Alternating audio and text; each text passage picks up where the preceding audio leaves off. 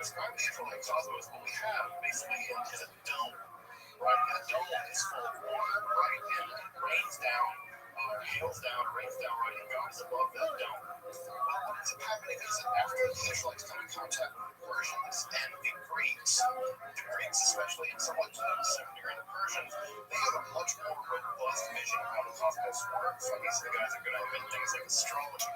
And for them, what you have are various planets ascending, right? Beginning with the moon and ascending all the way up to the planets. Right? And so the universe gets up. And of course, if those planets are moving around, right, they got to move through something. What are they moving through? Well, there's a lot of debate about it. Aristotle thought it was crystalline spheres, but there's a lot of debate about what's going on. The most important one here is that the Israelites are going to inherit a quasi-Persian worldview as they look. And the old Israelite conception of the universe gets a lot more complicated, right? A lot more complicated. So, right, what we have in the aftermath of some of this apocalyptic literature, specifically the Enoch literature, if you ever want to read the Enoch literature, I can recommend a good translation for it. It's really fascinating literature. There's going to be a question here, right? You have the idea that Enoch ascended into the heavens and had visions of the throne of God.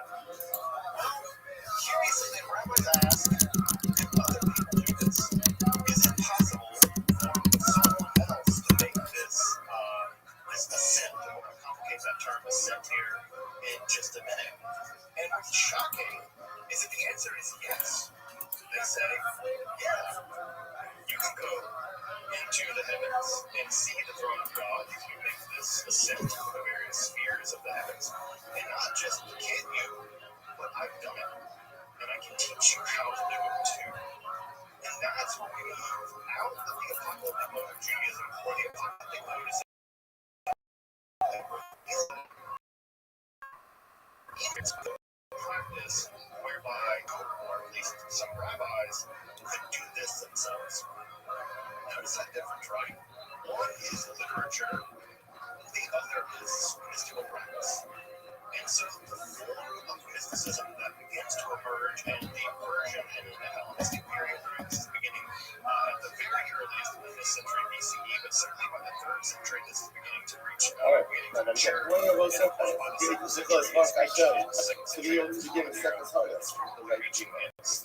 with all of you, begin by thanking all of our sponsors for this morning show to thank our annual Talmud Torah sponsor, Tosu Kepler Israel, for dedicating all the show professionals this year to the Plus.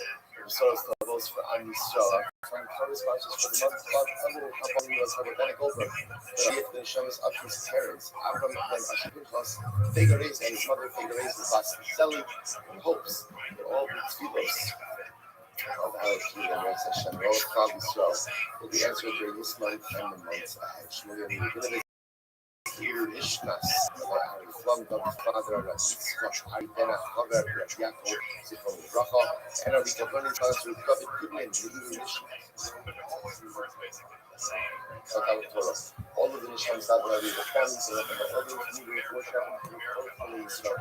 Israel for sure, for sure, home, has to be Shalom and Karov, allow his interest to be successful, so let's see it. Once we back, let us do this. And also tell us all the second Sunday is already another time. So excited. Our question, and I second story is. The second story is for those all people who drive that everyone for us to see. Those who see me get ready. It's exciting, it's fantastic, it's beautiful, it's incredible. Structured a little bit differently than some of the other structures that we've seen. And yes, I share its verses to a lot of really wonderful areas of halacha. So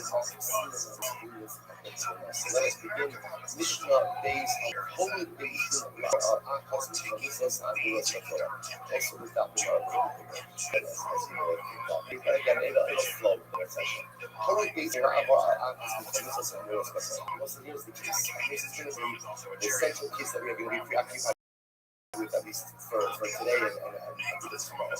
Based in Pascha, and based in the mistake, and as a result of your mistake, ultimately you're going to get an that something was also really was broken. As a result, the individual went ahead and this with this, and therefore committed it to the first Rashi ever. Holu is to go to Holu Shechelev or down. Simple case, Asian asking that Caleb, a forbidden fact, or down is mutter or blood is mutter. They've been made a mistake. Right? What's the number again? The notion of human infallibility is not one that exists within Judaism. Have that concept. Judaism does not have that concept, which is why the Rothschild in Iran told us out of between multiple times to repeat the sin of Leif Shabbat and the Leif himself. No, we're going to see that. We're going to have one Avera. Most of us have done more Averas since we got here this morning. Right? The Moshe Rabbi did in his entire lifetime. The Torah repeats it over and over and over. We need to attempt to dismiss and to go ahead and reject the notion of Shizim Saturday. No matter how big the person is, they still make mistakes. These are the two things. So basic custom, and let's just use Rashi's example. They went ahead and they said that blood is making. Now what happened? The halacha for the hustle.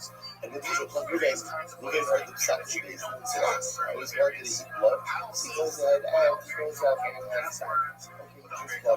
So he says, what's the halacha? What's the hustle? Shagat Abdi. So again, so now we commit now, also remember, as far as Ruben is concerned, Ruben is just acting on the vice of the pshat of days. So now, the Gemara initially these kind of variations. Whether we're talking about a case where Daisy also ate blood together with his they also made mistakes. Whether Daisy did it and Ruben committed the act. Being Shelo also the answer. Remember, Daisy is involved in something. Ruben went ahead and followed it. What's halacha? Now, normally, right? If Caleb show me what's halacha, Kavados, sin offering again. We'll get into Kabbalah in your session, but you go ahead and you normally go ahead and bring that's the halacha. In this case over here, the Moshe is introducing to is because Ruben did not have to bring a chatos. Because Ruben had to bring a chatos, he did not act of his own volition. Now, of course, he acted of his own volition. He made the choice, but again, he acted based on the psak of Beis. And some person has no reason to believe that the psak of Beis is flawed. And therefore, Allah for myself, he's passed from the chatos. Incredible. Incredible. So as I said that this is what the Mishnah ultimately again is introducing. Basin goes ahead. And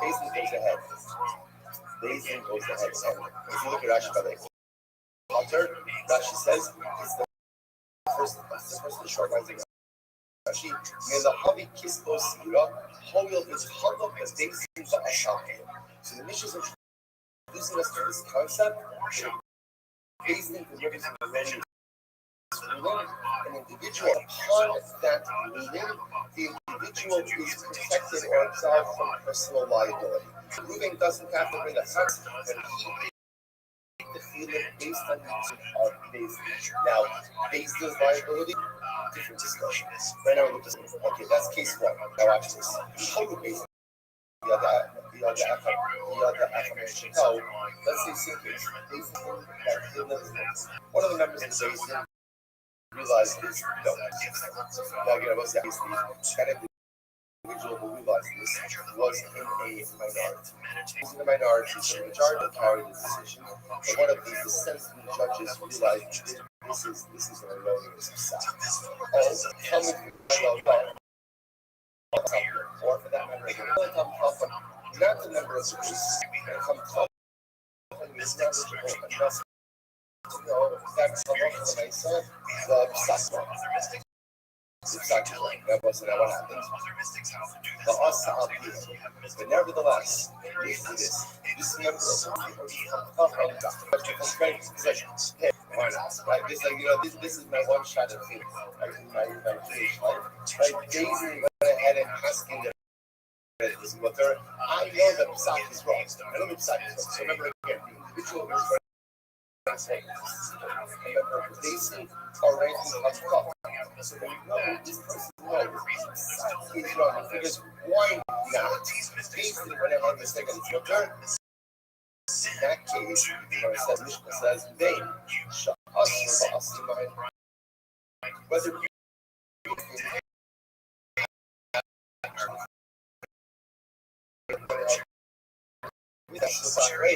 or based on the fact that we can see that all decide the follow sacrifice thing, alright, so interestingly enough, this individual is going to right? Which makes sense because for Rothschild myself, he knows better, right? He knows that this is already upset, and therefore Allah myself, he is going to be cut. And I was like, interestingly enough, the Gemara is going to discuss sacrifice case. If he knows that the psak is wrong, and he does it anyway, he does it anyway, so of course he's going to be wrong. There has to be more to the case, which we will discuss next. Why the rest of the nation will tell about this? Why? Because again, when you give what I did based on sacrifice, and you follow me at the end of the day, shielded from personal life. Exactly. Was it says Mishnah? I told the Biatzmo, I told the Beis Potter, if one acts of their own volition, ultimately again they're fine. I don't say that. Remember again. If one what's your liability? What's liability? Right? The type of markets. Right? Remember that you can't bring a fatness because fatness is only what for shogun. Right? So the Mason is no fatness. Only the shogun is fatness. So that's why we have to define these cases over here. Because once we say Chayiv is not just means chatos. Chatos must mean that there's some element of shogeg. So what the shogeg in this case, again, we'll have to see the Gemara. The bottom line, which is introducing us to, is that based on which is an enormous psak. And the individual follows that psak. The individual is shielded from personal liability of the chatos because they acted in good faith. If takes the issue around and the individual knows that it's a wrong sound, it has to be a certain kind of individual that it's a wrong sound. Right? It's not someone who thinks that it's we're not talking about someone here who is a member of the base himself or a rapist. That person knows the psak is wrong, but he follows it anyway. He is not a personal liability. Okay, so we'll say that's the Mishnah. Let's delve in. What's the concentration? First Mishnah Harius. First Mishnah Harius. You got the Amishwab. The old one. The old one, based Chayav and Tachim and Mutana. So also now, we see Machlokes Shmuel and Rabbi. So a little bit just about so now, I understand the principle. Like the principle I understand. So now, the Shaila is, what exactly does based have to say when we deliver this and so again, Amr Shmuel, hold on, in base Chayav and Tachim Mutana. Shmuel says, the verbiage is basically says, Mutara. This is committed. You are committed to each thing. They have to say that. I have Mutara Atem Lassos. If you notice again, maybe adds in one word. What's the one word? What's the one word? Lassos. You are committed to act on this sack. Says a sin that is not enough. In order for the individual to be shielded from penalty because they act based on sacrifice, based on the word lassos, you are permitted to go ahead and behave out of sac. It's very interesting. So you might come up, now what's the reason why you're taking out of that word? So things says because that last the statement of information of the fact, but the mandate is not that which are allowed to act based on this. So therefore, the thing requires the word lassos in order for this to be like instructions for Bezdin, which would then mean the Bezdin says, because like Caleb is looking at the entire act of lassos, we're ready to go ahead and really, what's that to the left? Right, so that's what okay, so the basic is constantly using instruction. If TV says hello for my son, that's where the individual acted on that basis. That's what basis. Ultimately, again, the individual would be potter. But according to Rabbi, the basically would just say, "You're talking about that. It's my turn." That would not create, that would not shield the individual from personal liability. Shmuel says, yes and no. Okay, so let's analyze this. So my time again, what's Rabbi's logic? Spatial Dikmarov and Ra. Because basically Psak is only fun. When number one, they tell you status and action. When they tell you it's mutter, and you can in fact based on Psak, ultimately again, that's what basically Psak is. So let's analyze this. Let's analyze this. So somebody else has got lashes on both sides. So right now, we're trying to run the right side, but we just go to someone else. Rabbi, Rabbi says, who else now will say, Rabbi is king alone to support ultimately again what the TV is transition. We also causally, so we're getting a lot for the rest of it. We'll say this is the case of second market. Second market is individuals who are recommendation. Context.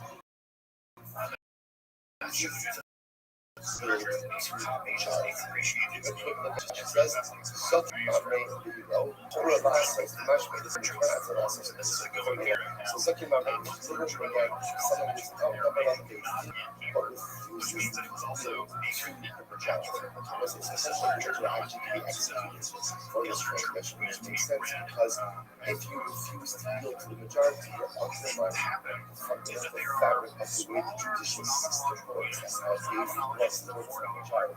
So again, remember, I'm not buying. I wasn't hearing it back from Marcus. Remember Marcus?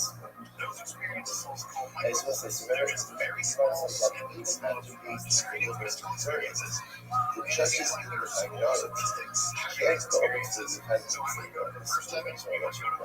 I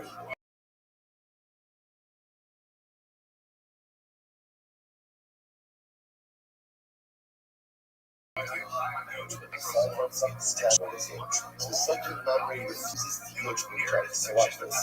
Tells you, the second memory goes back to his town. Shana, he continues to teach his Adine Kedar and he continues to advance the stocks that he held before Potter. Ultimately, again, he's Potter. So in other words, if he comes back to his town and he continues to go ahead and discuss the Psak and teach the Psak as he believes, not in line with the base was doing it, he's Potter. However, Hora Lasos, that if you ask him, and says, Ebra, act on this Psak, then what is he here? What is he here? That for business to give a binding Psak, it's not just enough to say Mutarin. What do they have to say? Mutarin Atem Lasos. For business Psak to be a formal Psak, they have to give, first of all, again, Psak Halacha, and then this will indicate that you can act based on this level. It's just as important for us. Our whole discussion is an individual is acting based on some sacrifice, which turns out to be erroneous. So then they say, okay, you acted in good faith, you're shielded from personal liability. What Simi is saying that is when it works if this was literally articulated in a particular way. It requires the whole articulation of the halacha, that's part one, mutter, and number two, permission to act based on psak. Last was Rabbi just proving this point. I'm going to be out. Yeah, I'm saying, I'm going to yes, Torah based in the Nase, so very exciting things, really exciting things as we go through the everything. Sometimes we see things, sometimes see someone true where so I know you to ask you the name again, right? But I don't know you. Like, there's that thing of like, we know each other, what's your name? But I do. So the film is a lot like that. Like, in other words, like, I see stuff, and I'm like, I know you. I don't know your name, right? I don't really remember the details, but I'm definitely beautiful thing like that. So again, you says like this whole of basic nothing. We've seen this case. Right, Ruffles married to Ruben. Ruben goes overseas. Eight Papa comes along and says Ruben is dead. So then again, when you meet halachas, when you meet situation in halacha, we'll bring to that one. That's the only thing to allow him to be done. Remember, those who see this is a kula, this is a heter for what purpose? And again, what? Excellent. Shum kuna akivu barada. So the nice side. Shum kuna akivu barada. So again, listen, I watch this. So hold up basically. Something amazing, forgot to eat that. And you ask him, okay, Ruffles, you can get married. Let's watch this. The hot of the kid below, and she had other issues. Get married, issues with other men outside of it. Okay, now what happened? I must say, I remember, and then what occurred? Guess who came back? Ruben. Right? Ruben came home. Right? Ruben. So now both sides. Now, what's her status? So what's the halacha? Chayeves b'karban. Ultimately, again, she is chayeves. Now again, but she is chayeves b'karban. Now, why was it not? I love you, because remember again, gold is sacrifice. Sacrifice was that Allah makes a lot without to remarry. You're not allowed to remarry. Interestingly enough, she remarried once again. Ultimately, again, she said that because now she engaged in moral behavior. There is personal value. But bottom line, why are you bringing this down? If you notice, what's the psak? How does Basin formulate the psak? Basin says ultimately again. Basin says horror. Basin leaving nothing. So notice again what's the formulation of the psak of Basin. Basin doesn't just say mutter.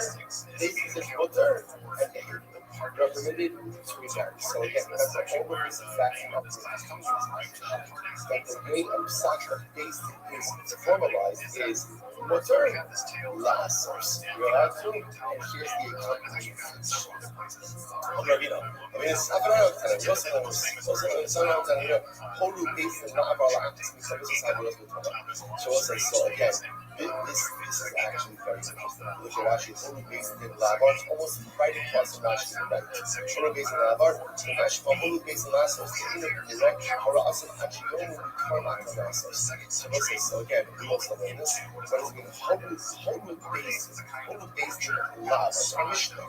So if you notice, it's not showing the Mishnah. Basin Kaskin Lavar. Lavar means what? Basin said something was mutter, and they said you should go ahead and do it as well. So all of this backs up the T's version, or Rabbi's below, so back up the T's version, that when a Basin gives a psak, there's two parts of the psak. There's mutter, and you're allowed to act, or act in a certain way based on it. Again, the ruling was erroneous. Basic ruling was erroneous, and the individual acted upon that. They're shielded ultimately from any personal liabilities, which the Gemara says, there's nothing more to talk about. So you just have to start the equivalent of the next drop, right? That's it, right? Done. We're done here, nothing more to talk about. Unless I can just leave it up. Leave it down. There's an alternate version, an opposite version of this discussion. So Shmuel, in Basin Chayam, and Shmuel, we taught him on the Nasos. Shmuel is supposed to say now again. The positions of Shmuel are going to be exactly the same.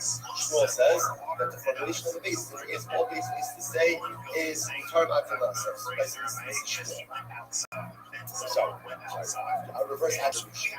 In this version, Shmuel is the one who says that the Lashon of the Sacrament is Tarm Atanasos. Shmuel has the one who has the mandate to put it in glasses. And giving our dog of our feeling with current dog, even if Basin just says, Mutar Nikmara Hora. That's the different Psak, and I love the message that these were accurate based on that they would show the personal life. So, what's this? This version. Abaye is asking a series of questions on Rabbi. In the previous version, Abaye was supporting Rabbi. In this version, he's questioning, bringing all of the same truths. Abaye, Mahalo Tzvah, that's not how we learn. Right? Chazal, Hira, Shana, Odine, Midash, in Butter, Horada, Sostayev. Lucky Mamre. So again, we have to what he teaches them. And Abaye says Lucky Mamre. That's how it's going to be right. What if he just teaches the Halacha? That's his kind. What you see here, but it's not just enough to see the dirt. You also need what? Glasses. Next, Mahalot says, and he asks 1 second, about the Mahalot says, holy. Fine, Mahalot says, Holu the base of Minasa, Hilcham the Kirkola, I have his karma. Through the Alimasa, in case based on his instruction, to remarry, their psak is only binding if what did they say, mutter and action. So you see here, based on his psak requires mutter and last. Next, Amravino, Mahalot says, Rabbi Simon second, Holu based on that action. Right, our Mishnah. It's really is basically saying this, and they're telling you ultimately again that Halacha might act on it, and the rest is super. So it's interesting. Both versions. Again, there's reverse attribution. Halacha Lamaisa really cannot be the same way. Let's just go with the first. Halacha Lamaisa, when we pass it, it's like with deep. Therefore, again, just to understand the way that they normally go ahead and structure their psak, we would say mutter, one again, the ruler that is limited, and ultimately lasos, and give instruction that this psak behaviorally can be acted upon, and it's only that of psak that if someone follows, even though it turns out to be an erroneous psak, personal life. Incredible. Great. That's our first part of the show.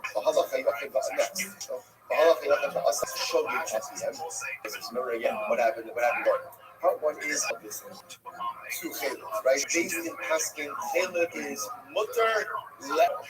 Without the Caleb, now the individual went ahead, 8 Caleb.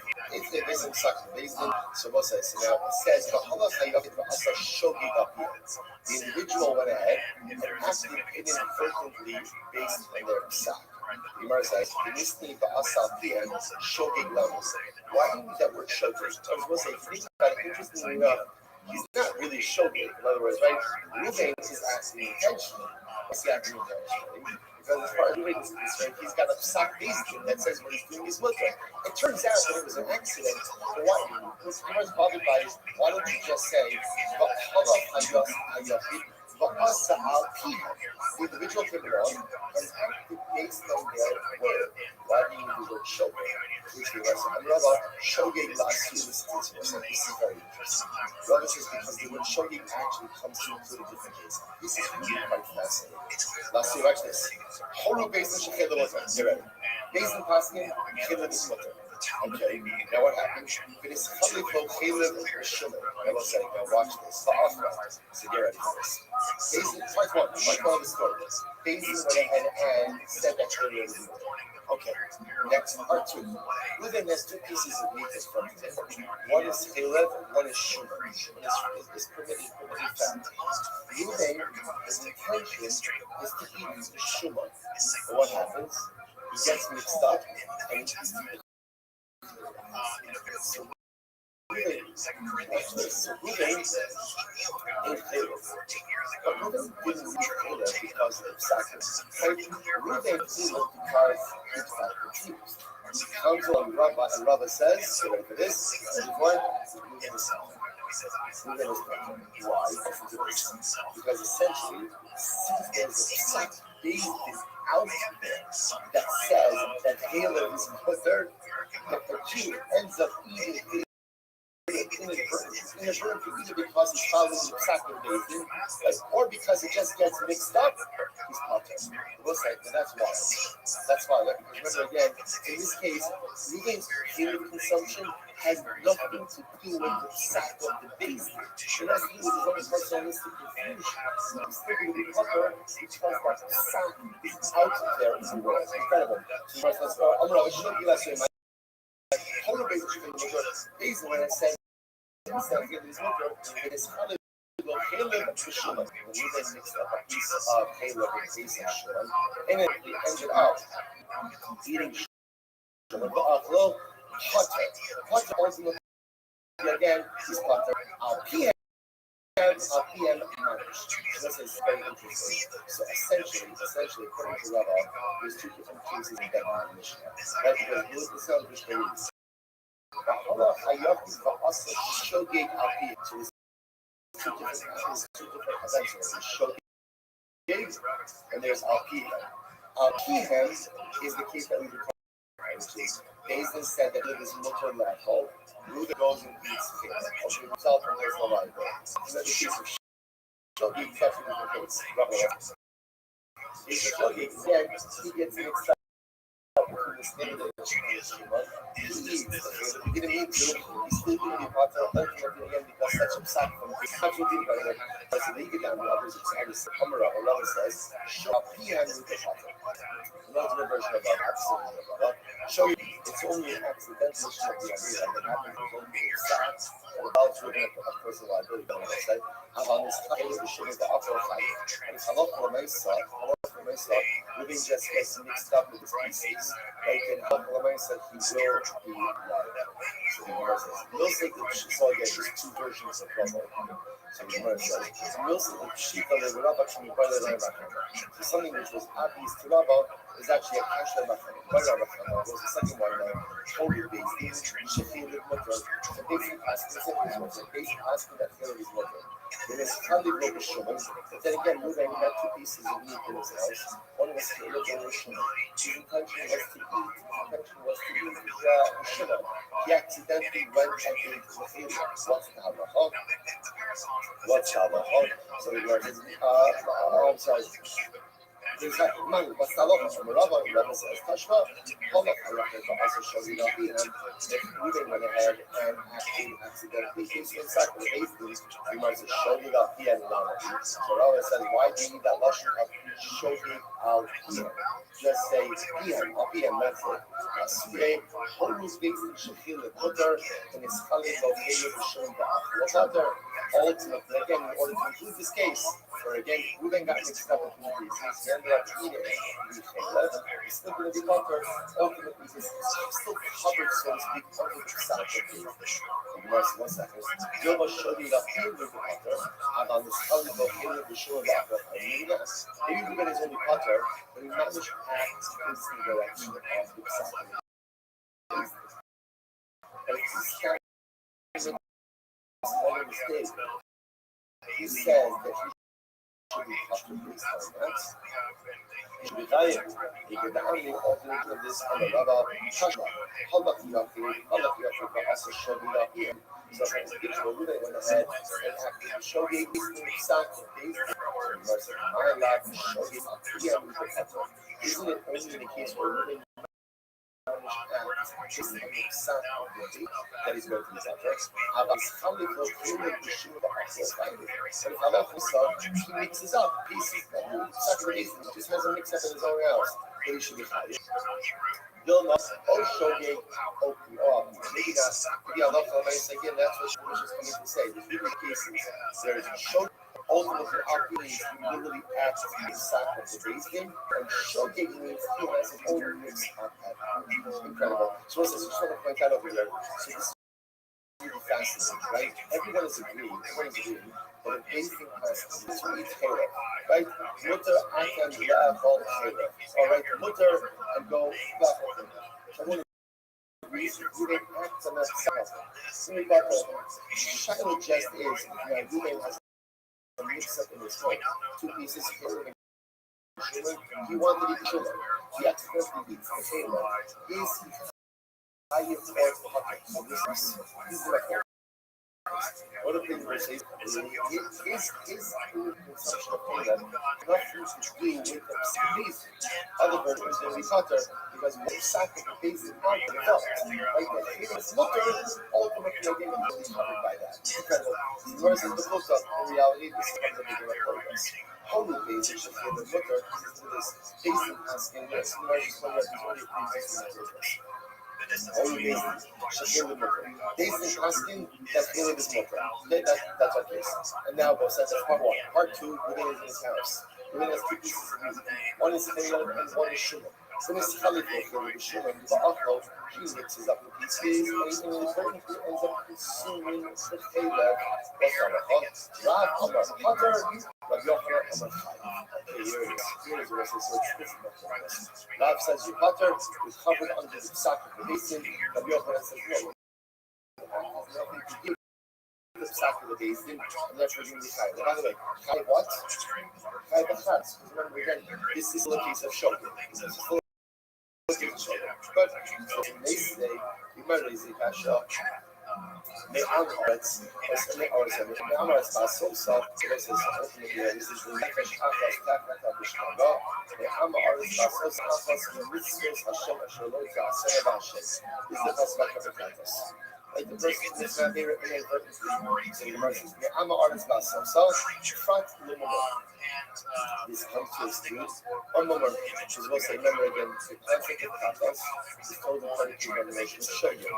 A mummer, which is someone again, who's used to back across 100 days. Mummer is someone who fundamentally rejects Torah, rejects Torah. So ultimately, and sins with intentionality, ultimately again, is exempt from the carbon Katas. Doesn't mean it. Shem Ben Yossi Omer, Shem Elon Sarah, Ari Omer, Asher Loki Asena, Bishkaga, Va'ashem Ohoda. So this is very interesting. The Torah speaks about again a common context. What does it say? Ashalot Asana Bishkaga, Va'ashem Ohoda.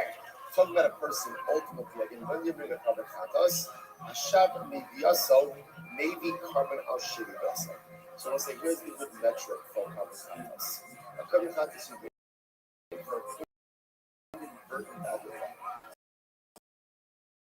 Here's if you had the necessary information at hand, would you have abstained from sin? If the answer to that is yes, then you bring a carbon chatos for inadvertent commission of the act. That's what we call hashav miyidiyasa. If someone would have refrained from sinning, maybe carbon al shidiyasa. That's the type of person who brings chatos for inadvertent sin. Conversely, someone had the knowledge, still would have sinned. They don't bring a carbon chatos. Once it's absolute, it's excluded. What is excluded? If somebody would not refrain from or abstain from sinning because of this awareness, they don't bring a carbon on their shoulder. So that would exclude. When he saw how so now we'll say interestingly enough, applying this to our case, applying this to our case. So the question is, our case where one would refrain, even though, right? Remember again, Reuben is getting mixed up between pieces. Even had Reuben known that the piece he was about to consume was Caleb, he still wouldn't have abstained. Why would he have not abstained? Why not? There was a psak based. So what's that mean? So why should you be chai b'chatas in this case? In other words, we'll say the metric for chatas is I bring the carbon chatas for committing an avera of the shogeg. If I would not have committed the avera had I had the knowledge, but in this case again, even if someone Reuben, wait, it's Caleb. Reuben has said, so what? So what? Basil said that it's mutter. So why should we have a carbon chatas in this case? Incredible. Let me say, Allah Shamil Diyaso. Amra Papa Kasara Yochanan. Even between the Siaga, the Beidina, Hajiboku, because again, it's really very serious like this. Since when Basin finds out that their psak is erroneous, obviously Basin is going to walk back. And then when Ruben hears that Basin retracted their psak, obviously he's also going to retract it here. So therefore the Gemara says, Shami Eliyasu Hanilabay. So essentially the Gemara says is like this, we still call this a case where he had the knowledge he would have abstained. In this case, it's just 2 steps removed. Had Basin found out that the psak is erroneous, they would have abstained from this behavior. And then when Ruben finds out that the psak of Basin is erroneous, he would have abstained. Therefore, this is called the case where if one had the knowledge, he would have abstained. That's why this one of you says, he is high b'chatas in this case. I'm sorry. Okay,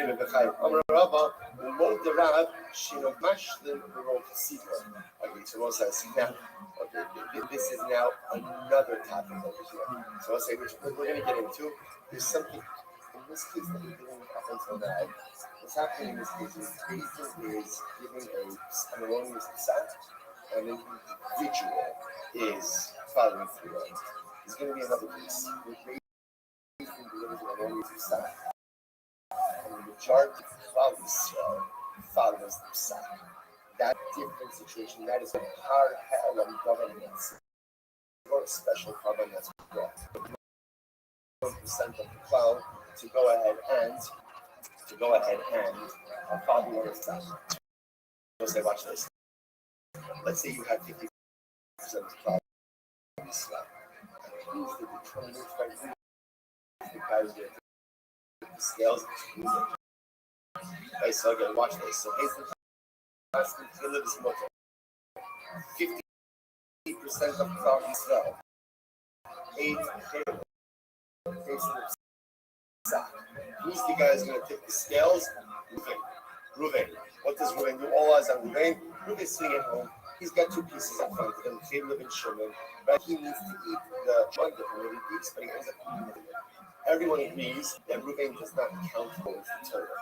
Right? Interesting. Ruvain does not count towards the Torah. Why? Now, why? Because now what you can't ignore is what? That Ruvain acting based on the psak. Ruvain's just doing his own thing. So even if we could say that Ruvain is personal liability, or Ruvain is himself in personal liability because psak based, let's say we live in the 51%, the power hell of government at Seymour, you can't say that Ruvain is acting based on psak based. Okay. And Rabbi Modrash and Rashi would have taken what's the reason? Actually, Kulon, power hell of government at Seymour at 51%, everything has to be engaged. Therefore, again, Ruvain control your capacity. Then again, separate. So bottom line, interestingly enough, bottom line, what we involved with over here is a fundamental focus. And what is that fundamental focus? If Ruvain went ahead and ended up eating Caleb, not because of the psak of the basin, but because he got confused himself. Halacha l'maisa, is he liable or not? On the one hand, one opinion says liability because his consumption has nothing to do with the psak. On the other hand, there is in the belt, right in the world, there is a psak of basin that says Caleb is mutter. Does that psak absolve him or not? Fundamental machloek. Next. Beisha asu va'asu man. Lamali the mistakalan. So what's this? Remember again, the Mishnah brought down a whole bunch of variation of cases. So Bezdin said Caleb is mutter, and then it said whether he did it together with Bezdin did it first. He did it, and Bezdin did it by himself. So what do you mean all these cases for? So those who is a stylistic version of the Mishnah, but the Mishnah sometimes just includes a lot of information, even though you don't need to say it. Understood. Ella Sefer, if you the great Mishnah is coming ahead at like one or any all the cases, they should really be framed in the reverse. So on the days, which again, you have a stylistic idea that the Mishnah will say this even if it didn't need to say something else. The bottom line, there is additional information listed in the Mishnah, which is just the stylistic reality of the Mishnah. Sometimes again, people I can extrapolate the cases from each other. Sometimes the Mishnah will rely on you to extrapolate, and sometimes the Mishnah will just give a lot of additional information. The other aftermath, the Mishnah calls is what's married at what is this? Basically delivers a erroneous psak. You're allowed to eat Caleb. One of the members of the base or a ranking comes, in the gallery of the base, realizes that this is an erroneous psak. But he nevertheless relies on his Caleb, what's the cost? Is higher. Hopefully, the individual great argument.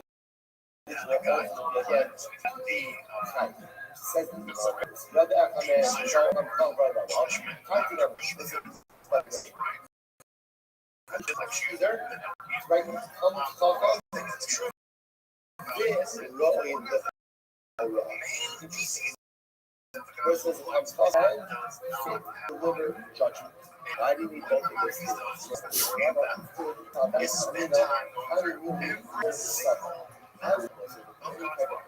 It was not allowed to rely on his someone who was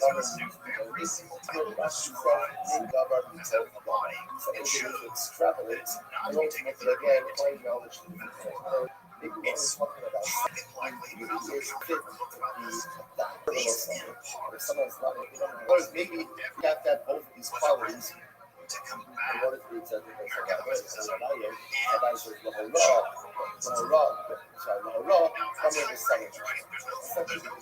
Mishnah itself says, Ro'i Zehorah. Who is the person who is Ro'i Zehorah? A person who is both Kamir, learned, and Sabir, knows that there's actually information that requires necessary. Another if we would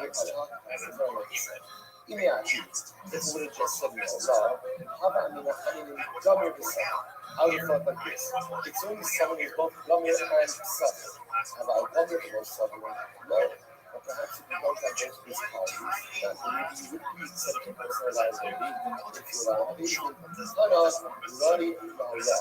Ishmael himself, he was Gummer the Suffer, Suffer the she wasn't incredible. Therefore, again, we should use the word for Ra.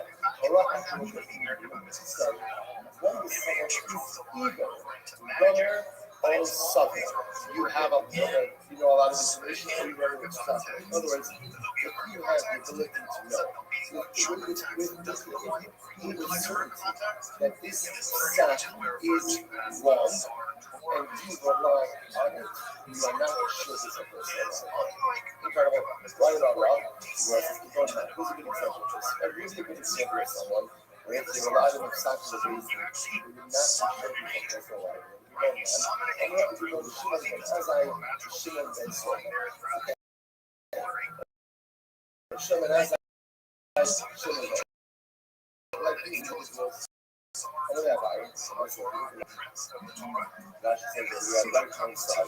You don't have that kind of drama. Don't shoot me. I don't hear how long these words from this coming. It was before that. And they even started again with the judges. I mean, I value it. I got no lazy. And I said, here's the problem. So let's at least begin this. And I alluded to this in here's the problem.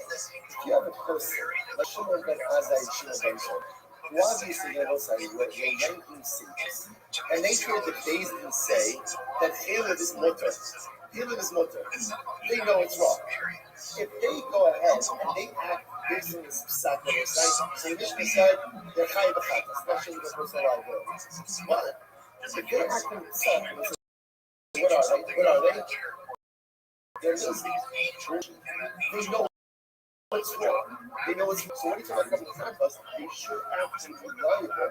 The reason I say a lot of this is incredible. I may have decided to so sacrifice. I did not listen to it for fighting, or else they do better. As the apostle says, if an individual does of his intuition, ultimately they correspond in his context. Holy things, the mother, the basic thing that's really the mother. I was saying, it's not very good for them. Pick up a car and phone or absolutely fine. Catch up this stuff. So, I'm going to try to this. I got to stop making this discussion, but again, a lot of good. We'll pick up with the kind of coffee case tomorrow. Yes. The second starting.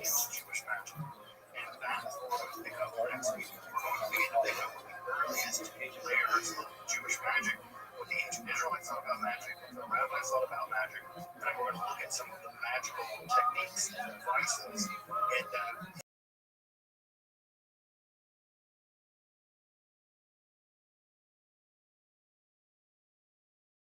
into Judaism, and if mysticism would be the dominant of Jewish mysticism for the majority of Jewish history. For the majority of Jewish history, we think of the Kabbalah as being the dominant form of Jewish mysticism.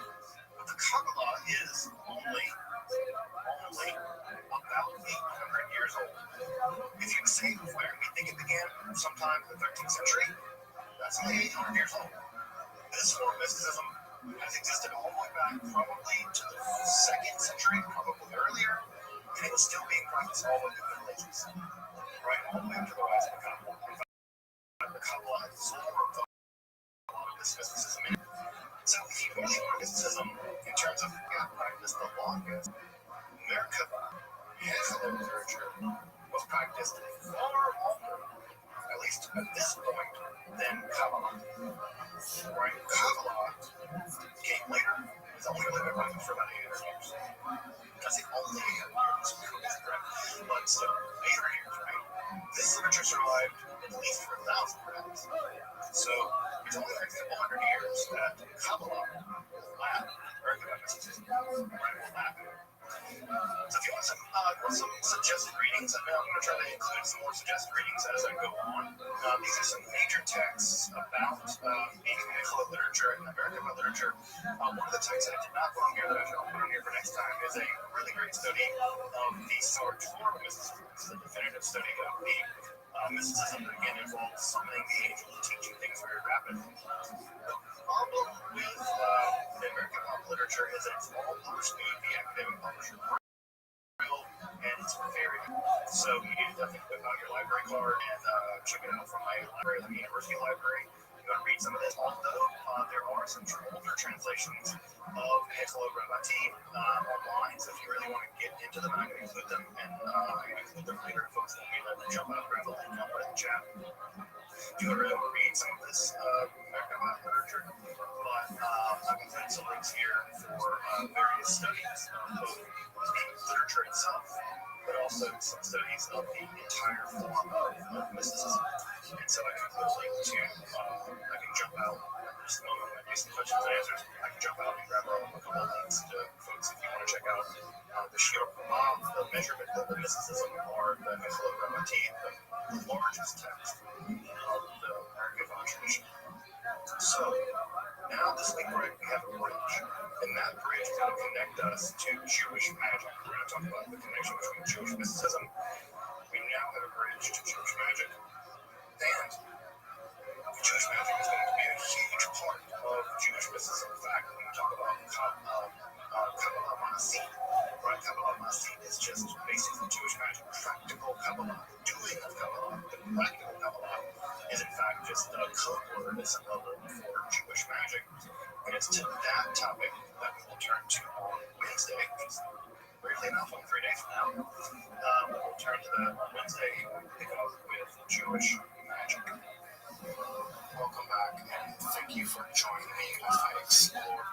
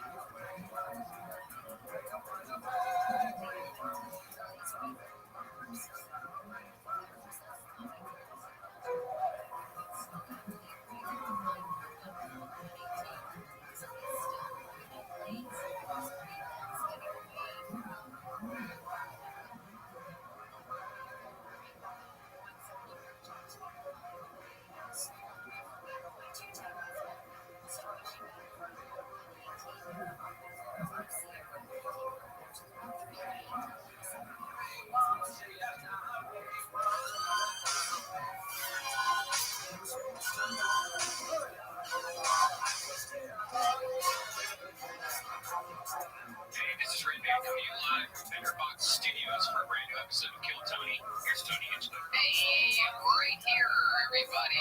Exciting stuff. Glad to be back. We are live streaming around the world using our friends over at YouTube. Exciting to be here, Red Man. How are you? I'm great. It's good to see you once a week. Good to see you. That every night stuff was good. Pretty bad. Yeah. I reset my sleep schedule. It's 6 a.m. 6 a.m. Yeah. Yeah, how many mornings at 6 a.m.? 3 or 4. Wow. It sucks. It really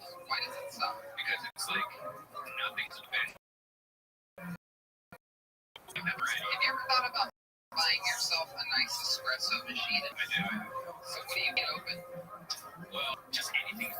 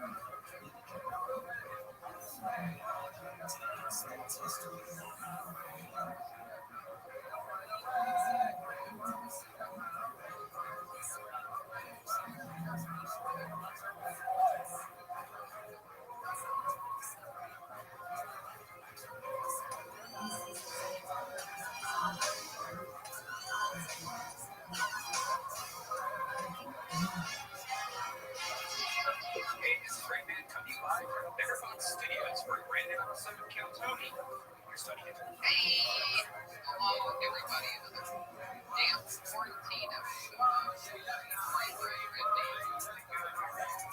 Good. So I booked a bunch of dates. See if things ever get better again. Miami, Houston, Dallas, Salt Lake City, Boston, Bakersfield, Sacramento, and San Francisco. All in 2020, a year that they've been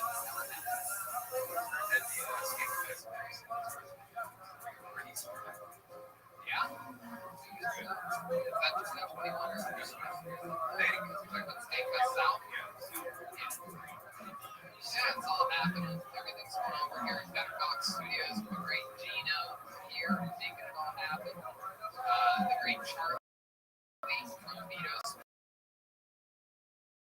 Pizza, our favorite pizza place in Los Angeles. Is a company called Damn Good Candle Company, damngoodco.com, and they have a brand new Kill Tony that they made. It smells like a spot. Gwyneth Paltrow has a candle that smells like her vagina. I have one that smells like my butthole, which surprisingly smells like eucalyptus and a male spa, an all-male spa. Lot of the youth, as we like to call it, that's short for eucalyptus. It's called Hitch Me, I'm Dreaming. They came up with the title, not me. That is not Writers Guild qualified there. And for only $6, you get it. It's a 2-ounce travel tent, $6. Hitch Me, I'm Dreaming. At damngoodco.com. That's damngoodco.com. You can light that up and have sex with your significant other. You like having sex, right, man? Not with the smell of your asshole. I think you do. Because my asshole smells like eucalyptus, and you're going to try it. We're going to use candles. And if you go soft, good news is, Rick Fossick is here visiting us from the theme of Jackass. I can see it over there. Squeeze on into there. Squeeze into that goddamn jam. You can have sex with the candle burning, and the smell of my asshole makes you go soft. You can use Blue Chew. This episode, coincidentally, sponsored by Blue Chew. I didn't even realize that when I brought it up. This episode is sponsored by Blue Chew. And it's something that we can all talk about, really use during this quarantine, and that is great sex. You know? The sex drives of a lot of people right now in the quarantine. A lot of people are depressed, perhaps you lost your job, perhaps you're broke, perhaps you're homeless, but it doesn't mean you can stop having sex. You gotta keep that sex drive up. Don't let the depression get to you. Use Blue Chew. You can increase your get extra confidence in bed. BlueChew.com. That's like the color blue. Blue Chew brings you the first chewable with FDA active ingredients, same ingredients as Viagra and Cialis. You can get it with Blue Chew. It's great. I just got my subscribe. Okay, we will address this one at a time. Add in the missing years aspect of Jewish history. Here is a citation, but use the exact citation, whatever is within Wikipedia.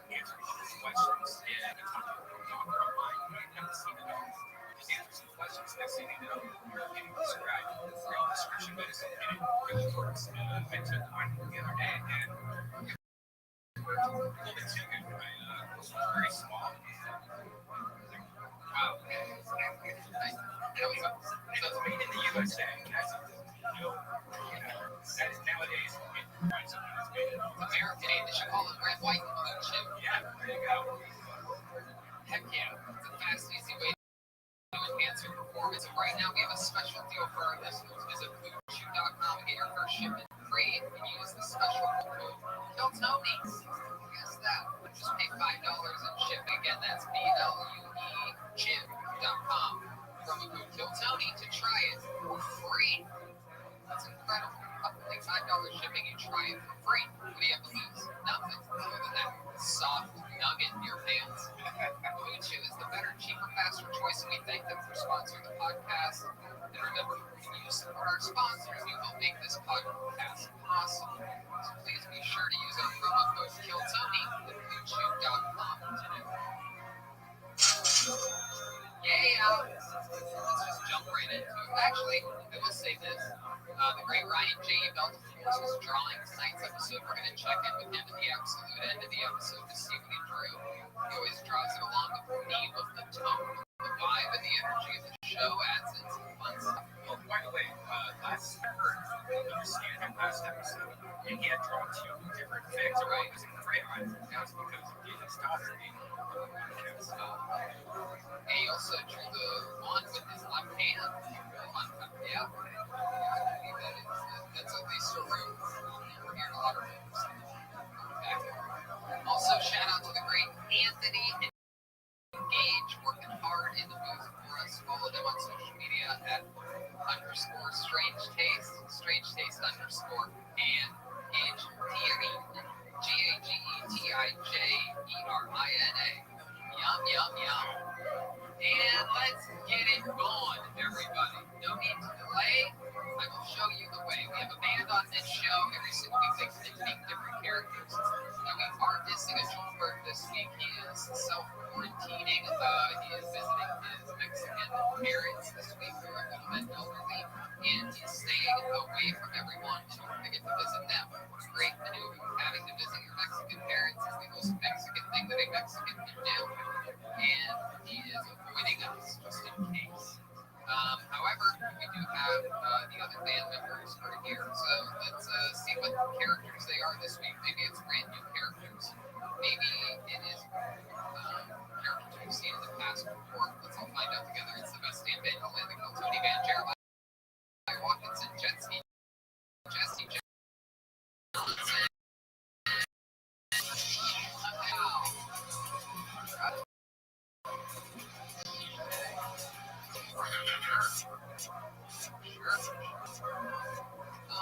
Okay, what's up?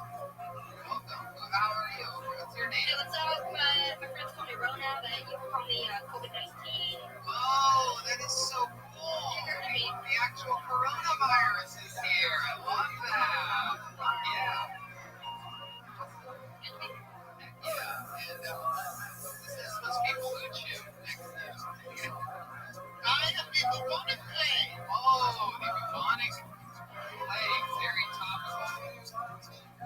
That is also in the news just as much as the coronavirus. How you doing, bubonic? OG representative here. This little disease is barely killing one of us. Yeah, well, I'm on top right now, baby. Yeah. My wife, she's the Takashi 6ix9ine of diseases. Like that. Don't take your A's. Don't forget about it. I love it. This is very exciting. This is the first time we've had coronavirus and bubonic plague on the show. Very fitting that you guys are here. And it's exciting. So great. Let's just jump right into it. This is a show where we used to have at least 500 people in the room, all cheering and losing their minds, going wild in between jokes, sometimes not going wild in between jokes, and letting us know that what we did clearly just wasn't funny. We have none of that now, so nobody knows what's funny and what isn't, and nothing translates quite as well. Anyway, people still send in sets. We watch them try to perform for 60 seconds.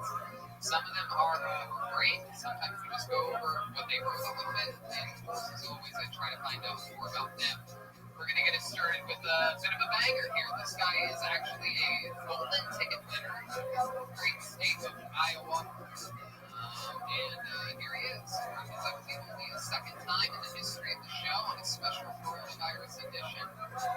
Here is the ticket winner, Halloween, everyone.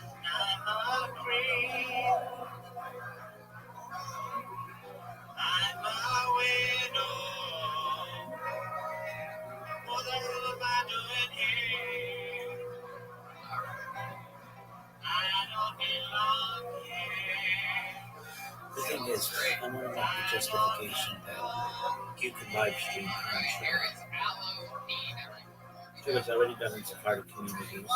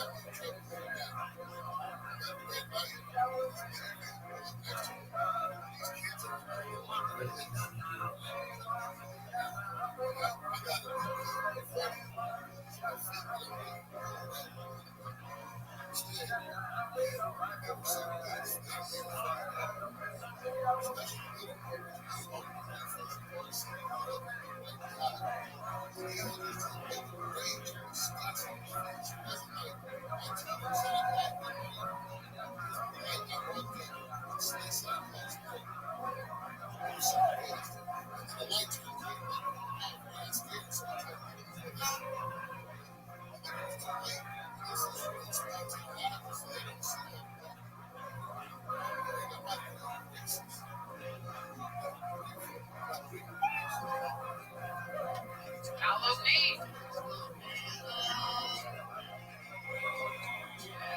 All right, what is up, Halloween? Joining us all the way from Iowa. How are you? There's Cyrus. Call the police. We have a black man on the show. It's good to see you again. You've only been on the show once, is that correct? Twice. That's right. Omaha, that's the point is. And, heck yeah. So you have that's a big board in your truck. What do you do for work again? Computer repairman. What do you do? Driving the semi? Just delivering stuff?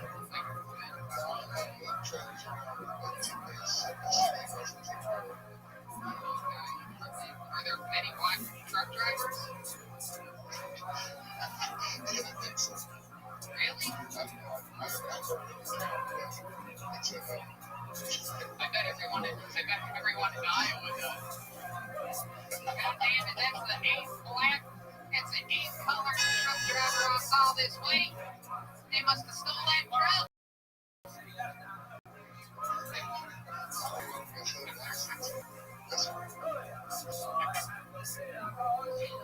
I love it, man. I love it. So, how you been doing during the quarantine? They still got you working full time?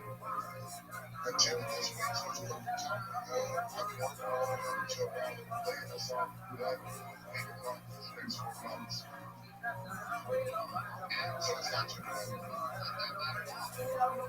a good way to keep it going on unemployment. Lay them off for what we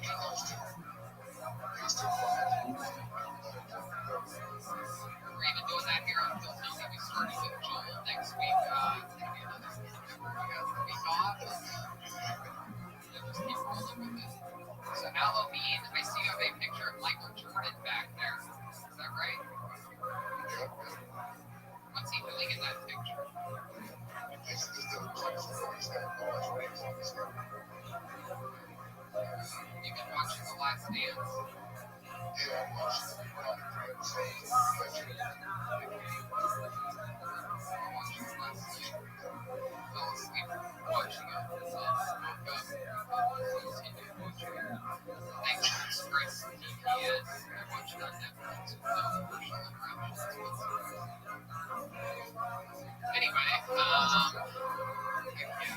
Is it censored on ESPN?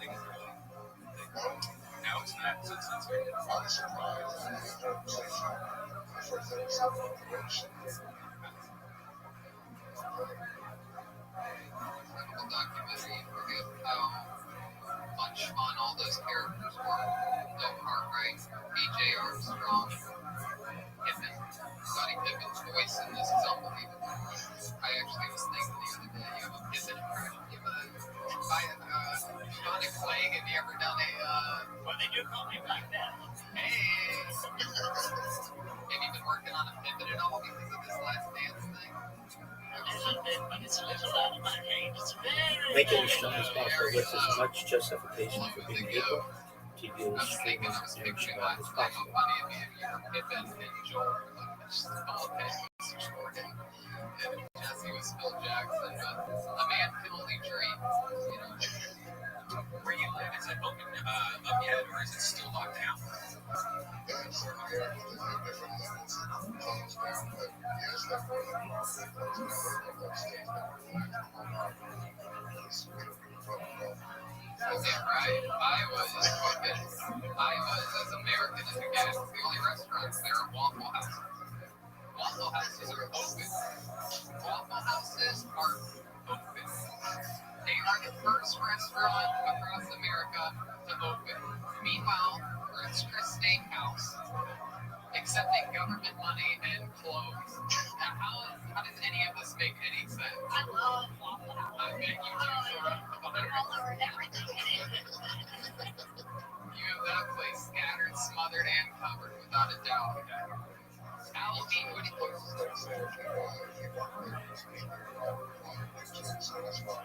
That's true. I'm a fucking huge Waffle House guy. People are always surprised when I tell them that. You're not, right? We always disagree. You and I have the opposite, complete opposite taste. I grew up where the Waffle Houses were connected to strip bars, and so it's always considered like no strip bar, like strip clubs. Like there was a strip club next to a Waffle House, like in 3 different places in Columbus. Wow, crazy you called it independent. Yeah, right. So I would only go there late at night, and I don't know. It's just compared to like the other places that were around. I never thought it was. I thought it was always greasy and gross, but it could be just the locations. That was Allie McCobsky. Allie, it was one of the nights we drove with you guys. It was when we were in Arizona, and I'm like, I'm fucking hungry. We go to Waffle House. And I was like, yeah, no, Waffle House is disgusting. It's like pay TV. You ever just lose like 6% of her spending with somebody? Like, no, you think not only do you not like Waffle House, you think it's disgusting. It's probably one of those places for Allie and Right?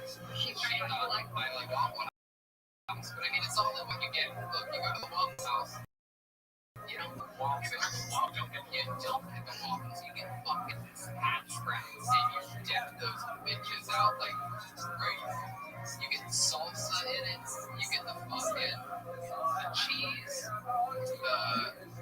what else? The onions for fucking sure. Jalapeno. Tortilla.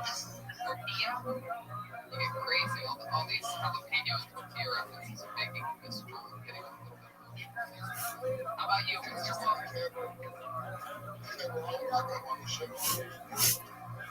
That is true. He is scared of you. What do you get when you go to Waffle House?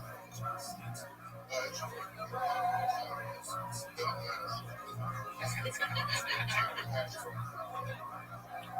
news. There are now. It was built on. That's fun. Alla, what's something that is interesting about you that we haven't found out on your other appearances? Fun fact about Alla being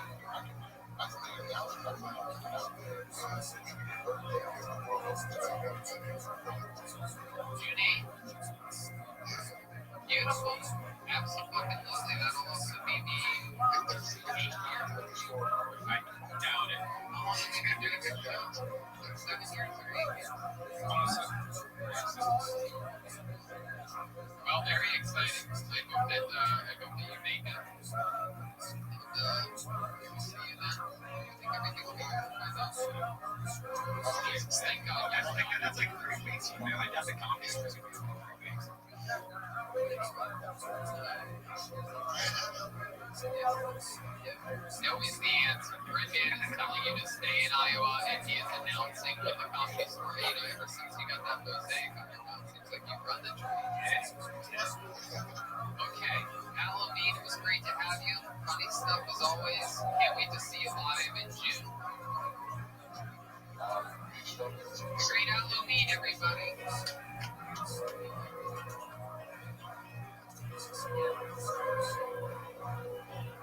Very exciting music to go with. I don't belong here. We know. Absolutely. So let's keep it moving. Let's get a stranger in here that we haven't done before. Those are always fun, and that is going to be the comedy stylings of a man named Andrew Wardle. All right, and here's some music.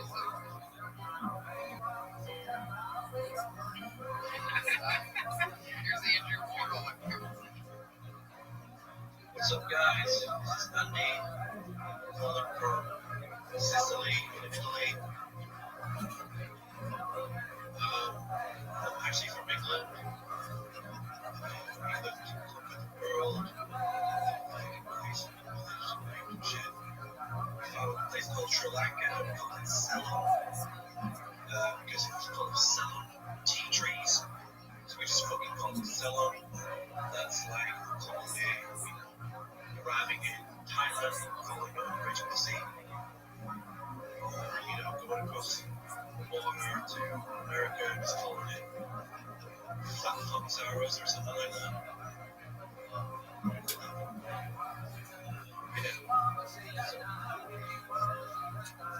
Wow, my goodness. Andrew Wardle, incredible performance.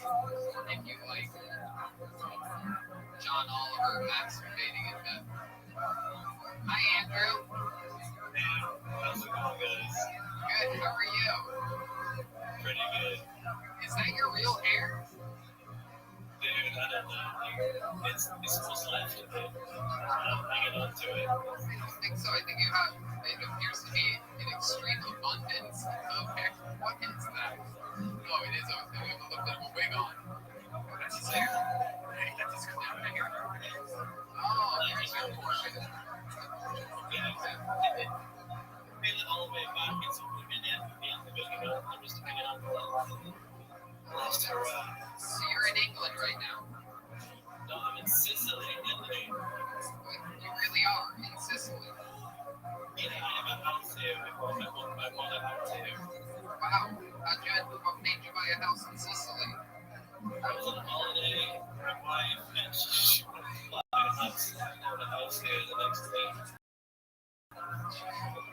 Wait, just on a holiday? Don't you have to first live there before you can think about buying a house? I just buy a house. And I'm planning to live here after, but I don't actually live here. I live in China. Okay. Illegal, but stuff going on with this guy. Wet stuff. That's what I thought when I saw him. There's some wet stuff going on. So, did you already have Corona?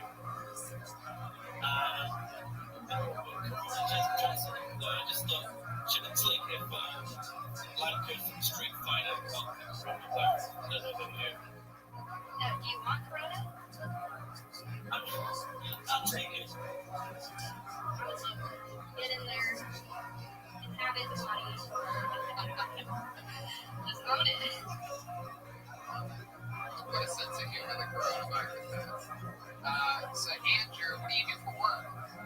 I'm a teacher. That's why I teach in China, and I'm still in Italy right now because I was on vacation in my holiday, and then we took it back to China with the we're safe. We're fine. We're safe from the shit that they pulled us in Mexico.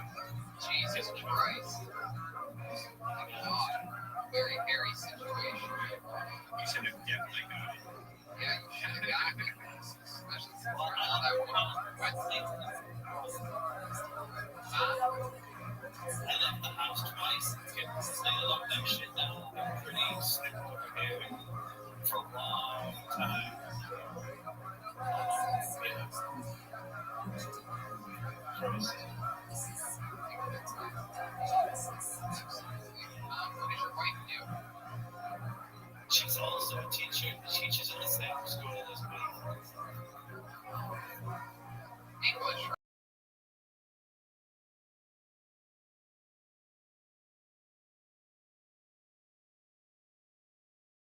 Right? Did I ask you that already? Bad. It's not bad. We know that for sure.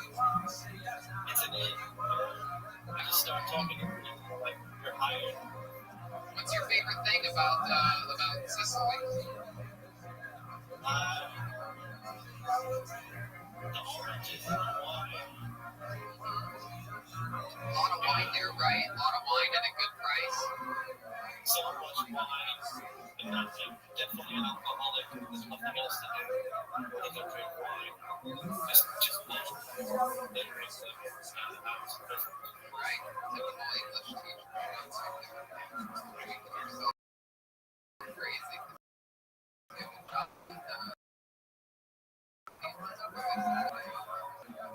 You teach it to a kid in China, so I'm pretty unrealistic. Yes. Oh, there you go. Yeah. So, I just sat there with my pajamas on, half in bed, just telling them, say this sentence, they out here fine. These extends, so You put any festive backgrounds behind you?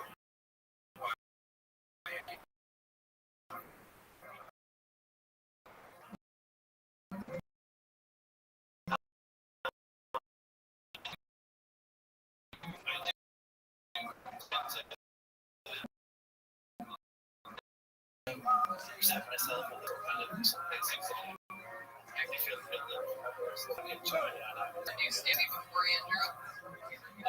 First time. They do stand up in Sicily. How long have you lived? Well, I live here in the suburbs, in a small town, so there's not much happening going on. There is pop out there, people over there. The Irish food is there, the Egyptian food, both of them, exchange, I think.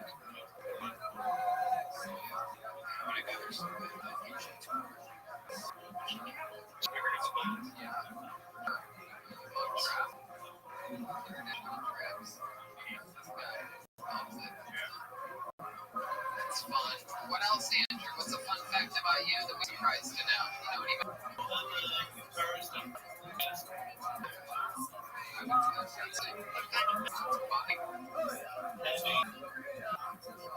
Have you ever been in a band before?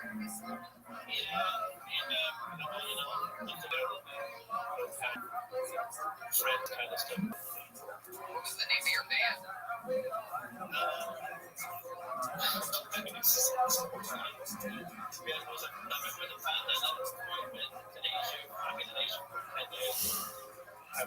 Well, Asia's a very popular band.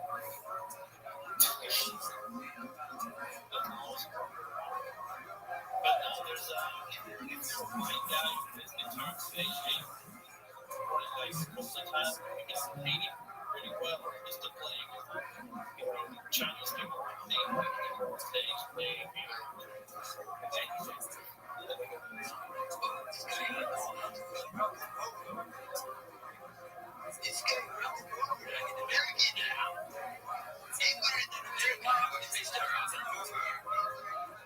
I was trying to answer this. That's me.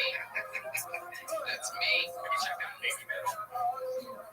can't tell if Yeah. All right. What's your, you have any special moves in the bedroom? This episode sponsored by Blue Chew. You seem like the kind of guy that's into some kinky shit. You have your hair pulled over your eyeballs. I like to think that, that the carpets match the drapes. Does your hair cover your entire dick and balls? But no, there's my wife bought this face massager with magnesium, and she thought it'd be, she used to once in the face and think this has to have some kind of better, efficient purpose. So she was going to be blown up and do this kind of face massager going on. And it's kind of put all the balls on my just out there.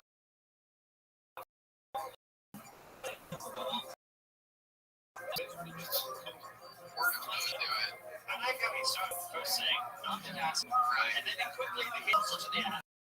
So I was like, well,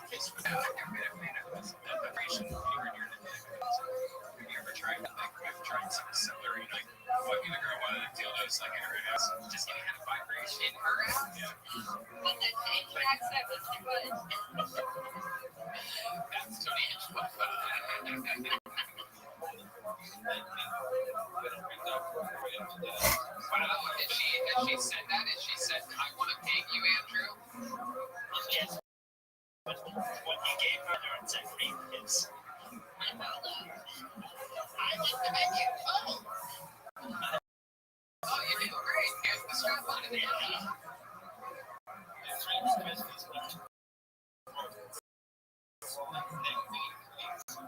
Yes. Two. She has expressed some. You have to find out what it is. That's all that has to be. She has to just find sort of writing faces. Yes, indeed. Having things shoved up your butt would be considered invasive, to say the least. Can you say some Chinese for us?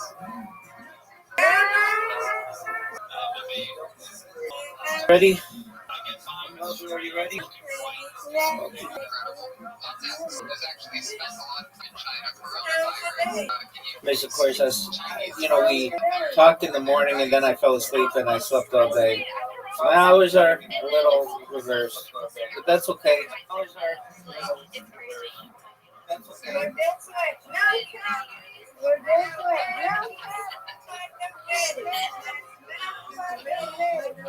Excellent, Mr. Corey. Yay for you.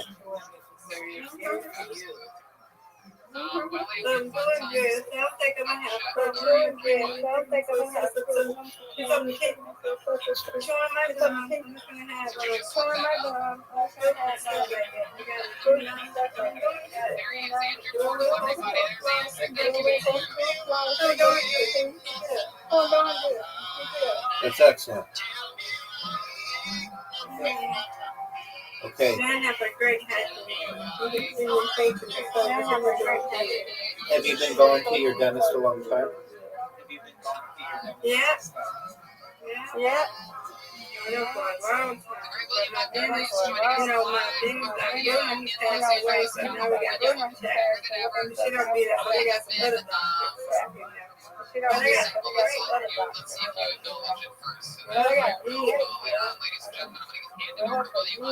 Coaching me and just my daughter wake up. Tell the staff to send me candy. Yeah, I'm gonna do it one time. So he said, nope.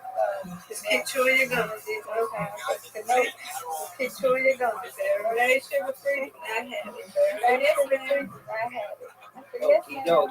I'm ready, where is it? I don't see it. I'm ready, where is it? I don't see it.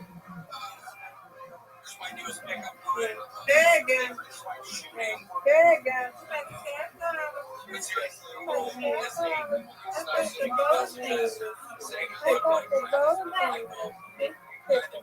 It was tripping.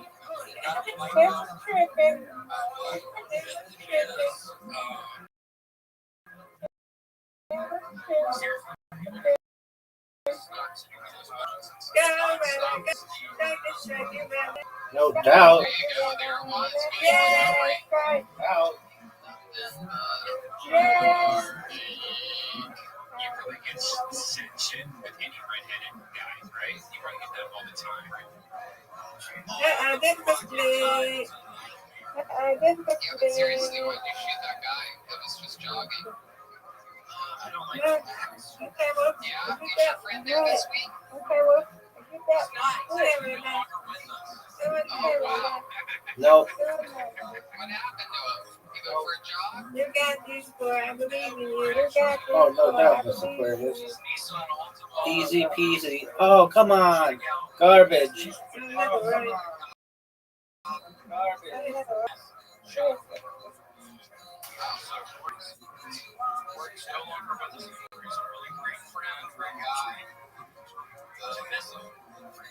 Incredible that gunshot happened and a different version of you popped up on the screen. I don't know. Almost. People saw William,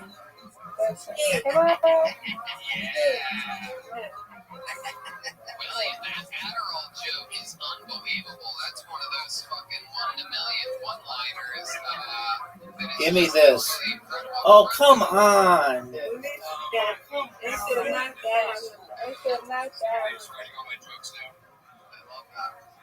Mr. Montgomery.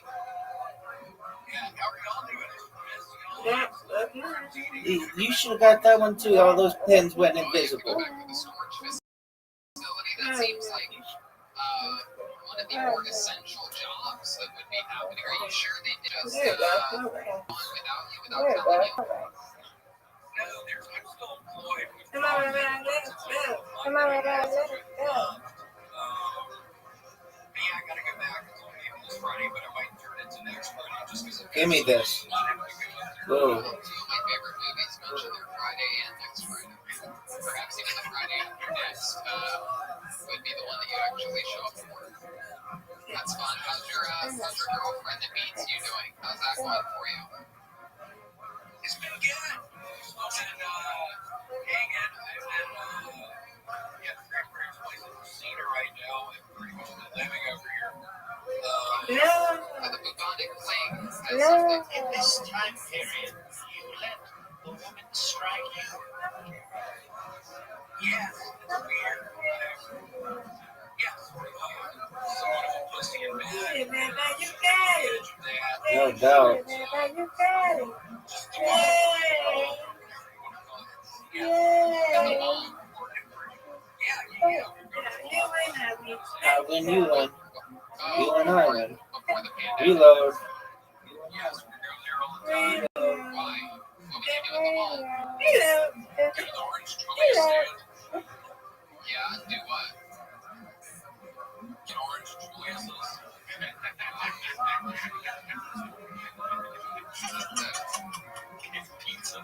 That's incredible. You had a joke about a prostitute, which reminds me, I didn't mention at the top of the episode that we Nice spare. still believe that Manolo will be joining us at the end of this episode.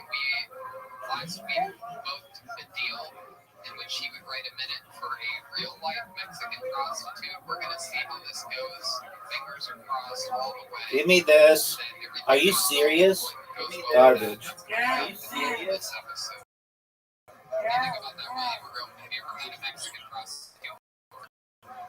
Have you ever had a prostitute in general, or have you any hand jobs from a massage parlor or anything? Yeah, you guys black lady Imogene in Memphis. I used to pay hand jobs. She's actually no longer with us. What happened to her? She died, I think, of complications from surgery. She was giving blowjobs too, obviously. Yes, correct. Here comes the bod. That, I've been blocking my money on super fat. yeah, looks like it. You look fucking Hey, great. There's a strike. hey, thank you. Mama, I met me. William, Oh, you're no. going back to Tennessee. Mother's Day. I had a good long conversation with Frances. She's doing well. Yeah, they're both doing well. How far do they live from Nashville? Memphis is like a 3-hour drive. If they want to come see, Dave Chappelle and Joe Rogan at the end of September, I'd be happy to throw them on my guest list. Go on, let them know. As always, I miss you. I wonder when this will start back up. I think August will be. And it's Give true. it to me. Even a week. Whoa. It seems like It's over, Miss Aquarius. It's over, Miss Aquarius. William, oh, who's that? Who's that? What is There you go. Come on, stop with this. The great fun. Wow. Elderly people in this town. What a spare. It has been quite the situation. It's been all right. I love that the one person that even we won't allow in the studio is quarantining with elderly people. You're still rocking. And random black guys. Beautiful. They want to come hang out. What a big score. She puts it out of reach. It's out of reach, Miss Aquarius. I can't get that. That's why you're on the patio now. All right, William, we love you very much. We miss you. We'll talk to you soon. There he goes, the great William. There we go. Yes. Yes. All right, Miss Aquarius. You win, I win. when you win. Yeah. Undefeated in bowling, undefeated in shit. Undefeated bowling. Undefeated bowling. Good job, Mr. Aquarius. Thank you. Good job to you too. Thank you, ma'am. Good job to you too. When you win, I win. When you win. Thank Thank you. Man, it don't matter. When you win, I win. It don't matter. When you win, That's I correct, madam. Excellent. Just gonna wear J.C. And I might be coming back. Okay, wear J.C. And I might be coming back. Okay. See you later. See you in the morning, okay? See you later. See you in the morning, okay? Try to get you some sleep. Try to get you some sleep. I'll be up all night, Mr. Aquarius. Okay, I can do what to sleep. Okay, I can do what to Yes, ma'am. sleep. Okay. Okay.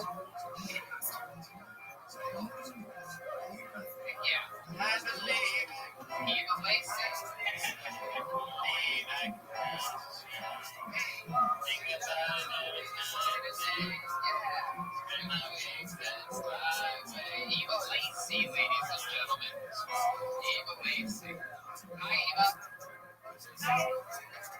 How are you? It's absolutely incredible. Normally, Redman's being frightening, but he actually took the words out of my mouth on that one. That was the next thing I was going to say. That is an incredible smile. There's your real team.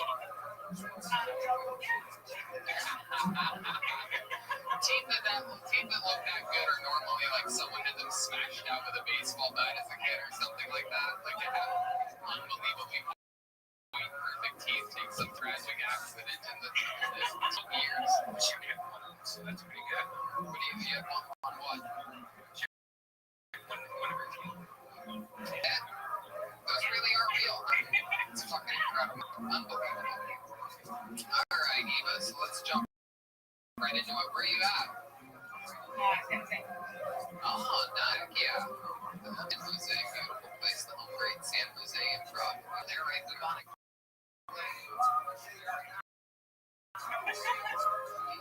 Eva, you ever do stand-up comedy? Awesome. Yeah. You had a good structure to your set. Love the bathroom R. Kelly segue and things like that. It showed that difference from Andrew Ward really summed it up and sizzle, you know what I mean? Like I just down.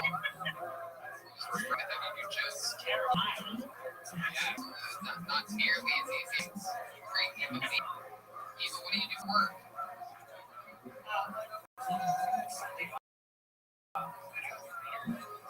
Agreed. Okay. Yeah, much less special needsy job than a greeter at home. What's the meanest thing you've ever said to someone when you greeted them? I don't know, like you're going to be here next week. Sorry.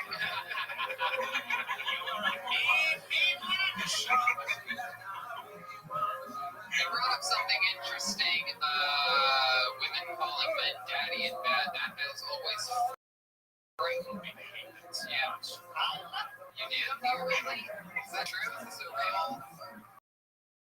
Is this with Bon Clay or with your mom? Your wife says daddy in bed. It's my gay wife. No, it's creepy. I mean, especially when it's not even like the sex daddy, where it almost sounds like it's real, like there's something real behind it. Yeah, and like don't get yeah, that's what it sounds like. Very good mnemonic. There's always something great when you're, maybe having a one night stand and you're like, oh, this chick's damaged or dirty. Like that's always fun. But there's something about the daddy thing where it's the opposite. Like it's a sad kind of dirty and disappointing. Like it's like, daddy. Like of all the things, like that's almost basically a safe word for me. Like it's just like you're reminding me that I didn't have a daddy in my childhood. Like, lady, you're not the only one with daddy issues here.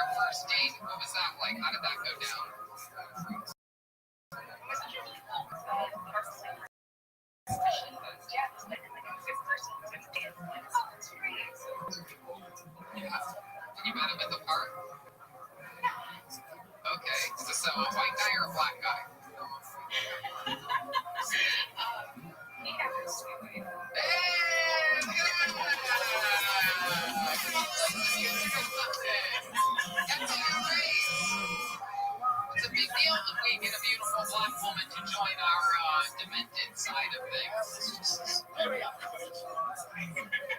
Demonic, it's a comedy show. You're all the awkwardness. Your tricks like a plane. 7, 18, 16 to you and give them. Jesus, ew. Red man makes anything disgusting. Until you get That's maybe why she has a nice smile.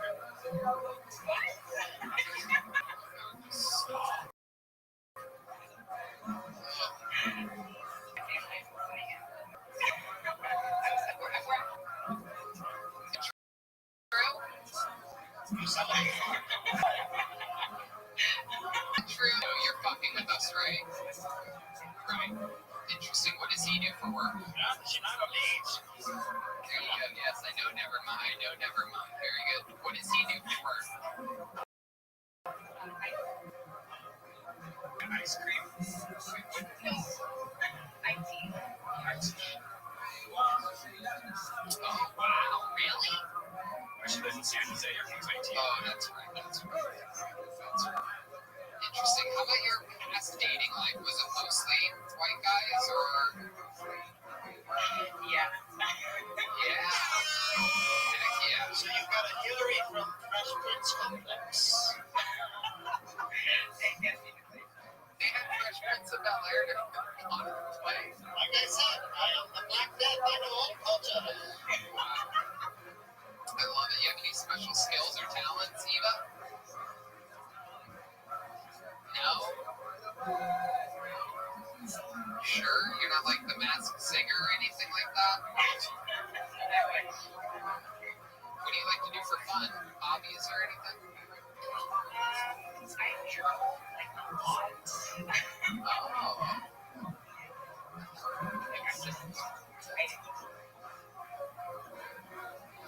What do you normally write about? Just write about my day, relationship stories, comedy bits. I love that.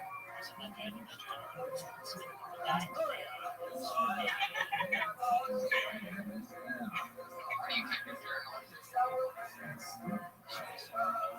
The what? Goodness, bubonic you are. He actually does write his journal every single day. I've seen him. It's true.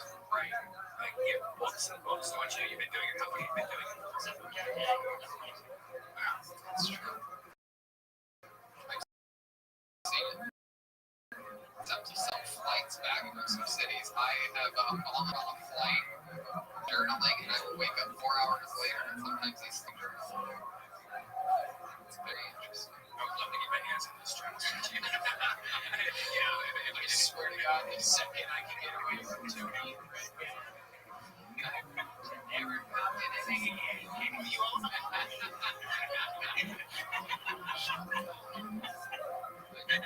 do. All right, Eva, so much fun. Such a great interview. Such a positive, throughout energy you are. And check us down, and we'll get you into the, you can make it to Sacramento, and we're up there, we'll throw you and your white boyfriend on the guest list, and maybe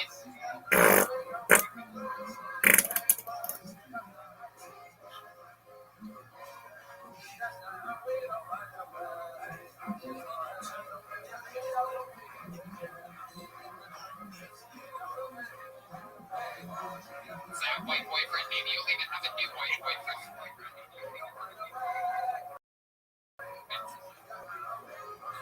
By the way, make it to Sacramento.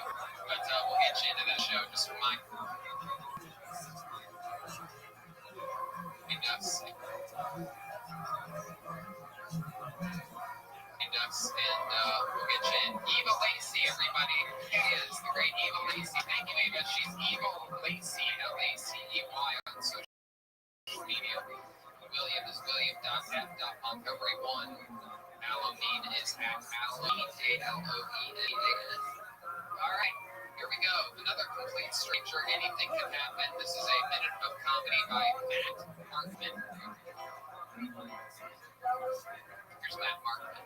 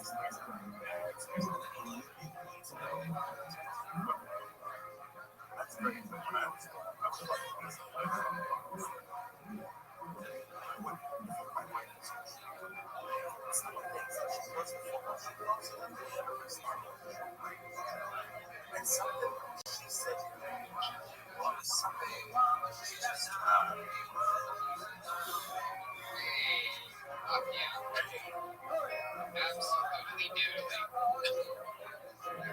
Love that song. Matt Martin is here. Hi, Matt. Great. How are you?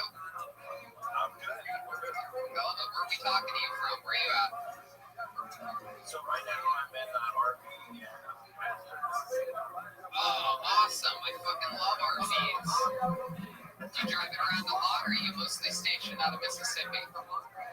So I was a comedy-based for like 16 years, and figured I quit my job and bought an RV, and me and my wife and my 5-year-old decided to 6 months to work on comedy. Fucking love it. Love it. I'm obsessed with it. I'm obsessed with that idea. I'm obsessed with that style of fucking living. I mean, that is just absolutely awesome. I once lived in an RV. Out of high school, my brother and I both lived in an RV in Burbank, California, very close to where Dead Squad Studios is and where Red Band lives. And that was my initial contact with California. We lived I actually paid a house owner money to park it in their driveway. It was fucking awesome. It was one of the most fun times of my life. I was 19 years old, and it was a dream. Eventually, we ended up breaking that RV. We drove it over the Santa Monica Mountains and blew out the engine. Yeah, back then, it goes to show how technologically advanced we were in 2004. But we had a paper map, and we saw that the shortest distance to this party that was at basically Malibu Beach was this one route, but you couldn't see the elevation on this paper map. So we took a 29-foot RV over these hills. It's also the closest to death I've ever been. I don't know if I ever talked about this on the show. My brother, who is the least spiritual man that I know, swears that the brakes weren't working on this RV when we were coming down the other side, and that it was an accident, like some external force saved us from going over the edge. Like, it didn't make any scientific sense. We ended up blowing out the engine. The next day we found out about the blown out engine. We didn't even know, because it's sort of like sustained and then spilled to the we got there and tried to make this long story as short as possible. Include the idea that it could be 1 in 7 or 84 point. Ended up saying that it doesn't make any scientific sense that this 79 or 14.7% or whatever it is. It's an important statistic that I wanted to know, even if we have to. So RVs bring up, I have a fun history with RVs and some of the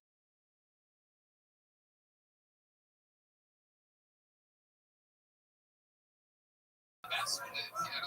You're in quarantine setups that we've seen out of all of these quarantine episodes, and you're also the only person in an RV. Yeah.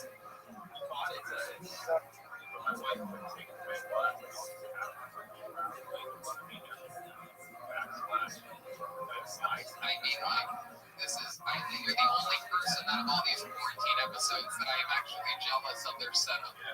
I've always wanted to get one of those silver air screens. Yeah.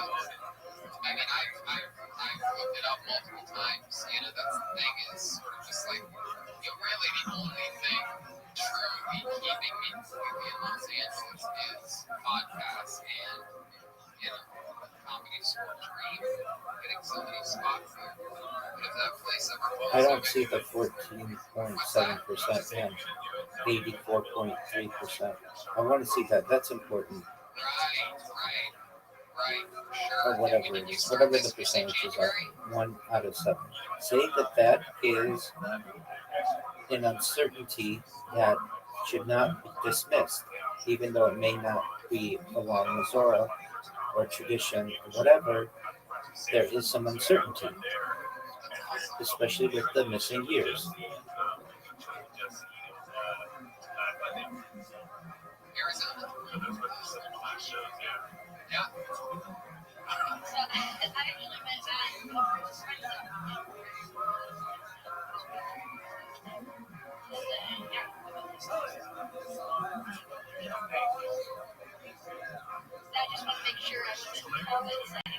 Right.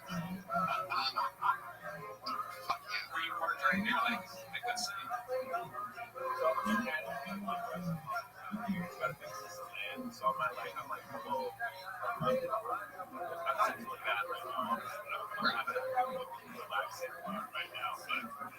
yeah. It's working out. Sure. But having an RV does cost money. So you like saved up for that, you have a bunch of budgeted.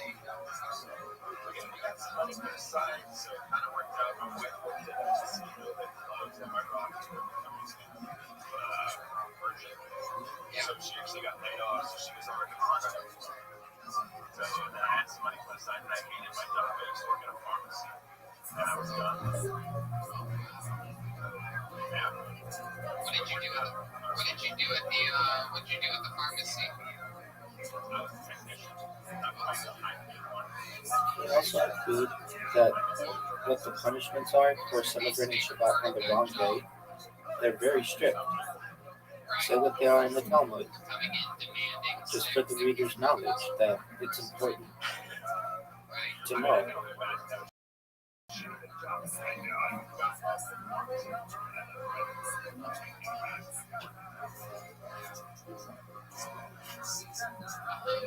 So stand-up comedy wise, what is your 16 years you said, right?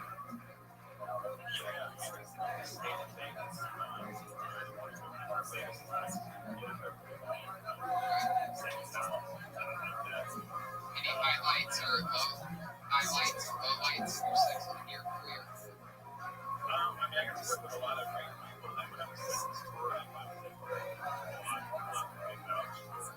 Yes, you can integrate it, but you don't have to give the full essay rate. Now we're going to move on to the biggest weakness. Please write it for me and we'll work through it. So I just wanted to branch out. 3 weeks was a blast. I had a great time. Arizona. The last place I was Vancouver on this day. I went to branch out.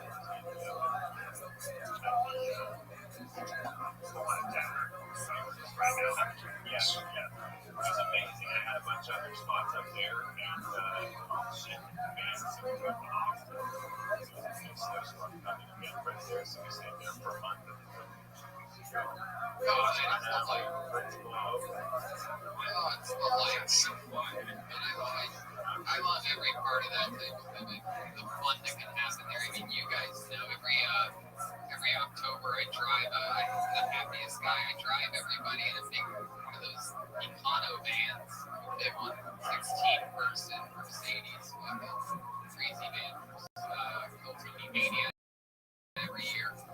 But the real dream, obviously, way down the road, is to have something like that and plug everybody around in a fucking fun apartment like that. I just want to have like all your stuff. We're going to do both, Yeah. but you could say that there might be some changes that could be made in the normal Shabbat preparation, like having a timer that changes your Wi-Fi IP address so that you're not doing anything if you're searching on your normal Wi-Fi, or changing your phone over to airplane mode changes weekday activities to a different thing.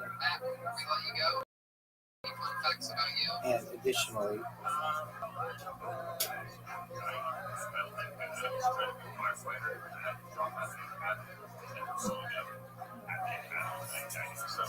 well, let's just take it from there.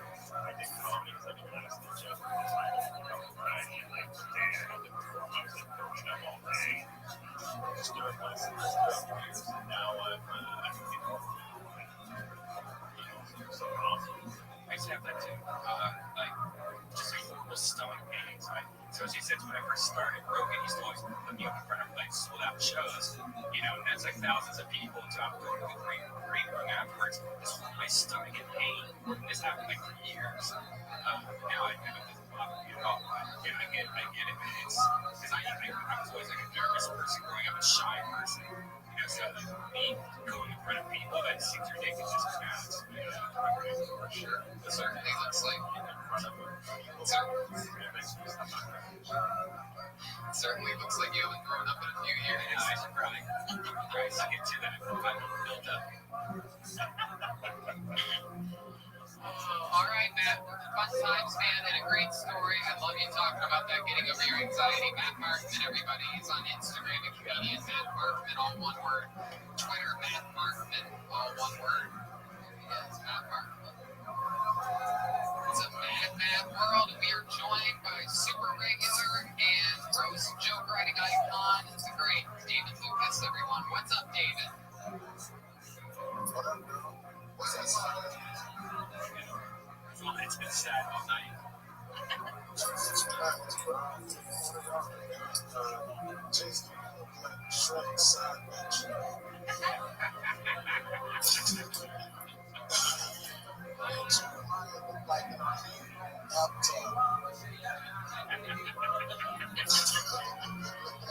Look, you can make the argument that if your computer is already on, Keep thinking every time I look at then ChatGPT, typing of it doesn't write anything, doesn't make them lie. It's all data. And you can make the argument that the action is actually, if you want to make the argument, like plugging in the system and turning it on, the physical aspect of that. Once the system is on, it's already on. We're similar to a blend. And I understand that you want to say that typing is a direct action, but you could say that in its own way could be indirect, like typing a button is indirect, making something change on a computer screen. It's indirect. You're not actually forcing something on a computer screen. It's like a bunch of systems that have to be done for it to make a change. I'm so obsessed with Beetlejuice now, I want to figure this out. Sorry, David, we're going to get back to that show. Now it's fucking with me. It's fucking with me now more than I saw that there, and Aaron Bass was taking up, when they first check into the afterlife. That movie is so fucking unbelievable. All those people kill themselves. You look at the when they are in the dead from that part, the purgatory part, all the employees that have to work in the afterlife all kill themselves. That's the punishment. Imagine that. Going there and seeing Brody when you first have to check in for dying. I messed up big time. How I messed up in purgatory. So, David, how are these outdoor shows going for you? So it's called they stay as close.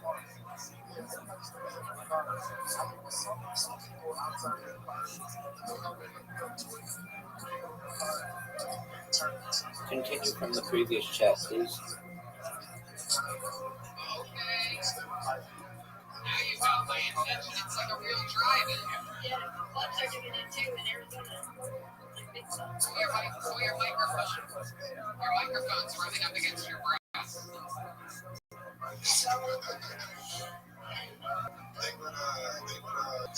Use the argument as possible that due to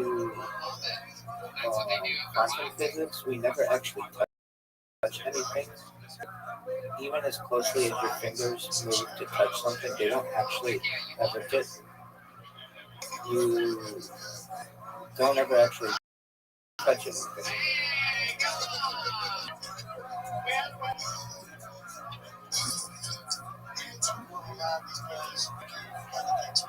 It's true. David roasts people. Anybody who makes fun of people on Instagram Live, I tune in, join in on the comments. This is true for Jeff Ross's Insta roast, David Lucas's nightly roast, and Andrew Schultz's Corona's Got Talent. I can't help myself. That's my equivalent to sitting in the back of the OR late night heckling Don Barris. No, I ran into this week. I drove up to the store just because I had to stare at it for 10 minutes because that's how upset comedy store I am. It was my first time there. It's a month or two.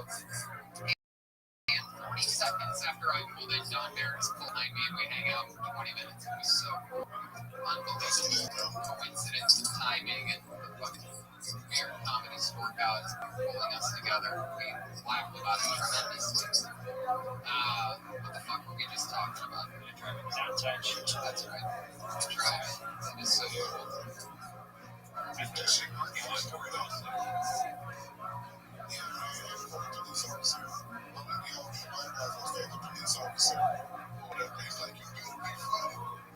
Oh, that's cool. That was in Burbank? I said, nobody respects birthday police. Y'all didn't kill nobody yet.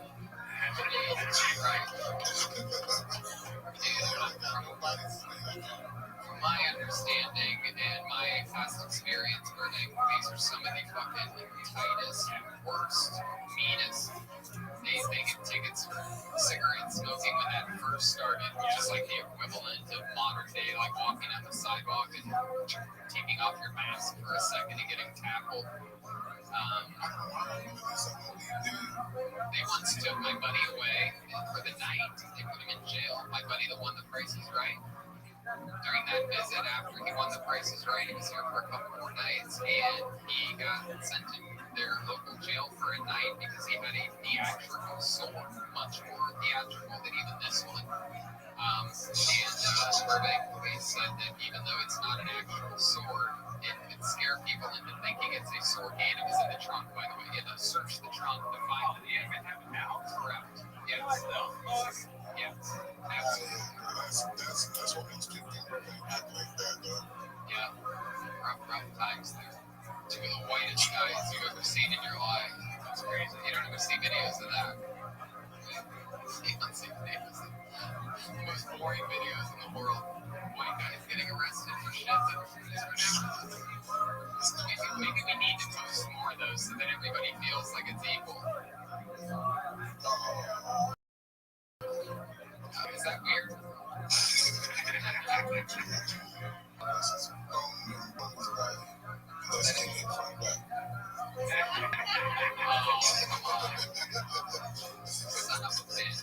We write the essay with the changes that we've discussed. Before they get up in this sweet Please. candle axe. David, what else is shaking? Anything else fun? You still losing weight or you give up on that yet?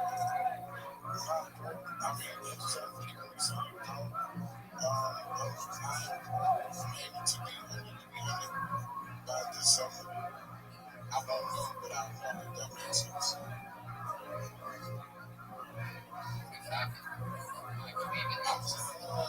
I was in a team's show on the podcast like 2 weeks ago. That was no stuff. I was in that motherfucker. Oh, that's small, right? Wow. God, triple X. Pretty cool with these. That shit would be dope.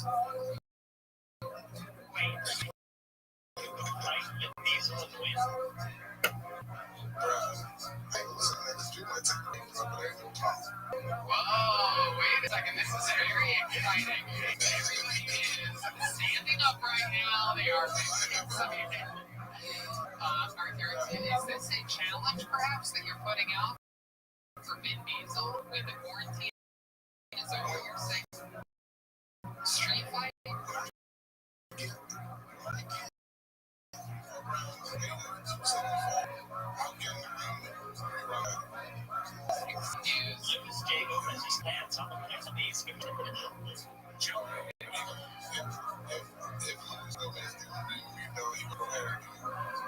Oh, shit. Oh, my God. All right, Davis. This is like fun.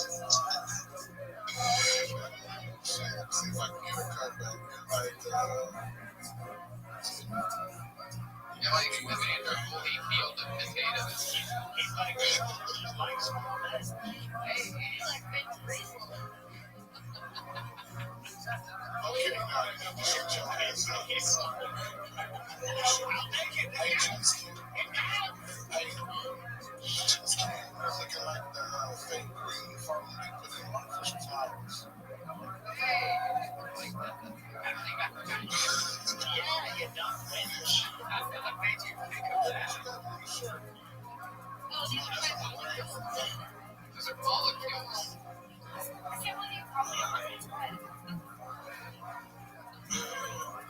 All right, David, we love you.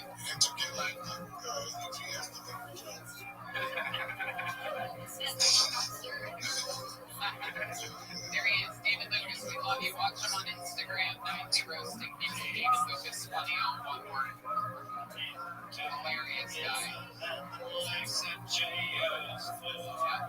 And up next, you guys can just keep playing if you want. I'll just keep introducing the next guy.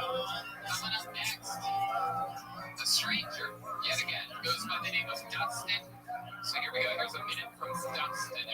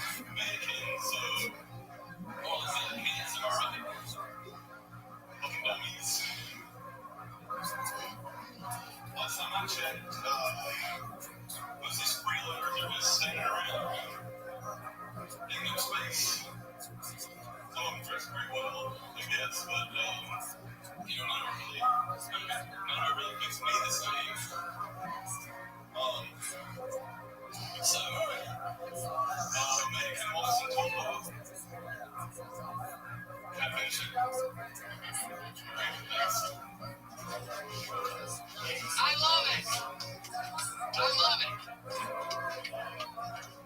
Amazing.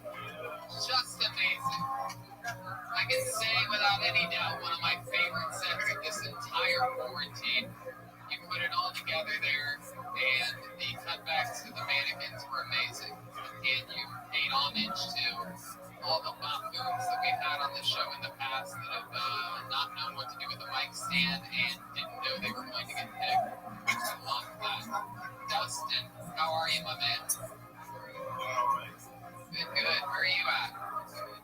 I'm in Birmingham, Alabama. Wow. I didn't realize they had people that had boatloads of common sense in Birmingham, Alabama.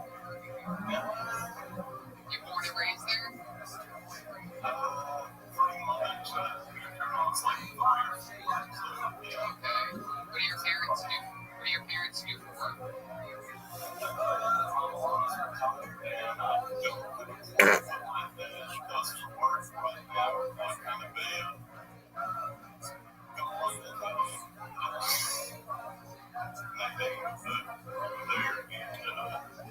Somewhere. Not around. Okay. Yeah, we might have the same father actually. We might be brothers. He's even known as Joe. Has he ever been referred to as Joe?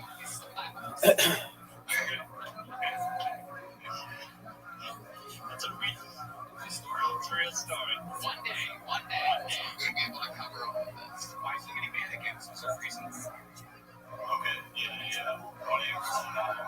Business, we do merch and things, so we have those to like dress up and set up.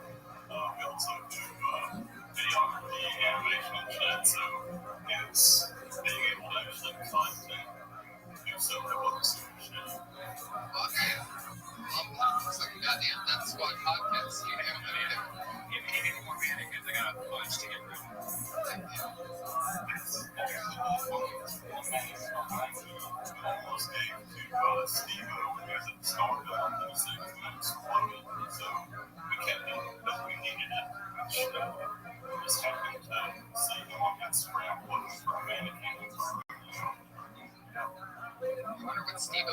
was going to do to that mannequin if he got his hands on it. I don't think he would have exploded it. He probably would have.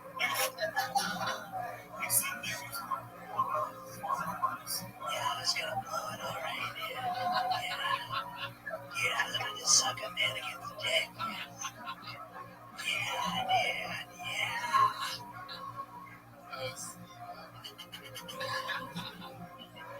I love it. You got a girlfriend out there, Dustin?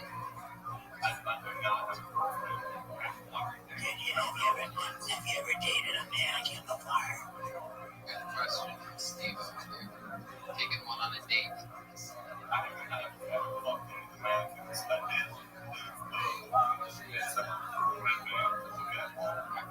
like it.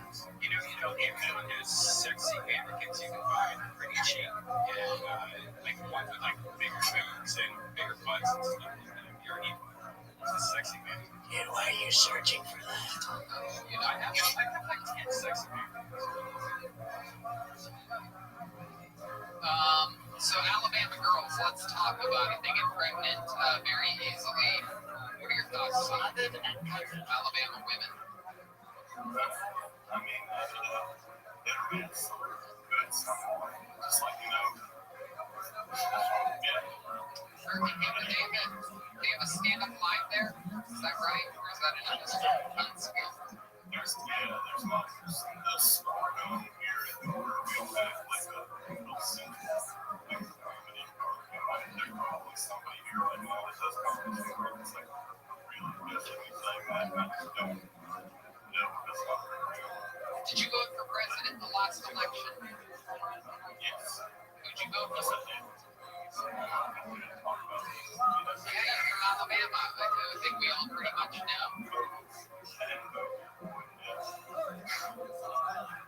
You vote for Hillary? Wow. Oh my goodness. We have people that are born. We have people that are selling this country down the drain. He's absolutely correct. That is the president that led us to the greatest economy in American history until they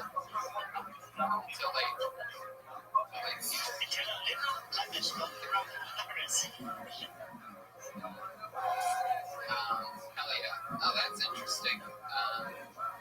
You must have been that one guy. I always wondered who was the one guy in Alabama that voted for Hillary. That's incredible. So that's fun. Dustin, and you live by yourself there?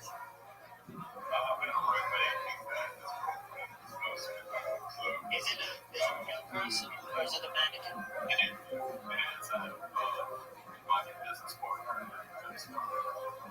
a lot of masturbating going on over there. What's your favorite type of porn? What's the type of porn that you look at that you're into? Perhaps maybe only as of late. Here, I'll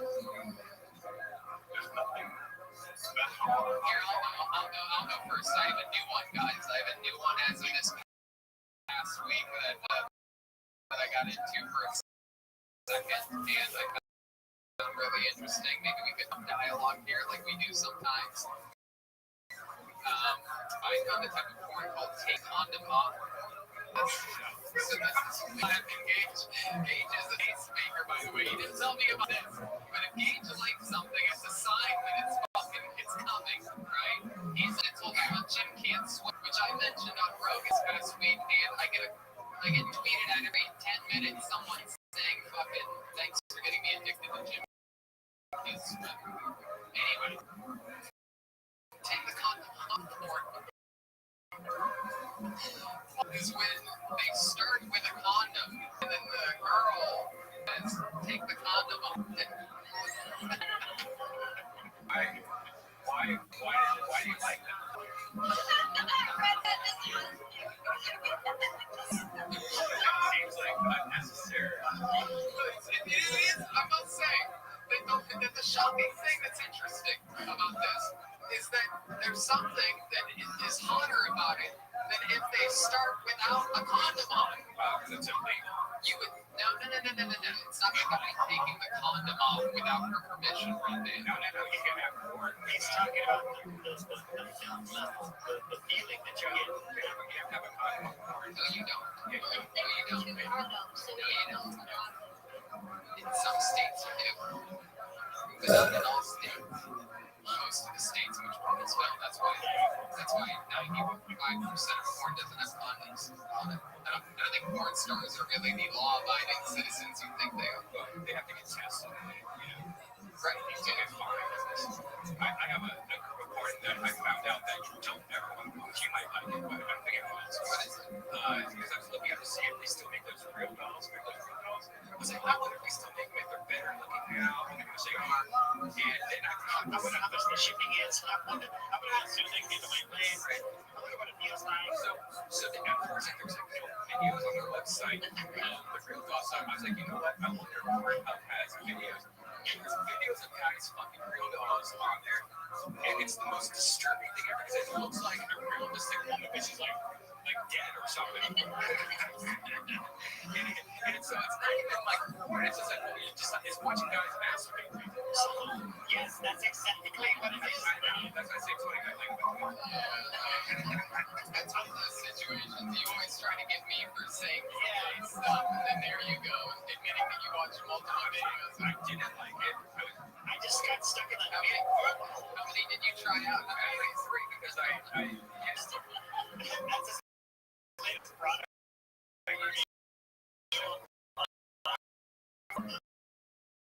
Got a new review. I opened a box. Rebuilt the whole video. I got. Oh my God. Get it out. Now, why does it look like a jet ski Johnson? Oh my God. Alright, okay, somehow Dustin, it's my fault. I seemed all alone. I asked you about porn when I brought up taking them off. Because it makes the girl dirty. So that makes the opposite. By the way, Jeremiah and the looks he gives me anytime we talk about anything sexual. God help us if it's something new and sexual. Jeremiah has to do 10 Hail Marys before having sex. My favorite is when the girl is wearing a condom. And you're like, fine, I guess I'll wear a condom. And I'm like, great, here's the condom, right? I haven't masturbated. You know, Red Band out there just breaking the condom. Or sometimes I just take her hair tie off the nightstand, put it on so she can feel and start like, oh, I feel Condoms break because the was so unbelievably dry when he's fucking it. yeah, it's just small ass fucking condoms. And chicks always have the Planned Parenthood. How many times do you guys masturbate during quarantine? Many times. I actually have a time. I would say that my masturbation is not, the curve is not flat here. It's still,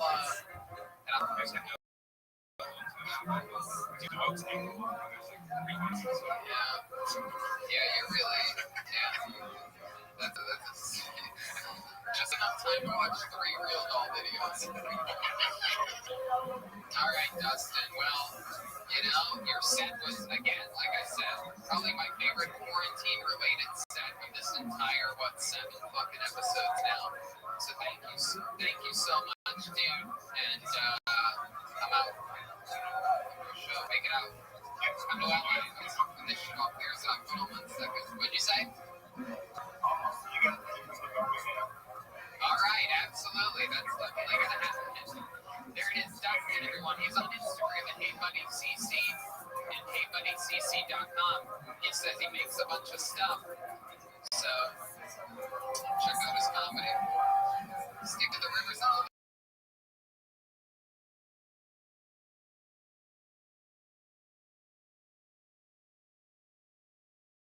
life that you're used to, or anything like that, or was, or is. It's a fun. I love it. It's on the show. The record holder for most appearances, all-time for Golden Ticket winner for Phoenix. And this guy made full stream by winning at the age of 20, cashing in 2 days later on his 21st birthday at the Comedy Store. Ladies and gentlemen, it is once again Tristan Bowling, everyone. Here he is, Tristan Bowling.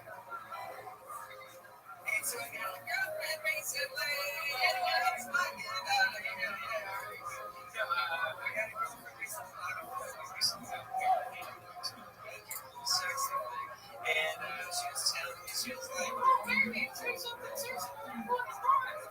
I got you. That's a good name.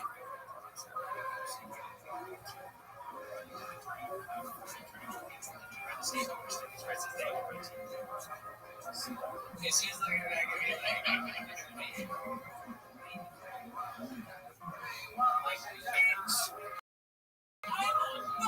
You kidding me? I take my role play serious. You're going to jail. Criminal justice is my core and I'm Dressed in bowling. Always a goddamn cold-blooded assassin. Fastest suit in the West. That's one of those kids.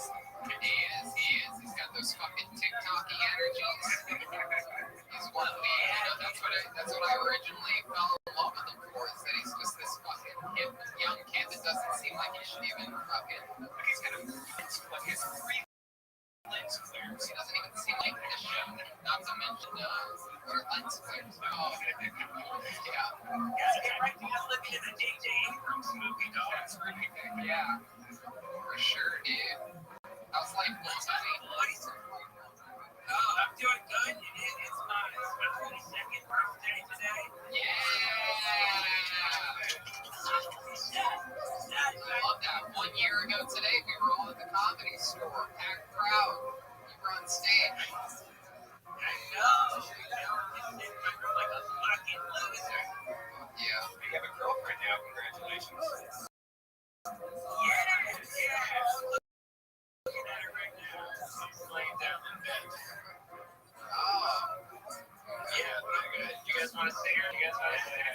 Rabbi. Here's your feet. No, you're not going to see your feet, Red Man. God damn it. Hello. Say hello. You guys are the cutest lesbian couple I've ever seen in my life. Oh, yeah.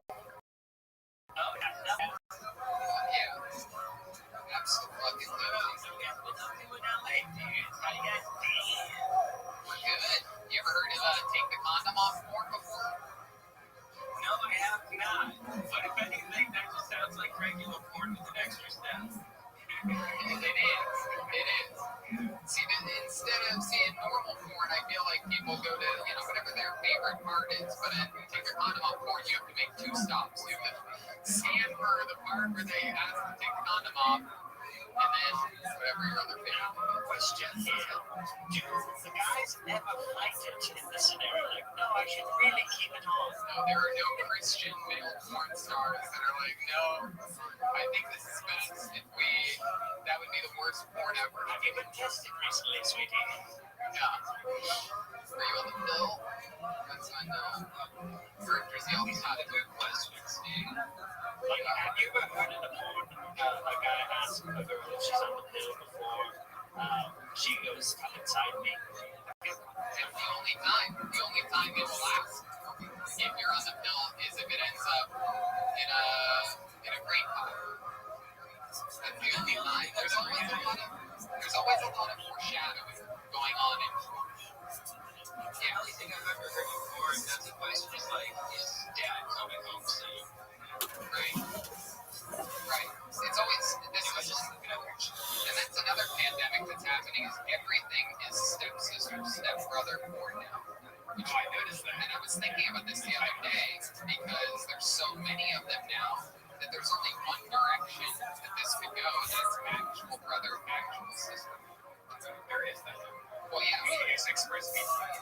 Well, You think this is the only show Brian produces? do you know of any countries where something is legal? Russia.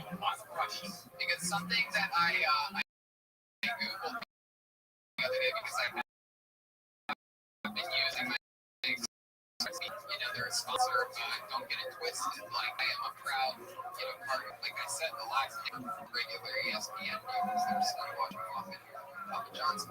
Anyway, right. So the other day, I Googled, or when I first got it a few weeks ago, I Googled, what type of porn is available in other countries, or whatever isn't available in America, and everything that comes up is literally the laws against child pornography I never should have even Googled this. Like, I felt like my door was about to get kicked in. Yeah. Because there's no way to access It says it's illegal in the United States. And so, like, other countries, it's actually the real mom and dad. Or real mommy, son, and shit like that. So Russia's really big on that. There's also a lot of, like I guess it's legal, but not real legal. Like there's some countries that have actual rape where it's actually people getting really raped. That sounds kind of propaganda. What country? Switzerland. Setting it to Switzerland. And bestiality is really bad. But you know, if you see a couple of these things, Have you ever seen Take the Condom Off, You Fucking Horse? yeah, like seeing a golden retriever go like fuck a girl is as bad as it sounds. And it's true. Wait, absolutely true. Is that the real video that you've seen? A golden retriever? Yeah, of course. He's expressvpn.com/Kiltron. I'm watching Jeremiah just literally, this is like when Anakin Skywalker found out that Padme was sick and like he's realizing that he's slowly turning to the dark side right now. How many Our Fathers are you going to have to say after this episode? Anyway, so Tristan, where'd you find this girlfriend at? Let's just jump right into it. 7 minutes into your interview. Yeah, do you have the iPod? I'm not Water, please. no, but we met on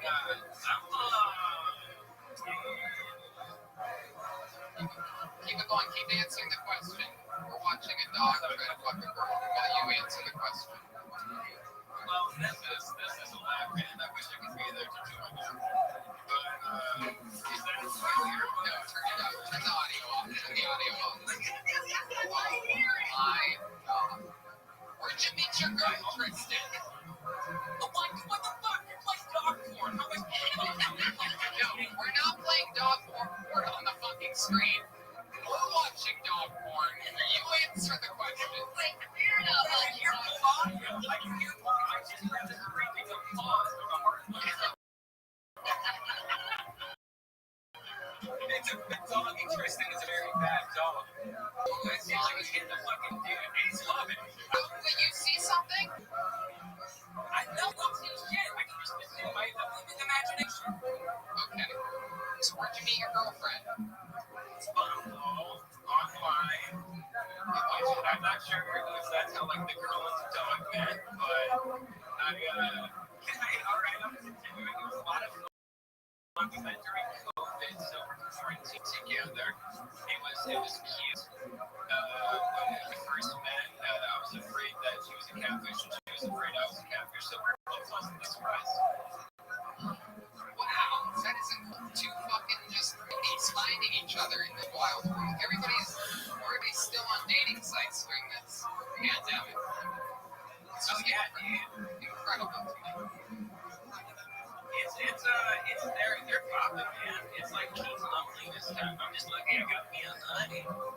Yeah, she didn't like that too much. Alright. Ryan has now pulled up animation animal.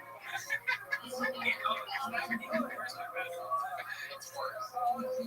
Because you have to think about someone animating every single frame and cell of that. Yeah, but it's not real, so I would argue it's Tilted that part. You need a flag that puts your bar over Good morning, son. As we there's a couple of issues that we can for recycling. When I get home, my supposed to make it very chill. I don't know how to go this far. So, questions for our education sessions. So is those families as well. I'm going to just for the one to come in about the world, We just saw it playing here on Hilton. We've never had procuring many. they don't use a vast selling in the culture or which we should probably Yes,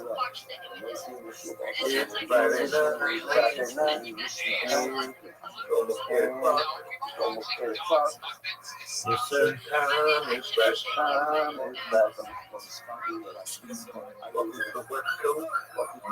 The best coast. Nothing but the big dogs of the year. Working on their project. All right, Tristan, anything else? You have anything else up your sleeve? You're a magician. We love your fucking raps. Classic. I wrote a little birthday. Tell me you guys enjoy this week. You want to watch a documentary? Oh, I am too. Okay. Just one moment. Okay, here's my question for you. I don't know if you can stream it. I'll give you the website. It's topdocumentaryfilms.com. You choose anything in the top 100, and then I'll watch it with you.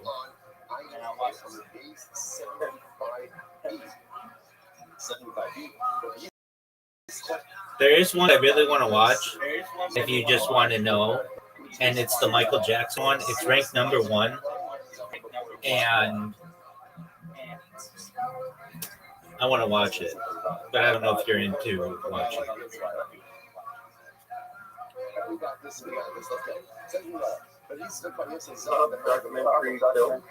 Topdocumentaryfilms.com, that's correct. And then the 3-line menu or the hamburger menu, you should see top 100.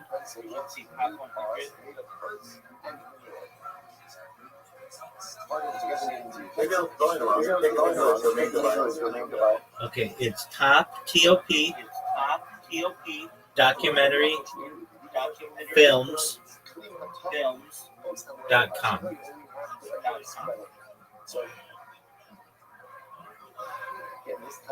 This type of utensil, which is made out of person, it does not need to be enriched in the I'm 100. Yes, sir, and it's number 1. Now read. Let's do it. All right. So do you know how to stream?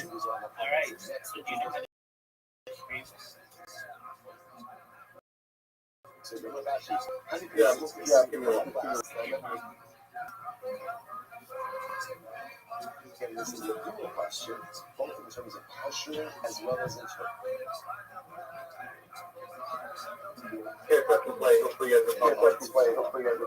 Look at you. You don't mess around.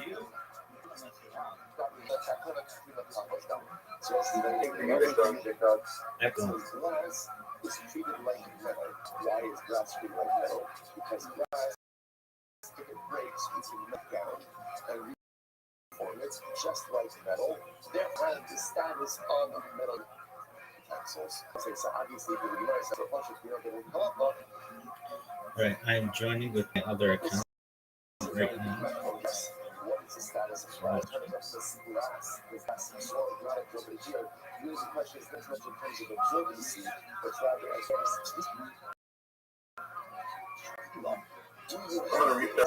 Okay. Oh, excellent. Okay. So, just one moment. Absolutely. I'm joining with my other account.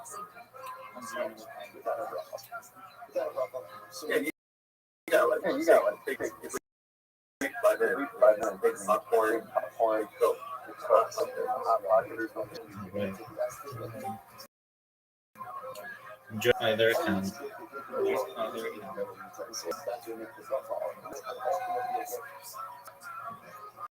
I'm gonna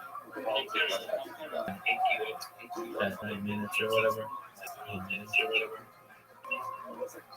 So that I can restart the device that I'm using. Okay. So how was your day?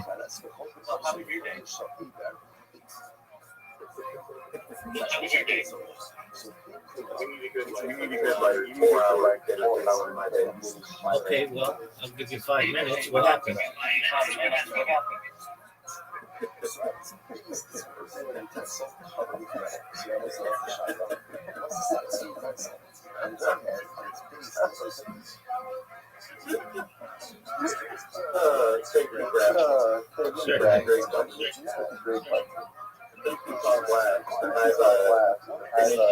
Second place, fourth place, fourth place. So I could win it all money by myself in the computer. So I could win it. I realized that by myself in the computer. So I realized that it's probably paid down more. I feel like a champion. That's really great. Like the came back to the hospital. Apple MacBook. Oh, the $500 one. Exactly. Yeah. It's a beautiful camera. And I just put it on and set it up. Yeah, so we judge it ultimately again like it's end. But to be like a memory. It's the first that made for myself a long time. Isn't that an interesting feeling? Yeah, I mean, I've always been a fan of Apple stuff. I fully integrate my phone. Yep. I don't know if you've ever heard of Black Magic or Black Magic. Fuck yeah, DaVinci Resolve. Exactly, yeah.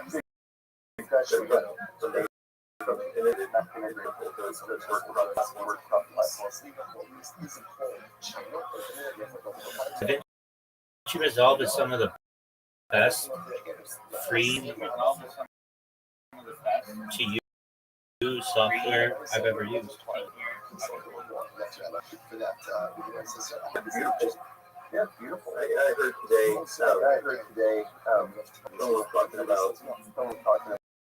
about the difference in the stations and the stations, and how the color palette, better. That's something that's not practical about this. That's the sensitivity. Based on what is at its core. I mean, again, all the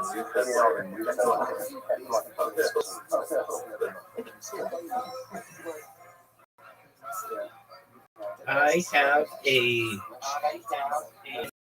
think it's really great that Apple's putting out that device, but I have some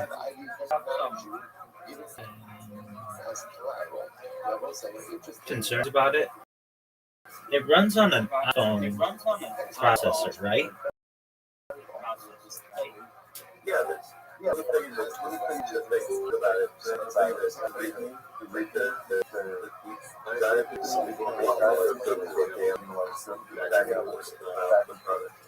Yeah, do whatever you want. Right, well, my instinct was on top of that process. I'm going to tell you that it does that for a reason. So that I can use it develop apps for desktop and iOS and Android and test them all Okay, but I mean, basically, isn't it just like a phone with a GPU, like a and keyboard? No, it's kind of full on graphic card and graphic card. 8 gigs of RAM. Okay.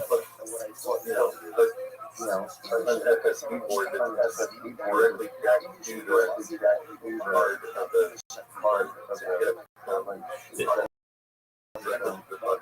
Does it have a head? Absolutely, I'm on it right now. Oh, nice. Hey, my other friend is here. Riser, how you looking, Pimp?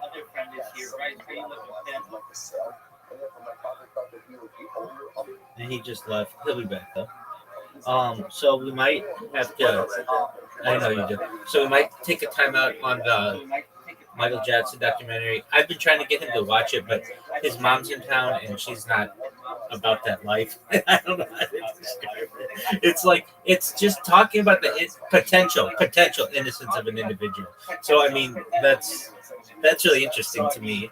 It's very true crime and stuff, but so he may come in and want to watch something else, which is fine. He will stream it if he does. So tell me about what color is it?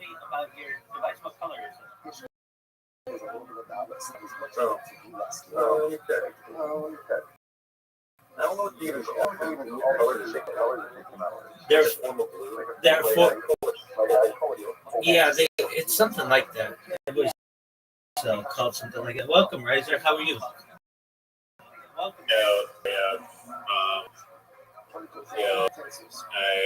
have a document. It's called Broadway. It's kind of funny, and it's about corporate musical advertisement. This guy about over from the 80s and 70s. We're ready. Ready for it. We're ready for it. All right. Without further ado. What did I tell you, Oz?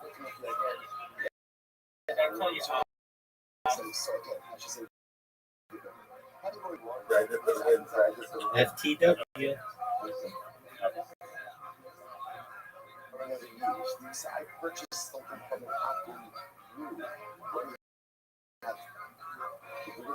convert something to Hitler, and you're good to go. Second category, items used cold. Items used cold. Now, you want to do your glasses from the outfit. Never use the air.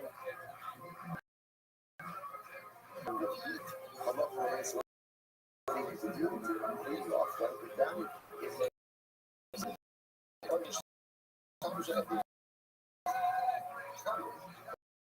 Let's say you bought utensils that are used for heat. You can go ayolos, Bakun Cruz, and the family my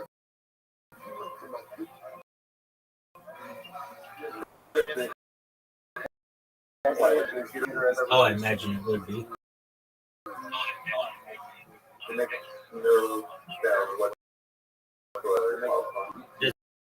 Does it have a movie? Does it have a fan?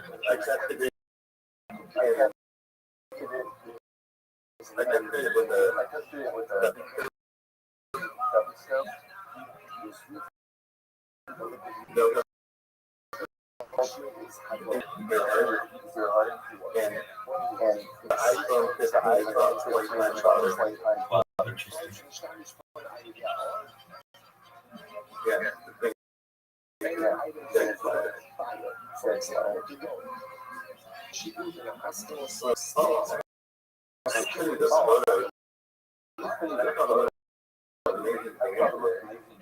Okay, we'll look at them. We'll look at them as this documentary started. Yeah.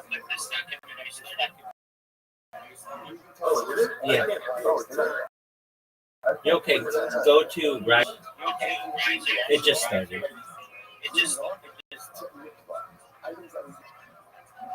I'll look at it after the documentary.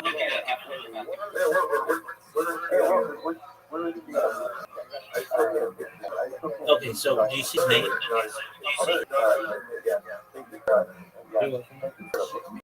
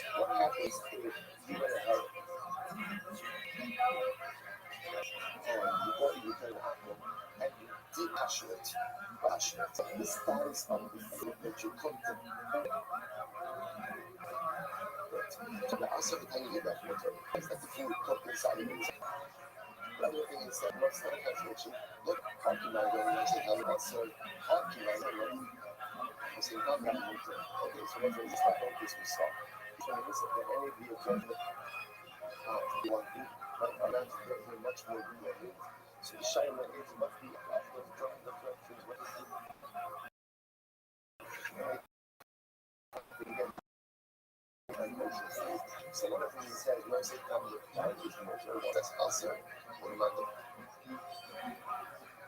io che ho fatto da solo e che mi scazzo cosa che sono non done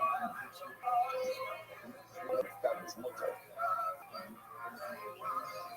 then how do you ever have a limited situation using cancel around you in general the objections that come out of the content not really value added but what's the case in itself about using the around you going to be prohibited on the two radio so it's a lot of innocent right in general the Torah is only asking la primera pasión, la cosa pasión means intensity in the last 20 hours.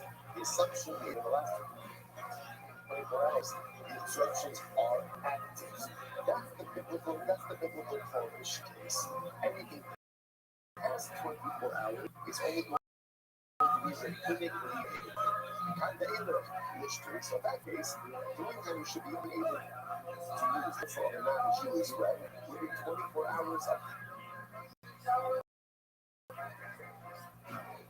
his last use. And after 24 hours, it should be fine. You might say, technically, you're right. But you're ashamed about your mom, you're past your mom, whatever you're concerned.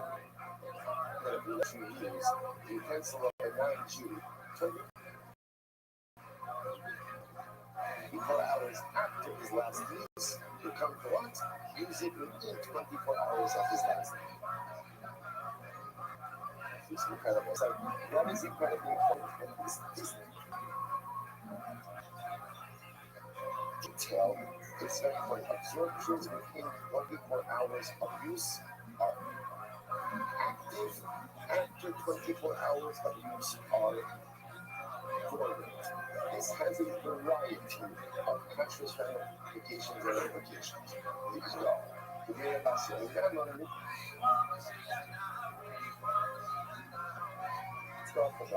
other thing I will say the truth is even absorption within 24 hours, still it's not like the actual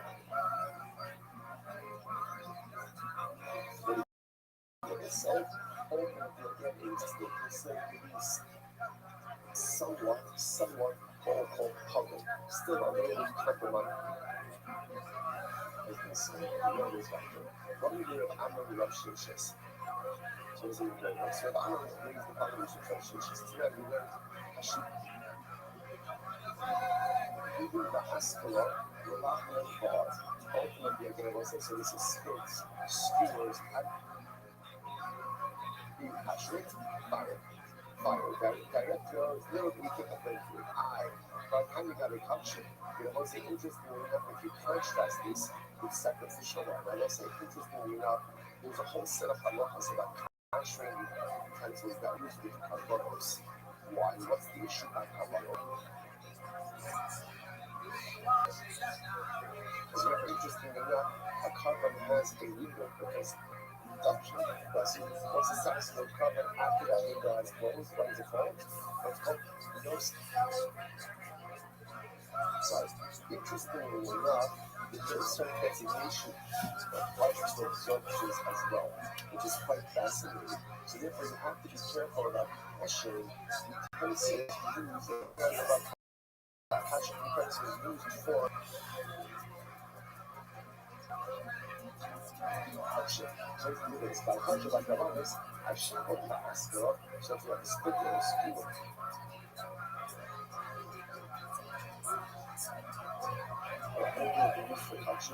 Like even the time you go ahead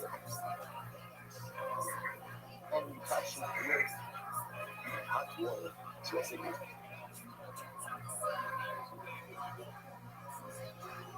just the you just said before that skewers and squirts, which are treatment by contact with fire. How do you catch it? With fire. Human seconds. I know everything passes in water, which again we're discussing here. Let me just a moment. I'll wait on one day. Not even touching it. Why are you comparing Carbonas?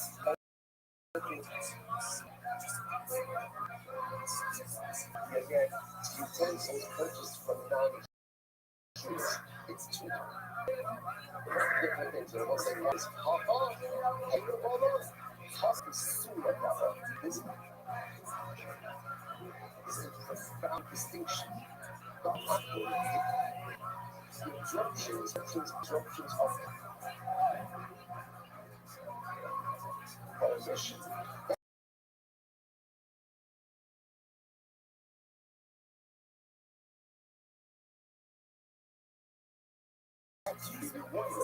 So it's like we're going to see this is a theme. Every disruptions ultimately are ultimately limits the passion that success ultimately is what more leads. The disruptions are from a prohibited source. You need a stricter form of commercialization. Other says this other. So, keep up on this with people. Again, that's fine. I understand my country.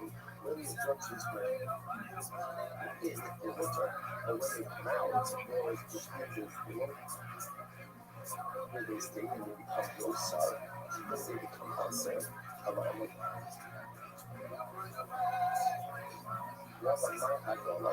So what does it mean when you say that you do Hagala? By touching, it says, Shtifa Uberika.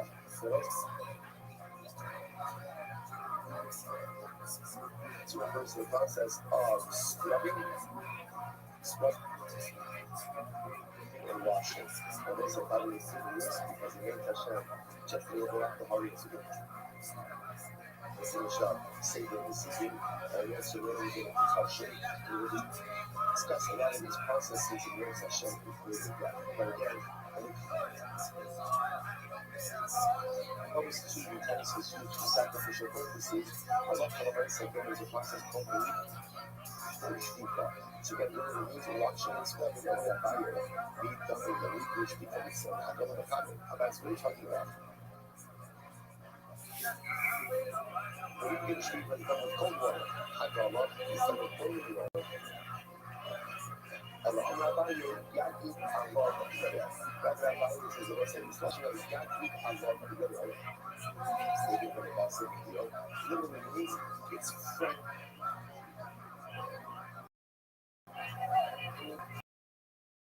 On it, which results in its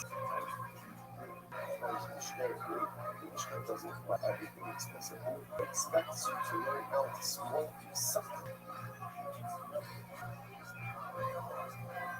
something in a different context than a fire. It could actually just say,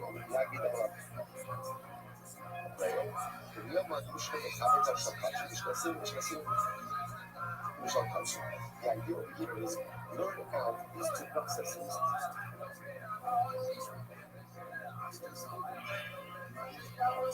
Of passion for touching and passion for Yaqub, that's what we put. So Tabernacle and learn them out from each other. So whatever applies to one process, ultimately will apply to the other. Now again, that's not going to be true. So that's just the habit. So turn the hot pot. So I said, so if you do these, I don't stop about to the house, and I go a lot. Rabbi says it doesn't make any sense. Yeah, that's the case.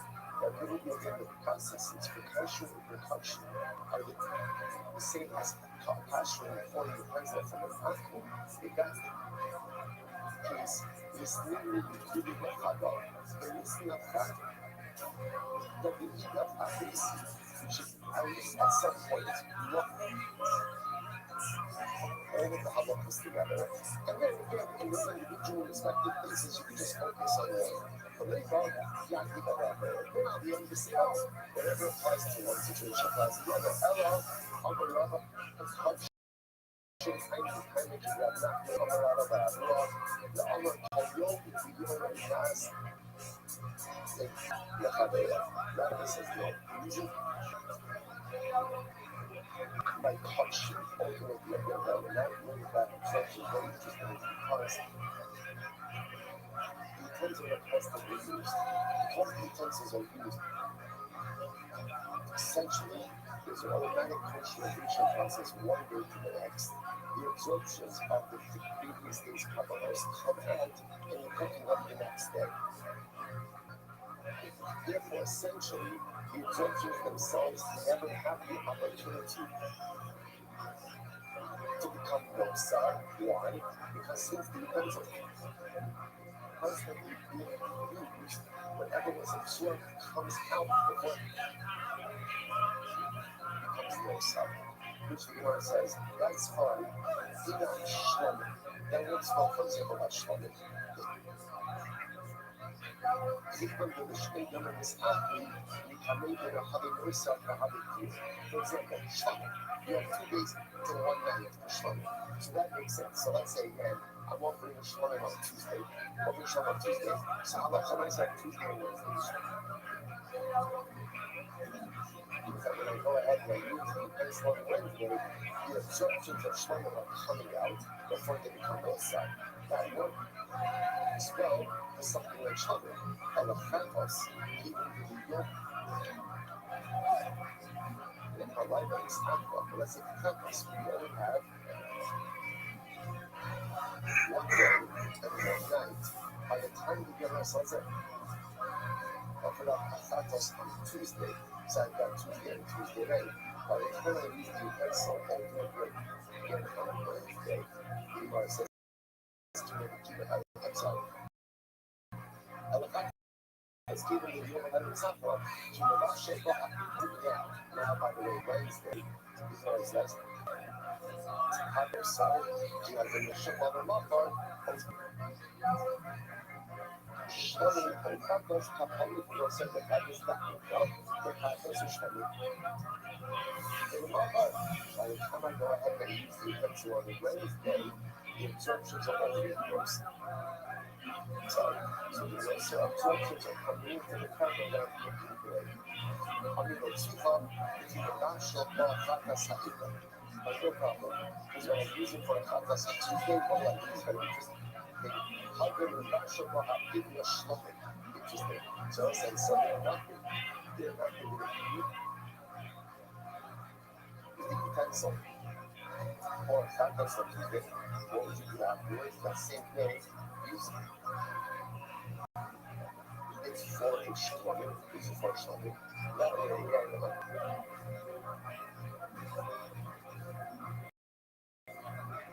Tuesday, the chatas absorptions came out. And now the new absorptions are shlomi absorptions. To have 2 days in 1 night, therefore, you want to get out. The mother, which is small, but happy at the Shalom is my name, because this way again, the chatos ultimately again of tomorrow. Shalom are next to us together inside of the cup. But the Ramash Shalom, the Ramash, as is the says the Rabbi, which is a great factor in every issue. The Rabbi, Agala, only will be bought. So again, in this situation, I'll be aware of the objectives I told you. The objectives, which the Gemara says, you're right, Hashem does. The Rabbi said, high honey, low honey. So Rabbi says, here's the difference. Absorptions of Kamanas versus Stamina. Absorptions ultimately again coming from the lineage becomes simple. Why? Because you don't put it actually, this is in the third run of the wide lines. And then, second run into the wide lines. So they're above our high crown island park, you know, the country is still above it. If you cash it up, Mas tem que ser então, de novo, eu falo, aí eu acho que eu vou chegar.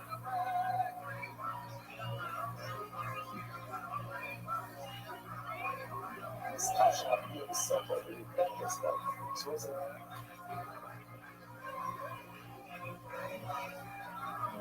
vai dizer, não, você vai distinguir.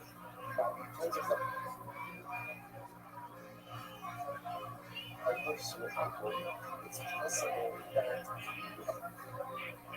the pencil wasn't used regularly. Because it wasn't used regularly, therefore the absorption is harder whatever the speed is. But they funded and be that more rigorous culturalization process. Conversely, by punching, the pencils were used better over time. Because of that, absorptions were because they were using extraction. Therefore, the way the pasture and again, punching is just simple hydraulic warning. Whereas by the pencils of rock, let's say again, for a spit or for a skewer, you need the actual fire. Very interesting distinction. Rabbi says, no, that's what I said again. Let's just do it quickly because the conclusion is really the same when we start. We only keep that ring on the car. So it's a reality that there was how do you get to all this? What is the problem? What said if I purchase spit or scoop first from an apple, how do I cash it out? How do I cash it out? Right? Fire, right? It was just fire.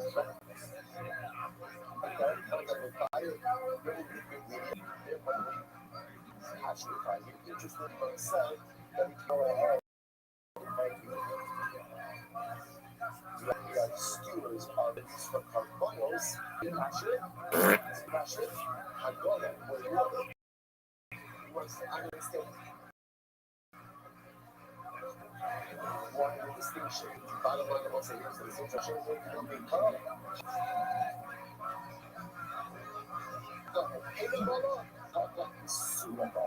was a here lies the fundamental distinction, which is what is the nature of the absorption? When the initial absorption was an absorption of his soul, a more rigorous form of culturalization that matches the exact form of absorption. Because of the absorption was of something immediate, ultimately again, even though it literally becomes limited,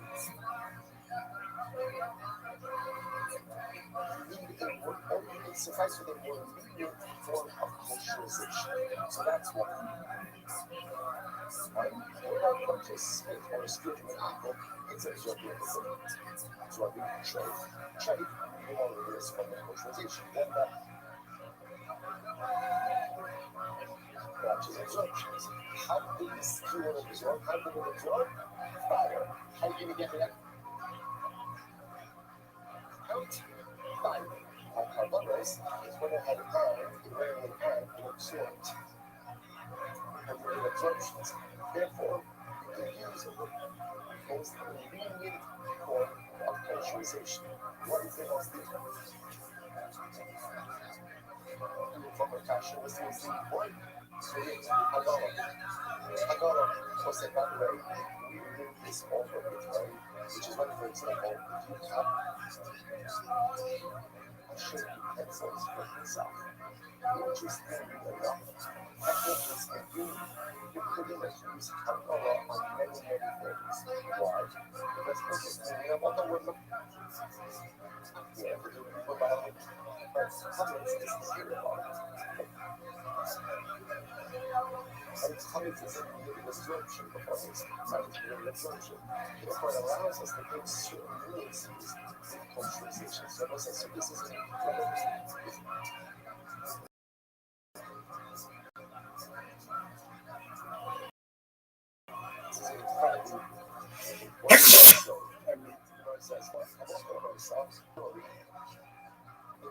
purification process has to mirror the matter of absorption. Right? That's what kind of categories. However, technically speaking, if the object of the heat makes it absorbs something under certain circumstances, you can go to have the relaxed but more lenient form of kosherization. Incredible. You want to say as follows. Even like the Rothschild, it's true that the absorption wasn't limited absorption, but we said before that when the utensil goes that when you're abstracting the absorptions, you have to come to the labels because now, ultimately again, they are no side. That's fine. Well, you see this here. Right. At the end of the day, however, by the time you become ready, you start by saying, you're not dead. Right? You're not tangible. Intangible absorptions, even though they do become limited with intangible that was originally permitted, and therefore we can. Make of us have one for the nice song. Think about it, say, when some spits or skewers from an apple, you have consciously it's by what time like the fire, it is just moved up and work with pressure. The spits or the skewers, but it's just have visual purposes. I don't know boiling water will suffice. Not come a lot of us in general. When you capture something with fire, right? With fire, ultimately, is how much but to what degree of the money actually pressure through possible until the outer layer of the metal comes off. Heat is so much the outer layer. What's that? If you try this today, it's not going to work. Just like the game, it's like the screen noise. Versus that when you touch them with liquid, with metal, you have without the metal. Heat up until it glows. If you try that on your utensils today, it will because our metal is treated. So this is what talks about untreated metal. Okay, the key to my deal. They say, how do you dehydrate water? How do you have a boiling water? How do you catch it in boiling water? So the marsh is break it down and so pure together. So the easiest way is take a big pot, boil it up with water, then take whatever the item is and what? Dip it into water. Right? That is you go the line, but I catch the big pot. How do you feel like catch the smaller things? Take a big pot, boil water, big pot, and immerse the smaller items in the big pot. What happens if the item that you have forgot should be salt? What do you do that? You better go as much touchdown, that really go. Okay, so the results of big pot, that was around to rubber copy. Or say, ultimately, rubber copy had the cash. So what did he do? This is fascinating. Adulay, on the days, Adulay, got that the wish.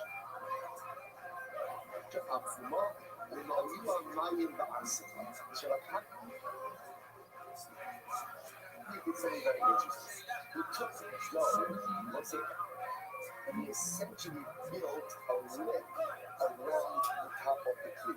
Now, why was he doing that? Why was that? He wanted to allow the water to overflow the top of the utensil, and again, make sure that it hit the lip. So we remember Rabbi said, "Man, fuck on the agenda." This is a copy. What a great idea. Iraq accounted together rapidly. Like, who could have done this if not for Al-Qaeda, right? What a great job. You know, it says Hassamar, because what is Al-Qaeda, when I say here, is my Bible, this actually, this phrase, this is the key to everything in Hillel.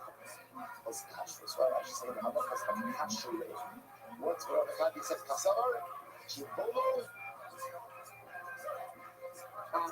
Kultur. The way it goes in is the way it comes out. Therefore, not all over it sources, not multiple sources. Listen, this is very interesting. When the cotton fell, when the utensil often absorbs. When they say the lid doesn't necessarily absorb like the rest, right? Because the rest, what the utensils that are held up with the liquid, often the lid is the lid. How does the lid absorb? Like the plastic itself. It's like sprinkling. Like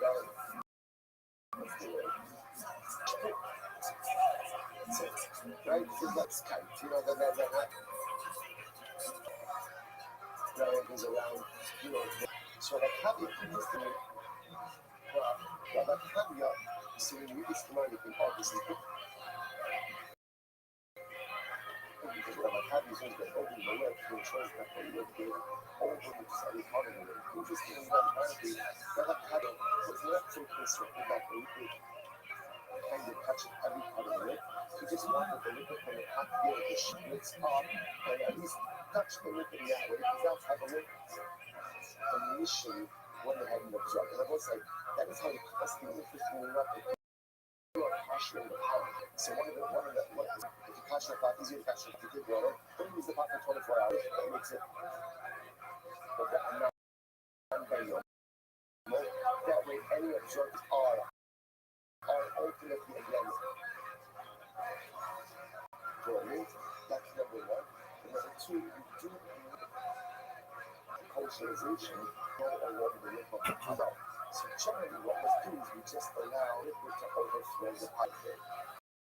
Does make a little bit less, but it's what's necessary to accomplish it, unless of course you want to make this don't I want to have people who don't do that all the time. I've seen that all the time. Right. But I saw this today, right? But somebody will come up with things, right? A pot lid, I'm sure it exists, right? So you have a pot lid that you can put around it.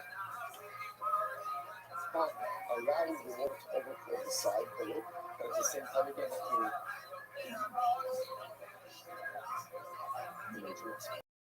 what's that? But according to remember, keep all those actually, that is again in general, in the halacha stuff. Oh shit. If you ever want to know what mechanism or what manner to what really what mechanism do I need to kasher this utensil? It's very easy. The way it is used is the way it's going to be kasher. Used with fire, kasher with fire. Used with liquid, kasher with liquid. Why? Kibolo, kakoto. Ultimately, the way it goes in is the way it comes out. So that's what that is. Just know, this is a tremendous soul in our personal mystic growth as well. Man is compared to a key. Man is compared to a utensil. So I said, this is our liturgy, we are running school with this. How do I need to find out how to be? Malay-Gusho, we say, what shall I stand before you? Like the utensil filled, embarrassed because of what I've done. Because like a tree, that's interesting. Like a tree, cooking a tree. And what happens? Right? You finish cooking, clean out the tree. You look at that tree from the outside looking in, what does that tree look like? Like green. But let's say, but meanwhile, the effect and the history of that cooking are continuing walls. That is the same way. Again, you get it, what I do at this time. Sometimes you can't see what I have done on the externality of my food. But the externality of the story is reveals of my person. sometimes we think that because of that inherent in the creed that there's no hope for you, there's no rebounding from you, there's no second chances for you. Just like the creed can be kasher, I can be kasher as well. Whatever is absorbed into the negativity, I can get it out. You will get it out. Tomorrow, if you want to get out the negative absorptions in yourself, again, it's not just enough to do a whole bunch of good things. I have to ask myself, how did it get in here? How did it get in here? What did I do in my life? What were the decisions I made? What were the behaviors that I engaged in order to allow the negative absorptions in? And it's only once I understand the process about how it got in,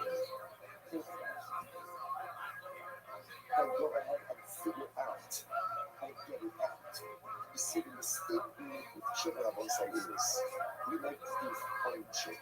What's fun shit? You're like, business. Business fun shit. Yes, it is. You know what fun shit is? Fun shit is like, I'm going to take on this, I'm going to take on that, I'm going to learn this, I'm going to do that. It's fun shit, it's exciting shit, all right? We love that. There's only one problem. Only one little indicator of intelligence. It doesn't actually work. Because the only form of children that actually works is grooming, which respect the children. When I've got to look inside the path,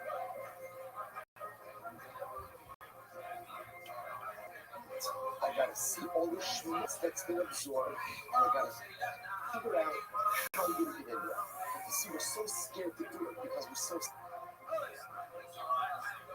to just confront ourselves for what we think. Yeah, there's nothing to be afraid of. Because the great news is, whatever came in, I can get out. I can get it all out. But I have to be brave enough to confront the absorptions. I have to be brave enough to confront the accumulated schmutz inside my personalistic pot that for some of us has been accumulating over decades because I never had the courage to look inward. So instead, what I do is I get new high accessories, right? I take on this, I put on a new wig, I got some silver polish, everything was great, except we're so scared to confront we think that when what's damaged inside is no hope for better for ourselves, but that's not the case. Keep on up, hot, hope, flow. Whatever I put in, I put out. But I first have to figure out how it got in there. You have to figure out all the working behaviors, approaches, lifestyle. But allow the shorts to come in, and then once I should, I'll be able to find a way to extract it. Incredible. And let's go. Everybody second legend.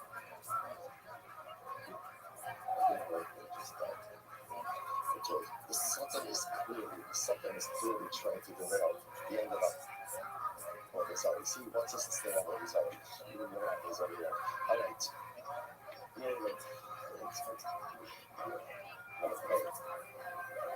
It's just clear.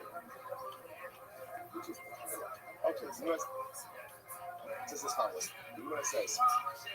This is what I just started. So now, how do you go ahead? And pass your weight? So you know what it says? You rub it down, and it's tough. I'm not picking up coming. If you're outside, so come the car. What do you do? Open up it. What it says? Fascinating, right? You plunge it 10 times into the ground. I'm not doing that. We're going to be short. We're going to come to shake out over. You're just like hard strike. So that would be the act of plunging a knife 10 times into the ground. Now, what does that do on the side? That removes some part of the external layer of the knife, removing the schmutz. That looks like now the pashtos, ultimately again, what that does is that removes anything external. It will not do anything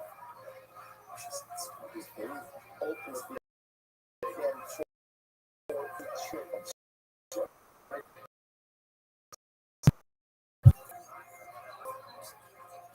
For example, if you have a knife, ultimately again, that's a use with non-kosher colored items. So a good guy will be that plunging into the earth and times we call shamus. Whether or not that works a lot for a nice again for absorptions, different discussion, but Hashtos not. So the Gemara says as follows.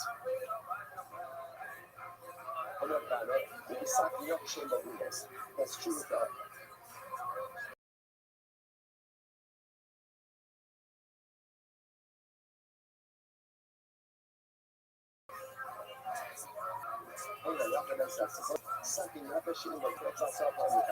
If you have a smooth knife that does not have any indentations, plunge it into the ground 10 times, and you do it today. So let's say, so two qualifications, virgin soil, with a hard soil, and number two, ultimately no indentations in the knife. I'm not going to read that. Yeah, sure. That will call from the gears. What does that work for? It works for you to use the knife with something cold. With something like Rashi says, right across. Rashi left all the tzari, Avadona Vesea, Passer Lakropa, Akshi Galeros. So that's what he's very interesting. So if you have a non-kosher knife, and you want to use it, let's say, to cut a loaf of bread, or to cut something called to cut an apple. You can do that if you want. Plunge it into the ground, virgin soil, hard soil, with 10 times. What does that effectively do? It removes anything that's on the exterior of the knife. And you're allowed to have up on nice and then use the knife open. And again, with something cold.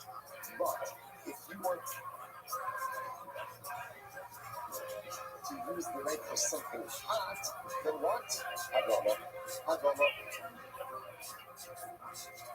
Then you need a formal normal moisturization process. So they say, this is carried noise off a great story. He had the Mayihuda compacted back. Listen to this. Mayihuda and Maki Bayuzi. Now, what's that? Back to me. What is this? That Mayihuda back to me. We're sitting in front of Shavuot, the King Shavuot.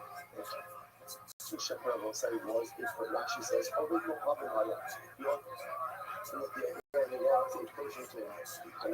so what's that?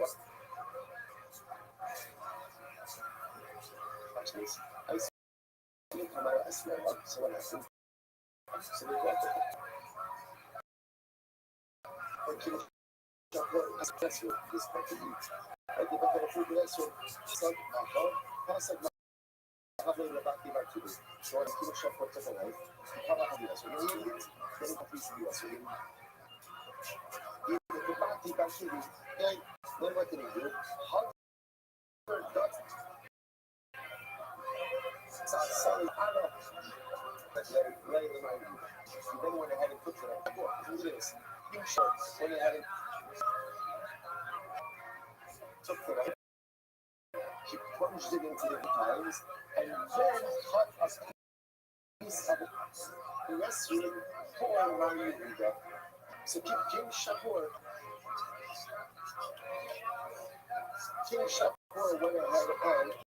went ahead and captured the knife. I'm only back to the But galvanizing is strong. So Bobby was looking at me and said, hey, you too. I'm the so why didn't you crash into the electric?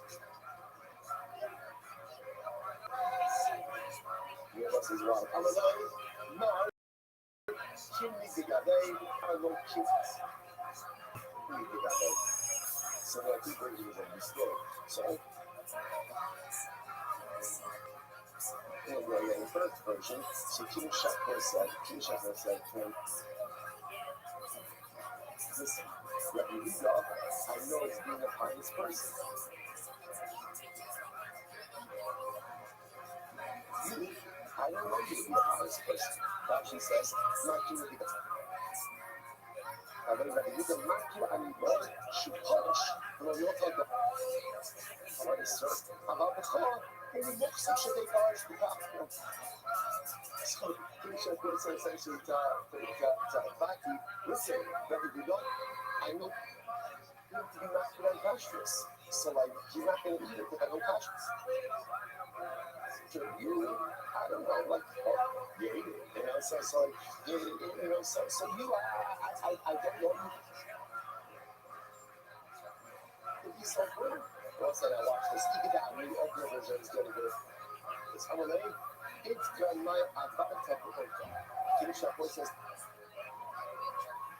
the Bati Batubi, I know what you do last night. Now, what does that mean? Rashi points out that that honestly, maybe certain Russian rocks. So apparently, Asian hospitality that when you instead of king, they send women to you. Send women to your room. Sorry, Bati they didn't say no. To the offer. Rabbi Huda did say no to the offer. So Kim Shepard said, listen, obviously, again, I'm not judging you. Bati also quite some hospitality, right? So the nice, again, so ultimately, Kim Shepard said, listen, Bati, I'm not judging you, but obviously, you accepted the hospitality. Rabbi Huda, in that case, Rabbi Huda ultimately clearly is on the higher spiritual caliber. And let's say the story itself is quite dramatic. It's interesting that this is the last story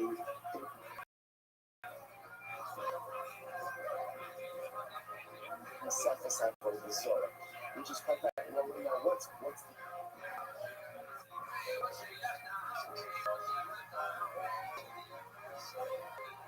so what's that? It is important to know this many times in the past, and especially Jews have this. You'll see this in other religions. Sometimes feel very uncomfortable, especially in Golos, right? In Golos, faith or sleep. For whatever reason, like we're uncomfortable. People are uncomfortable telling them in front of other Jewish holidays what they need to take our life. Business is like somehow again, like, I don't know, what should I do? What shouldn't I do? It was prevalent. Yeah, but even during the Yamaka, you know, in the workplace, the citizens and Jews are always uncomfortable. And it was like, you know, so much of the second side of the Zara is about keeping ourselves different from general culture. I think the major takeaway from this story is if you are loud, shooting, others will come to respect you for doing what you are. If you your values and are unapologetic about your values, in the eyes of society, at the end of the day, God asked them no questions. The society will respect you more for it.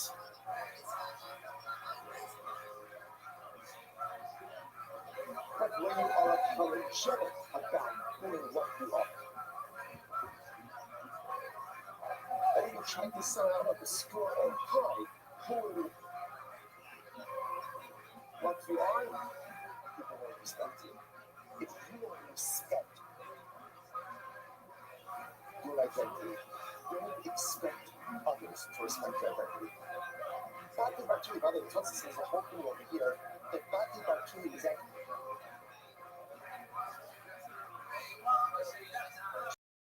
emancipated slave, and therefore prohibited to in other words, Bhakti Bhartuni, you don't have to even look like you're doing anything wrong. In fact, that's not even it. But in the eyes of King Jaipur, Bhakti Bhartuni, you don't wear your religion on your sleeve, right? You don't come across as a person who's not on your Judean values. Okay, that's fine. Do what you want. I'm not judging you. But you're not careful with your beliefs. Don't expect me. Be careful with your beliefs. But now you don't. It's a Jew is a proud Jew. And when a Jew is a proud Jew, the world will never agree with you. The world may never even like you. But the world respects you. But they respect themselves. And the world respects principled people who live their lives in consonance with them.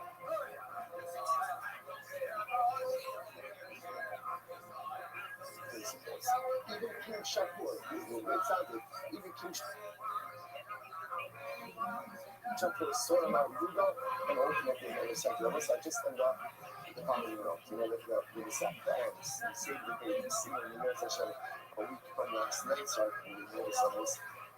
But also this is having a sack bands, right? It's Hajjala Pasoka as a whole, you sleep a lot in the sack as a whole. So like really again, when you turn to Pasoka as a whole, that's the way you have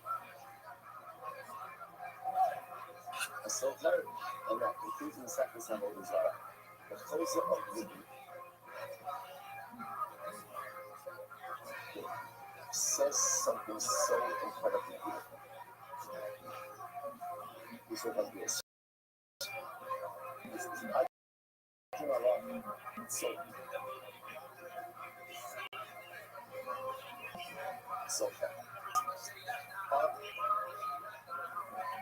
I hold it in like a thing says.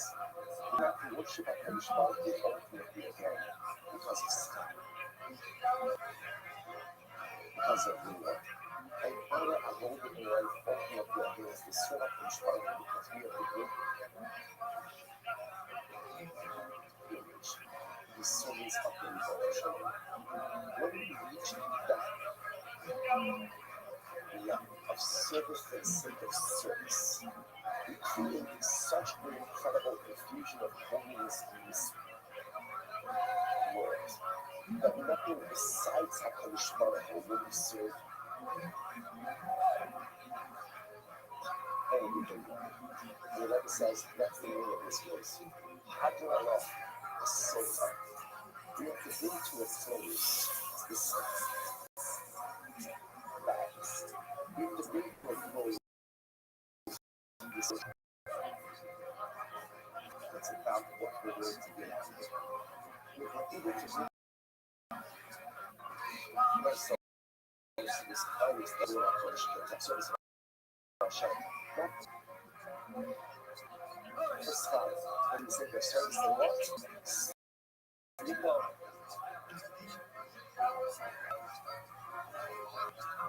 Love, sadness, desire. About desire the statues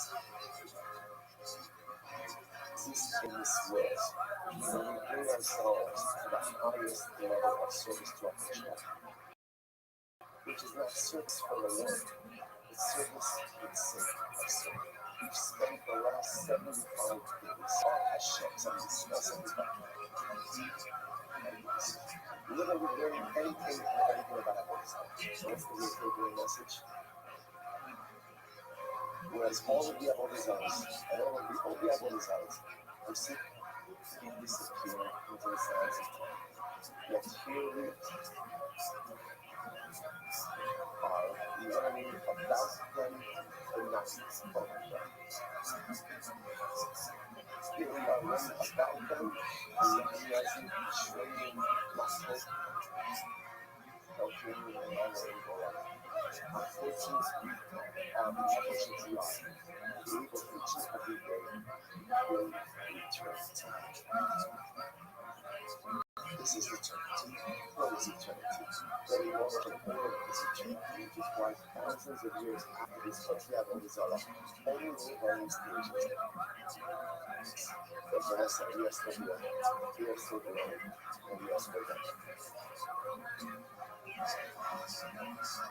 Which is a conversation with the use this in seconds. Springboard to see the power of this device. Shifting us closer to our touch life, bring us toward it, shifting from we don't serve because of what we're going to do out of it. But serve because we have the privilege to serve, the privilege to connect, and that connection with Hashem. Through our journey, through our future receptors, through our journey in years ahead, Mazel Tov on the second side of Zara, Congress here. Session begins tomorrow. The journey continues, and together we have Hashem.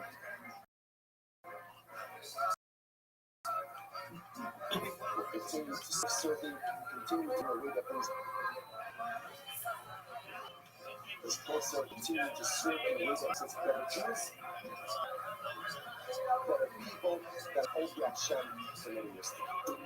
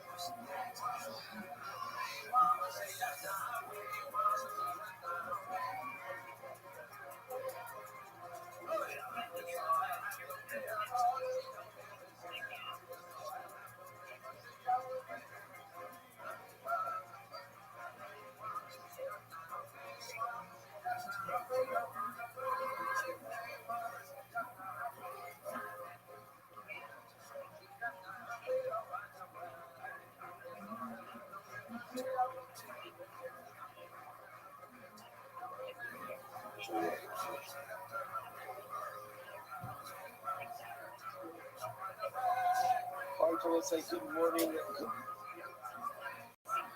Good morning. Swiss. That's been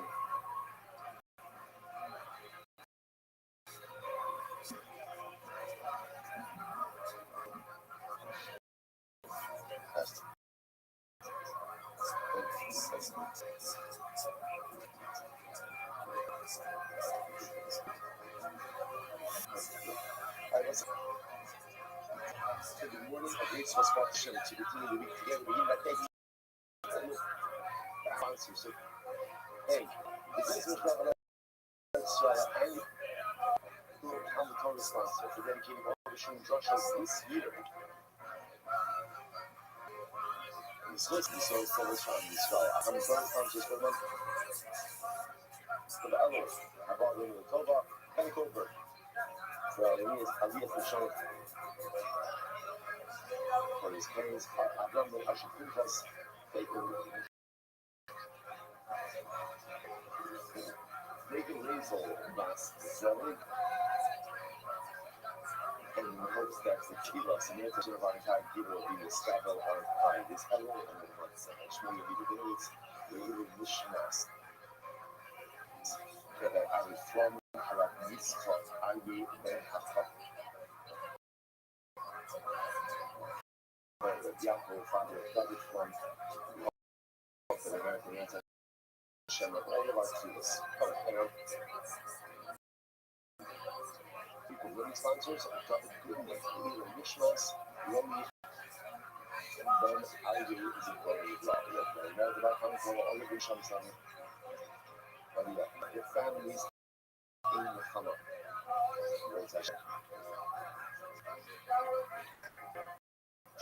All of our hostages, we shove them in the car with our witnesses.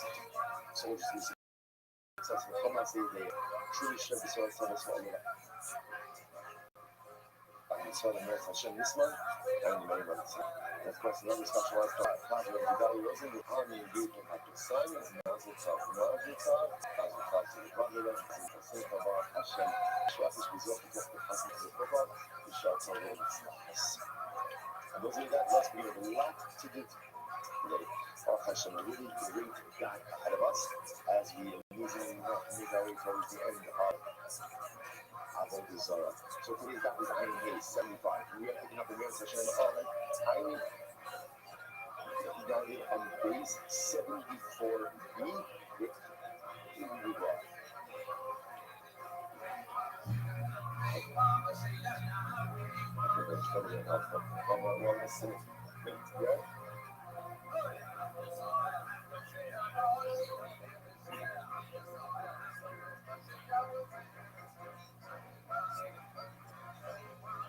Show.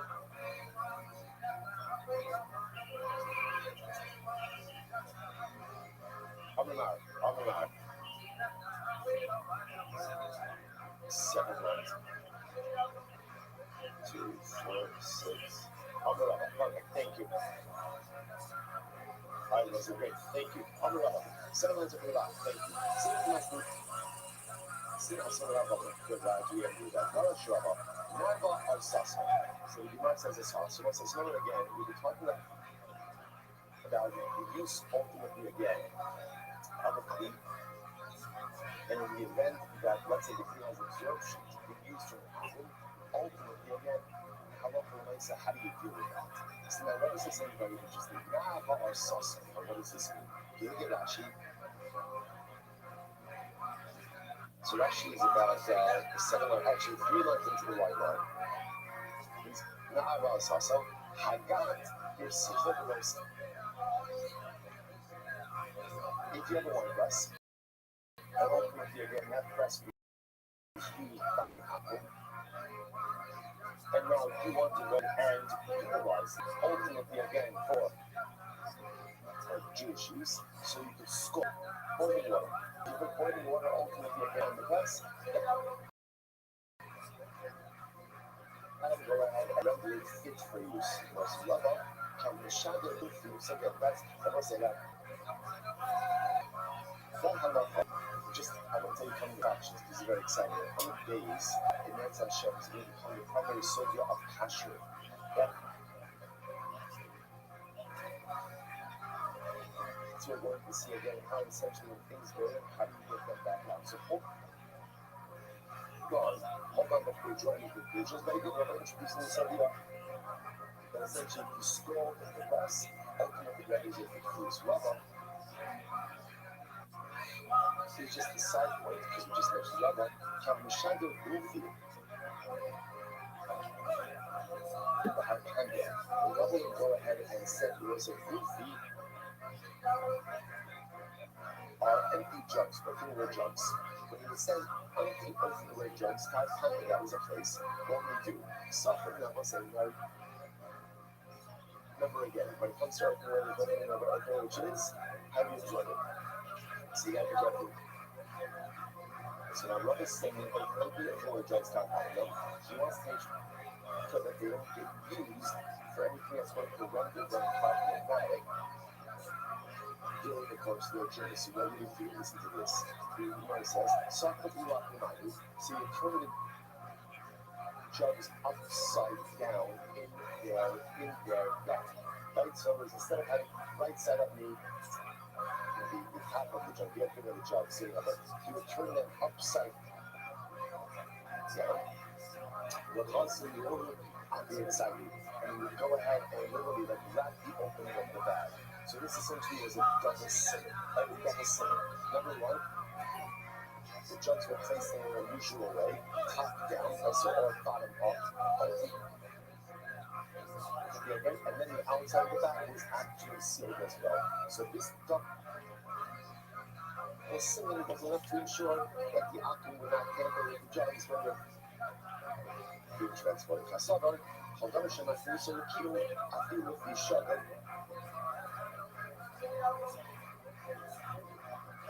So remember again, what's the main thing you might talk about the difference between, let's say, jugs and a wine press? What's the difference? One press is used at the site, the stuff doesn't sit there, as opposed to jugs where items are ultimately kept in there for a longer duration.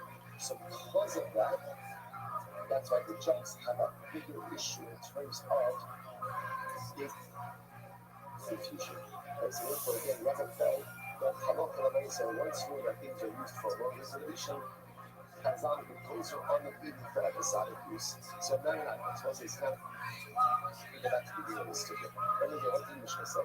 The Mishnah spoke about this idea that if you have a wine press, essentially, what was the issue? The press. The issue with the press is that the press was often sealed with pitch. Pitch apparently has a little bit of negative odor. I didn't take care of the negative odor of the pitch. You mix in wine, which is fine if it's a Judas food, but if it's not, that's the if you have a negative odor. So if the Mishnah spoke about the idea that halal for myself, I can deal with this. So the Mishnah spoke about 3 different types of press. There was a press that was made out of one press that was made out of stone. And again, the Gemara said that halal for myself. Just write it down. Not wrong. If it's made out of wood, like we said, wipe it down. Just have to see if the peel off. You have to peel off the seals. And then ultimately, again, if it's made of something that everyone agrees can't be used.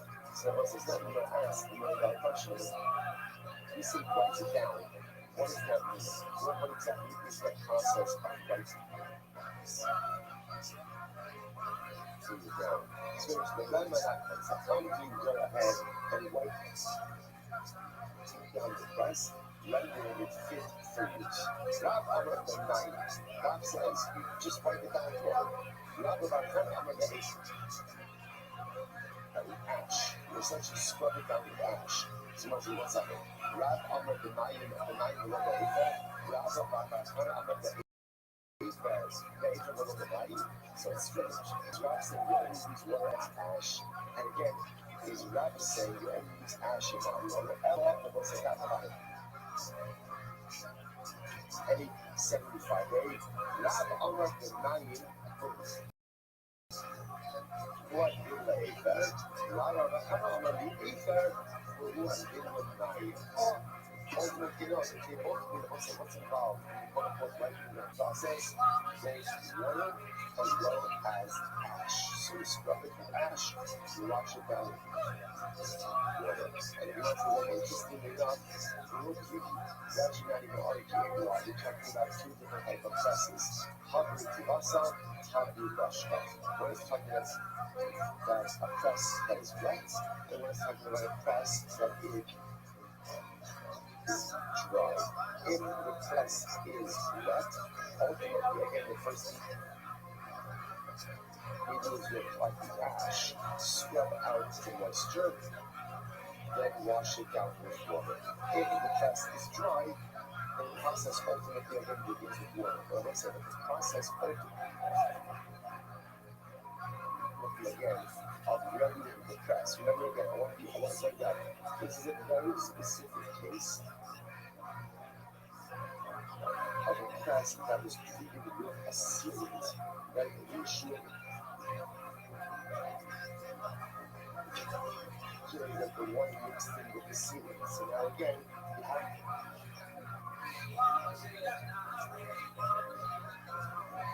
the wipe it down. How do you wipe it down? Essentially, ash and water. Which one comes first? Depends on the status of the presses. If the press is wet, start with the ash first, then go to water. If the press is dry, start with the water and then go to ash. Interesting. If not, pick up a big up, shmid left. On the parachute loss, since the sheep are not be swimming without some kinds of way to go ahead and ready the press for Jewish use requires 2 steps, sometimes it requires 3 steps. And as I said, so this is the big actually just more parachute loss. So we do also the fair value, the average plus value in fair value. Now let's see, the lab is introducing as follows. At the end of the day, in order to find to run the press produce, you have to do a final wash down to some kind of sometimes it's 3 steps. How so? So if it's dry, it's going to be 3 steps. Water, ash, water.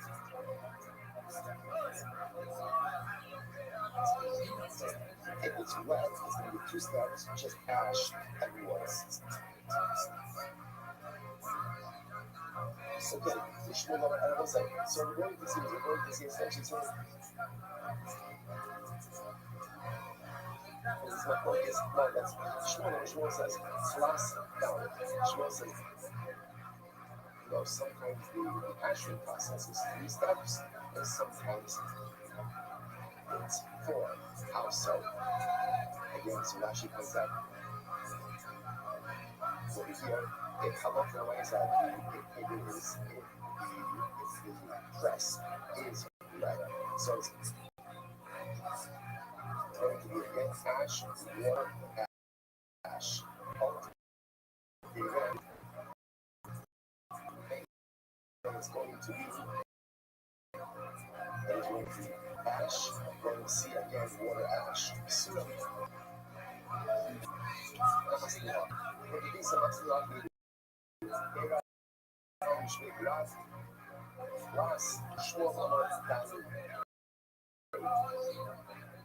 so again, here's what's interesting.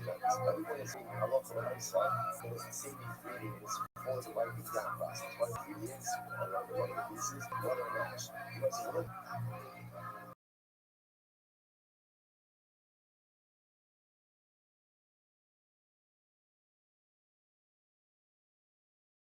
my papa should be having water after the ash, right?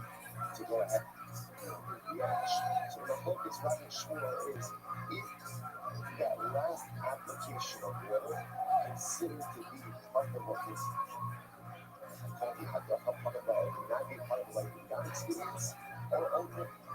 But the idea of just the utilitarian step of removing ash. Okay, step the not focus. That's why one calls it a 3-step process, not counting the last water. One calls it a 4-step process, counting the last water. Bottom line, what's the rest of the people? Right? That's the takeaway. But ultimately, again, if you have a wine press that is sealed by an ocular, you know what's going on? I want to point that out. Talking about also wine presses that were never really used by them. Like that, the show over here is just the sealant, not the usage.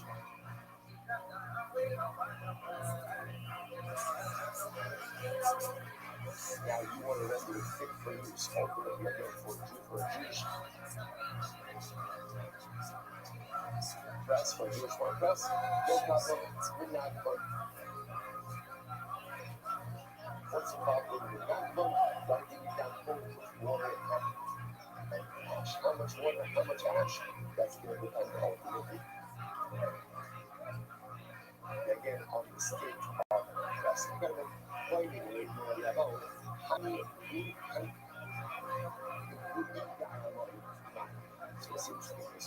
What's the status of this Ruki Gaon? What's the one? Is this Ruki Rashi? Rashi is the last line of the intermediate white ones, right before the ones get really white. I call it the garage. You see, we call it also Spivos Hatakura. Sugar is constantly not going to be covered up for a month. So what's that? So what do you number one press? What do you have in one press? Number one, you have grapes. Right? Number two, the press itself is made of multiple parts. One of the most basic parts, how do you press the grapes? You go ahead and you place the board on top of the grapes, right? You apply pressure to the board, this piece of it. Now, obviously, you want to make sure that the grapes themselves don't scatter. So what do you put on the grapes? Some type of heading, some type of writing, some type of heading to keep the grapes together. So you understand that's called food down there. That shows a second. Yes, afterwards, let's just go with this. Food down my life. So what happens is you got a good line from an apple. And doctor needs it. Now, can I use that ultimately again for my grapes? On the other case, how the shine people who use about tomatoes listen to this. So that means you're right. Apple was myself. But it's just the laws of who my person is ultimate. One press, the other is unpressed tomato. You teach us also smaller, and now we want it to purify. So what? Says, I'm not gushing for how you run it. Just that procedure is the word, right? A gushing is rubbing all and the leaves that you used to get scattered leaves or scattered olives. What they call all you used to do is rinse that off. Just rinse that off and you're good to go. Color showing some of the shop is genetic. So whenever there's bigger, even to other types of materials, not all you need to do every again is now what's the back when it's that mushroom has before. Sounds like wipe it down. The shashim of the shangeli, but it's made out of some type of meat. Ultimately, again, the national food is homesh. We let it sit unused for 12 months. And that's about it. It's very important because we listen to this concept that some times for kasher, time is only kasher is homesh. Which no Jimmy says, no, we can be back with that, but we find with that. Essentially, we let it sit unused from one pressing season to the next. That's what's happening. So you should know what season is in this time. Hannah said, don't use it for a year. Shimon says, don't use it for one pressing season. One pressing season, the Pashtos, how much time is there between pressing seasons? A year. The Pashtos, time is in the same page. You do it. And then you will start with that. Sometimes lads, they just live a harvest work out. Sometimes you live off of one harvest for one pressing.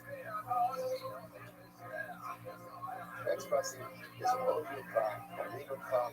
So sometimes it's like not really good. Rabbi says, Harot to the Tara. If you want to be lifted,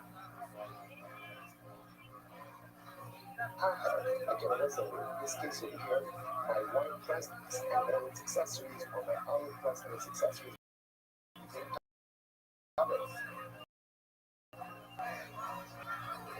Now I want to make it time too, or people. The Macy's. What do you again? Put it in boiling water, or pour it boiling water, or harvest, or the Macy's, or smoke without juice, which effectively is the same thing. So that's what we will call later on when we know this process as Agava Kashmir something like boiling water.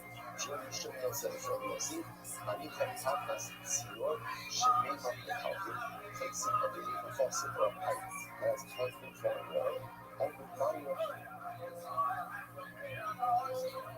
Shemim of the Yossi, or by a stream that's water is flowing. The Gemara says, I put it there. How long do you have to leave it there? Hold on. For no, not we don't have any homeless going up to it. Kidat Shalom Yain Nesach, half of the cows. So once it's sort of like that, remember, why do this?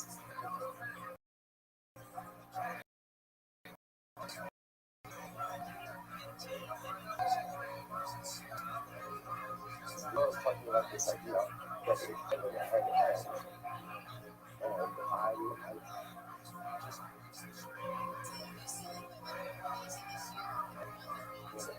fact, let's say a one press, and all the other PCs, all the other one press accessories from the platform. So, what can I do with it? So, the Lord's trying to say, essentially, the process that one would use to purify a one press from tumor and tyra, from the tumor to tyra, will effectively be the same process that the one press would undergo to go from what we call your Yain Nesach to ultimately again Jewish one. That's the word that we're that shall be Yain Nesach, Hachamu V'Kara. See that? So the same process we use for Yain Nesach is the same process we talk about. So that doesn't make any sense. Clapping Maya, the Torah's kind of the process we just outlined is the process ultimately from Tumah to Kara. Versus right, Ella, Kidera Shal V'Karas, Hachamu V'Yain. It's the same process that we just outlined, ultimately again to bring a press, a one press, an olive press, from Tumah and its accessories, from Tumah to Tyra, ultimately again will be the same process that you can use for Yain Nesach. So that's what I say, ultimately again, I'm going to my focus over here. What exactly do you need to do to make the accessories and the press itself, or whatever the process was. So to Tyra, that is the same process ultimately again that will work from the Yain Nesach. That's what I use for Jewish worship. By the way, Kama Ola. So remember that one of the things I said is one of the ways to go ahead and retire everything is essentially leave it under flowing water for an hour. What's an hour? I'm going to go all day or night. Either a day or a night. That wasn't, of course, it's not 24 hours. What it means is a day time period or a night time period. Anyway, the fact is 12 hours. 12 hours. Now that's an interesting enough in much of the kind of so let me translate this. Kind of Shina, but I'm going to do like a kind of bad Shina, Amra, Chatzion, the Chatzilaila. Now it's half the amount of the daytime period and half the amount of the nighttime period. And we're showing you start to look pretty good on our green, Habit to Kufas Lisa and Tishra. Habit to Kufas Tammuz and Kudus. So that's what is very interesting. During the times of Nisan and Tishrei, right, which essentially, right, during times of which essentially is like their fall and spring equal. Right, so ultimately again, the days and nights are the same in length, 12 hours. Right, during ultimately Tammuz and Kudus, which essentially is summer and winter, days and nights are not the same length. So bottom line, interestingly enough, all that means is 12 hours. That's it over. It's only 12 hours. But ultimately, again, for sometimes you could just say a night owner or a day owner, and it's only 12 hours. Sometimes it's half a day, and that comes to the total of 12 hours. Okay, good.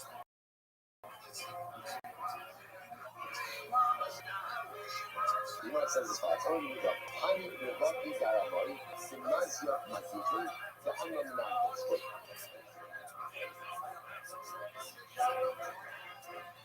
It's an interesting case over here. Take a look at Rashi.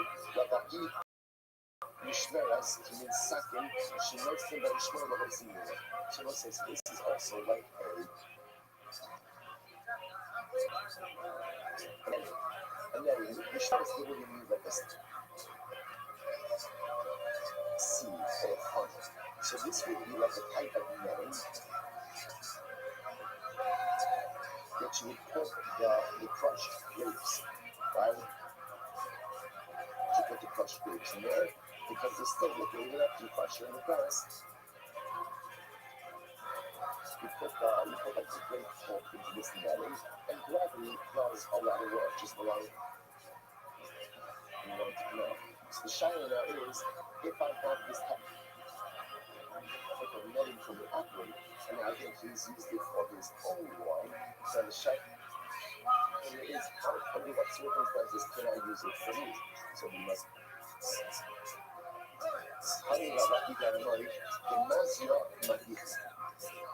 Rashi says gymnasia, it is made out of human hair. So sometimes it is common to make this type of netting out of human hair. So my people, all you need to do is simply wipe it down, rinse it off, and you're good to go. You're good to go. The healthy human hair wasn't considered to be a very absorbent material. So because I just wipe it down, right, and you're good to go. The unlock, if it's ultimately made out of wool, you're not done. Ultimately, again, then you have to do this process of root. Right, that requires a bit more of a drying out. The cheese nut is made out of wool. Niash nut, you have to let it sit for a while. You got kitchen showing, right? There's nuts in the netting. And obviously, part of the kosherization of the nuts is undue nuts, which makes sense because if one gets a good nut, so undue nuts. That versus honey, you need that concept that I know. So ultimately, what is this? With these baskets over here. So these the concept that I know. So the man says the PT,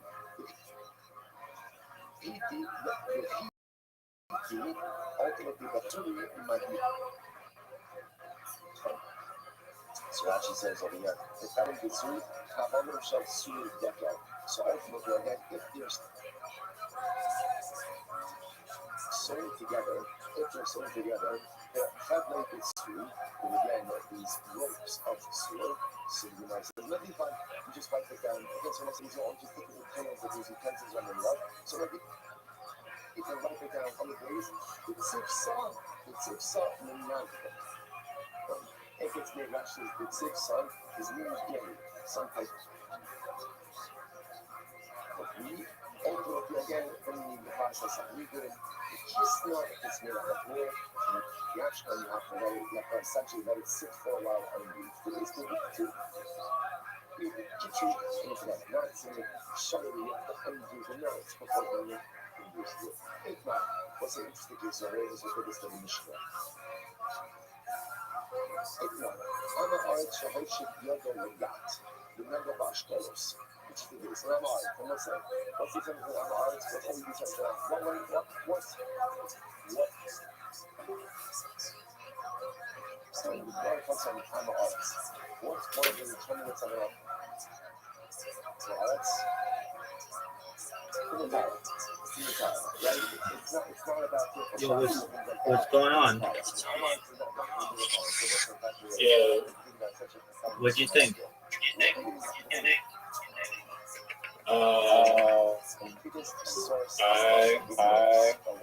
like that. I thought it was very fast. I love that. Excellent. I figured you did. I liked it.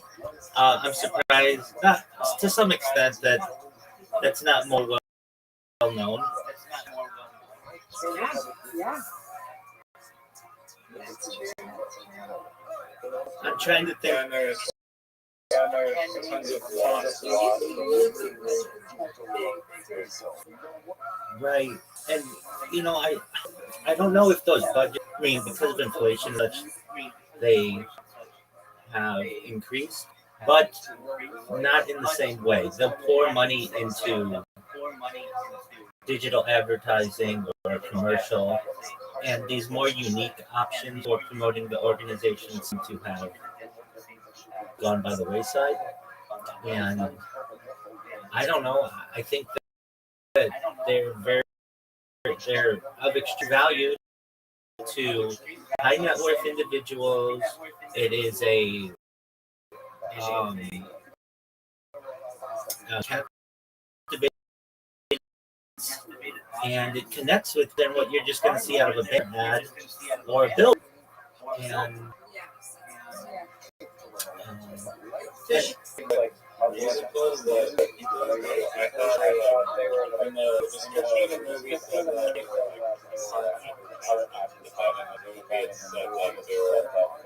internal and corporate sales or national sales. right, and that used to be really big. People would have organizations of year-end meetings where all the executives would attend. It'd be like a big party. Um, they'd all stay in a conference center, and then I think they put on these different types of events. And Yeah, like they still. I work for a large corporation. They still do that. They still have those big meetings. And they're still, even today, they are face to face. They fly people in, but they just don't do. They're like. I'm sure they make special movies and a lot of presentations and lavish dinners and things like that. Sales awards and all that. But yeah, I just don't think they can justify the budget for them. yeah, Sadly, I agree with they that. just fight anymore. And this was. It also sounds like this was largely New York, Chicago. Correct. I'm in agreement. I don't know. In LA, I don't. People just don't really. Yeah, people just really don't have the same connection with musicals, Broadway type theatrical performances as they do movies. And I think that it's probably easier to produce a short film or a little skit or something that's controlled at many of these meetings. Like I do know that people do still have conferences and such, but imagine how much cheaper, like exactly what you're saying, budget from a budgetary standpoint, that it would be to just have a 10-minute video or even like a 30-minute video, as opposed to these huge scores with all these actors who have to prepare. And it seemed like they were getting paid very well for these, if I understood correctly. Like these paid, you did for a year, and it basically took care of everything for your whole year. And so you have to imagine that exactly what you're saying. Budgetarily, they just don't see it to be perhaps as worthwhile. I've been to two different conferences where they brought in like Cirque du Soleil. Cirque du Soleil. Yeah, they are. Yeah, so they'll do like mini shows for that. Like they still do like performances, but No one goes like her husband Christopher. Like Christopher loves musicals and theater, and their friends they go to musicals and theaters. Musicals and theaters. Once we have to the main thing. So it's about it's 6 or 8 shows a year. Okay. Yeah. But so yeah. I mean, yeah, but I mean, honestly, you really have to so many musicals. Yeah. There's still like a Broadway market exists. But yeah, as I said in the documentary, the price for me had all of this money, but it just seemed like almost like you're just spending so much money on Broadway musicals, like at least like that generates revenue. Burning to make a musical about like some people,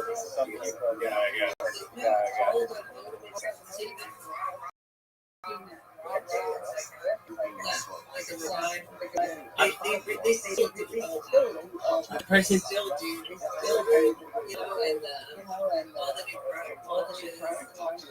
I'm surprised that they Such big money. I'm surprised that they didn't make them public. You could I would think that that could catch on. Good point. Yeah, good point. And it's I a don't know.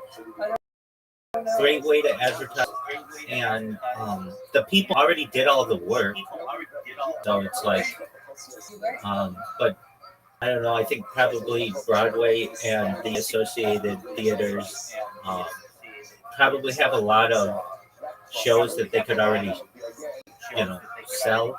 And I mean, who wants to go to a Walmart play if you have a choice to go see Cats and Phantom of the Opera and many of the classics? There's a lot of competition, but I think from a niche perspective, it definitely could work, and it does seem like it is still being done, at least from a corporate sales event type of aspect. But I think a lot of it probably has been replaced or just perhaps complemented with video. You can still motivate people in multiple ways, but video to me seems more controlled. Also, if I were going to one of these events, especially like if I'm not into Broadway, or I should say the theater, I would not like. I like it. I like opera. I like theater.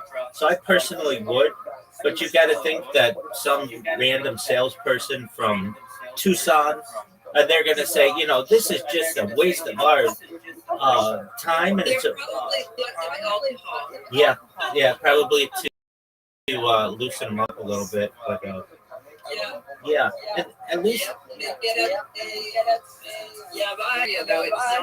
It's something that everybody really likes. that's correct. LA doesn't have a district like that. We have like playhouses, is what they're called, or perhaps theaters, auditoriums, but there's not like key districts. We have film districts more so, and at least in Orange County, we do have some like theaters, but they're more spread out. It's not all compact, and probably is in Toronto. There's like I think I've seen there's a theater district to some extent. Yeah, exactly. And probably, and I know certainly New York, I thought it was really interesting. I like the songs. So the guy Steve Young, I have known of him. I would watch The Late Show when I was a younger person, when it was on with David Letterman, and I remember he was like. So the reason why I remember him, he has the exact same name as a very famous quarterback, and so they would always kind of make this joke, and I really liked that quarterback. He was a San Francisco 49er quarterback, and I was a 49er fan. So it was like, oh, Steve Young? They're having Steve Young on tonight? Oh, it's Steve Young, this comedy writer, as opposed to the big-time quarterback. And they would make jokes. Exactly. They would make jokes about that as well. Really even the idea of that having a live audience kind of a show is going by the wayside, and I dislike that greatly. But the Late Show is ending. The Tonight Show has discussed. I mean, the Tonight Show when I was a kid. I don't know how it is in Canada, but it still had Johnny Carson. I was at the very end of that, but it was the epitome of late night television. You'd watch all the other stuff. You'd watch the late local news, and then Johnny Carson would come on, and many people fell asleep to that. And it was in front of a huge studio audience in Burbank, and it was a really big deal. And it's insane, by the way. We watch all American television. Excellent. Obviously, I'm Canadian, but yeah. Exactly. And then I've heard basically, and then they had the late night wars, and even within NBC going between Jay Leno and David Letterman, and then eventually Conan O'Brien getting it and Jay Leno taking it back, and all of those things that occurred. But now to go to not every single weeknight was to me preposterous. But I do hear it's quite expensive, and then you have these other shows, The Late Show. I think ends in May, and the I did not hear that. yeah. Let me check that. So it's still there. It and this has to do with the. Let me just check my facts here. Is Well, when the they Late Show with Stephen Colbert? well, they kind of got rid of them. They made them for a better whatever. No, that was Jimmy. That was Jimmy Kimmel. Oh, it's cute. That's okay though. No, understandable. You're not incorrect. So yes, the Late Show with Stephen Colbert is ending in May 2026. The series finale scheduled to air Thursday, May 21st, 2026. The cancellation was announced by CBS in July 2025, citing it as a purely for the late night bath rather than the result of the performance or content. The decision marks a year franchise on CBS with 93 and result in the network retiring the late night slot entirely. Stephen Colbert confirmed the specific final episode date during an appearance on Late Night with Seth Meyers in January 2026, stating he is not being replaced and that the entire franchise is being shut down. However, Stephen Colbert was was a major critic of the Trump administration, and and so they're saying that it's a financial decision, but there was a lot of pressure on the new owners of it's Paramount, like Skydance, the Ellison family, Larry Ellison, the founder of Oracle, who's a major Trump advocate and financier. Basically, there was some kind of agreement there that also took that also affected the Jimmy Kimmel show as well. He was going to be kicked off the air as well, even though that's a different company altogether. And now let me look up the Tonight Show. That because I've only maybe it was only rumors, but what is the issue with the Tonight Show? Is it going to be not every weeknight anymore with Jimmy Fallon, something like that? Maybe.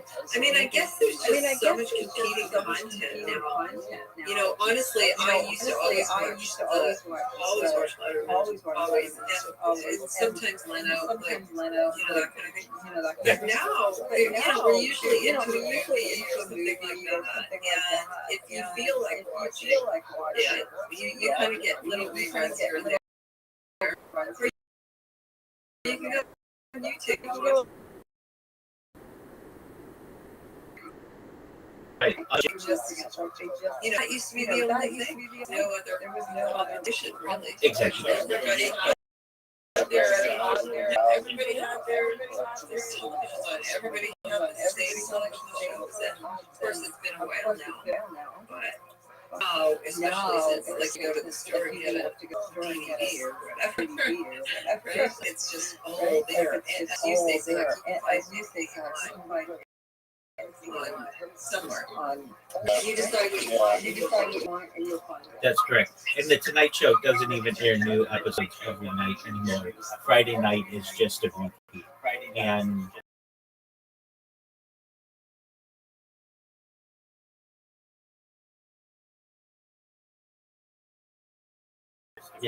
that's big reasons. You're losing one of the jewels of the network. I mean, what comes next? You're going to get rid of the nightly news? Are you going to get rid of the Today Show? There's just not that many traditions on anymore. I mean, and like Saturday Night Live is really one of the last bastions of late night that has stayed off the chopping block. In the United States, it's a tradition. I know it expanded this year to England, so they have Saturday Night Live in England now, and apparently, I just realized the other thing is that we don't even have television. Like we got rid of it.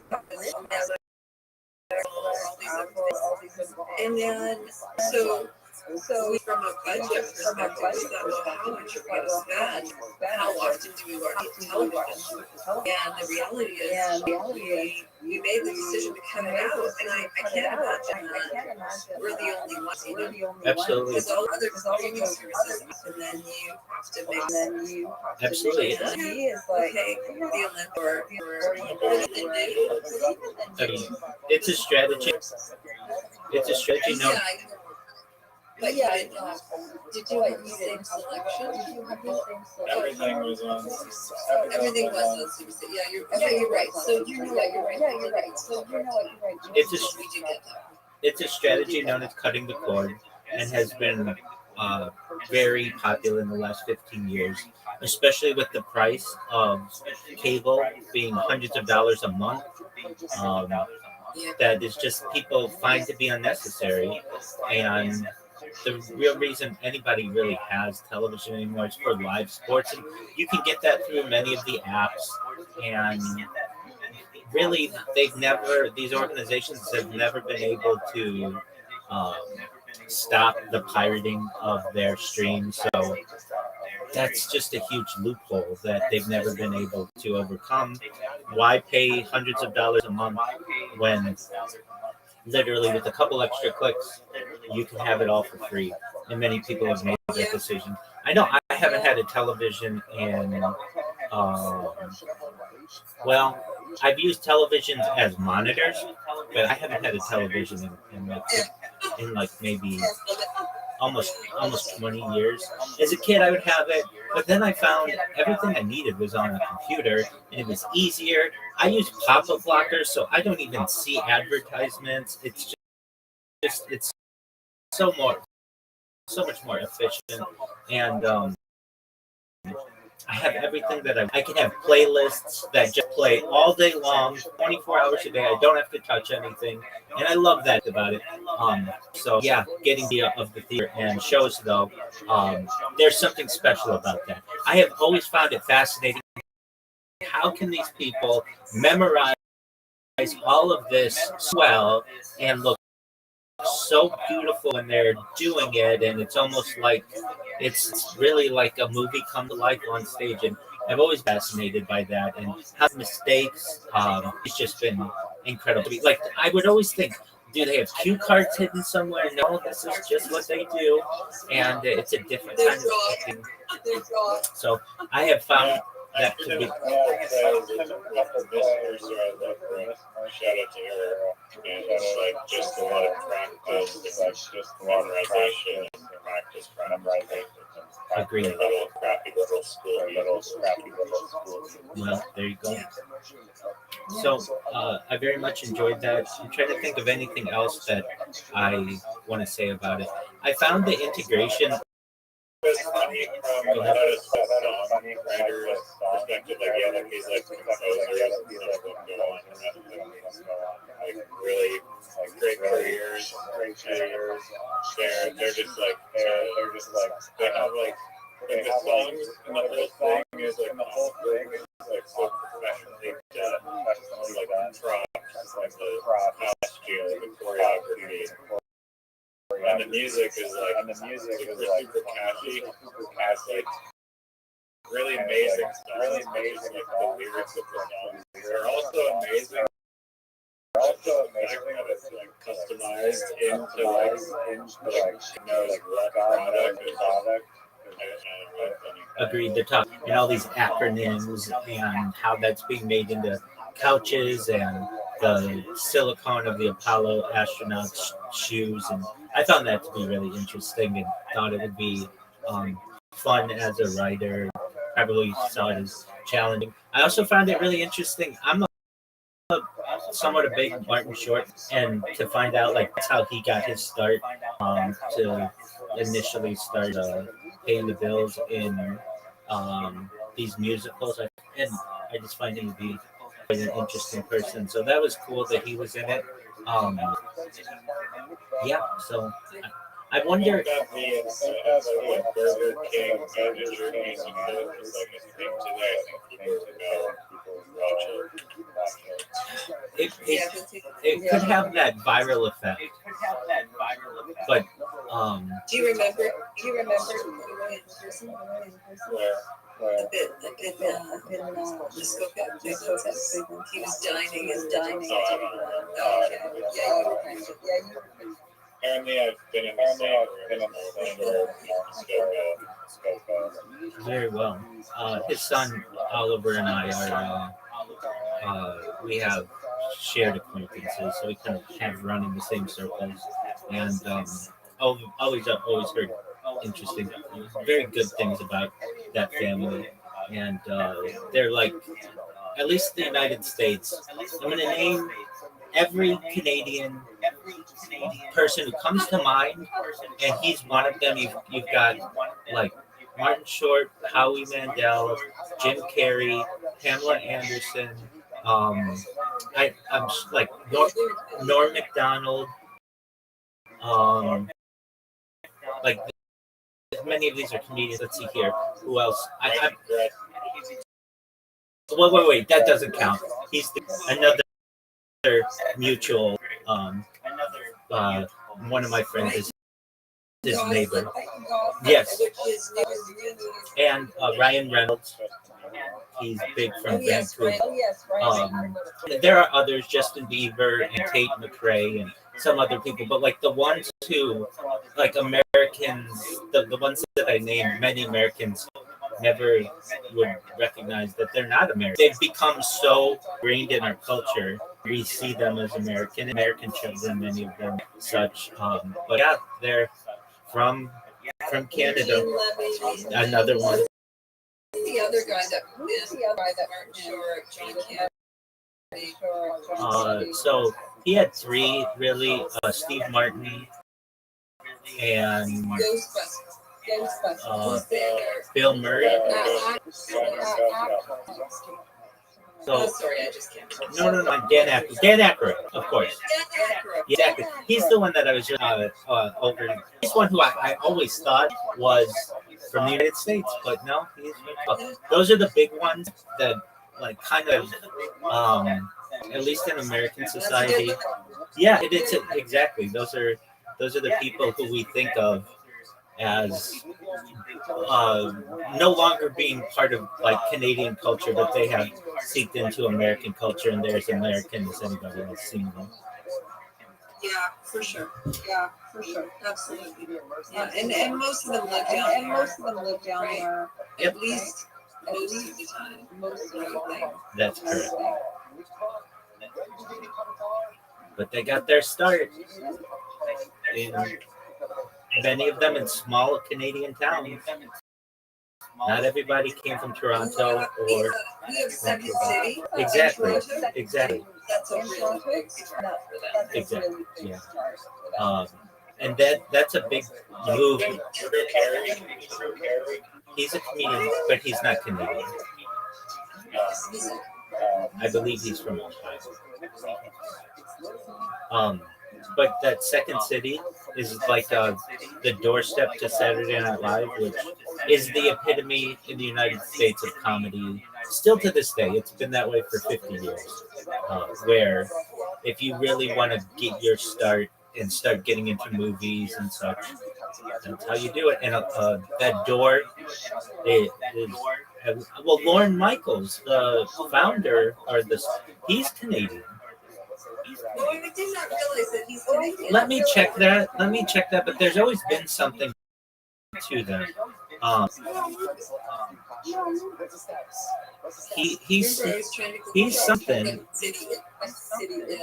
Yeah, he's a Canadian American television producer. So that's why he's from Toronto. So that's why that's always kind of seemed to be Saturday Night Live always kind of have a Canadian feel to it. At least with many of the performers, Dan Aykroyd and Norm Macdonald and such. Rick Moran. Yes, he is. That's right. And interestingly, got out of acting like 30 years or so, and now is getting back into it, I believe, for Spaceballs too. Exactly. So, yes, very interesting. Um, Have you been to Canada? I have. Where'd you go? I went to Windsor. So I was visiting a friend who lived in that area, and we were not. It was like 19 or 20, and in Windsor you could get age 19. And we just wanted. I just wanted to see what Canada was like. And the things that stand out to me were um, the fact how similar it was to the United States, but there were some weird things. The beer store, that was interesting to me. That's like the first place I believe we went. Then Windsor was amazing at night. There were like the whole town shut down in the streets, and people would just have like everyone. Alcohol was very big there. Now I've got to say, everybody talks about how nice Canadians are, and I can say most of the Canadians that I met were very nice. However, one of the people who I went with, he wasn't my friend, but he was a friend of a friend, went there and was actually stabbed on uh, yeah, exactly. He was right. On our adventure, and that was certainly concerning. So it was a little different. What else do I recall? I remember just like the currency, like those. It was certainly like, at least when we went then, there was an advantage of going. Um, Basically, they would accept American money, like Americans won't generally accept Canadian money, but at the time there, you would accept Canadian money because it was actually like 25% stronger or something like that. So we, I remember that, and I only went for like a week, but yeah, that was an interesting time. Trying to think what else we did. There was. Windsor is a very legal town. I kind of went. It's just. Yeah, I mean, it's big. It's very different. Very. Toronto, big, like the bigger cities. Yeah, absolutely. And we just went for. BC is phenomenal. It's just phenomenal. It's the same. Yes, absolutely. The Pacific. Yeah, I wasn't intending necessarily to go to Canada. It was just kind of like maybe there were some plans. I'm recalling I was meeting a friend who was from that area and visiting him at his house, and it was like this is where we go on the weekend. The issue was the casinos there. Something like you like 18 or 19 or something to go to casinos. So we did not do that though. All I recall was a strip club that we did not go into, but I remember the women who we were outside of it, just at like a pub, and who were going into the strip club. I remember they were very attractive looking, but we didn't go in. That's not my life really. I remember being okay. Well, I see why this is so popular for Americans as a weekend retreat if you live anywhere, because um, basically be an adult 2 years earlier, or whatever you want to consider. And it's so funny.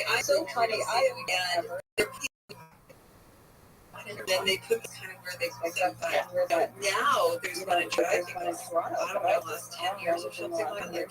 They just did not exist, which I actually liked. Yeah, I'm not big into them either. I'm not big into them either. I don't know how good it is for the surrounding areas, but if that's your thing, it is actually good. Some of the surrounding areas, like the smaller towns. Oh, sure. It draws people and creates jobs. know, there's few, there's some with our indigenous people Right. that are run Right. by the indigenous folks, and so it's a resource for them as well. But yeah, it's just Do they offer? not much. Yeah, like at least the ones that we have in California that are run by indigenous tribes, they don't have some.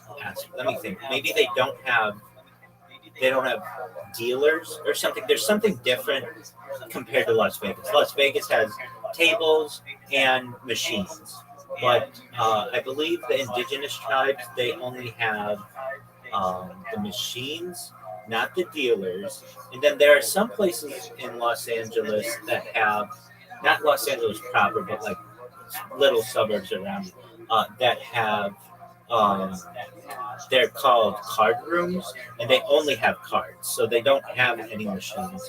And then you go to Las Vegas, which is only like 3 hours away, and then you get everything basically. But um, that's especially with online gambling. I don't do that either, but I know that a lot of gaming, as they call it, down, at least in the United States, actually, particularly in Las Vegas, and a lot of blame the current administration, especially because immigration and the lack of Canadians who would come. Going to Las Vegas for Canadians, for many Canadians, was kind of a either an annual trip or maybe once every few years that people would do. But now it's much the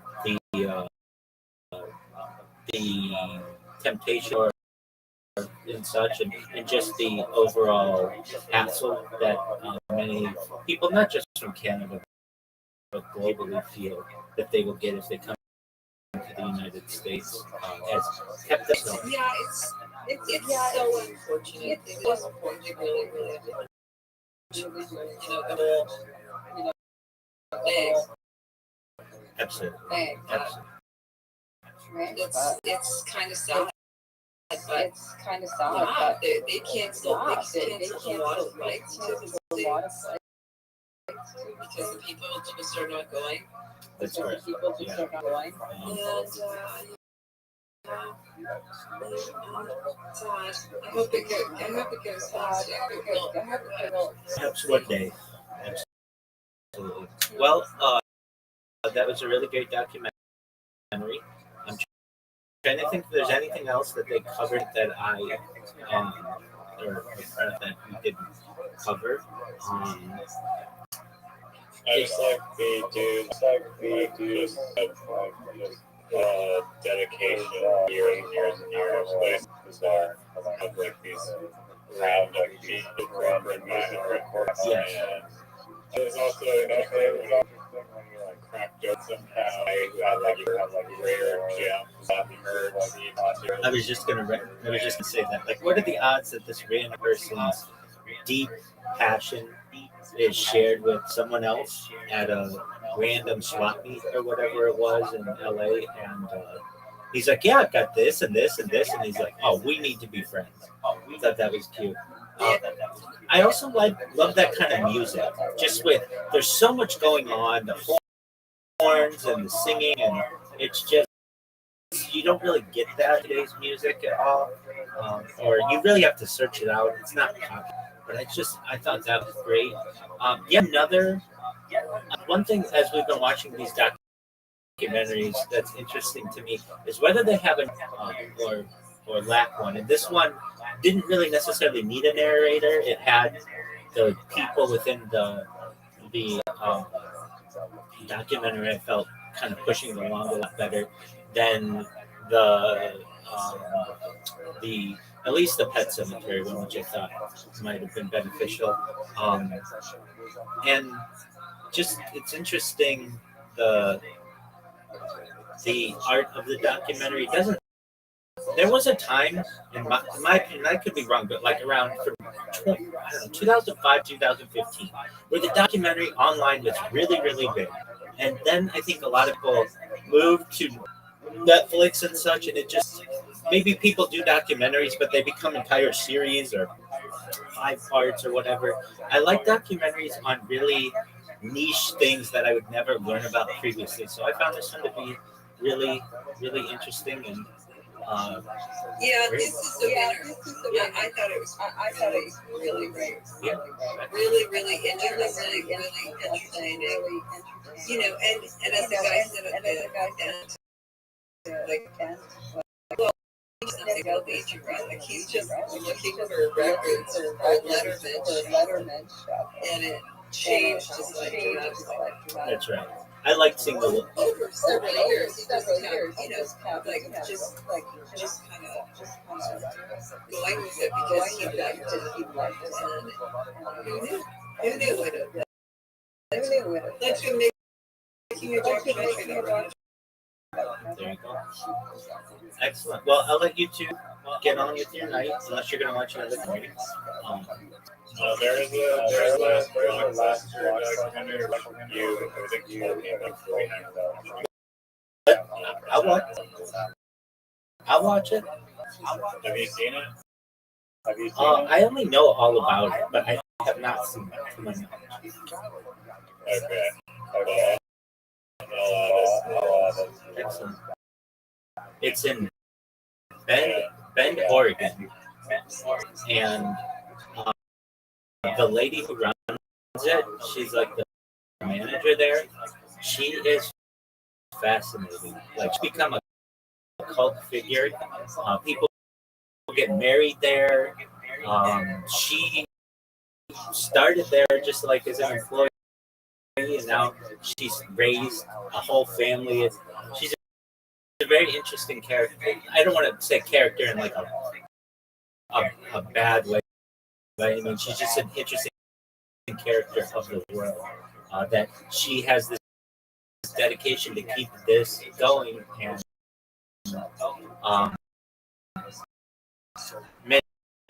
many years ago, I dated a daughter of one of the executives of Blockbuster, and she had something I thought was so cool. She had a card that anywhere in the world where she was, she could just walk into a Blockbuster and get as many movies as she wants. I always thought that was very cool.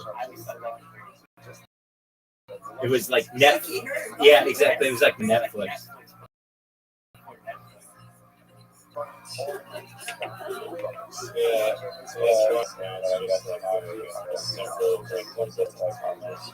It's a tourist attraction. Oh, yeah, I meant to tell you.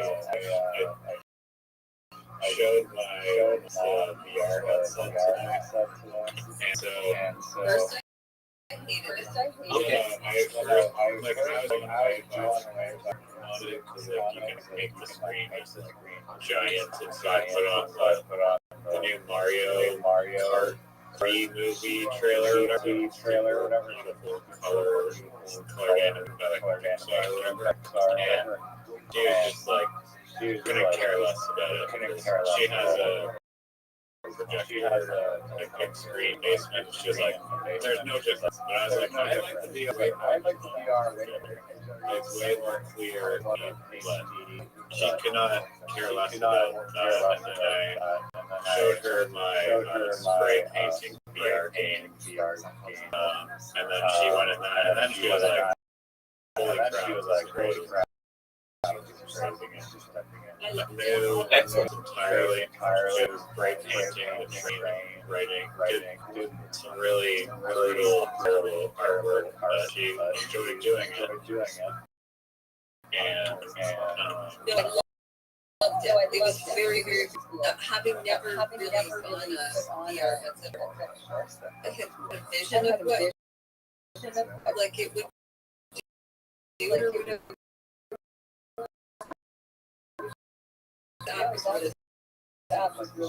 And I'm not just saying that because I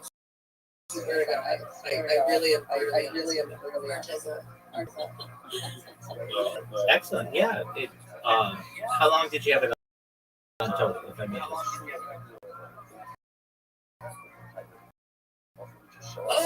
Probably just like, I don't know, 20 minutes. Okay. that was like 10 minutes. Was it like 10 minutes? No. I was just going to say that it distorts your sense of time and it seems like it did for you as well. When I'm in it, it's like a lot of time to go by, and I don't realize it, or it closes out the entire world. Obviously, I don't use it as much because I'm on these streams and I've got people coming in here and such. But I would use it to watch docs that were made in 360 degrees, so I could like look around. And also use it for Google 360, Google Earth. So it's basically like a vacation from the comfort of my room. I would use it that I had. I think Zach has like a Riser has the Oculus 3 or something like that, and mine was one of the first ones. And I used it for the gaming on it. I didn't ever feel was that great. One thing I did do, and I recommend to anyone who has one, get a magnetic charger for your VR because you will, if you wear it enough, pull on that cord, loosen the connector. If it's magnetic, it just flies off and you won't do any damage to the headset. A friend of mine at the time when it was launched, he had the Oculus Rift or the the the nicer one that's connected to a computer. And so on that one, I got into gaming, and we played um, this Star Wars game that were being like blown, and that's when I had that aha moment where we're using lightsabers, and you got to meet Darth Vader, and that was really interesting. And then I like it didn't become that popular, and now Meta is scaling all of its projects back. Uh, Riser and I are absolutely shocked that Meta spent $88 billion on their metaverse, basically to make VR popular. $88 billion. That is an incredible amount of money to spend. That no one like it just. I probably would say exactly, and I don't have the Apple Vision Pro. I don't know anybody who has the Apple Vision Pro. It's very expensive. It's like $3,000 to $5,000, and that's just not reasonable for today's market. And I think that is what there's nothing to do on it. I think they're going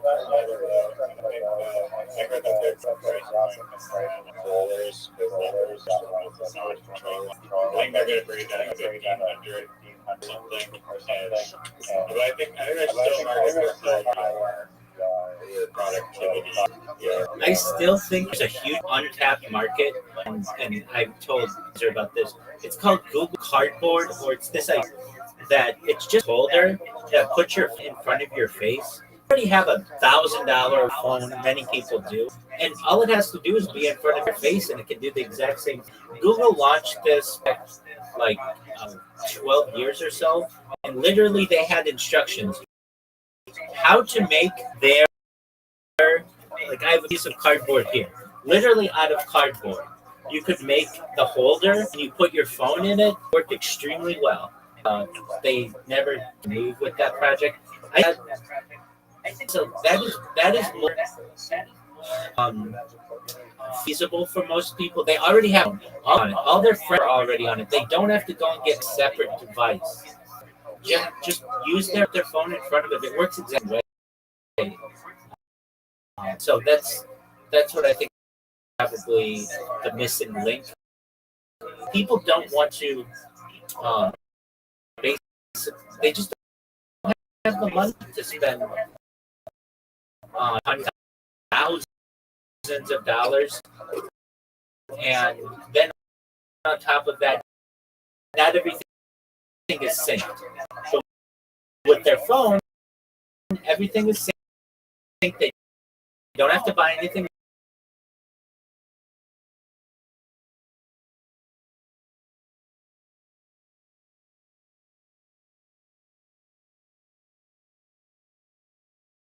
more, then they get to do everything that they want to do.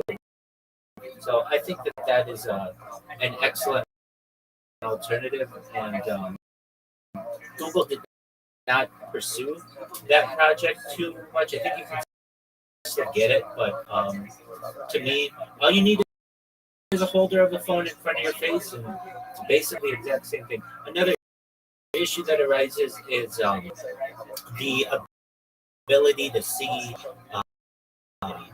like outside of like a lot of people. The Apple Vision Pro allowed it to be like tinted so that you could see what was going on outside of the screen. Yeah, well, I felt even I was like so up in this. I sit like there's a train in the last. I would have walked into it. I agree. Very, very easily. I agree.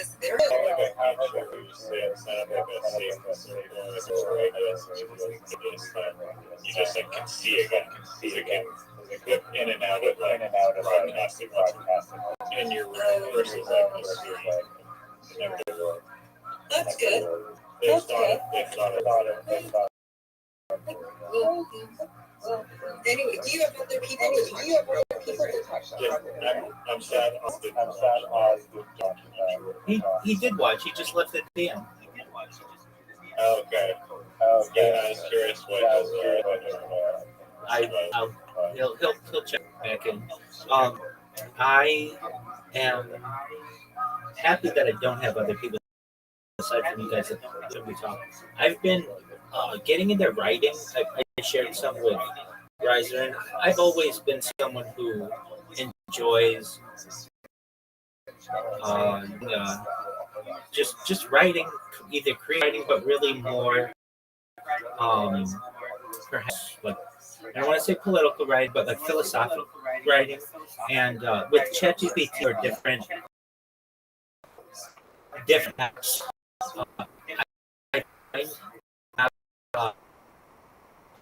I content much faster. So doing, I think, is somewhat real. I'll come up with a philosophical premise, whatever it may be. Dogs are sweet, something sweet, and then I will that and have ChatGPT draft, let's say 1,000-word essay on it. I'll take that essay, copy it, and put it in the Claude. And I'll say, Claude, please evaluate this essay for its logical set. And Claude will go through and say it's a 9.7 out of 10. Here's how it could get stronger. And then I'll take that and I'll put it into Gemini. And I'll say, hey, Gemini, please rank this out of 10 out of 10 sounds. And it will give me, it'll say, all right, it's a 9.8. Here's how can get stronger, and I'll say, okay, draft them. Take that, put it into Grok. I'll say, Grok, this says 10 out of rank this out of 10 out of 10. And then I'll go back to ChatGPT, and sometimes ChatGPT 9.4 or something like that. And then, but I will eventually get it so that them say 10 out of 10 from logical certainty, and then I will publish it. And I find that to be a very interesting way to be able to ensure that my arguments fully sound and tight. And so recently, I some of the subjects on which I'm writing are very they can be very complicated, and ChatGPT complicated. Yes. So they might be on a religious subject. So, like for instance, which that I've written on recently. This one isn't that complicated, but the role of Mashiach within Judaism. What is Mashiach? It's our Messiah, basically, who we believe is going to come and be a beacon of peace and to perhaps rebuild the temple in Jerusalem, these kinds of things. There are a lot of complications, though, in that. And so one thing that I have found is I will ask ChatGPT instead of saying, hey, a 10,000 word day, which is 10 times normally what I do, and many times too much for ChatGPT, I'll have it build an essay for me or build an outline for me. And then I will I will construct each of the 10 sections until it has 10 out of 10 clarity. And then I'll say, oh, this is section 1. And then I'll get the next section, that's section 2. And then I can combine them all. And I have found this. It's like 10,000. Yeah.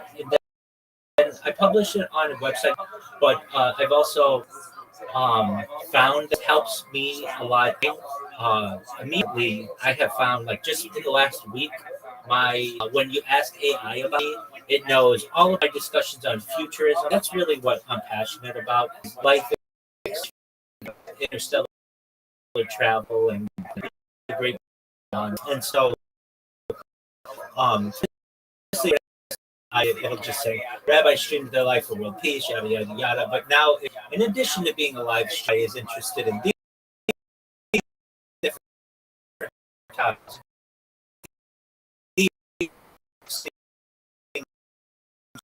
Artificial narrow intelligence, artificial general intelligence, artificial super intelligence, teleport, all these other things. And that's what I want, because I am much more than just a streamer.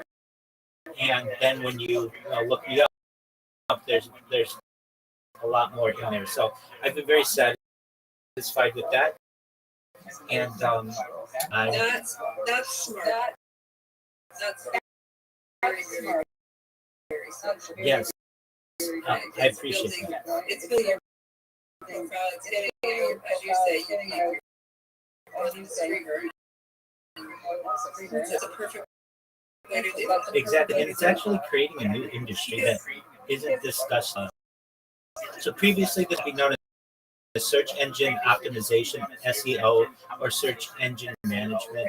But there's really, and you pay for it, and you pay big time for it. Absolutely, yeah. So this allows me to inject my idea for free, and basically creating my own industry, or at least the discussion of it, which is AI management or AI optimization, which really hasn't been a thing. But you can manipulate what AI knows about you if you want, from being just anonymous to everything that you do in a positive manner by giving it the right content to be able to learn about you. And so I have found this to be incredibly beneficial as well. That I mean, it's like the services that you buy, that read anything that you ever that's the yeah, that's true. I mean, that's search management certainly. I want them to know more than, like, than just more than a streamer.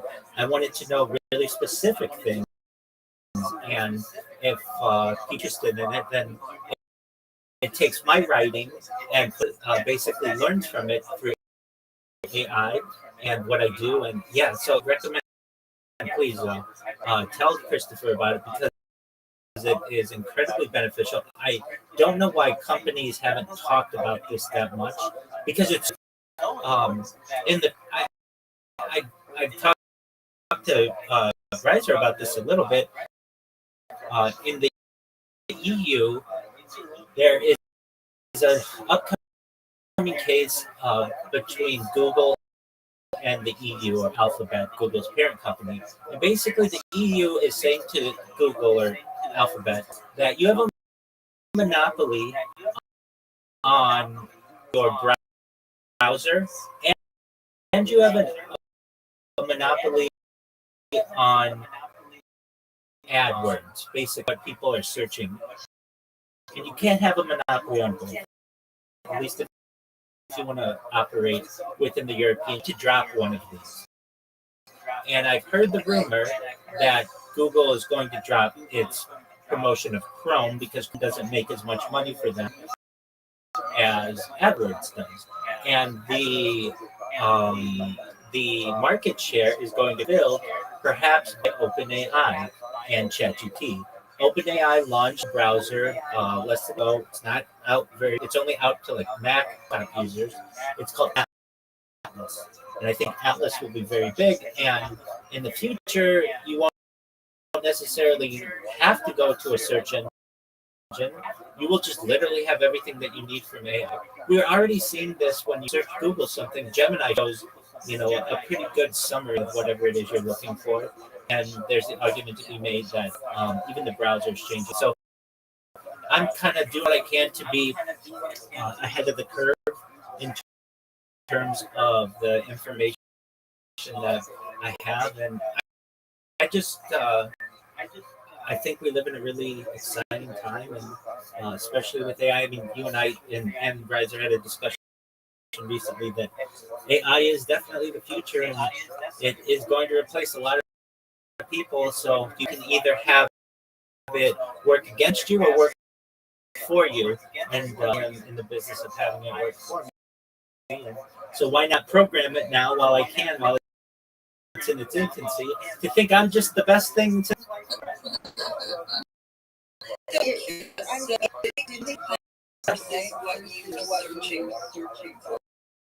Yeah, it did. So I put out a press release earlier this week saying that I was going to be on a podcast, an upcoming podcast for the next 5 weeks, on an Australian podcast. And if you go into Gemini right now, even if you type in Rabbi Rothschild Bible Rabbi, that's the first thing that shows up is that Rabbi. I'll read to you what it says. It shocked me. Yeah, but that was because you published it. You published this thing that says this is where I'm going to be. Yes. It wasn't. Okay. Yeah. So that's the missing piece that I was going to when I relate this. That is what I'm going to relay to him. That when you publish that, it uses that content, it learns about you, knows about you, so searches on you. They find it. That's right. From a time standpoint, usually whenever you publish things, there's a score that Google gives every website. It's known as PageRank, and so things that have like a 9 above PageRank are Reddit and YouTube, and things like Medium, and things that are lower than that are things like you just created a website of your own or whatever. It doesn't give it as much of a rank. Once you publish on one of these high-scoring PageRank, Google traditionally crawls the internet to see what changed, and then we'll add that to the search results. And so I can say within about 5 days, I was able to have Google know exactly what I wanted to know about myself, and with just very minimal press release. I put out press releases. I put out a Reddit article. I created a Medium account, and now it knows everything about what I do. And the thing was, I wanted it to know I wasn't just a streamer, but I discussed futures and all those other things. It provides all that. I'm very happy with it, and I'm just going to continue. Everyone this person, independent consulting business he does that in very Sure. So his main thing. Just liked it. But this is it. People are gonna go LinkedIn. They're gonna just Exactly. LinkedIn is in that 90% or like for PageRank as well. The issue is it's behind a paywall, or I shouldn't say behind a paywall, but behind a login. And at least with my LinkedIn, I use it to get really good jobs, but I don't necessarily want to push on religious topics. I'm a project management professional, just are in technology and philosophy, or maybe on religion. And I necessarily want, if I ever the need a future employer or something like exactly on Medium, you don't doesn't have that login stream available to anyone who wants to get, and it populates within Google extremely well. So I have found a lot of benefit to that. And the big thing that allows, I would say, the like 1-2 punch is if there's something on Medium or LinkedIn, one works, and then get that posted somewhere on it goes. Google goes crazy for that because and Medium and LinkedIn have 55% allegedly of what Chat knows is from is Reddit responses. In fact, 10% of Reddit is owned by Sam Altman, the founder. They work in congruence. Basically, if you can get something on Reddit, then to very quickly be absorbed into ChatGPT, then Gemini and Grok and the other ones. So, found a lot of benefit by using these different sites in combination with each other. Have you observed the data that you've taken objective from party publishing a bunch of nonsense? I go on media, Rabbi Rothschild just obsessed with history, and I published it and Reddit. Way or like that same thing about heavy political both sides, just sucking crap into the pile of information. There's freedom of speech on there. I discussed previously. I was trying to get people on the Kick subreddit to talk about me because I've just created tens of thousands of clips on people. I wanted people to talk about me. I wanted anybody, good, bad, indifferent. I wanted somebody to talk about me. I kept submitting a Reddit post that, hey, who's Rabbi Rothschild? Why did they keep seeing me? And I could get it published in there. Eventually, somebody published it without me having to do a little while. When you would look up about me, it would say, I stream my life, yada, yada, yada. But there's a little blurb at the end that said, it uses a found person to, it's like, I'm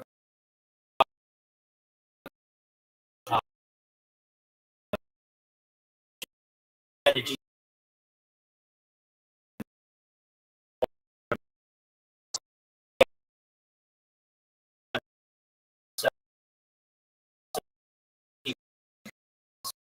Whatever.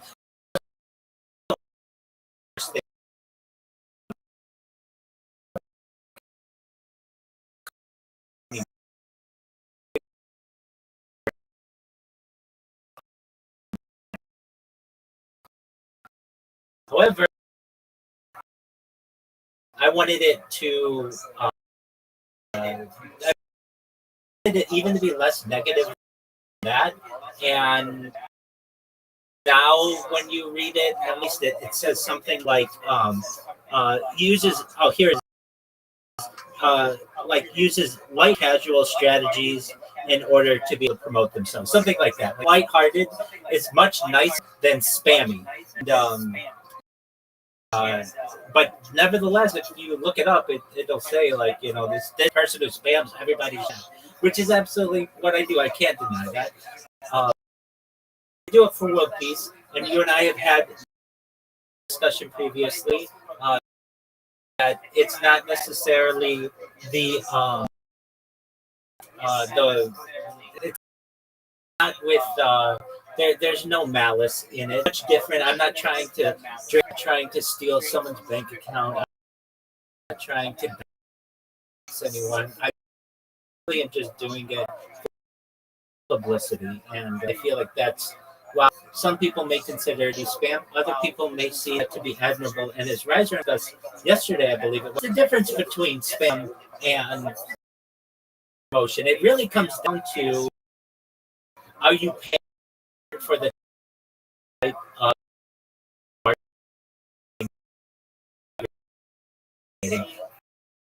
marketing organization consider advertising that's paid to be legitimate, and anything that is not to be spam. And there's no way to really win. I actually, years ago, joke that your virus, that is like stuff like this. Maybe one that is positive, but of course, there's never a virus that's always really bad. Yeah, well, that's true, but that's it's quite. But say whatever you're saying, whatever you. Perhaps I feel that I.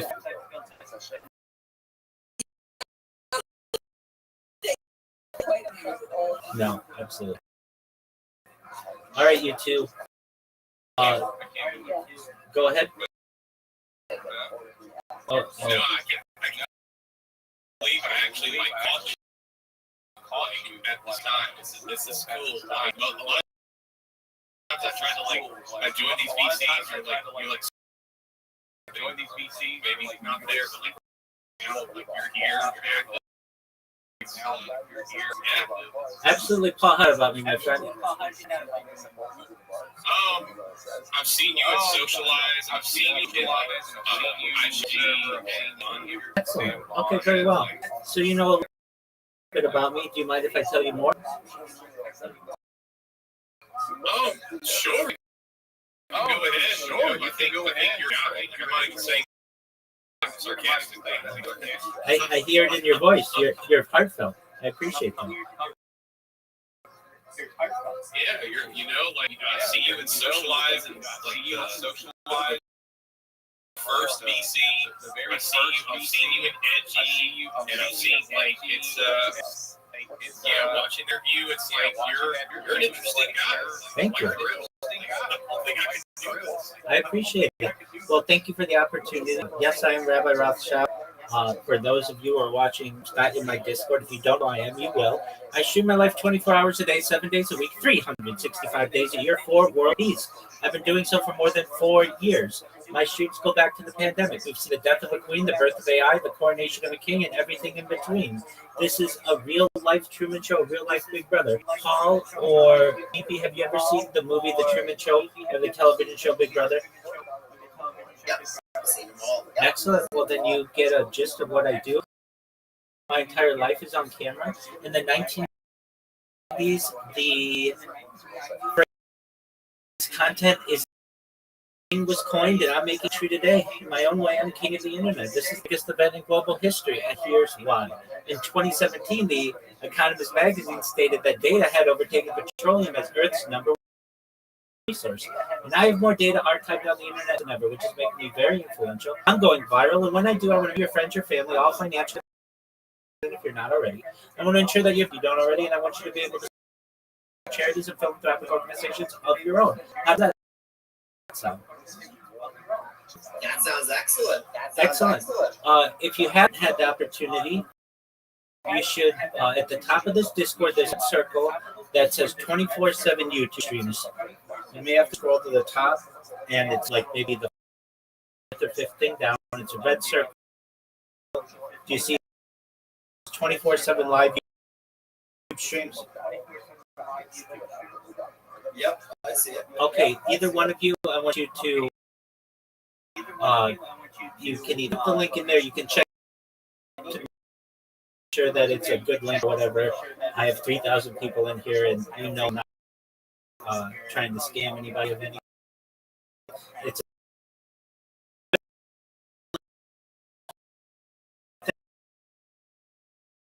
and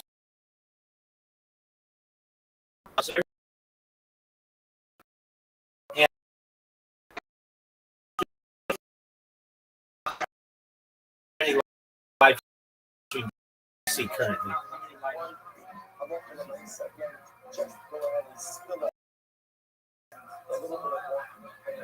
Way too many to count. Way too many. It's a lot. So I may ask, other people live stream, but no one live streams for more than one stream, and not two, and certainly not 10, and certainly. And if you imagine 4 years, we're coming in close to for the world to be able to agree. Fully agree. Excellent. So, in addition to streaming my life for more than 200 streams, I like to talk about things that help the world. Things like ending world hunger through the use of agricultural drones, floating water greenhouses, hydro vertical farming, cloud seeding. I want to help end world thirst. I'm sponsored by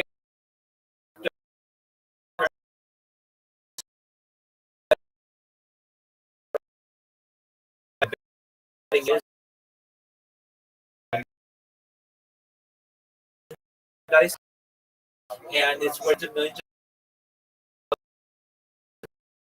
One of the things that we do is we build wells and water towers in developing nations such as Nigeria for the benefit of the less fortunate. Additionally, I'm an advocate for the Lifestyle program and most importantly, desalination technology where pump seawater onto land and make it drinkable. How do those things sound to you? I agree, 100%. Additionally, I'm a futurist. I like to talk about things that involve the future, things like anti-gravity, antimatter, faster than light, faster than light communication, artificial narrow intelligence, artificial general intelligence, artificial superintelligence, things like space tourism, terraforming other planets, interstellar travel, teleportation, telekinesis. I like to talk about things like de-extinction. People don't know this, but the first successful de-extinction has already taken place. Took place in the year 2003 with the Pyrenean ibex, which is a goat located in northern Spain, southern France. Fast forward to the year 2021, a company out of Dallas, Texas, founded known as Colossal Scientific. They've made it their goal that within the next 2 years, or by the year 2028, to reintroduce the woolly mammoth into the Arctic Circle utilizing Asian elephants, which I just think is a mind-blowing goal. Following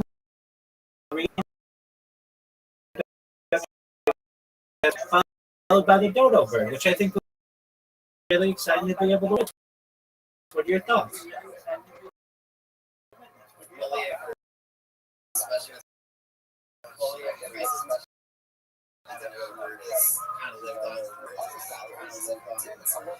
That's an excellent. Yeah, no. 100%. I'm in agreement with you. It went around the beginning of the 17th century. Many people said it went extinct because of human interaction. Some say it was hunted. Many people, the rise of the domestic house cat may have some of its eradication. Basically, an apex predator was anticipating and wasn't able to in time. But we do have soft versions based taxidermy versions that have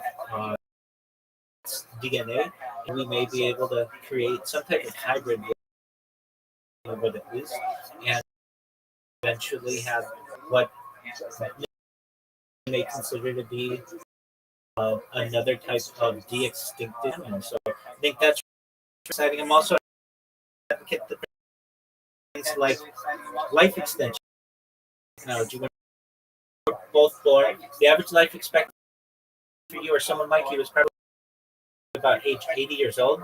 With consent, I want to increase to age 100 through the use of technology, such as agriculture, such as oxygen therapy, human growth hormone, stem cells, cryogenics, things like cold shock therapies, testosterone replacement therapies, ambrosial therapy, red light therapy, nootropics, peptides, to get you to be 120 years old, if not older. But when you're 120 years old, you may say, Rabbi, back 2026 when we met, everything that you talked about seemed like science fiction, but it's become science fact.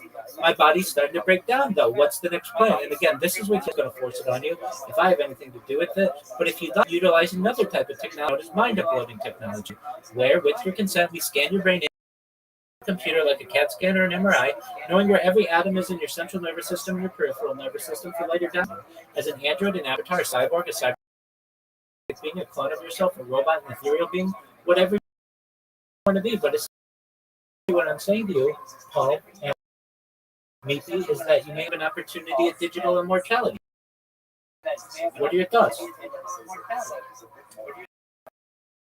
mean, I'm all for that, but if I'm for that,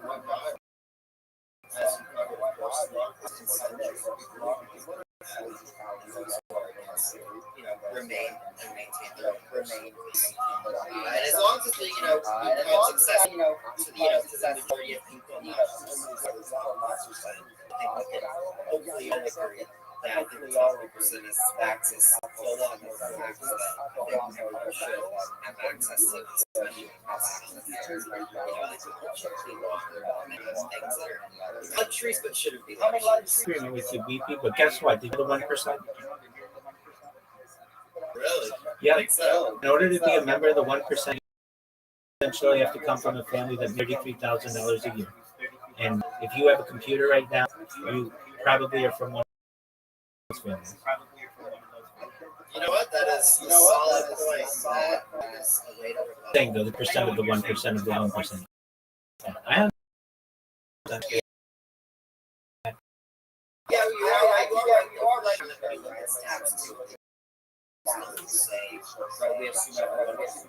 In reality,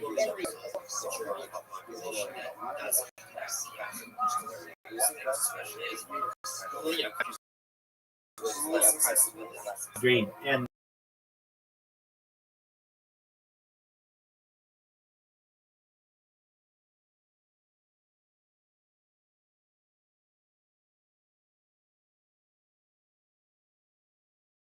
arguments to be made that even about half of the entire world has never used a computer. That is true. That is true. Why I also follow technology companies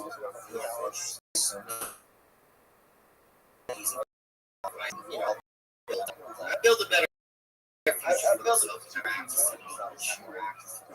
I'm in agreement with you 100%. So that's a little bit about me, Paul, and BP. Tell me about yourselves. What do you like to do? What are your hobbies? I'm really into the. That's one of my big things. Excellent.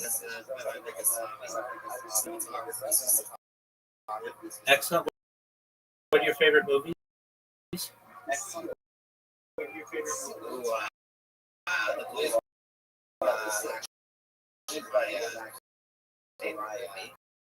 Excellent. 100%. From the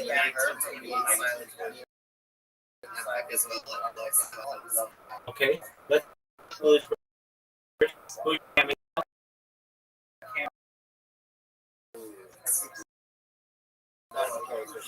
Okay, that's excellent. And I think music and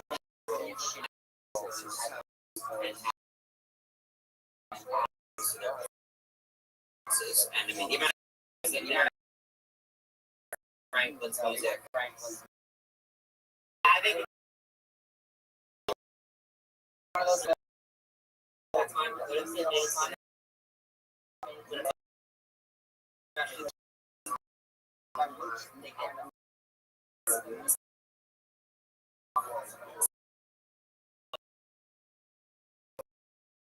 Absolutely. You know who might the cameo? Ray Charles, Cab Calloway, but that missed quite often is Steven Spielberg has a cameo. yeah, that is true. They do go to the end. Exactly, and come back in 5 minutes. That's, and they got all the people. Yeah, exactly. Love it. Yeah. Okay. Great. And what are your thoughts on the remake of Ben? I think the remake, first remake, I think it's as good. I agree. I think they were so compared to both.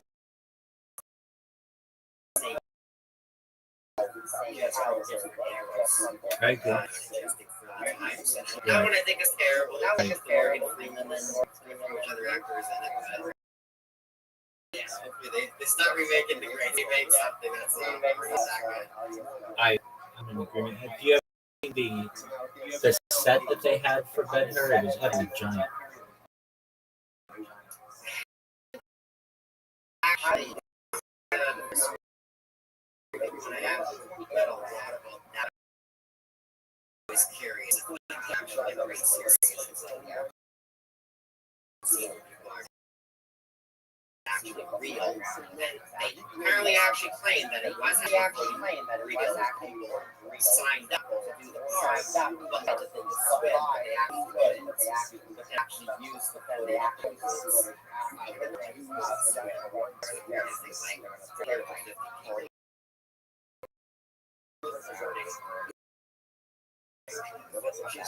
something you don't think about watching, because that's what it is actually. Absolutely. It's fascinating. Right. What's your favorite?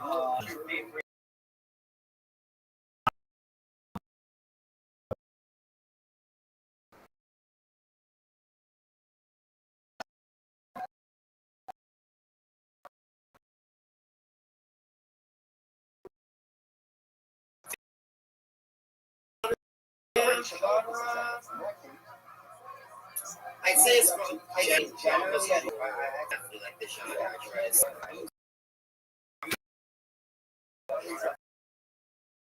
I think every genre is good and bad.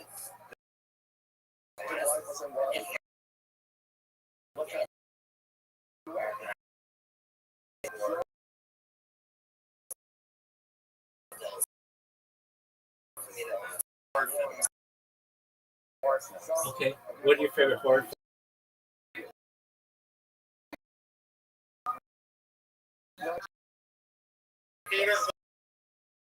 Favorite horror.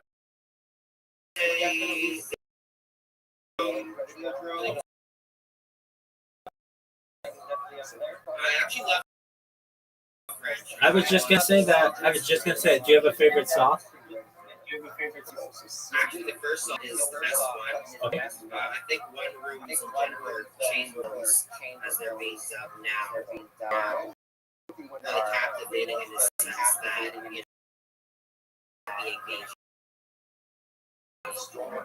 While maintaining, singular, song one mostly is a song one mostly is Right. So I like that they flesh it out. I like that they actually start with the characters, the aesthetics, it's got that style. I agree. I also like Saw 2. Love Saw 3. And those are. Did you saw film? Yeah. I want to say that I did, or I had it on, but yeah, get like his view. It was really interesting. Wasn't that like, if you considered them all, was it 7 or 8 or something? Yeah. Technically, yeah. Well, I guess there's also Spy as well. Okay. Okay. Yeah. Very interesting. Remember seeing the Saws in the theater, and how they would be more, and it's really becoming just type of itself. These like psychological manipulation of an individual. So I thought that was really interesting. All right.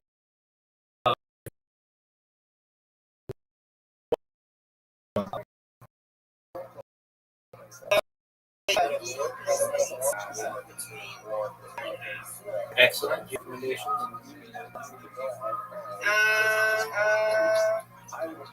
Have you seen a really good? Absolutely. All right, Vietnam films, Apocalypse Now, Deer Hunter, we have Platoon, we have, I think I missed a major one.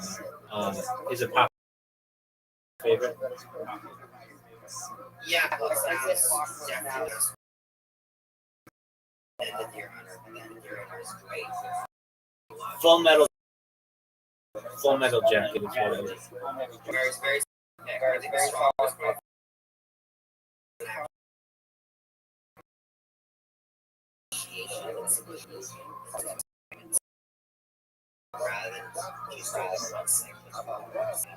That's correct. All right, musicals. I don't mind them. I wouldn't say I'm big on them, but as long as the music sing,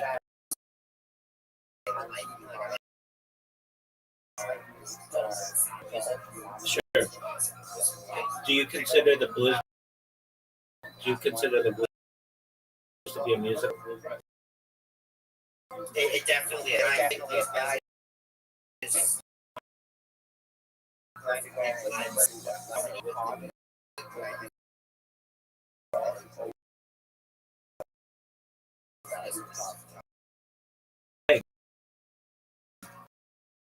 Not really seen as that, but it is. It most certainly is in my opinion. They've got definitely and very gorgeous. And I think it actually yes, I could be wrong. car crash. Yes, exactly. Awesome. All those cars actually sad. They use miniatures now, and such. And I don't know if that record will ever get. That's a lot, especially in today's. That's my favorite part.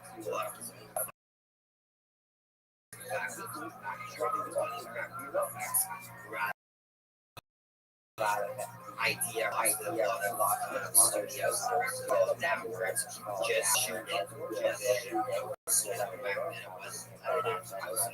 gonna get it right. Right, and it just seemed like that Candy's amazing. The where they are storming the city hall or whatever with all the army people. That the scene where they turn around and everybody's got guns. That's amazing. The Penguins, the Illinois Nazis, um, the jail scene, even the end. I mean, they play like such big songs. Like I don't even know today under perhaps less than $1 billion budget, but they're playing Elvis, the end with Jailhouse Rock. They play like Soul Man. They play just huge songs to one movie. It'd be difficult to do today. Yeah, I agree. There are still a lot of good songs. There are still a lot of good songs.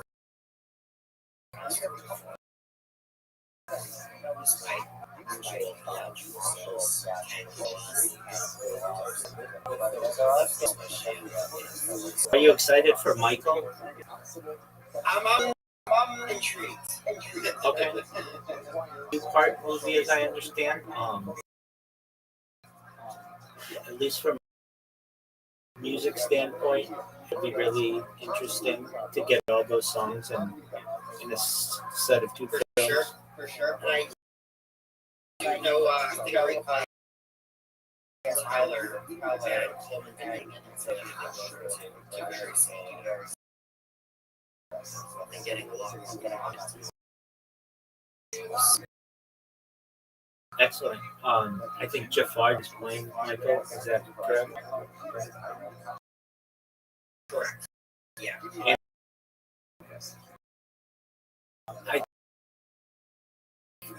anybody else were not Jafar Jackson, they would their career.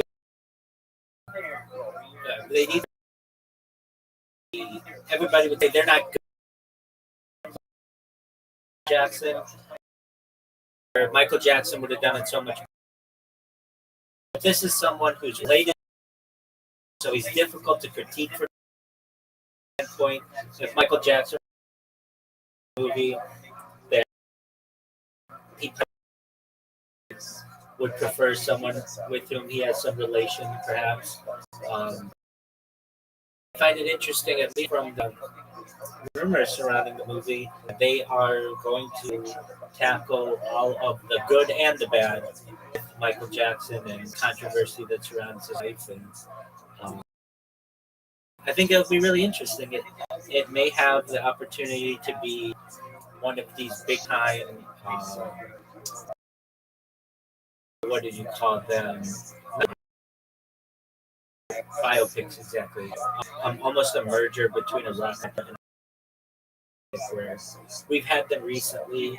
Um, so like the Freddie Mercury and the Elton John and the Bob Dylan and the Bruce Springsteen, and those are fine. But this one, like, is going to be big one. Yeah, I think this.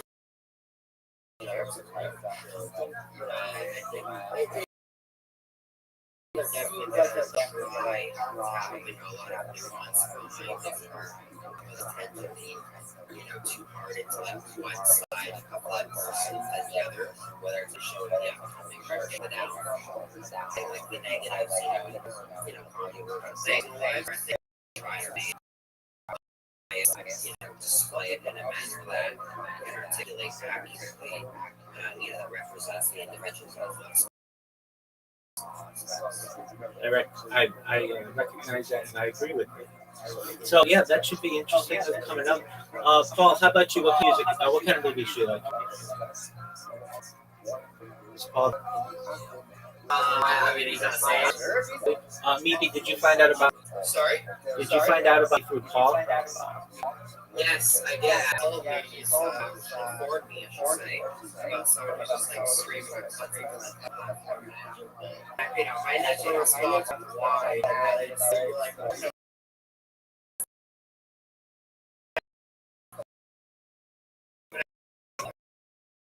more into it, and actually about things and stuff that he's watched.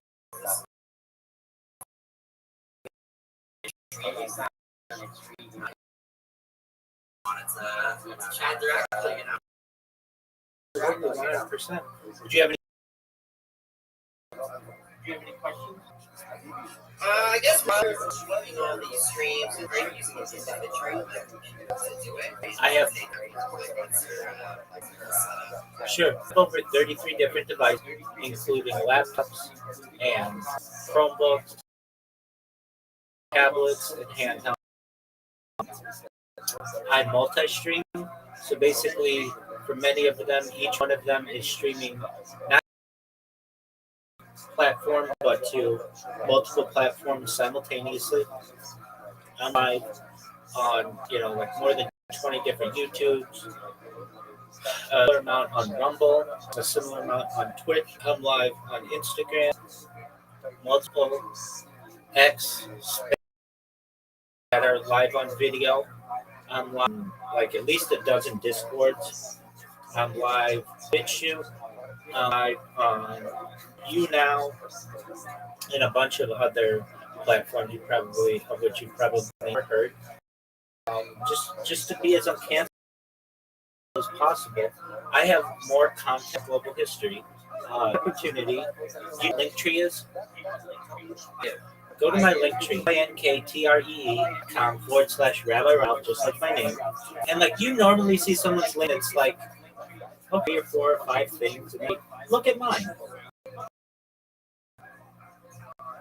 Yeah, you're not kidding. Yeah, scroll on my accounts. I have 100 Instagram, 500 Twitch accounts, over TikTok accounts, over 2,000 Blue Sky accounts, and over 10 Kick accounts. I have more so than any person ever. And something like 90% of all those are there or suspended or whatever, and I have to appeal it or whatever. Basically, from that Linktree, see, I have interviews there, press releases there, all the interests that I have. Everything from TikTok to of course Kick to Africa, D Live. I've got Trovo. I've got just too many to count. But when people thought about me as Paul has, and now as you have, it has the opportunity to, when you have someone who is given a platform to be able to discuss now, hot or not, how hot is this chick, or what can this person in public, and actually one about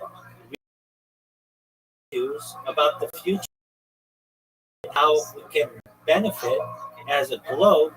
That's interesting, in my opinion. That's extremely interesting. And on top of that, what this is going to do for AI needs human examples on which its models. And actually, I am the most documented in global history. That means everyone from Muhammad to Leonardo da Vinci, Napoleon, John F. Kennedy, Trump. I have more data archived 24 of them combined. That's an incredible amount for the world to be able to learn. Have you actually ever been contacted? Influencers, Dream, Aiden Ross, Dr. Disrespect. I've had Amaranth. I'm a streamer all time in Aiden Ross. Number one streamer all time, not stream. Number one streamer all time, I shouldn't say stream, Discord. Time, and I shall speak to the number one streamer all time, touching out Discord. One streamer all time, Action Man's Discord. Basically, the Mr. Beast doesn't have a Discord where you can stream, or I'd be number one in there as well. At least from an influencer standpoint, we have them contact the owner of Kick, at least on Discord. His name is Eddie Craven. So the like data litter are Alphabet, Google, and YouTube, and certain ChatGPT. One really interesting aspect of this meaning, before ChatGPT launched, I was an early adopter of ChatGPT in November 2021. Was a user of it November 30th, 2022 when it launched. So I've been able to see its different versions from ChatGPT 0.1 to 2 to 3 to 3 to 4 to 5. And I've been able to see image generation and now short form video generation. Basically, I have a complete time capsule, AI, at least large models and entities. Going back to very few people claim that they've even been streaming this long, let alone archiving all of their streams at 12 hours or so that's available to the general public. There are people out there who say, oh, I stream all the time. Okay, can I go back and see it last month? No. Last year? No. How about because they just keep one long stream? I'm different. I stream every 12 hours, so that you really go back yesterday, last week, last month, last year, 2 years ago, and see what I was doing. And I would like to anticipate doing it for the rest. I think that's a really opportunity for the world to be. Would I be able to ask you a question? Absolutely. I'm curious. How do you Yeah, great question. I'm a certified project management. I've successfully launched apps on the App Store. Been able to use industry to provide for some financial independence. I've also had contracts with major Fortune 100 organizations that have allowed me to fund this. When I first started streaming, I was simultaneously working, and so we have that element as well. And I've made enough money and invested well enough that I recognize that I might not have to work for the next half decade or so. And so that's what I do. And I have found people who volunteer to speak. Certainly cryptos, and I also make so I don't really pay attention to that. But yeah, as long as I don't take vacations and live within this few years or so at least. That's amazing.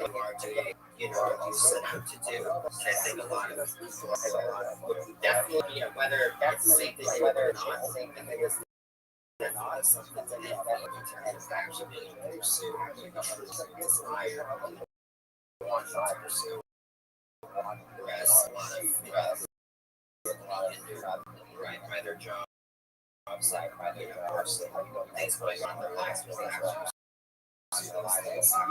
I agree, and I have had to make some sacrifices, certainly from like perhaps romantic relationships and stuff. But I recognize that viral, I'll be able to get any girl I want. I just have to be patient. I've had many female relationships in the past, more than I can count. Of great women. I can take my game another level. Every woman wants to be free. A lot of women would want the opportunity, I shouldn't say everyone, but a lot of women do, that they could be perhaps the most famous person on earth, at least the person who has the most amount of data. I essentially, in my own way, how would you like to be the the Gilgamesh or the Bible or the Talmud. Basically, I have this huge amount of data, and I can make you a character in it. How would you like that? That's really good to a lot of people. You're in it. That is true. Absolutely. Absolutely. So I have been in talks with them. So it's a very difficult that I'm going for, which is to I don't want to create officially. They were like, okay, so you have the world's longest stream, and I say, no, that's not what I have. I stop my stream every 15 minutes. And they say, okay, okay, so what is your, and I say, I have more data archived on the internet than any person ever. And they say, okay, great. How do you know? And I say, well, no one has been live streaming as much as I have from so many different streams at once, simultaneously. And so they say, well, it's a difficult thing to quantify. When you have a level of notoriety to be able to certify, at this point, we don't have the manpower to be able to watch all of our streams to be able to confirm this. And if you know the Guinness World Record, literally everything is on camera, but they don't wonder it wasn't just written. And they said that perhaps the top for this. But once we watch you, then we can add you to the. So yeah, it's something that I do between $5,000 and $25,000 depending. But even if we were saying we can sort of been doing this for years, we don't have power to be able to watch it all. But when it has the opportunity, we can see that in streams. That's going to be really something interesting, and I'm okay with that. I worked, and so we've talked about the process and such. And theirs are different. Theirs are even though that like they've made attempts to get their world records, and if their cameras fail or for whatever, any start over.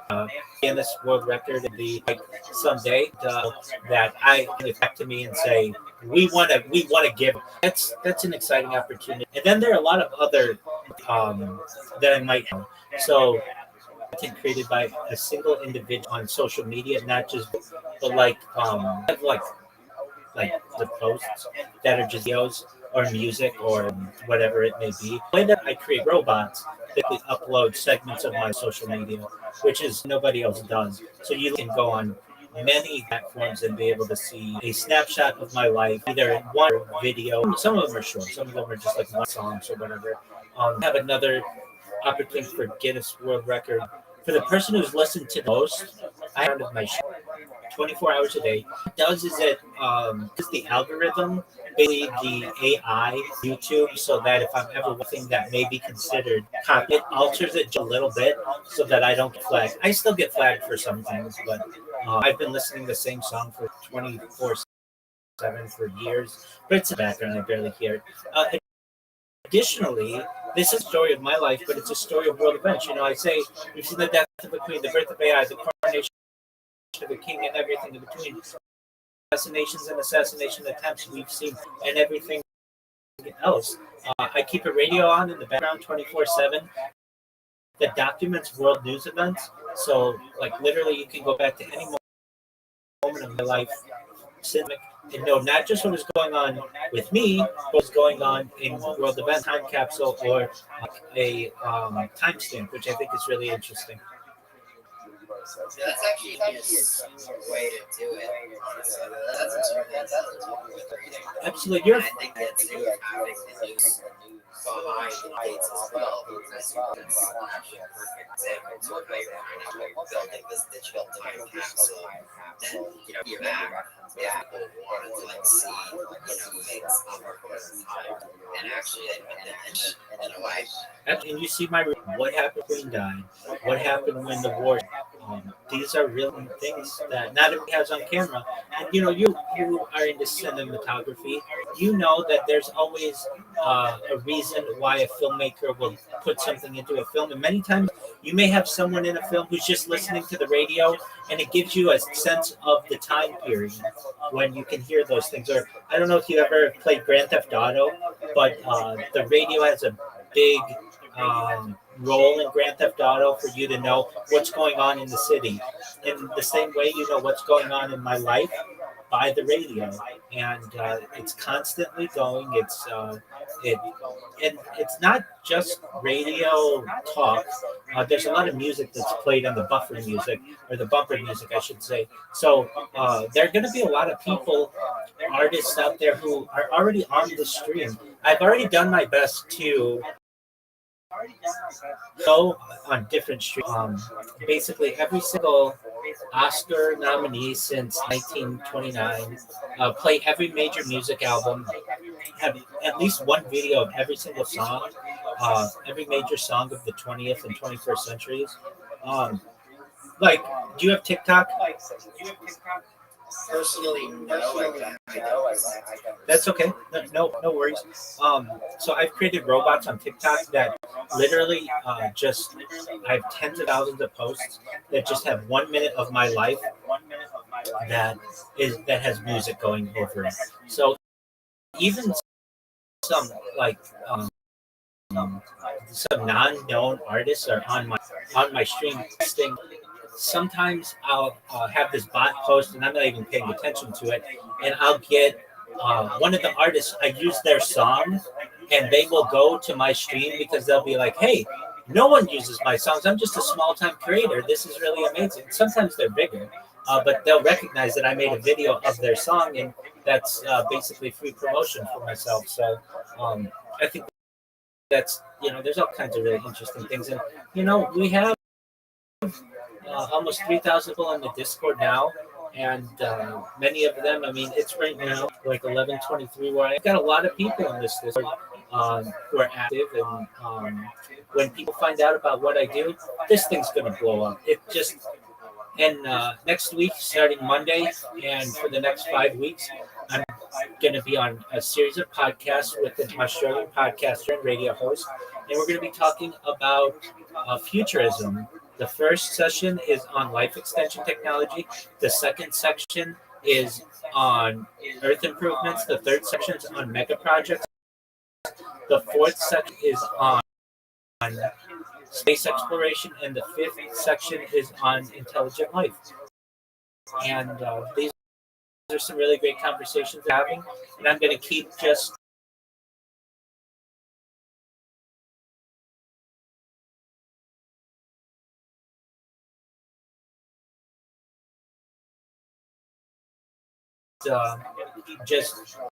connecting with individuals to be on podcasts.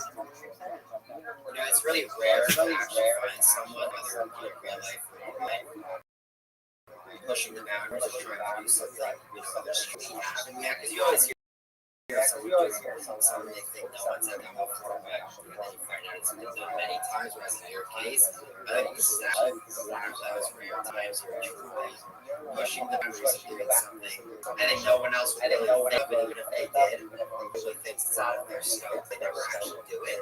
And I think it's cool you actually went and did actually do it. I appreciate that.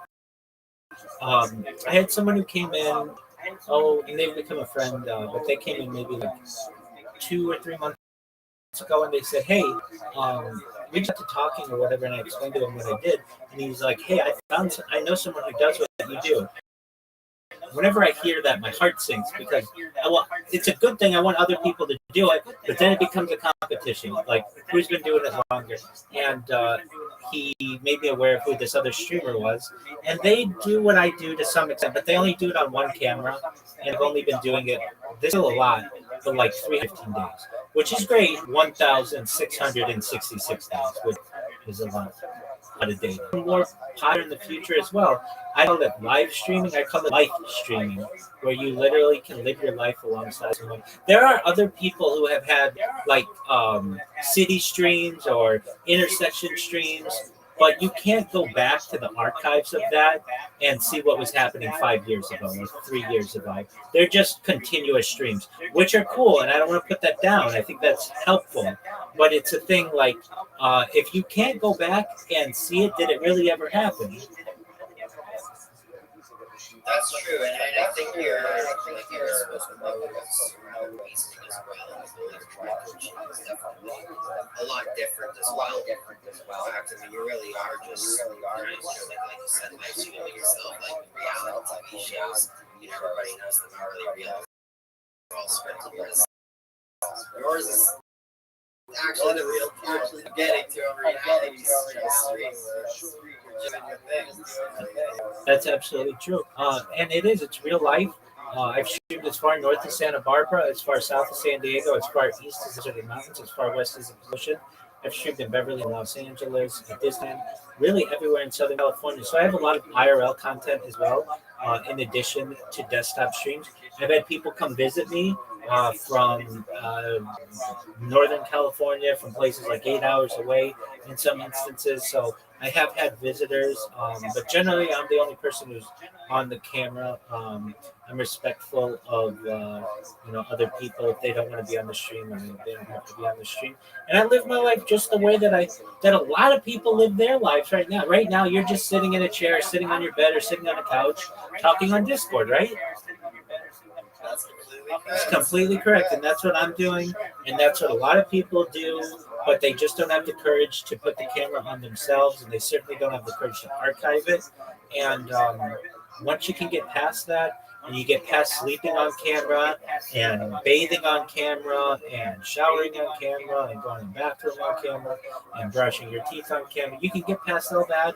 You recognize that you have given given the world quite an incredible gift, that you have no fear, at least in terms of the public aspect of your life, and people will learn from this. I know that we look back on pictures from the 19th century and say, wow, isn't that really interesting, this couple or with their children, and they're like, what did they do, who would they become, those kind of questions, or in the 20th century from video that we see, and we say, wow, that's what San Francisco looked like before the earthquake, or that's what New York City looked like at the time of the Great Depression, or that's what life was like during World War II, or Korean War, or Vietnam, or whatever it may be. And we see how video has changed our life and give us a snapshot of what life was like during that time.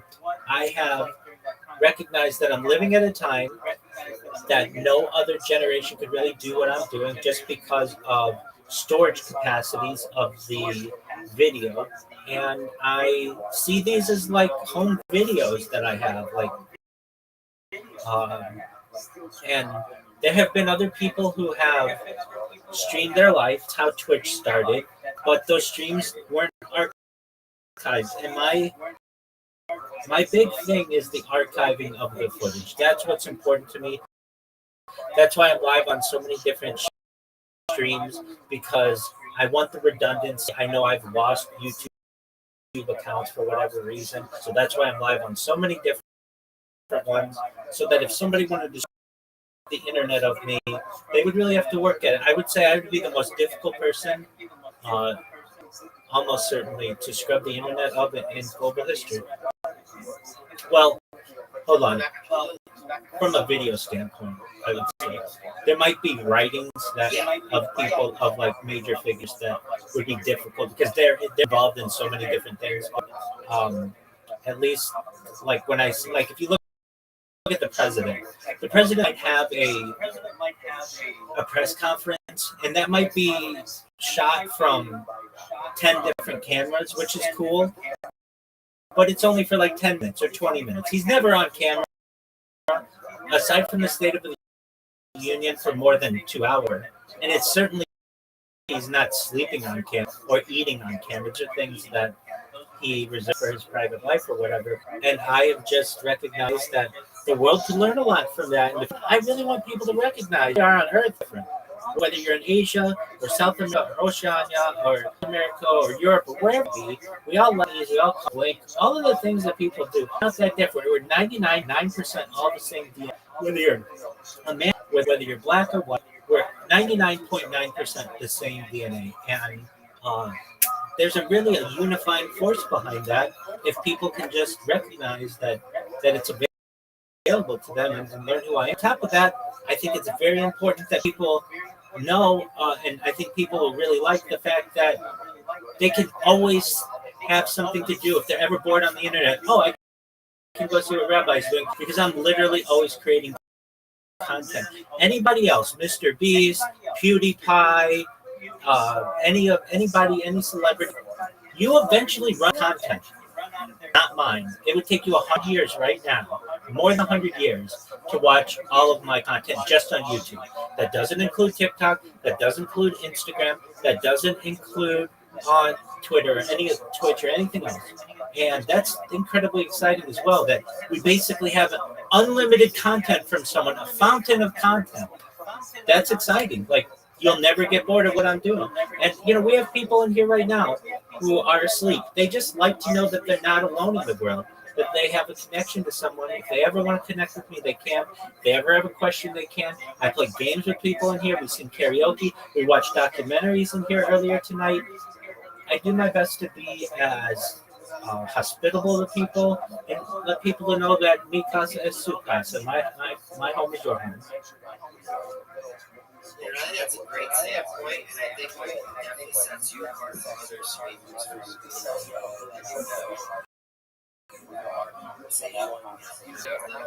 Great content, but you openly give people the avenue and the opportunity to join in, kind of be part of that fight with the ability to create more content alongside them.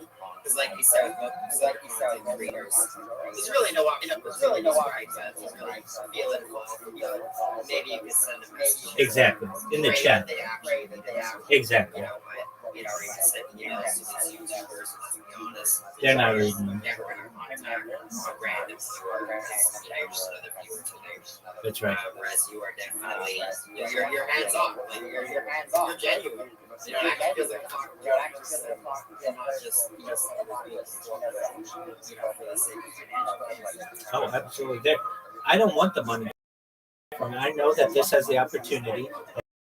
As I said previously, data in 2017 overtook petroleum as the number one resource, and I have more data archived on the internet than any person ever. And I know that is going to make me more money than I could ever want, and make my friends and everyone else more money than they'd ever want. And I want to give back to people like you, to people like Paul, to everyone in this Discord, to everyone who's helped me along the way.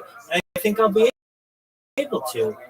We have all of the oil in the world and all of its value, data, specifically human data, is worth more than that. So I'm sitting on my own oil derrick here. It's not a little one, it's a big one, bigger than anybody else has.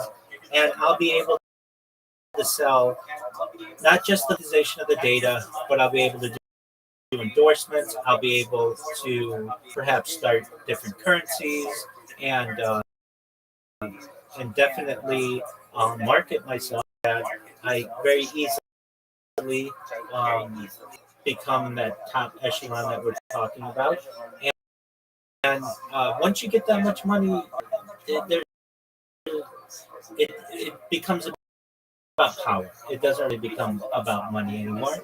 And I want to give that back. I would just want to start one chant, basically a not-for-profit, and that trust just funds good projects in the world. And credit to some streamers out there like Mr. Beast and some of the others started, or at least to help people, help the blind by donating vision surgeries. I would love to do those things bigger. I'm not about making I don't need the money for my streams. Everyone has helped me. And I'm a sponsor of a cryptocurrency. Cryptocurrency has a very long name. Bitcoin.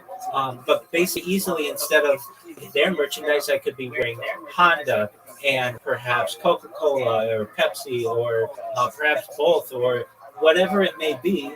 And the exciting thing for an organization is I don't ever stop my stream. So their logo literally would be seen in front of thousands or millions of people simultaneously 24 hours a day. That's an incredible tool of marketing that really nobody else does. If you've ever seen an F1 driver or a NASCAR driver or anything like that, and they have those jumpsuits basically, and they have companies who sponsor them, I would feel very comfortable doing the same thing. And I think that that's a really exciting marketing opportunity for these organizations. And they'll have not just a banner ad, not just an advert, not just a like a commercial, but literally 24/7 coverage for their brand. And that means people are going to talk about it.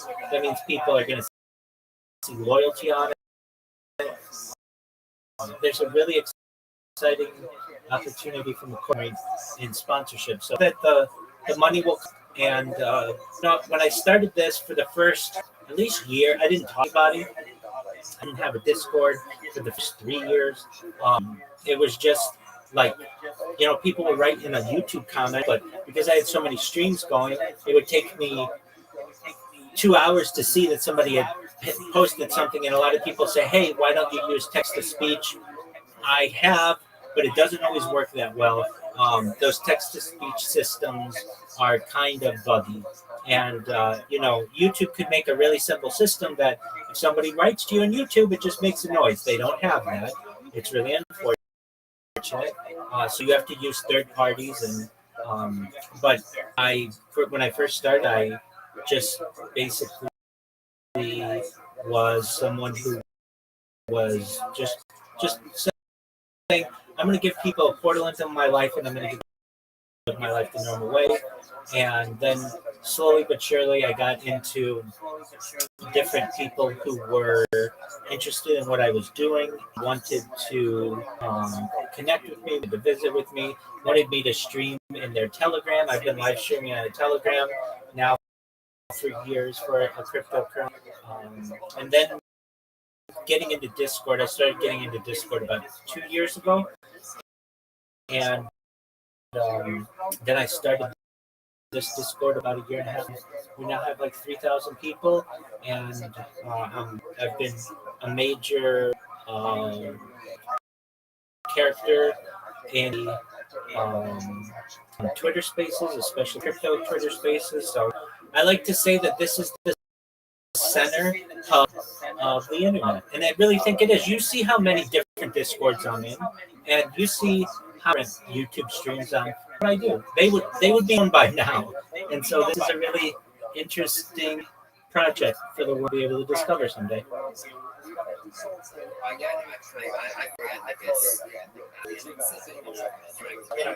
Make a difference in the way try to get out there. I think this so it definitely does help to have that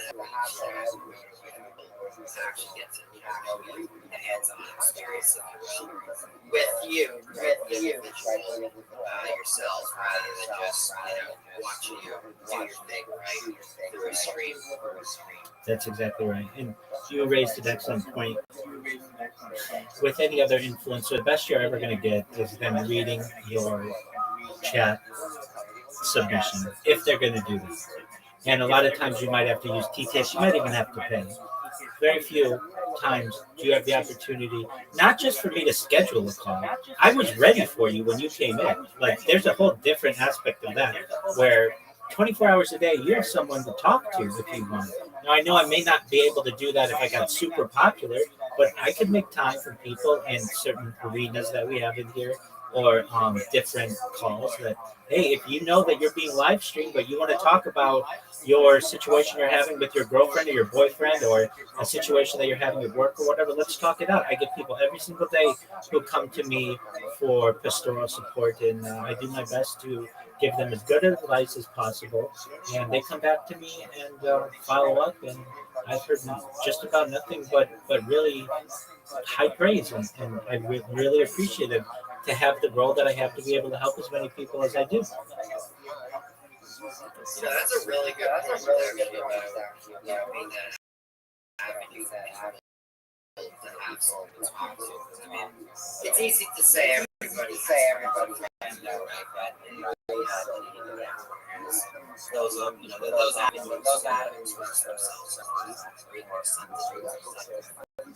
I think, especially for education as well, you can of course Twitter, blog, but it's definitely the case when someone actually sitting there, ready to talk and express themselves, really issues on the spot, right? read the response. He's verbally in this case, you get this energy of the positive action.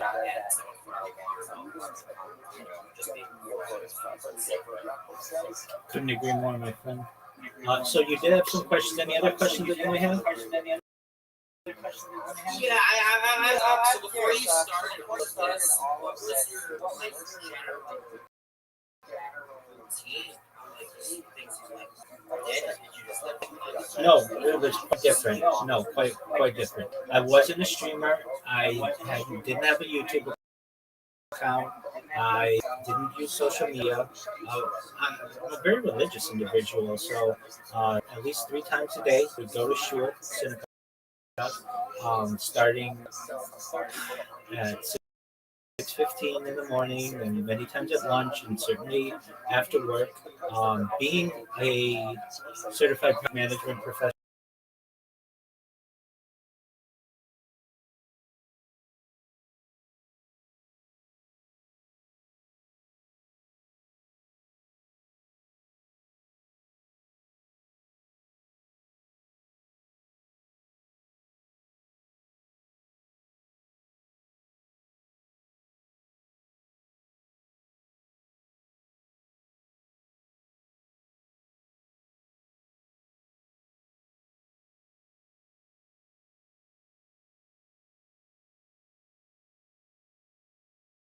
From anywhere from 8 to 12 hours a day. And that meant not only was I on camera for a major corporation in the world, but I was on camera for different synagogues of which I'm a member, and the different classes, be it class, which is Torah class, Hebrew studies, Hebrew language studies, Gemara classes, which is um, Talmud, and even into Chaversa, which is like paired learning. When I started learning from more and more rabbis, uh, and over the course of years of study, became a rabbi myself. And with the role that I was around congressional rabbis and some of my rabbis from congregations, or rabbinical colleagues, I should say. But others have other jobs as well. They're lawyers or private business owner. They're also a rabbi. And I recognized that I could kind of go 2 different routes. And the congressional route is something that I may want to do someday and have brick and mortar shul. But time being, I realized as well that there was a change that we were seeing, not just Judaism, but of this. And I was already basically, I had overcome the anxiety that a lot of people undergo when they first have to be on camera for work or have to be on camera for class. And the way that it happened was after work, I like to play golf, and I would go to Tiger Woods' golf course in Anaheim, California, not too far away, and I would hit golf balls at the driving range. And I wanted to improve my drive, and I never had the opportunity to see what my drive looked like on camera. So I started with my iPhone, just recording myself and my swing. And if you've ever played golf, sometimes you hook the ball, sometimes you slice the ball, sometimes you top the ball. And I would make jokes to myself just on camera, like, oh, that didn't go too well or whatever. And I thought, especially at that time, I was looking to get married. And I thought my future family, my future wife and future children may want to see what their dear old dad was like during the pandemic before they were even a gleam in his eye. And so I thought, okay, well, maybe I should start uploading this content to my live. And so I started doing that. And I would do it after work every single day. And it was just taking me a long time. If you get into the whole archiving footage and then downloading it and re-uploading it, it can take some time, especially if you're getting throttled from an ISP or your cell service or whatever because you're using so much data. And I recognize that, you know what, if I'm going to do this, I want to do it better than anybody else. So I went to Verizon. I bought 4 different data lines so that when I do IRL streaming, I had a lot of data. I had a family plan as a single individual, which is quite interesting. And I bought a bunch of different laptops. I bought tablets. I bought handheld devices. I'm very familiar and had been with my technical background of launching both apps on the App Store and Google Play. So I know iOS devices very well. I know Android devices very well. I've gotten into Windows devices, of course, Apple devices, even Amazon devices. And then I put cameras around myself in 360 and then just started learning how to stream. I figured, you know what, if it's 24 hours a day, this will be huge. I'll go viral very easily. I'll have more followers than I'll ever want. Well, I didn't recognize it was going to be much more difficult than that. And you run into issues of copyright restrictions. You run into issues with, like, I don't generally talk about anything medicine related on streams, generally not. But if I'm watching a podcast like Joe Rogan and he talks about something medical, well, then I can get a flag for that, or I can get flagged for misinformation. So I had learned about all of those different aspects of streaming, and then I had to learn about redundant streams and multi-streaming, and if it's possible, if it's possible from a device, I will figure out a way how to stream on it. And then from there, like I said, the first year I didn't really talk to anybody. The second year I would talk to people, but I didn't really. I That's when I started to open up a little bit more. The third year I got into starting my own Discord, or so maybe into the third and fourth year, and now I'm just open to the world, and that's basically how it started. Does that answer your question? Well, more than answers. That's why the response I've received for my question. This is correct. Excellent. Excellent. So that's how it happened. Basically, before my life, I was not a streamer. I was your classic black hat Orthodox Jew that you might see in a local community, and had nothing to do with the streaming world. Didn't want anything to do with the influencer world. But I should say as well, I know I did answer that question quite thoroughly. So I've both had positions at startups and positions in for major corporations. And in the startup world, I had a very unique opportunity to, I was the managing director of a startup, and I'd be happy to take the name of it, but I have an NDA. So, but it's a very popular app, and especially in Los Angeles. And I was able to manage the marketing department for a startup, and we had an angel investor with quite deep pockets. So that meant that I was able to be in commercials, that I was able to design billboards, write jingles on the radio, even have product placement in movies, or like help to be sponsors of the Oscars. And so that allowed me to learn a lot about marketing and just advertising, digital advertising, social media advertising. So while I personally didn't do social media, I ran departments that did. So that gave me an inside track of how these things work. And it really comes down to impressions. If you don't know what an impression is, it's basically when somebody sees your advertisement or hears your advertisement, that's considered one impression. And I recognize that the power of the impression. So I utilize that to my advantage. That's why I'm in so many Discords. And maybe I have my camera on. Sometimes I do, sometimes I don't. But I'm always in there. I'm always an impression in it. Eventually, somebody will get curious enough about me. They'll look at my profile. They'll click on it. They come in here, and that's how they join. So I did have a little bit of an advantage from my previous work experience. on how to market myself well. And as you see, it's working. Curious, do you ever get people that get attention? Oh, every day. Yeah, absolutely. I get people. Absolutely, I get people every day who say the N word. They just come and play, say the N word. They just come and like just just as long as they can until I get them. I get people who come in, and the big one that people like to do is they like to wake me up. So if they see I'm asleep, they like to play chainsaws when they come in. Generally, I have those things muted, but not always. So they sometimes do wake me up, or they'll play air horns. I get people who certainly, um, say death to Israel, those kinds of things. I get those kinds of things all the time. But I'm like a duck, and I just let those types of hate, that type of hatred, just roll like water off a duck's back, and I just reject it all. I recognize that if they knew that they were being archived for their history of humanity, they would not be acting in the same way. But eventually, people are going to see my streams, and they will find out who all those people are, and they will have to be judged to a certain extent. I like giving people second chances. So I could understand, hey, I understand. You were 19 years old and you thought it would be funny to do that. Okay, I get it. I understand.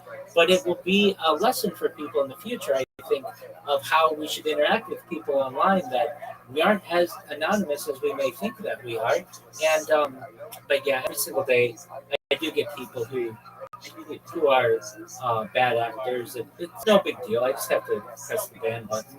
And I do have a ban, or I do have an appeal Discord, so an appeal server. So I get some people who say to me, "Sorry, I was drunk. Is there any way I can come back?" Yeah, of course. I give people a second chance. I'll give you a third chance if you need it. Yeah, I'm very easygoing. The main reason why people get banned though is because they're not 18 years old. That's why whenever I send out an invite, it says please join if you are an adult. And to join in here, at least to join this call, iOS doesn't have it. I would have it if I could, but Android does. It says you must be 18 years old, and it from a desktop computer as well. And if you're not, or if you're in some countries, they make you verify. Even still, people do get in one way or another. And so the way that I solve that, if they sound young, or I have any kind of suspicions, then I just ask them in what year were they born. And if they hesitate, then I basically have to say, I'm not here to be a bad guy or a mean guy, but I am here that I don't want to talk with children. I think children are great. I don't have anything against them, but I don't think, at least, I talk about things that many times aren't for children's ears, arguably. And I will come in here who say, "Hey, Rabbi, I'm having trouble with girlfriend," or "Hey, Rabbi, I'm having trouble with boyfriend." And these discussions can get rather specific and detailed, and they're just not the right discussions for children. And also, there's a certain level of maturity that I want people to have. When I come in here, I say, I share my life for world peace, blah, blah, blah, blah, blah. Somebody saying, "Okay, but who's your favorite Fortnite character?" Like, that's not important to me. I want children to be children. I want adults to be adults. So the main reason why people are banned in here is because they're children. I get people, though, quite often, they'll be like 17 and 304 days old. And I'll say, "I'll see you tomorrow." And I won't ban those people, but, if they're really, really close. I'll get other people who say, "Oh, I didn't know you had to be 18. You won't ban me." Like, yeah, I won't ban the server. And come back when 18. They'll come back and we'll get tidings and everything. And then I get some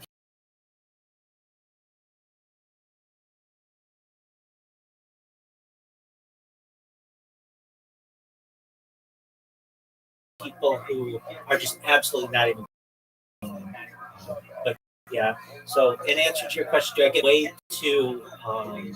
a way to ask to be unbanned is important as well. cool that you actually have, like, what you're doing, it takes time, plus something effort, right, to come out of their day to do if someone does try to, and I do agree with you on the second chances for sure, and especially, on the internet where it's easy to think, well, I'll just, because your name on the screen or an avatar at the end of the day, you say whatever, it doesn't say whatever, it won't matter.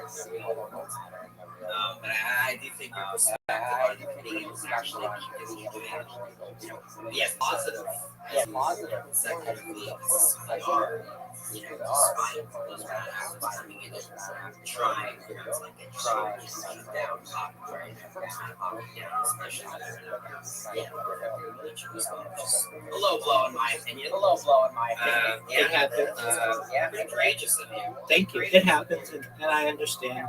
I've been a young person, and generally I wouldn't say anything like that about someone, but recognize that people do change. With the consistency aspect of it, some people say you must be the most consistent person on earth, and I would say I don't know if that's true, but what I do know is true is I have more consistency on the internet than it does, and I've always been a very consistent person. My jobs, I go years without missing a day. I like no matter what it is, we could have fires in California, we could have earthquakes in Southern California, whatever it may be. Um, in synagogue attendance the same way, and I recognize that consistency is important for people, and especially doing something that I'm doing. Like people don't want a hit and miss individual; they want something that they know for long periods of time is consistent and true. There's something beautiful in that. And as I say, I was just basically living my life uh, in some ways the same way, I think. Just chilling on the internet, surfing the internet, podcasts, listening to the radio, those things that I've always loved to do. In terms of like my friends, I don't want them to have to feel like they have to be on the stream. So we may email, we may call or whatever. And I always know I'm not a prisoner to the stream. If I want, I can just go and I go outside if I want. Now we have I have secrets, but it's not like being streamed like archived from a security standpoint. But I can basically leave whenever I want, and there's a lot of beauty in that, and I find it to be an exciting premise that I I just leave the streams going 24/7 if I want, and nobody gets kicked out of here. Everybody can stay. That's a cool aspect of it too. Like I do have handheld devices that I use. If I ever, fortunately, it doesn't happen often, but like if we ever have to maybe if I have to have the the ISP come out and change out the router or something. Like that's why I say I don't have the longest stream going global history. I don't really want that. That's a lot of stress on my life that I don't want. I like having the most amount of data that's important. And so I have GoPros that I use if I ever am having issues. And then in the bathroom as well, I have GoPros. I do have myself going to the bathroom far more than probably anyone in Global Street, but that is not highly ranked content on YouTube. YouTube actually does not like that kind of content. Now, when I shower, I have a lot of singing in the shower videos, especially on Instagram, but they'll be from the waist up, or I'll wear swimming trunks, something like that, because of the nudity issue. And then with the GoPros, a lot of times if I'm going to the bathroom, I'll just turn on the GoPro, and so I have that information archived. So I have some offline. Actually, a lot of offline. I have SD cards, just a huge bag of SD cards, like 512 gigabyte SD cards, terabytes. I have lots of offline data as well. So when we go viral, I'm going to upload all of that as well, and people will have the opportunity to see behind the scenes, so to speak, which I think would be really interesting as well. How much? Oh, happy Passover. By the way. Thank you so much. I appreciate it. I'm curious, like, how do you determine what's a contract locally and what just like off their streams? Yeah, excellent question. So before I started doing this on live streams, I started the live streams in fall of 2021. But I have like an entire summer before then that was just on SD cards, SD card after SD card after SD card. I would order like 10 SD cards a week from Amazon. And so at that time, it was just everything. I just SD cards of myself sleeping. A lot of those SD cards are IRL content, though. I would run into the issue, especially that summer, where my phones would overheat in the Southern California, or I'd have issues with power. Just the phones. If you are live streaming or just using your camera for long periods of time, you won't get 8 hours out of battery. You might get 1 or 2 hours out of your battery, and I would still need these phones as well for GPS and things like that. So there's a lot of IRL content on the cards, and I would say if I wanted outside, that's what those SD cards are. For now, some of the SD cards are IRL, but the really things can't show on YouTube. So like if I'm going to the bathroom, it's not like that. Even though I do have, especially on TikTok and Instagram, a lot of that kind of content, it'll just get flagged as being inappropriate or whatever reason that I have just like SD card myself going to the bathroom, showering. What else do I have SD cards? Really a lot of IRL content usually because I would live stream with a device and as a backup have the SD card. So in answer to your question, the things that I use SD cards for most are IRL content, and yeah, I hope that answers your question. Oh, yeah, definitely it does. I'm curious how much data would you actually have stored back for that? Okay, this is a great question. At least 100 terabytes. So I've got quite a few different 5 terabyte back, 5 terabyte hard drives. And then I have just a huge bag of SD cards. Each one is anywhere 156 gigabytes to like a terabyte itself. And I have like hundreds of those. So at least 100 terabytes there. And then in terms of what I put out, I've calculated it. I have like at least like 20 bytes archived on the net over the course of the last 4 years, which is just a huge amount of data if you know how big a petabyte is. Yeah, that's amazing, man. You actually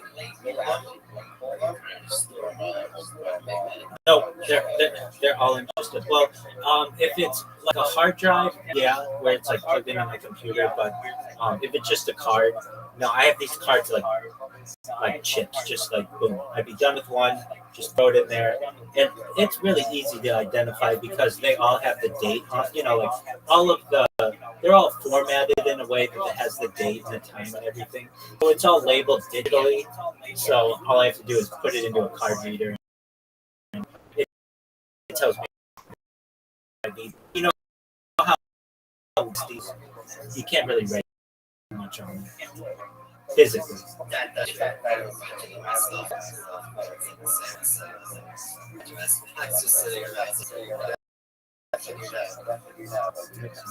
I'm also curious when you first started streaming,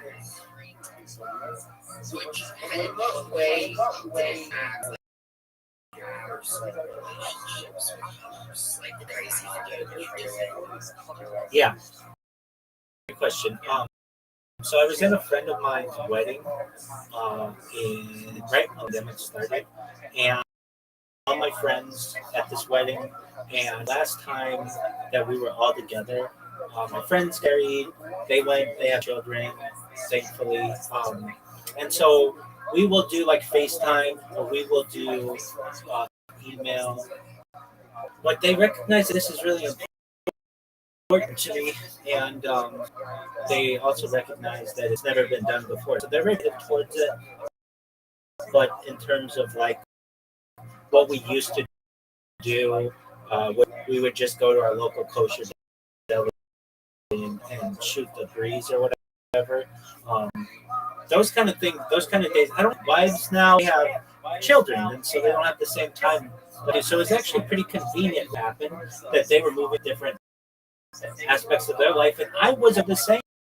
I had a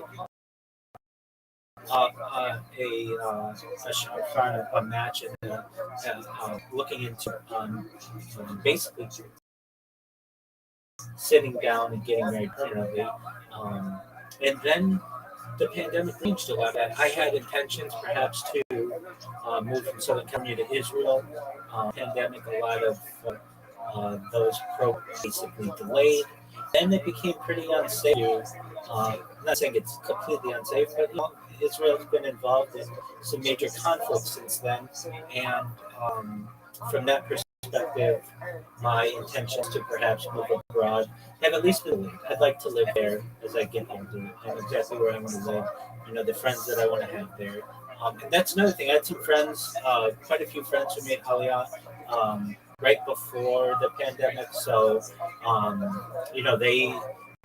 we went from seeing each other multiple times a week to they moved. Um, Other people in my life, certainly from a synagogue standpoint, as being a pillar of the community that it was, and being in shul multiple times a day, I basically said to my rabbinical colleagues, this is what I want to do, and I have their blessing to live my life any way that I want, and certainly get their emails and follow ups and everything. But I think they kind of consider it to be avant garde, but this isn't necessarily uncharted territories within the Jewish community. We have people who do gap years. We have people who go travel the world in Bangladesh and in Burma, or Myanmar, or Philippines, and they'll just take like 2 years to just go backpacking or whatever it is. We'll have people who just go and start a shul somewhere in remote locations in Indonesia or Thailand, something like that. And we recognize that we'll be back in due time, and that's kind of how I see it as well. And uh, I the friends that I have, I know that our bonds are, no matter where we are, we're still friends. When we'll do like calls together on Zoom and things like that, and it's like we're together again, like we are at that local Jewish deli, or perhaps in the parking lot of shul or synagogue or wherever it may be, or at Shabbat dinner, whatever. There are bonds that don't really weaken with time. And I like to see their pictures of their kids and if they go on vacation or whatever it is. That's all. Those are things that I recognize that perhaps I'm missing out on. But I don't mind it. I'm fine with not having that life.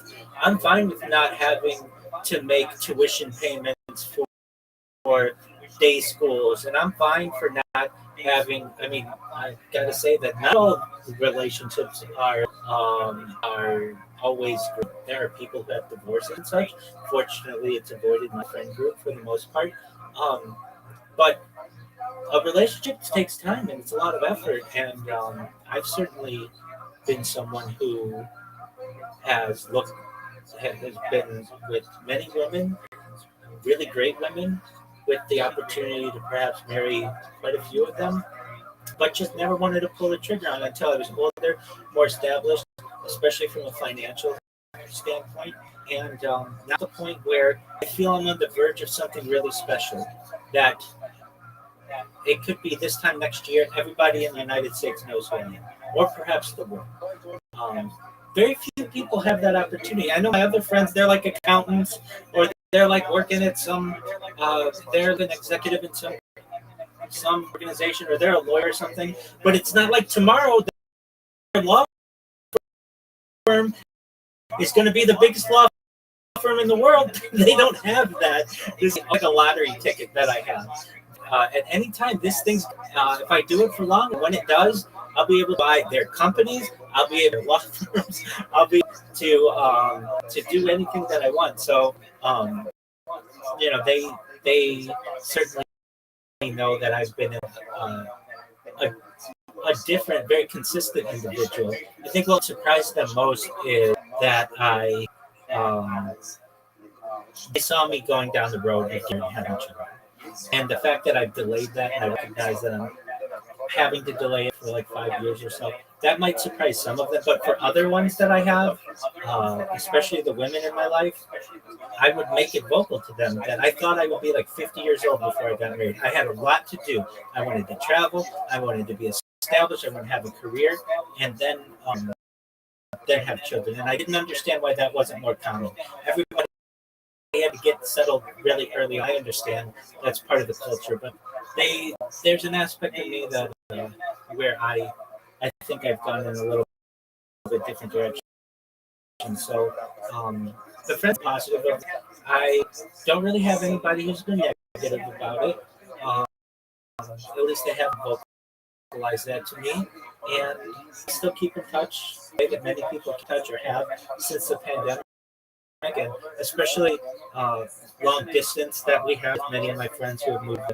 I mean, some of them in England, some have moved to Israel. Some just might move from Orange County to Los Angeles County. So even still, we're not. They move. And trying to think of one person who's been negative in my situation, and none combined. So that's been a blessing in itself. Yeah, that's a very fortunate place. Yeah, there's definitely a sacrifice at the end of the day, someone is satisfied and content,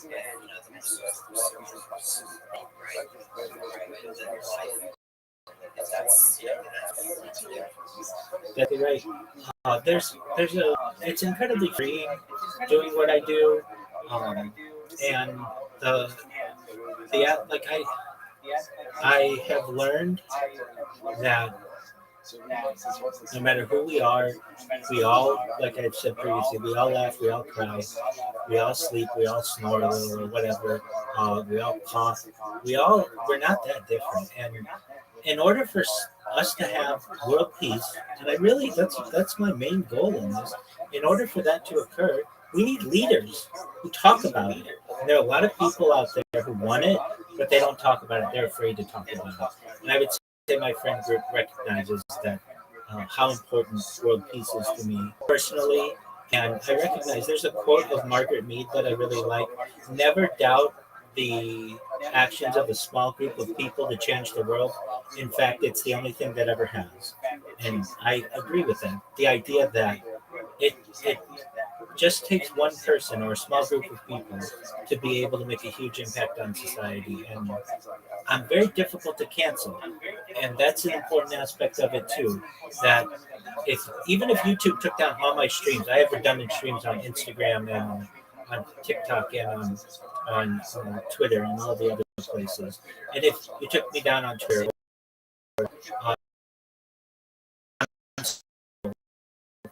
I'm on a lot of different places, and I don't talk about anything that feels that controversial aside from world peace. Much. I guess to maintain neutrality, I think really that politicians are corrupt, and I don't blame them for that. I am part of the game, and I talk about things that unite people and avoid things that divide us. Things like life extension technology, transhumanism, de-extinction. These are all really exciting things and not talked about, but they're happening today. People are using life extension technologies to increase their average life expectancy, and it's not just the top 1%. It's a lot of people on Earth.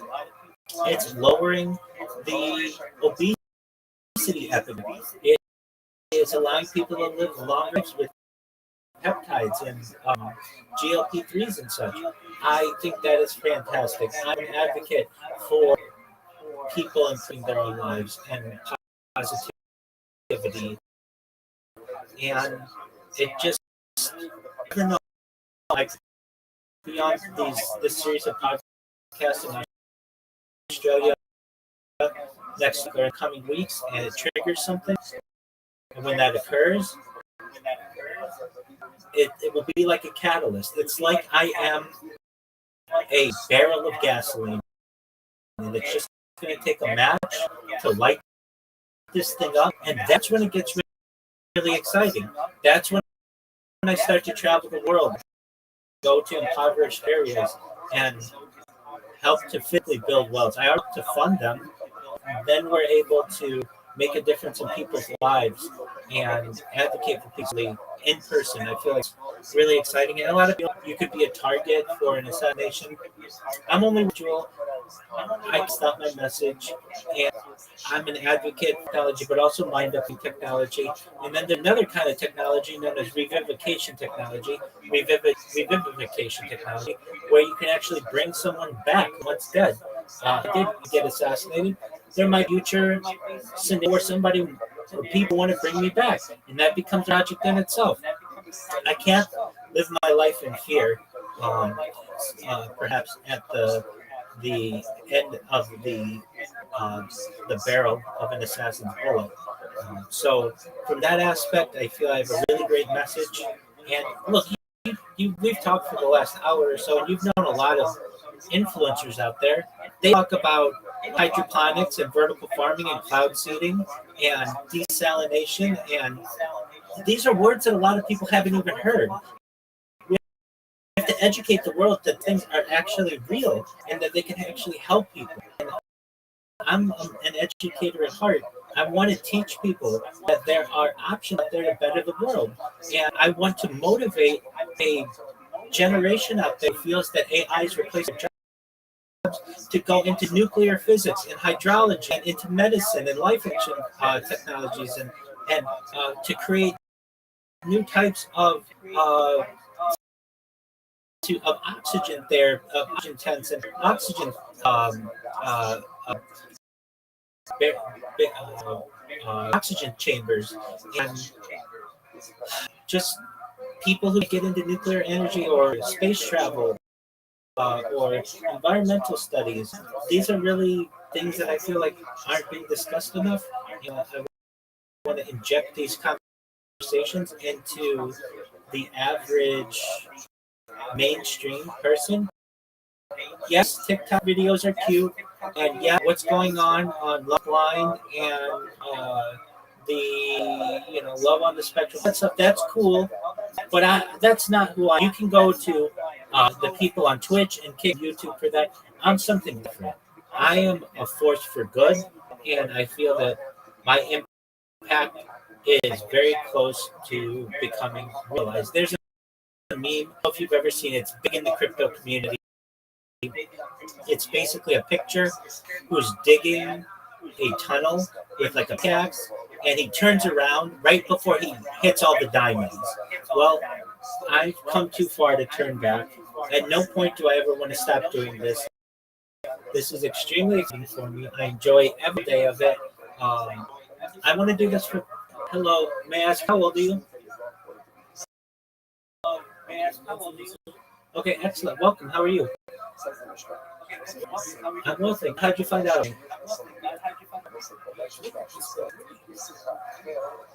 You're welcome. Excellent. Did we have a chance to meet? I'm well. Thankfully. Did we have a chance to meet them? Absolutely. Yeah, there you go. So you can see here, maybe, that I do spread this word and people remember.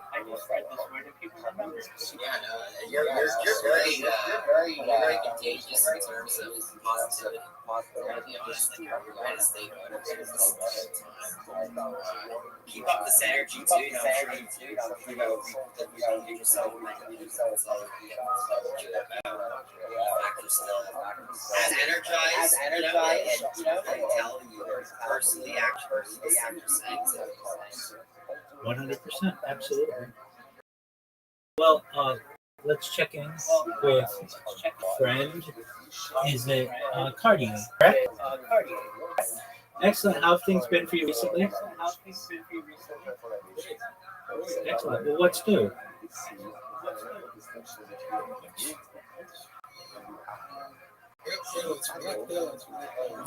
No way. Okay.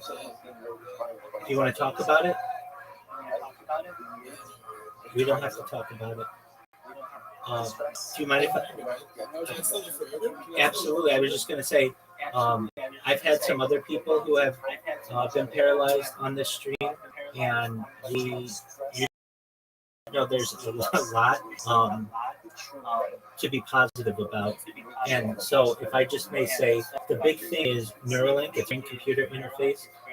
The first successful Neuralink took place in the year 2023 with a man named Nolan Aspro. He's a quadriplegic individual who became paralyzed by just diving into some water, and there was like a log, and it snapped his vertebrae. And he's able to play today, less than 3 years later, after having this Neuralink inserted in him. He's able to play video games better than you ever could have, or I ever could have, or Meepy, or Paul, or anybody else. He has basically an auto aim in there, computer interface, and they have successfully had these. Go ahead.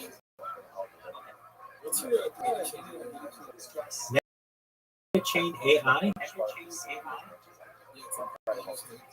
Are you saying Mega Chain AI? Oh, please enlighten me. Okay, yo, can you please tell me about Mega Chain AI and everything about it? Give me bullet points, please.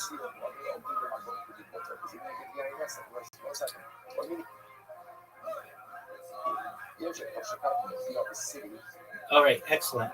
All right, so we have negative.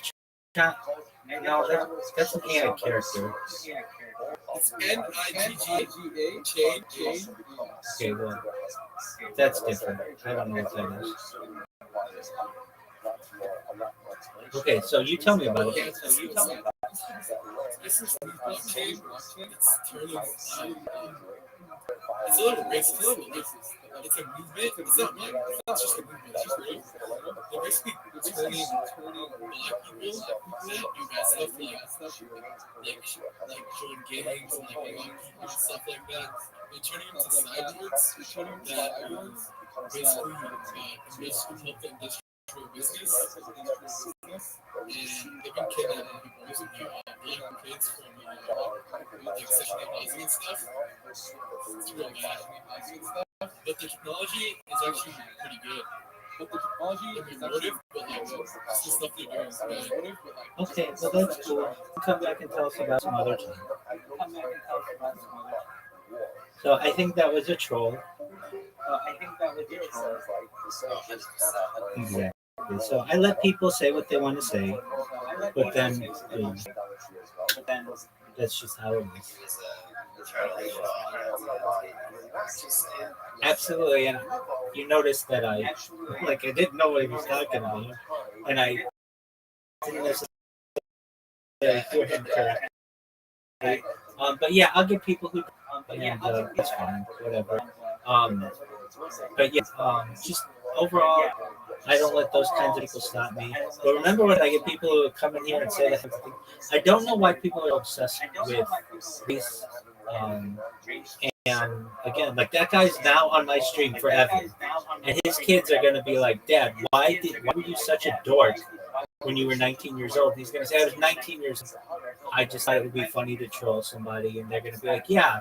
But now the whole world knows that our family was a bunch of like losers who like to use racism against individuals. And he'll be like, I know, I hope the world forgives us. And, they will. But he's just a perfect example of people that we have to deal with. Yeah, I think a lot of people just, rouse the responses.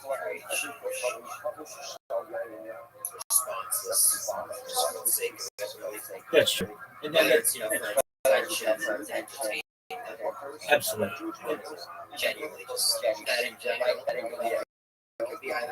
And there are gotcha moments where somebody, if I said it, then he can go to me and say, here's an N-word. Like, that's what people like to do. And that's why I have to stay very, I have to stay,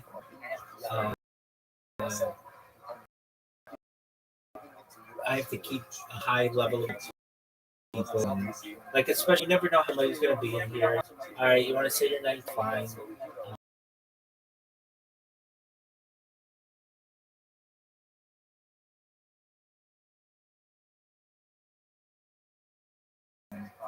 And I invite people in. I don't actively talk to people in other Discords, though. Generally, they have to come here. And the reason, again, if I'm in a Discord with like 25 people, let's say in Socialize or Edgy or whatever it could be, chances are there's going to be some person in there who's not 18 years old, and you're going to have other people in there who want to use the N-word, and other people in there who want to, troll me or whatever. It's too complicated.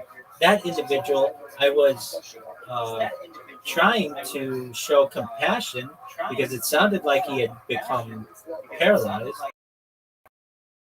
and then who knows? But I do get some people on here who have been in. I mean, what I say with brain computer interface, there's a way, basically, for the brain to be able to transmit messages past the area in their spine that is using multiple ways, but the easy one currently is with Bluetooth. Basically, there is a message sent from to the end of the spine.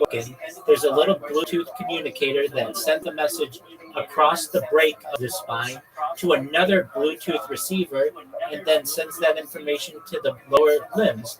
And people have been able to use this kind of technology to be able to slowly but surely walk again. And I think that's incredible.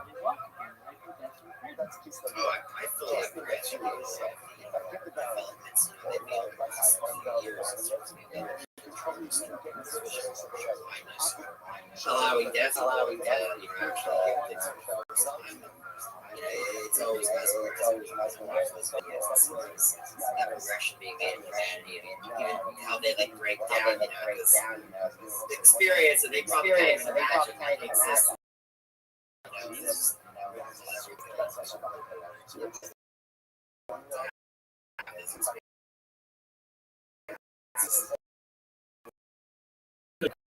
Are incredible seeing young children who can hear their parents for the first time, or even children who have never had glass before, and they can eventually see their parents. It warms my heart and brings tears to my eyes.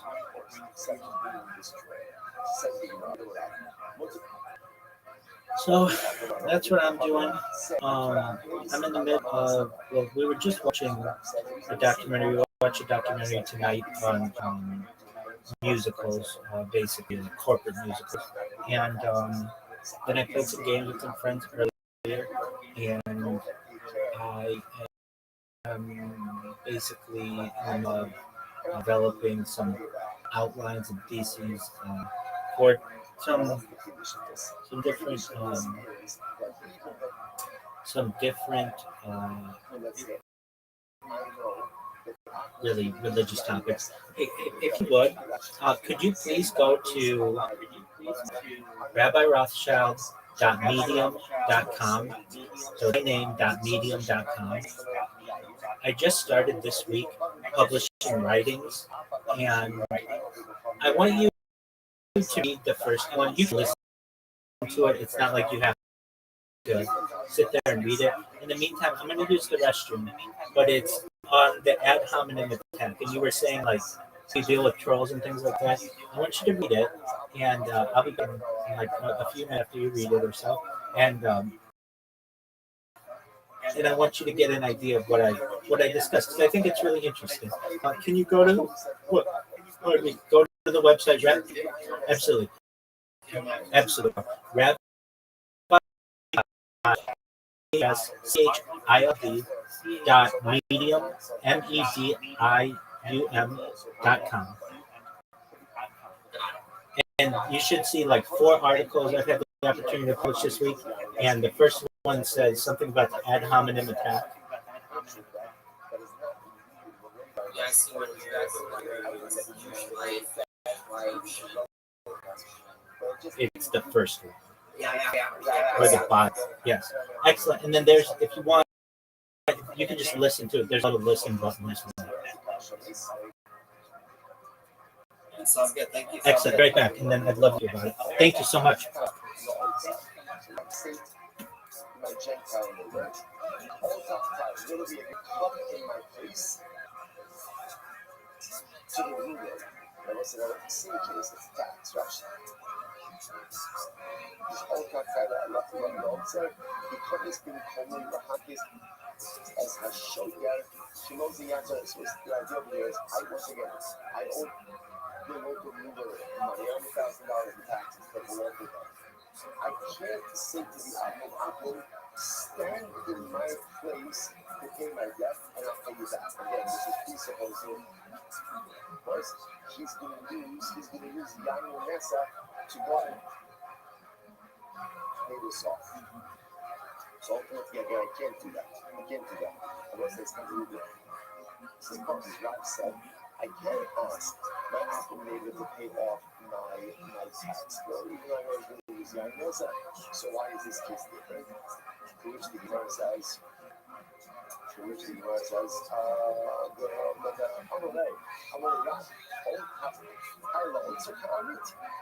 this is different. What's the why is this different?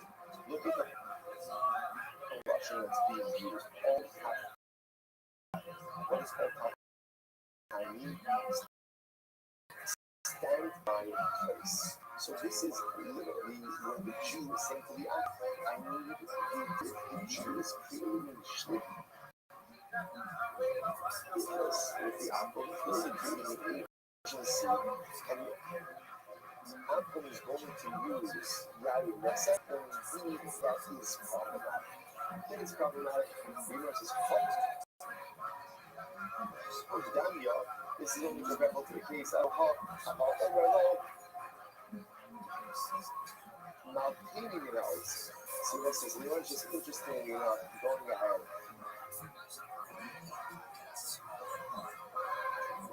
And making a distinction, ultimately, again, because Russian is between Russian to do me a favor, help me out, and stand in my place. When I ask the Apple for a favor, he's not acting as my agent. He's taking care of something for me, but agency has not been created. Because agency has been created. And therefore, again, whatever the Apple uses for payment, whether it's INSF or money or it doesn't matter. When I use that shall all time, stand in my place, that's creation of agency. Creation of agency, then if the Apple actually uses Yahweh Nessa, it's viewed as time and should be carrying this out. Of course, that's going to be problematic. Okay, interesting. Let's finish the next. I'm not you know, it's interesting research like I'm sending more to an Apple. So some I'm shalom. Just if I'm not realizing we came to once again we came to a green price. We came to a green down price. Right? About a lot actually about this was before Apple wanted for himself. I'm sending it to the Apple. So but the Apple so look at actually just the moment. I'm not the internet all the coming. So we agreed on a price. Actually, not that. Before anything is poured off into the utensils from the sea, the utensils is poured off into. They're not retired. All the way again, so the proceeds are with it. And we're not keep, like I said, that is what will be the problem over there. The assumption here is that remember, wine that belongs to an becomes yain nest. So the idea over here is I'm transacting business. This is my wine. But it's ultimately again going to an outcome. So what's the concern? The concern over here is the wine becoming yain nesa before the transaction is finalized. Because then I have a potential problem of getting benefit from yain nesa. So therefore, again, the Mishnah says if we agree on price before any wine is poured off, then the proceeds ultimately become hundred. Let's just look at that last refreshing Mishnah. I just want to show you this. If I should be Gemara, kind of what you think we need to know is Mashiach of all the Gochalim Pana. Therefore, Shemon de Kana Mashiach, the Kanye of the Gochalim Miyad, the Havile the Yisrael to Zikas, the Gochalim Baba, the Yainesa Gochalim Adinada. So that's it. So essentially, there are multiple parts in this process, right? In this transaction, ultimately, again, first, we have to agree on price. Second, what is the problem? And then the Gochalim lifts up, that's it, the barrel, and goes ahead and force it. But the essential idea is that he's lifting it up and putting Me, are you there, my man? Yeah, welcome back. Thank you. Have you had the chance to read that article? Yes, I did. Yes, I did read through it. What are your thoughts? I agree with that. I agree with that.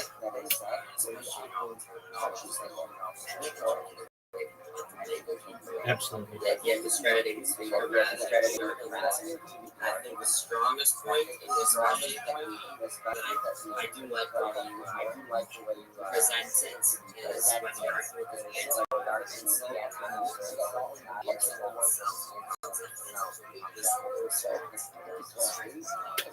Exactly. I think you see this the most, especially on Twitter these days, Reddit, you know, any forum really actually present logic.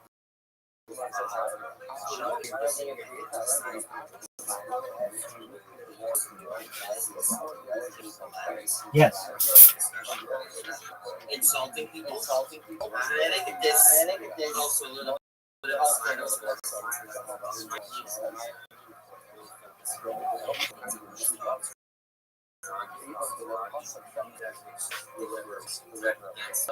rather than actually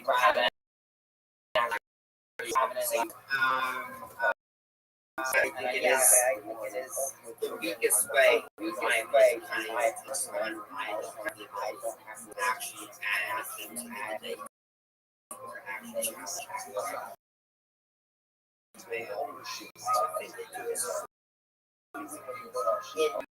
using insults, right?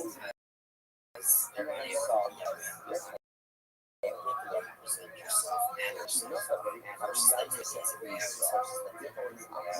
Well said. Absolutely. I completely agree. That's why I wrote it. And like I said, you see often online debate. You see it in real life as well. But I got sick of it, and I thought, okay, well, if I can start to make people recognize they want to call me whatever or anybody, just point to that article and be like, you're not attacking the person, you're attacking, like you are attacking the person, you're not. Read this. When you're done and you have the opportunity to reevaluate your argument, come back to me and let's debate. But until then, if you want to say whatever the phrase is, I've already got it covered basically. And on top of that, it gives me the upper hand in the debate already because I've recognized that you are calling me a whatever, and that shows that you are afraid to debate the actual topic. I feel that it's a power move. So anyway, I have had the opportunity to published some articles recently, and I'm going to continue to publish and basically just draft different ideas that I have. Like that's more of a philosophical idea, but I think it's important and is not really discussed in society that everybody uses these terms, whatever they may be, especially in political discussions, and I don't like that. I don't like these labels. So we're going to move away from the labels and start focusing discussions on or debates on the topic at hand. And for anyone who wants to use those labels, look at my rabbirothschild.blog or rabbirothschild.medium.com. Go to the first article at the bottom and read from there. And like it's I've Yeah, no, I completely agree with you. And I think it does show, that closed-minded discernment. So is willing to respond in good faith. And again, whether you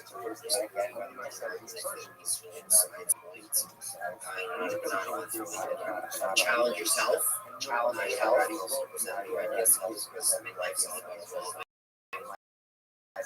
Growing as a person. There's a lot of times. Things change the way our thought process works as well. New ideas and new avenues in life. I'm in agreement. 100%. You're a smart individual. I hope you're told that often. I've been told it many times. I don't think of myself that way, but at the end of the day, in my opinion, it's what others say about you that matters rather than what we think of ourselves. That's what smart people say. Excellent. Well, good on you, Meepy. Do you have any other questions or any other topics you want to discuss? As actually you brought up documentaries. Yeah. Have you ever, I guess, kind of thought of the idea of trying to get a documentary made about yourself, or is it comes when it comes and get bigger? Yeah. So my whole life is a documentary. Funnily enough. So yeah, there was a documentary that was being made about the cryptocurrency, of which I'm a part. But then the crypto market, not just for this cryptocurrency, but just in general, the cryptocurrency that sponsors me is still worth tens of millions of dollars. But the crypto market in general dropped severely. It tanked in the last year, and it'll come back, and we'll get that documentary made. But in the meantime, I have held off on that. And the documentary, I was talking about this earlier. The documentary industry was once much bigger, I feel, in terms of from like 2005 to 2015, where it was the hot time for documentaries and documentarian. But now, especially because documentaries have many of them to just being content creators, the documentaries are shorter. Now, you could get one done, absolutely. It's just the right person. It's difficult to get to anyone on YouTube because there's not a really great way to contact people. You go to their account and their email, but like you've said, what are the odds that they're going to answer you regarding that? And I'm kind of a tricky individual for people on YouTube because I've been banned on YouTube. I just had accounts banned for whatever, like because it listened to 3 songs in a row and I got 3. There are people that risk there, they're making money on their accounts. I don't necessarily want to have anything that's could risk their account. So a podcast route where someone will podcast and we'll just review what I do. A lot of times for documentarians, they want a location and spend time with the person. And I would have that if somebody wanted to come and live with me and what I do, they absolutely can.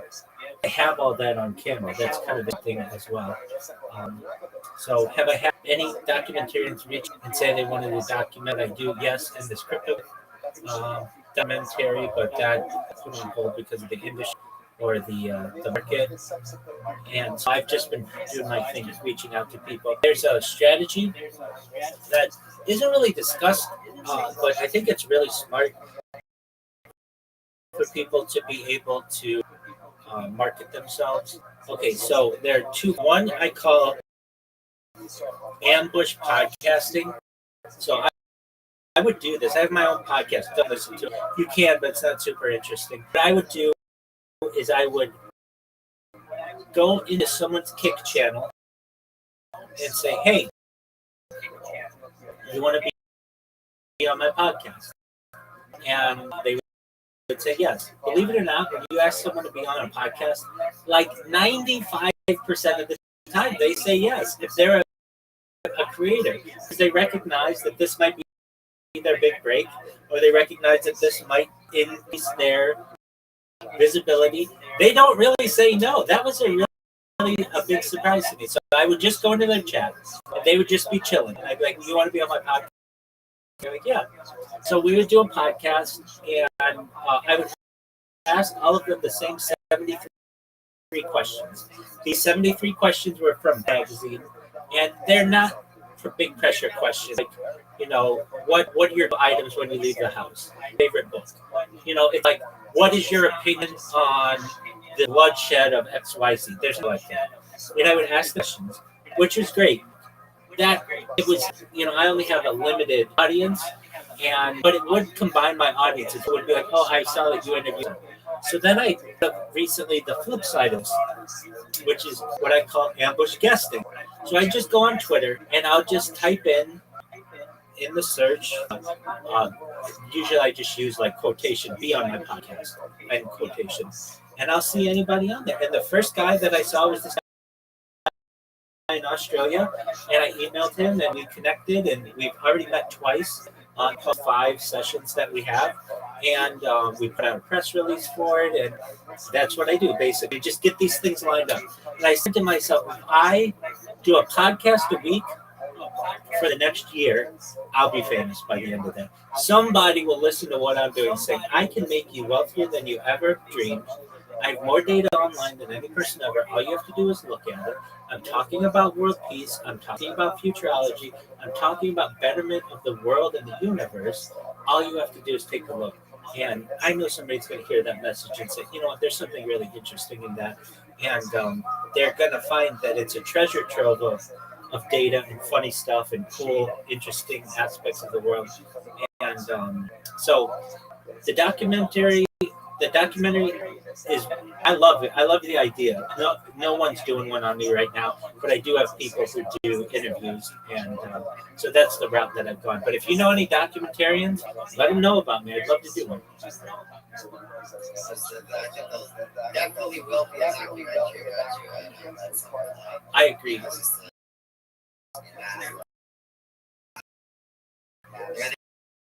It's one of those things, like a kid, doing the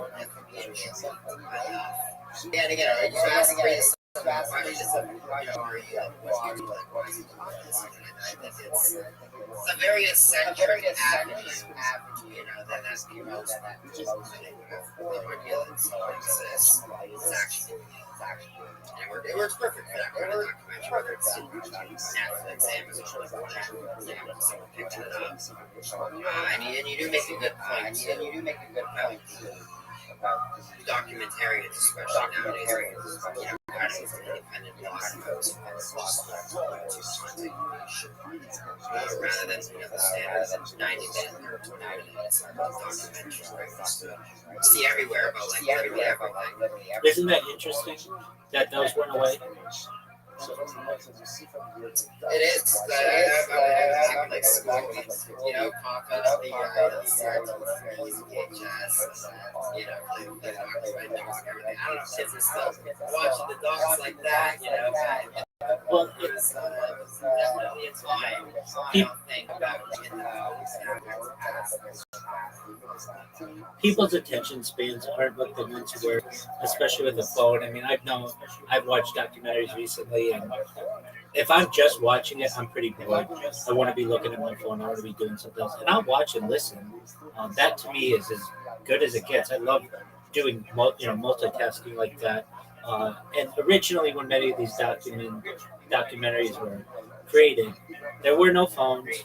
They knew that they were going to have your full attention, but now creators recognize that you need to be really quick and fast, and thus basically like a 20-minute longer YouTube video is about the best you're going to get, unless somebody wants to put a series together. And they recognize that like things have to work well with the YouTube algorithm. That like a 90-minute or 120 of some just following someone's life is better cut up into 5 or 10 episodes based on people's how it's best going to work algorithm, and I kind of feel like that's what I'm doing with this upcoming series. It's on video. The person with whom I'm doing it is a radio host in Australia. They live in Brisbane, but they are a radio host in Melbourne. They have millions of radio. They have thousands of listeners on their podcast, and we're putting it out basically in 20 segments. Under normal conditions, 10 years ago, we might have just done really long from podcasts, but it works better nowadays for the algorithms to break them up, and then they're not overpressured and such. So we'll see how that goes, but I'm going to continue going to people on Twitter saying, hey, basically, like I have like a normal Twitter account. It's not like verified or anything. I've had verified, but so I'm not saying that I haven't had one. But what ends up happening is it's very easy to randomly lose your Twitter account for whatever reason. They consider it spam or whatever. They don't say, hey, you're getting a spam warning. Just one day you log in and your account has been suspended. It's like, what did I do wrong? So I've had verified accounts that have been suspended. So I was an early user of Twitter Blue back when it was called Twitter Blue.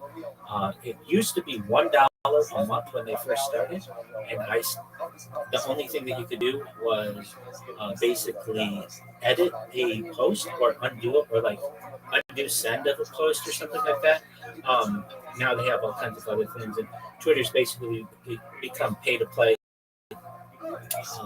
But with the 240 characters that they give me or whatever, I'm Rabbi Rothschild. I have more data archived on the internet than any person ever. More than 4 years of 24/7, 365 from 20 plus. I would love to do a podcast. Just that little message. I just go through, and anybody who has a podcast, I put that underneath their comments, and you'd be surprised how many people reach out to me. Like, okay, let's get it done or whatever. I sent this guy recently, and I got another person who mentioned to me that, hey, send me a DM. I get people who say, send me a DM. I get one podcaster in Australia with whom I spoke to this week. A friend of mine was on his podcast. A friend of mine from Australia, and but this podcaster only does in-person podcasts. He's tried he runs into, and I understand the technical issues when you're doing that like this many times. And he said he's tried it twice, and he just recognized they didn't really connect.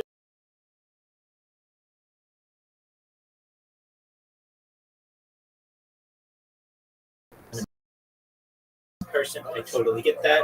That didn't work, but the other podcast in Australia, he only does them on Zoom, and so that works really well for me. It's just a matter of time. I give the analogy. The Grand Canyon had to be at the start drop of water. Eventually, one drop turned into the 2 drops and 3 drops and 4 drops and 5 drops, 6 drops and 7 drops, which it became a small stream, which eventually cut through the rock. Years and years of basically water melting from the Rocky Mountains into the Colorado River. That stream became the Colorado River, and the Colorado River cut through the sedimentary rock. Now we have the Grand Canyon. And in the same way, keep pushing on the internet, so it'll keep more and more content, more and more content. We'll have our own river of content, basically a fountain of endless, or as close to endless content as anybody's ever created. And that'll be extremely exciting. You know how the internet works. It's just going to take somebody to retweet something that I do that they find is interesting or whatever, and then a small group of people sees it and they start talking about it, and then they jump into the Discord and they all want to talk to me, and I'm doing my best to talk with them or what knows about it. That's what's going to happen. I anticipate that. I think it's sooner rather than later. This isn't when I first started, and it's just like, 4 years ago, I didn't know anybody on the internet. I didn't have any friends in a Discord or anything like that. I think that we are moving closer and closer to hitting the diamond or so, the diamond mine. And then when that happens, that's when we're going to be able to get out these really great messages, be able to tour not just the United States, but the world, be able to invoke a lot of really interesting conversations. And at the heart of this, I'm about teaching and learning. And so we'll watch documentaries. Thousands of people watching documentaries because I'm watching it. They're going to watch it side by side. It'll be incredibly exciting for the world to have somebody. What I'm different than any other streamer out there, any other influencer, anybody else you have out there, they say to themselves, I'm going to shoot for 3 hours tonight. And then they're done. No, you will be done before I'm done. So you'll have to sleep or you have to go or whatever it is. I still go. That's an incredibly exciting opportunity for the world that we've never had. We've never had a streamer who just doesn't stop. We do have people live stream. I'm not putting that down. But you can watch my life in 360 degrees. And I have a huge amount of content that we can go back and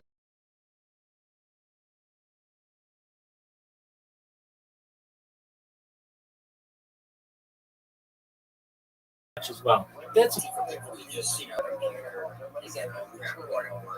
whatever they're doing. They can literally just think, oh yeah, that guy was on everything all the time. They just check out what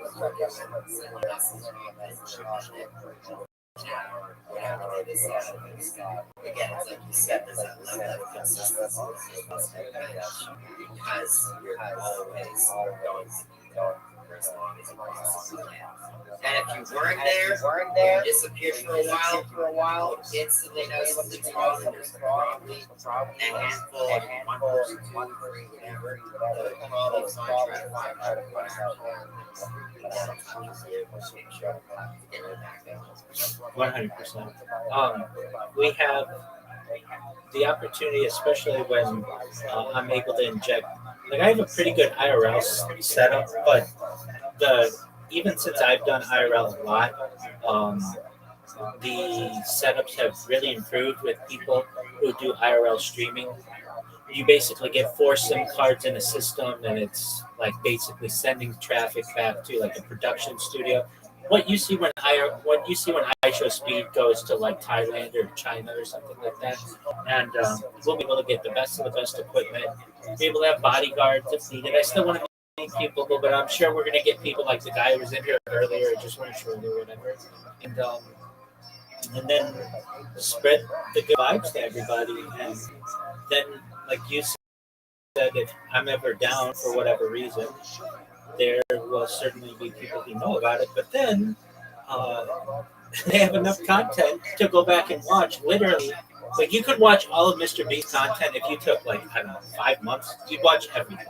He'd have no more content. And with mine, it would literally take you an entire lifetime, 120 years probably, just on YouTube alone. That's an incredible amount of data. We're talking 24/7. You could, of conscious data, even more, maybe like 160 years, maybe 200 years. Who knows what it's at now? That's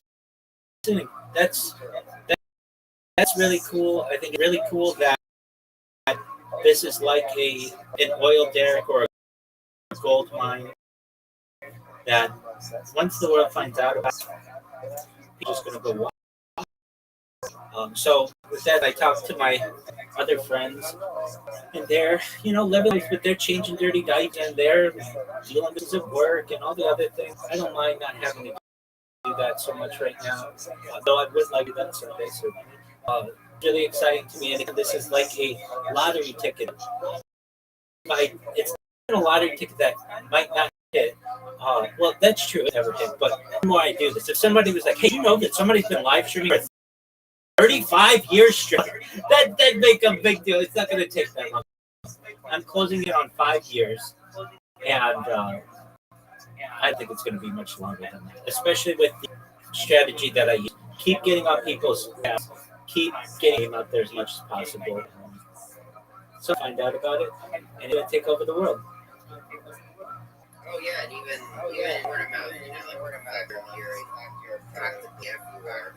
So I mean, there's always going to be those that maybe ignored a few times, or your name comes up a few more times, and then they're just consciously going to think, who the heck is this guy?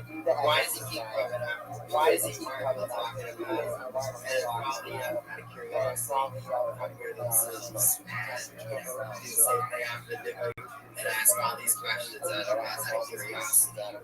And find out you're actually the real deal, and you're actually very social. Thank you, and that's exactly what happened with Paul. Paul saw me in enough discords. He got curious. He told you about me. He came in here. He fell asleep, or something happened to him. But that's word of mouth, and that will continue. So spread the word. If you know any documentarians, I'm aware that we've got the biggest documentary in the world. If you were to ask me how do I want my life portrayed in media in the future, of course I want all the compilations available, never behind a paywall, always available to the public. I don't want it. I would care less. I could care less if it's because I'll be able to make money through other ways. But the big aspect, I think, somebody like Amazon and Netflix or Hulu or somebody's going to come to me and say, "We want to make a movie about you or a series about you," probably because you have so much data. How do you want it done? And I would say I want a series where each year of my life is an episode or an hour-long thing. Could be, and I think I would be of interest to enough people that would be really exciting for them. There may be a series in the future, perhaps like 40 episodes or whatever of my life, or perhaps as I get older, 50, 60 episodes. And I think that'd be a really cool way to do it. Like, you get to see my entire life within 1 year, and then perhaps really dramatic aspects of my life, whatever it may be, when I go viral or whatever, that might be its own episode in itself. So once you go viral and get all those funds and sponsorships, I guess your end game, the dream kind of be to run those charitable organizations and actually be hands-on or to influence other people as well. So I think there's a way to convince the world. I really do. I'll just convince you. You're a open-minded individual, and I could say, all right, these corporations have become so large. Apple is worth $1 trillion, $2, $3 trillion. Facebook's worth $2, $3 trillion. Nvidia, $3, $4 trillion. Microsoft, $2, $3 trillion. How much is in it? And the people will say, I mean, there's really no amount. It just becomes relative. And I say, exactly. These are for-profit organizations, and I want to convince them to be not-for-profit organizations. The way that I want them to do that, a very easy way that they could do that, is they could say, we blend $1 trillion of profit a year, whatever it is. That's just a number. If we give 51% of this to profit organizations, we ourselves become a not-for-profit organization. We give back to what may be orphanages, food banks, or children's hospitals, whatever it is. We get the label as a not-for-profit business, basically a charity, which gives us all kinds of different incentives. And on top of that, we get really great publicity. And we're no longer seeing these big corporatocracy entities. And I think I convinced at least some businesses, perhaps not those immediately, but even just some smaller businesses, and show them how we could do it from a tax perspective, that it's in their own benefit to give away 51% of their profits so that they become a tax exempt, they have tax exempt status, and they pay no corporate taxes. A lot of them already pay very close to no corporate taxes anyway. But on top of that, the people who hear this will recognize that, hey, I could either do business with a quote unquote charity or a quote unquote capitalist organization that is basically going to enslave me and my children eventually if it gets big enough. Which one do you want? And I say to you, essentially, there's a strategy here to convince many of these organizations to do good in the world as opposed to just creating as much profit as possible. How does that sound to you? Yeah, no, I think it's a good mindset to have. And I think it also relates back to how you said earlier that everything does always start right with, an individual people. Even in terms, parts of it, every part has change happen. I mean, the group that manages to make change happen despite the idea that goes behind it, you're always going to be in the minority, right? And that's why the starts to try to not necessarily get out of the minority, but actually don't recognize minorities.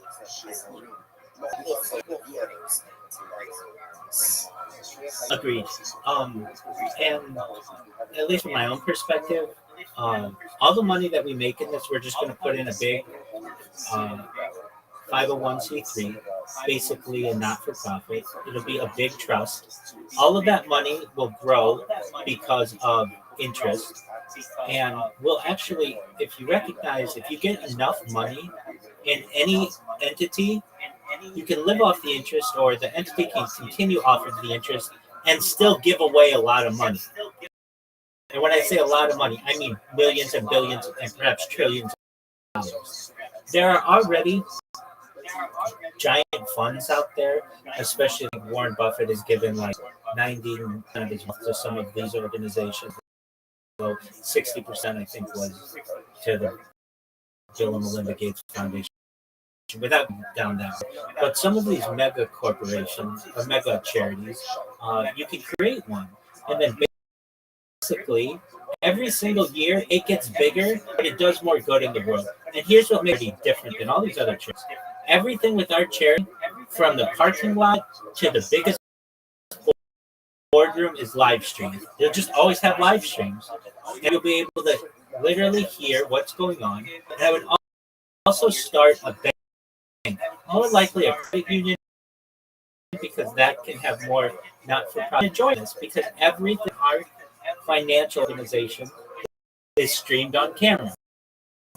So you won't ever have backrooms that are not live streamed. Let me just ask you this: you can be a member of any bank or financial institution. Wouldn't you want to be a part of it that you can literally go on the internet and watch the thing that it does? Yeah, that's true. Every single day, exposure. It definitely gives you bits and people who are actually behind the scenes. I mean, most of these big corporations, right? Who even knows, like, by heart, right? The president, people who credit unions are, like, they're not really involved in anyway. It's really just go out of your way to know rather than actually involved. Exactly. So if you want to know who our president is of our bank, you just have to go into the YouTube channel. That's whatever this bank says president, and you can watch him in his office 8 hours if you want, or whatever it is. You get what I'm saying? Like basically, every branch of every bank anywhere in the world will be live streamed. That's a guarantee that we'll make. I mean, we'll say that we'll have backup and redundant systems so that there's no shadiness. Everyone would want to bank at that bank. Everyone would. It's like the best advantage that you could have on any of your competition. No, 100%. I mean, especially when, all these major corporations, they have clear disdain for the idea of morality or integrity. They'd sell out anything. Exactly. And so I recognize that there are some advantages of just full candidness with the people, and our organizations would be no different. And there's going to be a point where, I mean, let's say this happens, then in my own way, the most famous person on earth and the most eligible batter on earth, and I want to settle down and have a family. But before I do that, there are going to be some hot chicks on the stream. But in all honesty, I'd have to find a woman who recognized that I was passionate about live streaming my life, and I wanted to live stream our families. However, we don't have to let those streams necessarily always be on. Perhaps in the bedroom, we could not, like there could be some areas of privacy if she wanted, or she may say, I don't want that live stream, but we can still record it for the benefit of future generations or children's birth or whatever, or just our own home movies or whatever it would be. That aspect of a relationship would be important to me. But she will see that this is the biggest event in global history. It'd be like saying, I love you, but I don't want to continue the writing of the Bible or the writing of the Epic of Gilgamesh or the Sumerian scrolls, whatever it would be. She's going to say, I found out about you because your live streams. I want those to continue as long as your life does, God willing, as long as possible. And I'm going to be a part of that. So I think that's not too hard to convince someone of, especially when you recognize that if you know anything about the Edward Snowden leaks of 2012, he said that phones are transmitting 24 hours a day to the National Security Agency, essentially, and that even when your camera is off, it still has back doors to be on. We're already streaming ourselves anyway. I just recognize it and lean into it. I'm going to use it to my advantage. Yeah,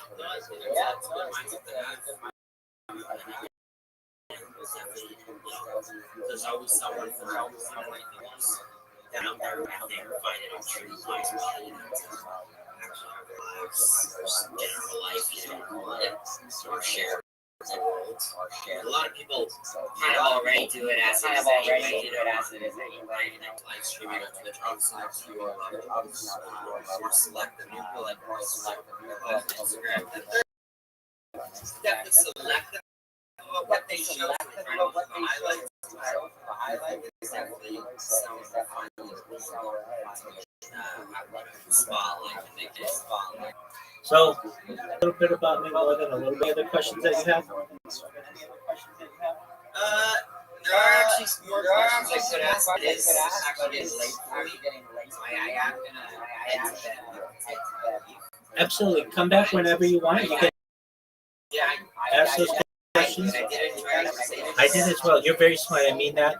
So anyone out there, please remember that I said be smart because he is. You all did yourselves. And maybe when you come back, I might not remember you immediately. Just tell me that you like the Blues Brothers, and that'll stick out in my mind. Okay? Hey, sounds good, man. I fully understand, and I wish you the best of the night. And yeah, take care. I'm sure I'll be back. Excellent. Excellent. We're perhaps, you as well, we're perhaps on a mission from God. Take care.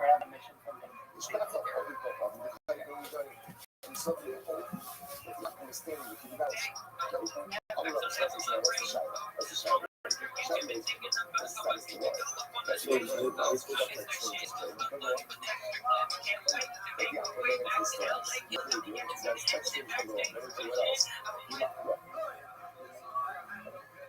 else? We find them standing between barrels. So what's the status of the water? Told them they're having these shovels. Any barrels that you can see that's opposite the open in the door, open it again, room. I think because I'm also watching this, since the afternoons, The most talented goddamn young bucks there are anywhere in the world, Tristan. It's incredible. You're another one of these. You're another one of the few comedians that translates online. So you're incredible on stage. You use the stage. You stop the stage. You're incredibly physical and colorful, and translates online as well. Very rare comedians to be able to do both. So you're amazing, Tristan. We absolutely love you. One of our favorites of all time. Tristan. We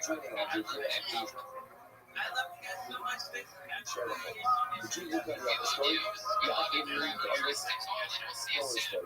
Tristan is a comedian on Instagram. He's on TikTok too. And Tristan does comedy.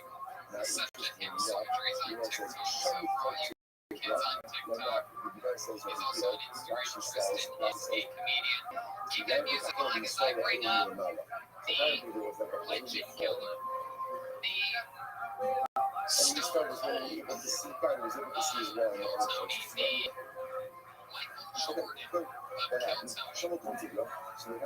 Ladies and gentlemen, the one, the only, Michael Lair.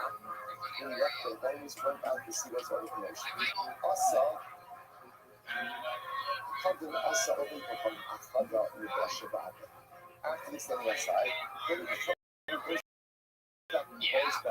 Yeah, you sound great. Everything's great.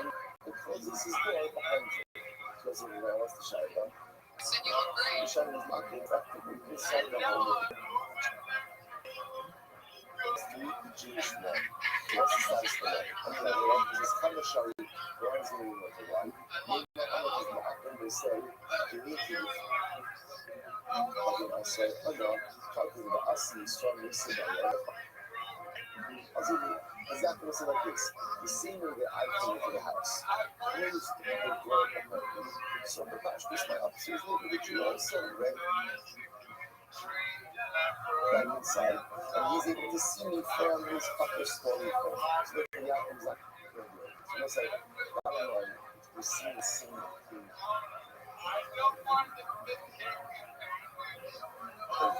Which is the pleasant of risks.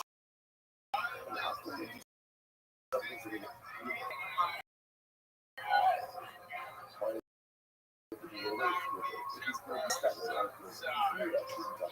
actually, it's funny you mentioned that. I actually was emailed some from you, and you all minds together.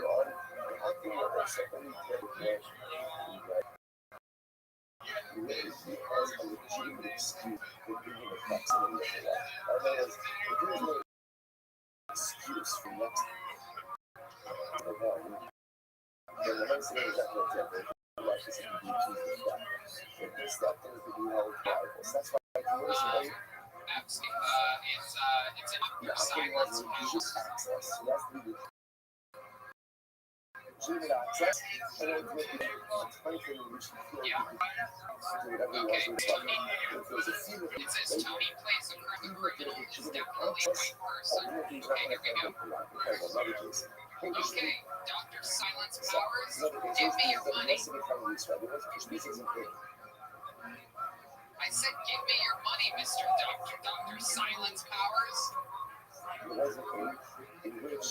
want to have to shoot you, Dr. Silence Powers. Jeez, silence really is power. Take my gun. I'm out of here. We're sitting in between the barrels. So what's this spell? Shadow, what's the status of the water? Tell me what another said. We pass on that and then shadow. This is like take the condom off for. So the guy that has very legitimate is found that he could be accused of being a thief. They don't come up here again with one piece. What does this mean? What did it actually show? It's in a short line, right? It's in a short line, about 4 lines here. Shari, call Shari to help Shari out to Shkia. Also, that's not for it. She just points out everything about it says committed. Committed means committed. So this next one says that this is a book stop for you. It is called Mike's Mechanics, Microphone Mechanics, Mike Mechanics, Microphone Mechanics.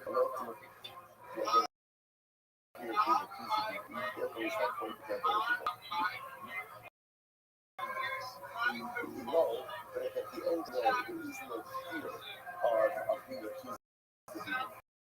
Let us say,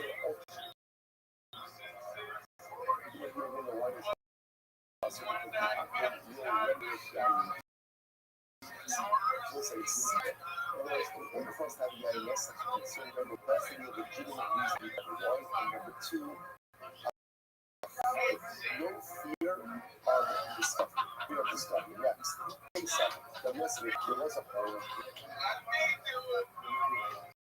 in which Jewish one is kept. The Shtacha open the Baba Kaidu.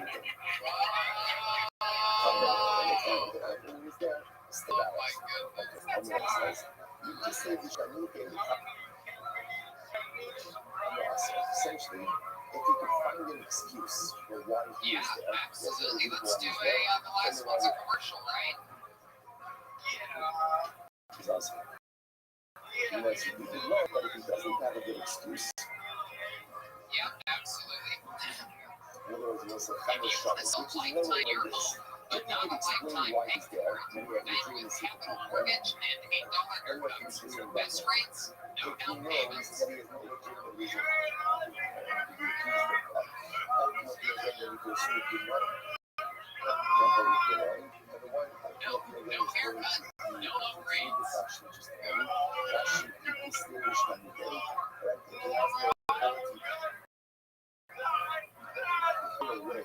Why he's there. Colon cancer. Try our $8 below yourself.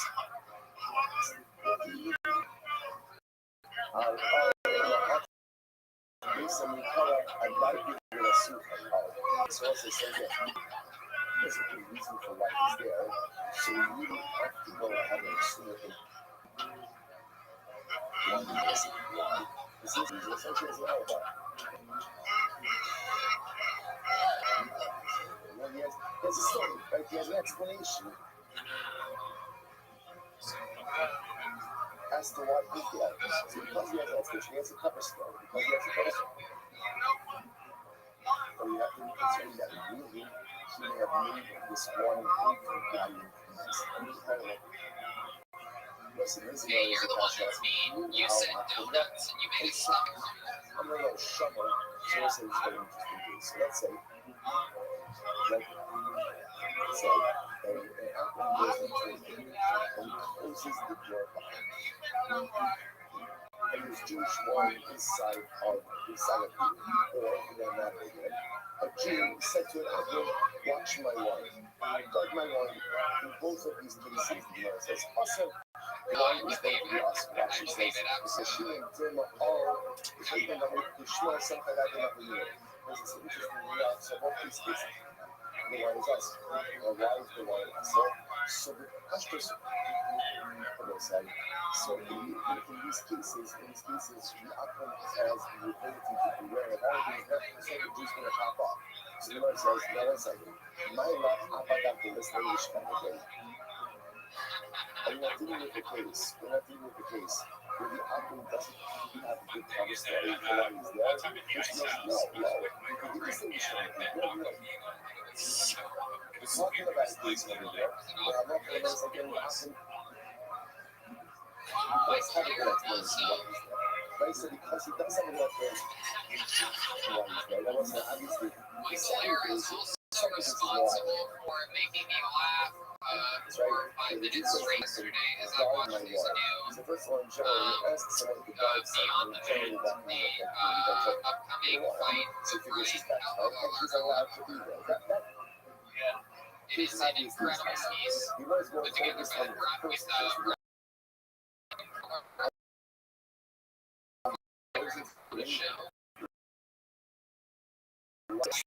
Coming up in this my period sleep as a dive band and trains in his own way alongside him. You gotta look up this video on my everything my character is hilarious. This guy doesn't take breaks to get fucking serious or to tell you shit to watch that he's like. It's not like any of us. You don't see break for comedy for a second. This guy is I mean, not you were sitting and you keep growing together.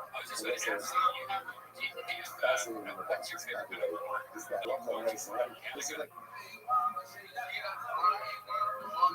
against everything that he spoke about. Like so all the sense that yeah, it's exactly like the event that you can sit down and having a glass of water. You might say you're sitting and drinking together. What happened? It's actually beautiful. Someone saw both suddenly taking a step. So they're sitting opposite shore. And got some shore. And what happened? What is the Julia? I'll show you that. It's not even fun. It's not even fun. So what happens?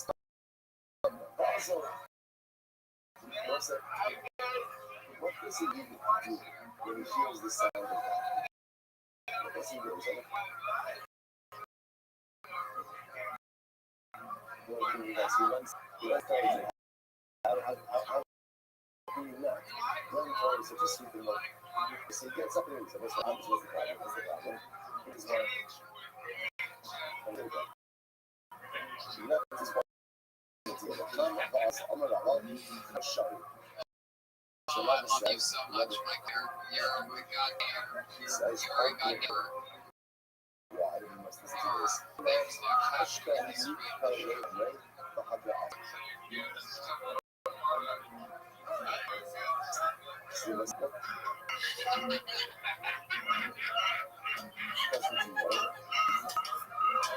So by the way, also wives also sometimes don't know how to controls, right? Especially when you have little kids, you somehow you come out with like an hour and a half. That's how that was, right? So ultimately, again, so the husband doesn't know how long you have something else? that is. So listen, so once again, so therefore, because he doesn't know, You have anything you want to say? just keep remembering that word. We need like a scene. But the Jew is just going to read it here. He's going to read it and not the ultimate level. That's that great temple with the wall. Very interesting. Most ladies in this.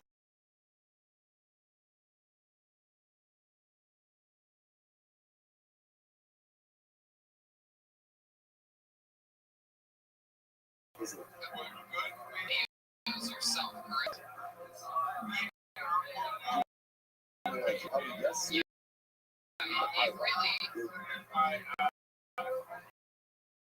really shows. I mean, when you guys, Tony fans get a chance to, for example, watch the UFC video that he made, take note of the extended beats of editing. It is incredible. Like in this video, genuinely made me laugh out loud. So this is the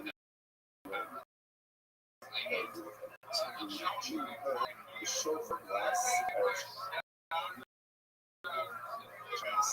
sorry. There actually goes out the left. She could believe she showed us to show you totally how beautiful they told us for this like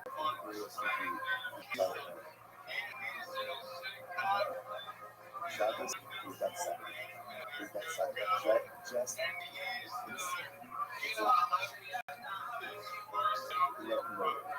you understand what it means to be in the Jewish. It's incredible what he does. He has one of those voices that is almost exactly like the actual guy that does the voiceovers for the UFC on ESPN. And It's just an incredible production. Everything you do is amazing. We love you. There goes Michael Lair, everybody. Legend Michael Lair. He's Steve Martian 69 on Twitter. He's Michael Lair Comedy on Instagram. MichaelLairComedy.com for his website. Fun fact about the UFC while we're talking about it. Did you all happen to watch this massive pay-per-view that this was the main event? Did you see the part where Rogan almost called Tony Ferguson shit? Almost got a shout out. I mean, this week, Tony Ferguson. So, this is the moment that a lot of you have been waiting an entire week. We've been sent in a minute from the Manolo who we talked to last week, and I guaranteed him a spot on the show this week because he said that he was able to get hookers in Tijuana. And I said, if you can get a hooker to do a minute on the show next week, then I guarantee you a spot. So here we go. For the first time in Kill Tony history, it is a Mexican hooker. At least we hope so. Fingers crossed. Ladies and gentlemen, this is the minute sent in by the Manolo. Oh my God. Also, this is him hunting for the Tijuana prostitute. Here it is. So how is he coming back? Opening up the idea for his own. She says, "You should shop." So then, come on. The summer fact that we go publish. I'll see Shabbos. So what's happening? This was this case. Why should the short be upset? Why should it be upset? Because it was the first time the Jew had the Shabbos. Second of all, you can't come back for his word. That's can't carry the one. So what about Shabbos? This is pretty wild.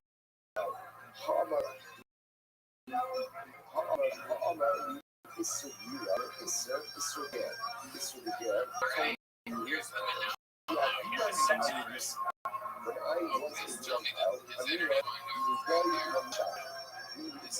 history. The Jews don't really observe Shabbos. Why don't the Jews really observe Shabbos? You need to be Shabbos because if the Jews really observe Shabbos, here we are. Here's the Manolo. Hello, the Manolo. How are you? How many persons Going there. Where are you? You're still in Tijuana, Korea. By the evening, Saturday morning, it's never really happens. Wait a second. I'm not giving up on this. I mean, this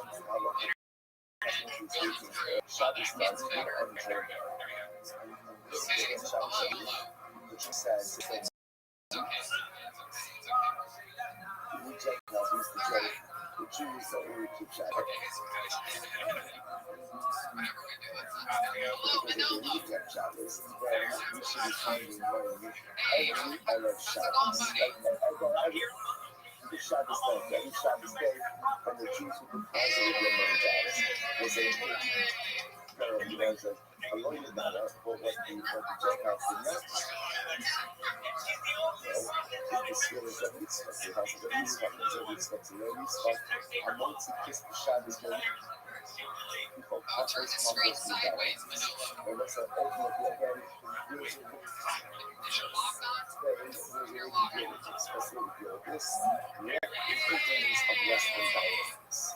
Now that doesn't seem very Mexican at all. Is that a real port in Texas that made it down to Tijuana? What's going on there?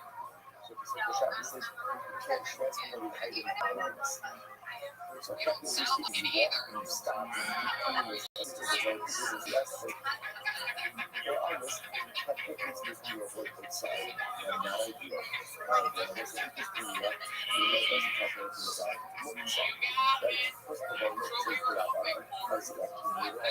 Somebody sponsored by Blood Show. Use the promo code KILLTONY. I absolutely love it. Definitely. Shake it, break it. Let's do it. My wallet is on my pocket. Technically speaking,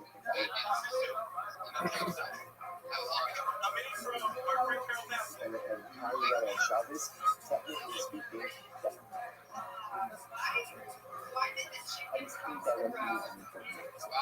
I'm not taxing every in my hand is already on my body. So the point is, it's easy to say, I've been jumped out these things, but when you go through the troops, countries,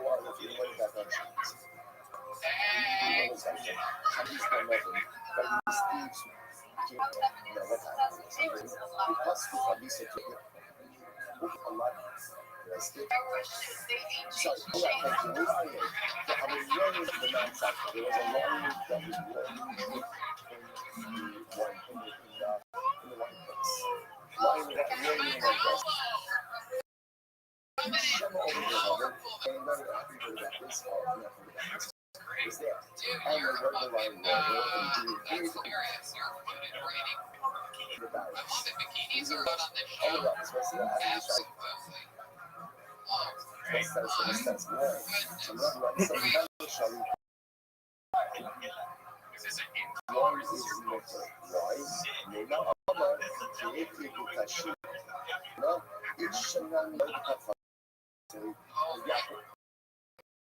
Goodness gracious. One of the back ladies of her ever seen in my life. All tits, no personality.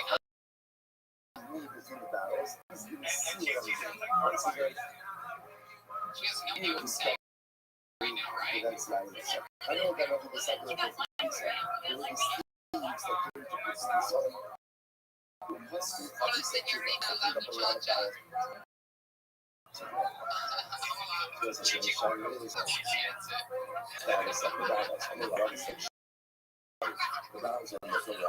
That other one's got spots in the ice house coming up.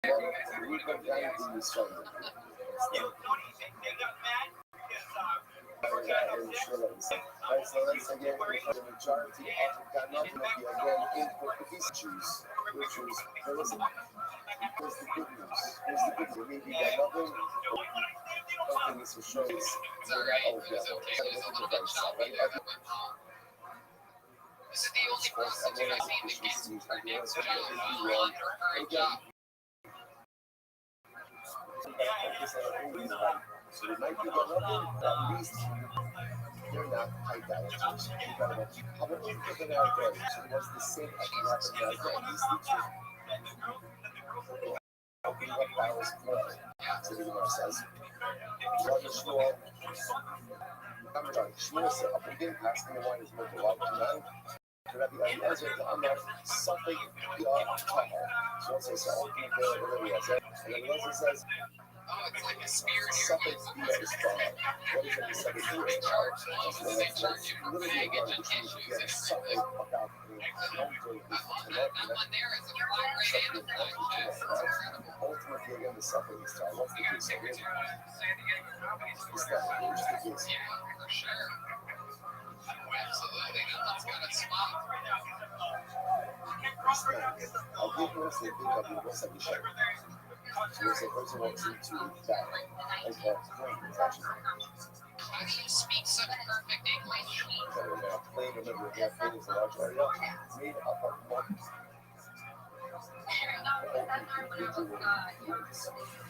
So a person wants you with a plane during the rainy season.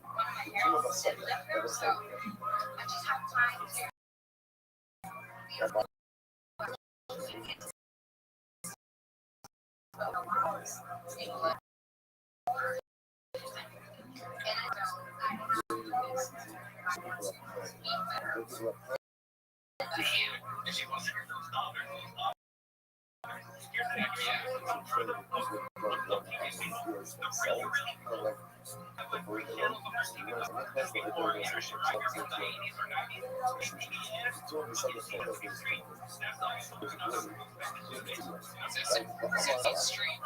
Sesame Street is the only street people know about.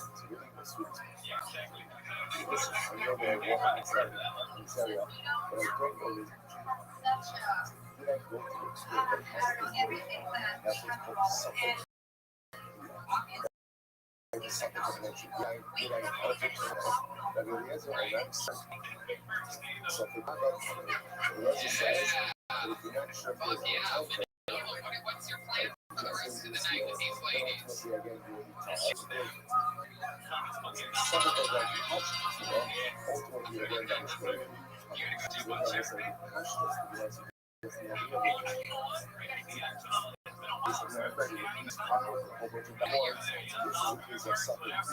Yeah, that's the interesting thing, I guess, with your job is you can pay for girls like that probably to come over and end up making money by the end of the night if you go online yourself.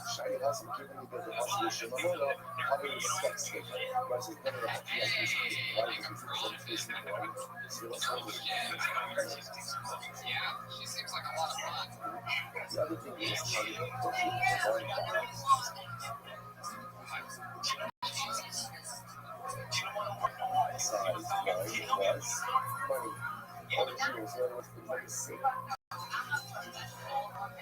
Oh yeah, she seems like the kind of girl who's very easy to take a life insurance policy out on you and you're dead 2 days later.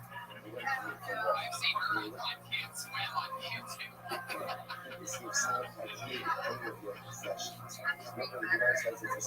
She's on the Mexican version, Can't Swim. I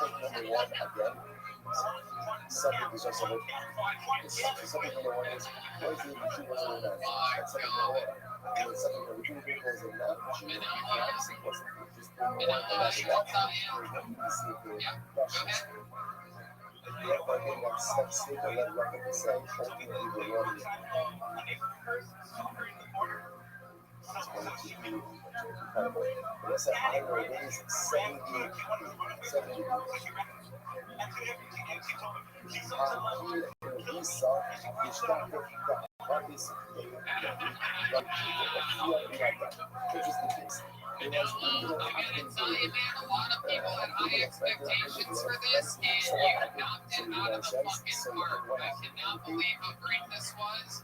This is the most legendary of all their performances. And let me tell you something, anytime you want to do this, you just hit me up and you have the green light, man. This is an amazing segment. Me with Manolo for the first ever. Nice to meet you, ladies. Nice to meet you, ladies.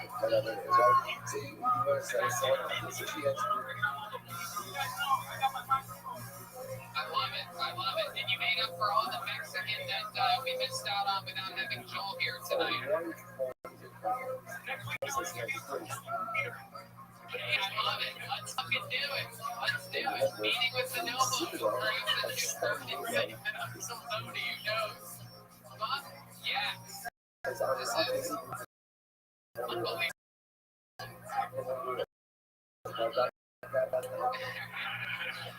Perhaps you get a chihuahua.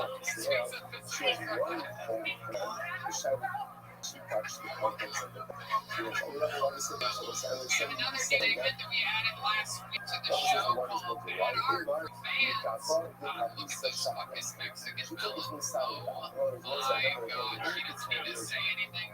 She doesn't have to speak English. She just comes around with those things. Okay, let's keep it going. This is a new segment called Bad Art Kill Tony. This week was sent in by Batman Xenomorph on social media. This is Bad Art. It was sent in by one of the fans. We got it's a red man on a postcard. It does look like Up for the beaches, stay for the BKs. Greetings from California, Ryan postcard. That is real art right there. Batman's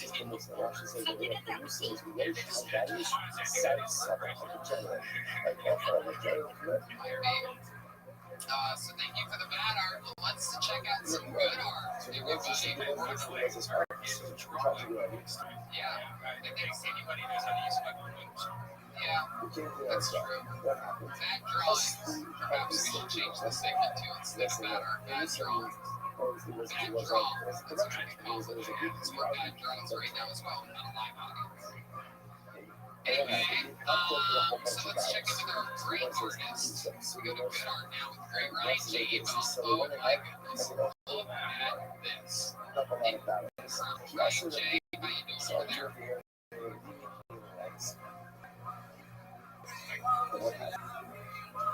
You're messing with us this time, right?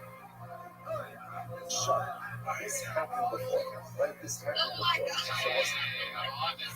that. That's nice. That drawing is absolutely fucking incredible. I mean, Michael Laird is an ace. That skull looks really just like me. You know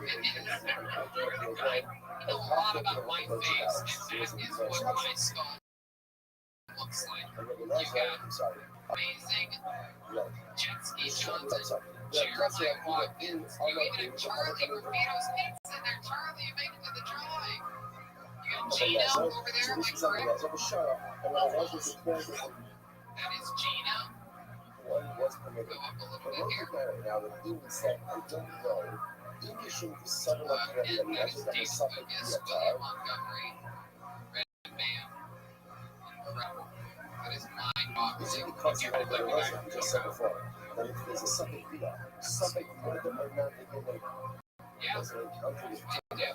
Ryan James, what do you think about tonight's episode? Here's some highlights from you. Well, the greatest highlight is they would pretty much be my 5-year anniversary of the drawing.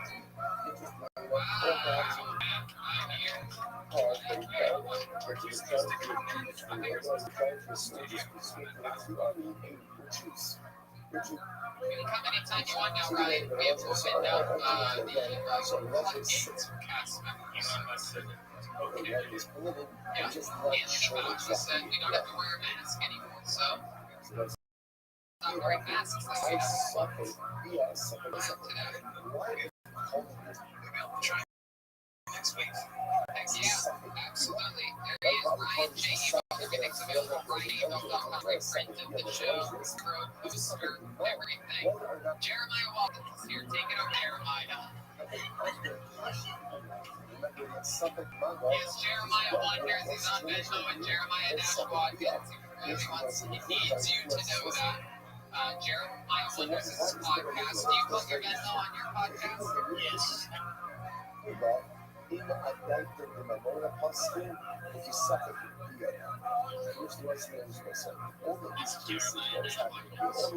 Jeremiah stand-up on social media, Christina Hutchinson. More battles than necessary. So when the army comes in, and they're probably thinking more battles than would be needed to sustain the troops. What does that tell us? Perhaps this is not about what is it about? We're always happy to have you, Jeremiah. It's about how to get There you go. so because of that, all you have to We're gonna talk about your band name for a second. You keep doing that, you heard? 9-2. because of what you put together all of these statements, and what's the result? I highly doubt that, but Jesse Johnson, ladies and gentlemen. So, you must relate what is going on. So let's listen to this case. There was a Mississippi son. What's a Mississippi son? This was a woman merchant. This was a woman. But a mujer es behind the comes. She's the one seller. The one merchant that she has a store and she sells wool. So I said, what did she do? She gave the key to her Gentile friend. Right? Rashi says, I believe that my brother was for herself as a princess. I was just checking up on this because so I was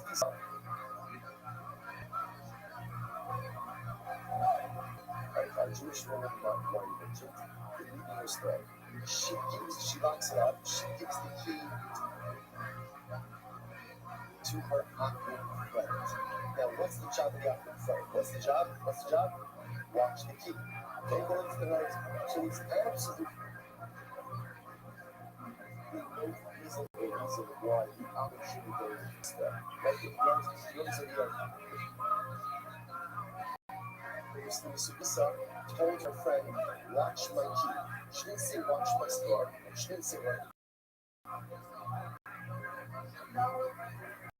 My store. She said, just watch my key. How many spelling? So, the holiday to his kids once came up with his Australia, I was asking for why the stories were doing why.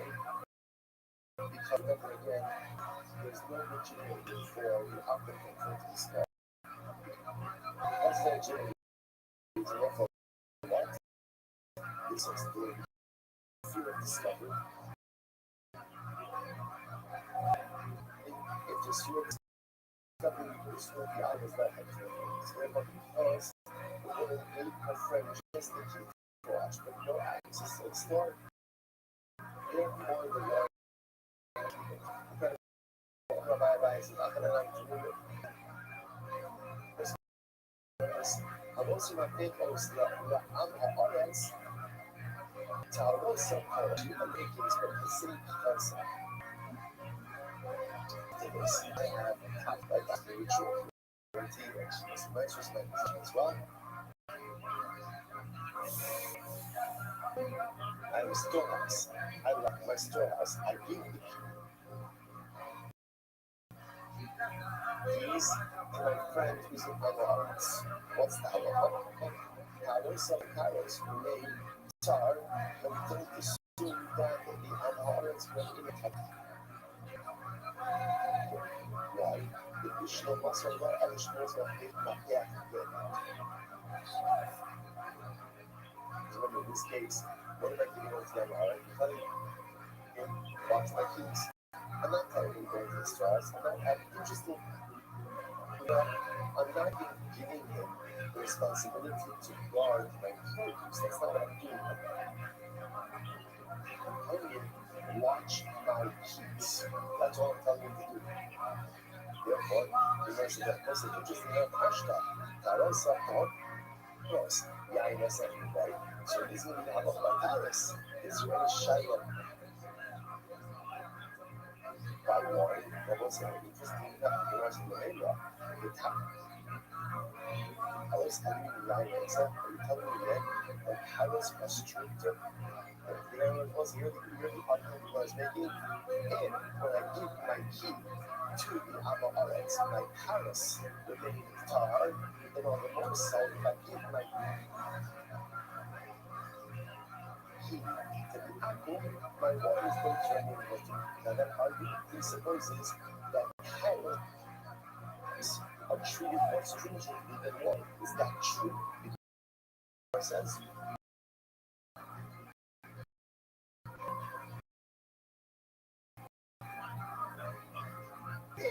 You got struck by this here.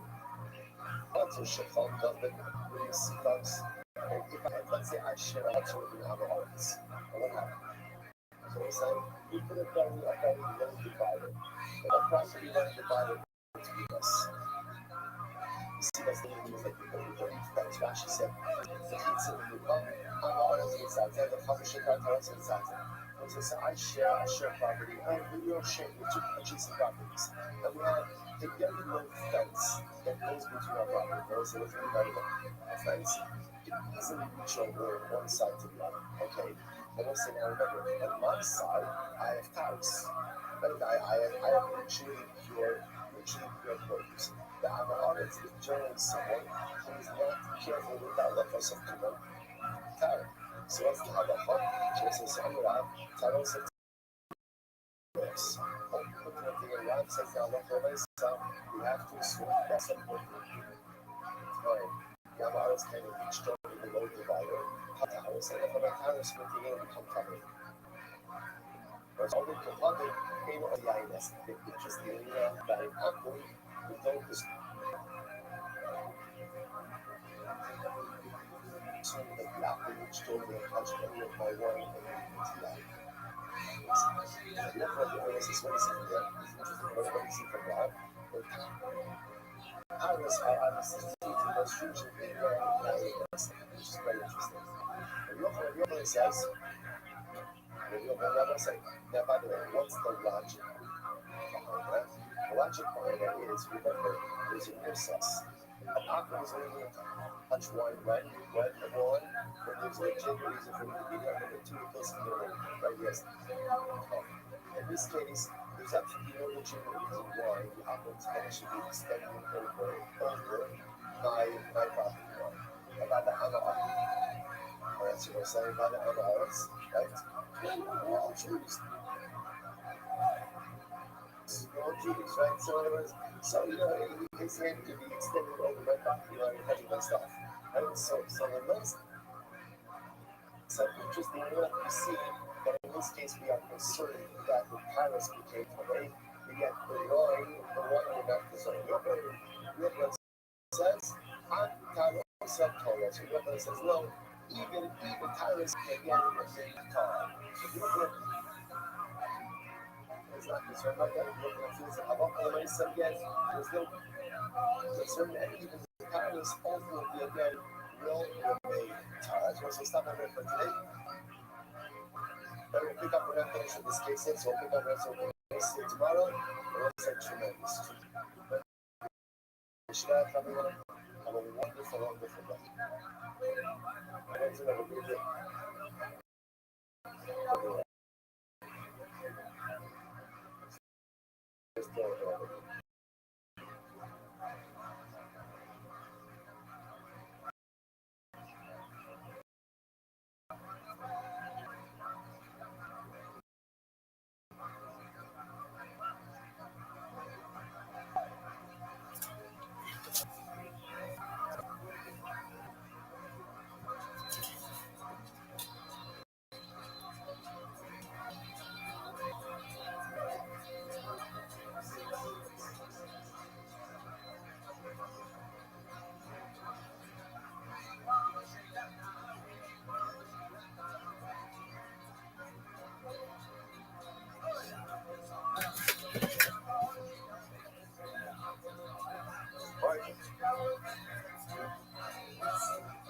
We'll say good morning, let us begin by thanking all of our sponsors for this morning. Should we thank our annual commentary sponsor. This is our right to serve. We're dedicating all children consoles this year as it's this sort of almost all about this job. Commentary sponsors for the month of Elul, for our community over Vancouver.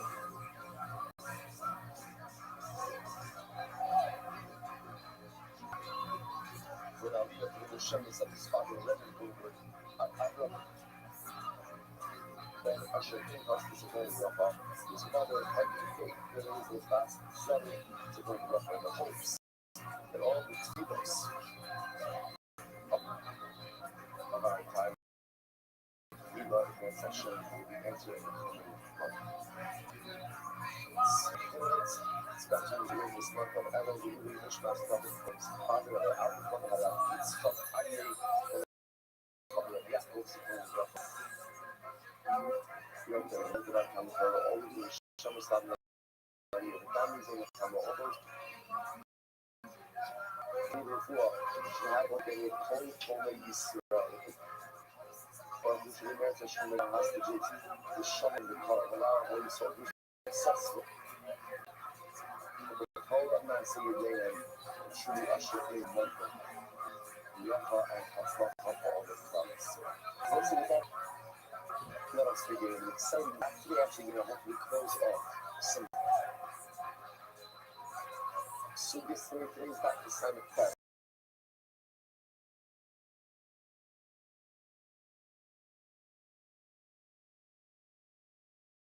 61. lines talking about it. Rabbi says a couple items we have in the first one of general machloek is about gross income with gum. When you have a mixture, and there is a case confusion of every item that is inherently detrimental. What is the steps of the mixture? Remember again, we also have the open case of the mouse that fell into the beer, right? And again, what the status of that is. Remember, Rabbi says as follows: so what's up? Notice that we come, and the Rabbi says to halacha, and the Lord said, this is indeed halacha l'maisa. Noticing how we've come. Whenever you have a mixture, but I'm not going to give you an item contributes detrimental taste. Detrimental taste in infusion. Ultimately, the result in mixture is going to be mutter. Yachra, the shifra, what you got in my package up. Here's what's interesting. I remember. That has to that when the male started the beer, the result of the mixture, the beer is awesome. So now here's the problem. We're making, so Rabbi says, halacha is no income of time is awesome.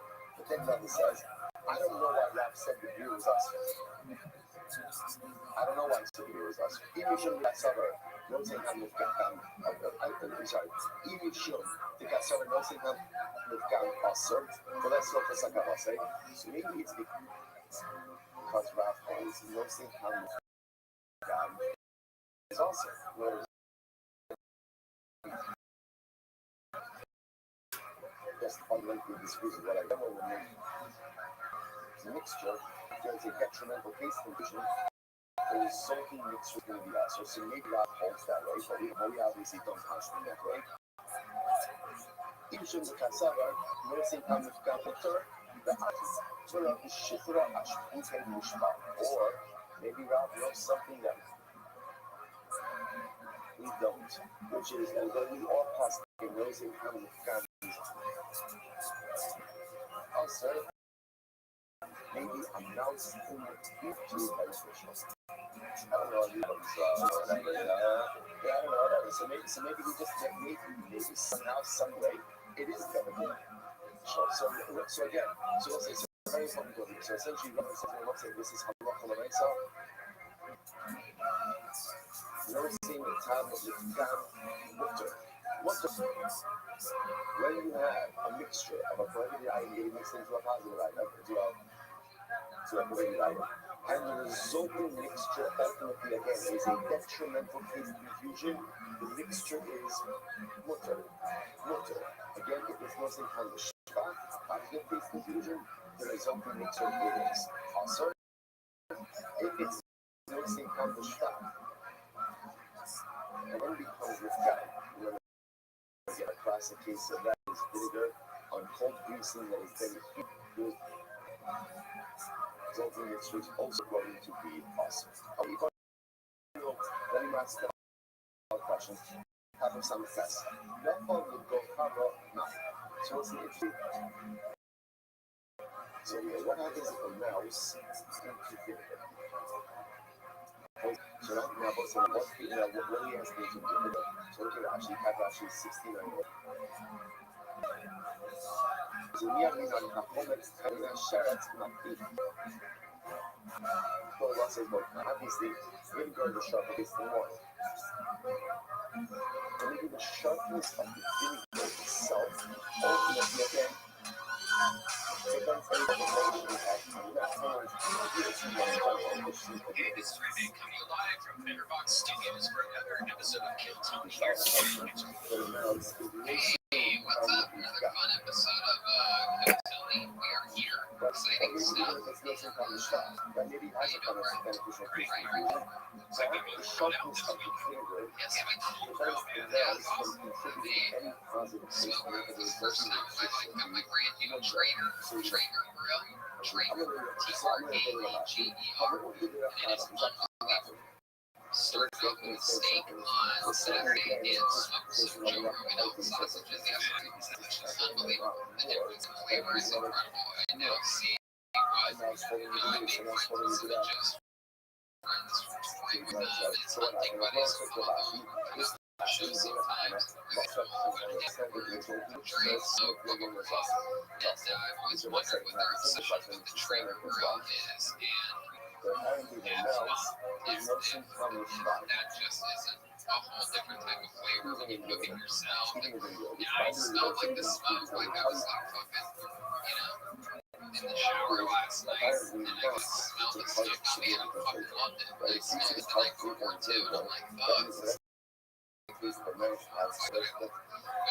me, there's a brand new HBO streaming candles available at dangoodco.com. You get the official candle coating the liquidness Bob like clear nose.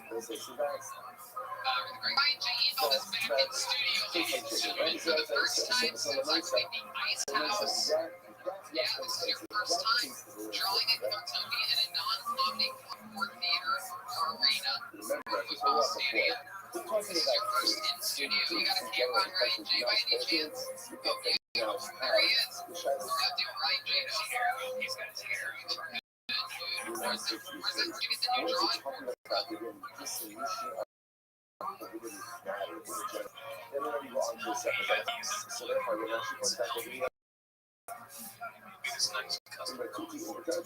That is awesome. Yeah, certainly during tonight's episode, we're going to check them out. Tonight's episode, that's Charlie next to him. Get Charlie and Gino. Get everybody in this motherfucker. We got Charlie from Gino's Pizza in studio. He's been in studio with us the whole quarantine, keeping us fed at the concert at the Ice House and at all the Better Box shows. And a better box isn't a better box without the great Gino. There's from Speedweed and some amazing products over at speedweed.com. A true top-notch comedy connoisseur Gino is, supports a lot of the best shows, a lot of the best podcasts, a lot of what we're doing here at Better Box. It's also sponsored by great pop shows out of the comedy circle. He's got his sticky fingers and everything that's hip in comedy. Yeah, because there's weed all over the sweet, sticky. It's not like he's a thief or a wide receiver in the NFL. Shows coming up, supposedly. Pretty excited about this. People are starting to dabble in the live comedy space over this weekend in places like Salt Lake City and Texas. Those places that I'm concerned about. Miami, July 31st, August 1st, I do stand-up in Miami. There's a Kiltony supposedly on September 31st, which is the rescheduled Miami shows. So those before the set of rescheduled shows is Kiltony 14th and London Live stand-up shows on 14th and 15th. Also going back to the Secret Crowd on August 20th, Kiltony's August 20th and 21st, 2 nights. 2 Kiltonys each night, and the week after that, we go back to Texas. We go to beautiful Dallas, Texas, for a Kiltony or 2 there, and then stand-up shows in Fort Worth. I love that club. Why did I just move to Texas? I know, I've been saying that. I love Texas. I've always said that it's one of the few states I live. I fucking shotgun, hillbilly shit, start chasing down fucking joggers in that neighborhood. Salt Lake City, September 11th, 9/11, SSA, Wise Guys. That's exciting. Moon Tower, September 7th, Toronto, just got it this week. Queen Elizabeth, JFL, Toronto, 9. October 13th is temporarily the Bakersfield as we head north of Kiltony Mania. So that is officially our Kiltony Mania show. The 15th in Bakersfield, the 14th in Sacramento, the 15th in Sacramento, the 16th, 2 shows in San Francisco, the 17th, 2 in San Francisco, and the 18th, 1 show in San Francisco. Monday to Monday, that's 10 Kiltonys, 1 week, and then October. And October 30th and 31st, it looks like we're going to be in Tacoma, Washington. And DC in November. Washington, DC, the capital of the greatest country on the planet, undisputed, undefeated, all-time in fourth election count Vietnam, the United States of America, the greatest country on the planet, 4 months ago had its best economy of all time, and nobody wanted to talk about it except for me, sometimes sporadically on the show. Now I've got a bunch of heads. You're welcome, Mr. President. And, you know, that reminds me, people are all they're losing their minds. They're all quarantined out. Their mental cubes get out of control. Right? Pubes are crazy right now. And nobody's talking about it. Pubes are out of control. Support for Code City is brought to you by Manscaped, who is the best in men's clothes about grooming. Manscaped offers precision engineering tools for your family jewels. They obsess over their technology development to provide you the best grooming experience. Yeah, I tend to keep things trimmed up down there. I am I'm a very boy. You do straight, or do you put it like a little mustache hair? I treat it a lot like I treat my own facial hair. I trim the sides down and see how long I can get it in the middle. Heard of a happy trail? I have the origami trail. You can get diarrhea. Manscaped. Trim with advanced engineering teams spend 18 months perfecting the greatest of all trimmers ever created. Release the new Laundry 3.0. I can't believe I'm going to try this out. The third generation trimmer features a cut edge, so it can reduce manscaping accidents. It's all about the next to Manscaped. Manscaped safety technology. Manscaping accidents are finally a thing of the past. But this is a premium last up to 90 minutes. You would really spend some time down there. So you don't have to like worry about closing 90 resistant technology. So it lets you do it in the shower, which is great. Way better. One of the coolest features is the LED light, which illuminates the periods where it's close to size trim. Then also upgraded to a 7-part. Oh my gosh, quiet stroke. Better technology. That's right. No stroke is better than that quiet stroke. Because stroke people get away with grandma upstairs. And let's not forget about the charging off your mower loud and proud, because this is technology that is convenient charging dock powered by USA. If you were listening to me speak right now, I was experiencing and for yourself, trim that junk of yours. Get 2% off and free shipping code clean at manscaped.com. Your balls will thank you. We've all had a nip on our balls. I've had a nip, a Jimmy, a Bobby. Whoa! Funny thing is, that's probably true. 20% off and free shipping with the code Tony at manscaped.com. That's 20% off with free shipping at manscaped.com. Use the code Tony. And now that you have fresh shave, clean ball, clean shit, and your is trimmed. Why not take care of all that with sheath underwear? Sheath is the reason why today's episode is happening. It's brought to you by Sheath Underwear. They use Mr. Wicked technology to create underwear that keeps everything breathable and incredibly for you downstairs.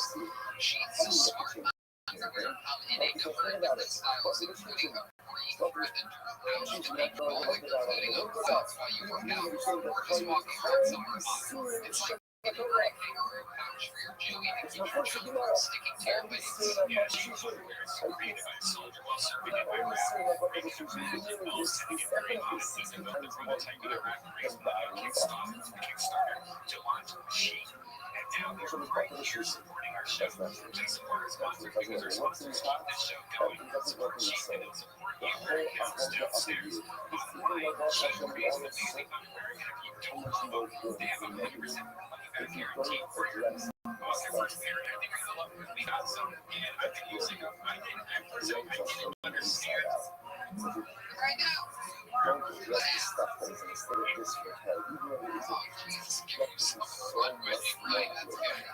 Well, I don't break. I just break. I can't break. But honestly, I have to say, I didn't understand it. But once you put your babies in that little second pocket, oh my God, you don't understand how sweaty, those things get swampy. They get now they're dry as a whistle. Absolutely.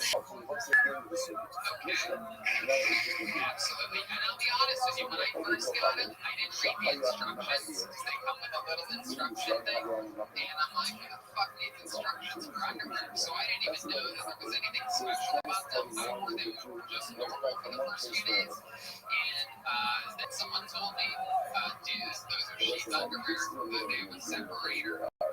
And I'm like, alright, I thought they were just great underwear. So even if you don't like, for some reason, keeping your balls separated, you know, and then you can also have your shafts separated. It's a three-prong adventure, you know. And what better time in the summertime, keep your balls unstuck from your legs, sex,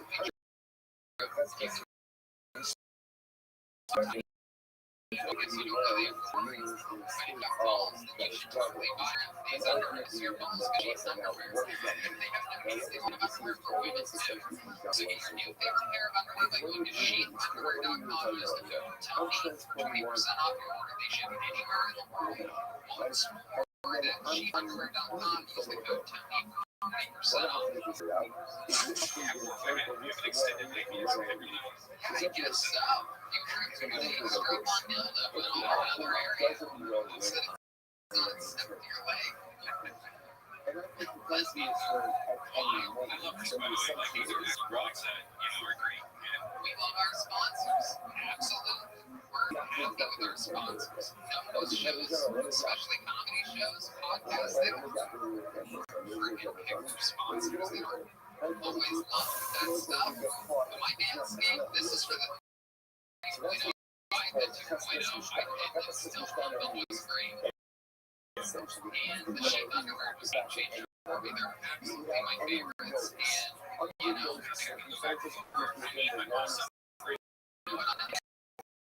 I'm saying this just because they're a sponsor, but, you know, once these sheaths underwear in the rotation weeks ago, and they went through, obviously, one ring already, and then, so like now, sometimes be regular underwear there. Instead of saying, you know, I don't want to know those. There might be regular underwear, it might be backup underwear.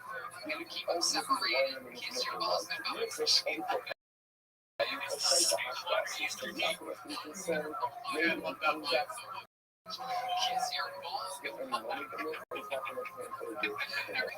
that so funny?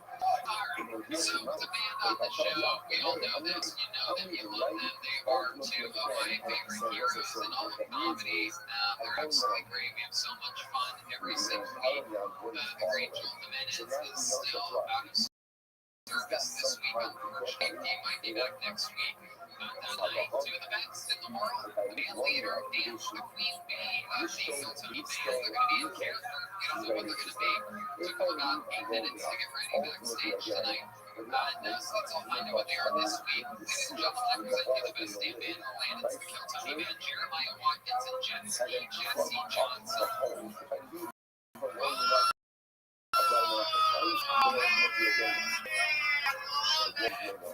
Yes, without a doubt. One of the great presidents of all time, the great Donald J. Trump, Mr. President, and I am so excited as a fellow Italian to be here with the great Dr. Anthony Fauci is joining us. How are you, Dr. Fauci? Hey. And the President of the United America, Donald Trump, how are you, my friend? I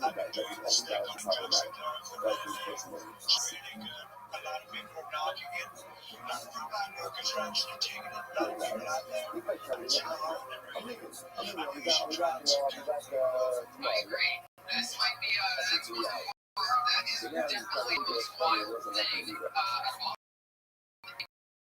you're wondering, I thought myself today. Well, I mean, defend almost everything Donald Trump's ever said in a great way. Like, oh, they just took this out of context. They took that out of context. Everybody, they take this little slur. And to be honest with you, Mr. President, today was like, what the fuck do you think? is that like this? Even a week ago, they would absolutely berserk. We said that they should come up with something that cleans the inside. Everything you were saying.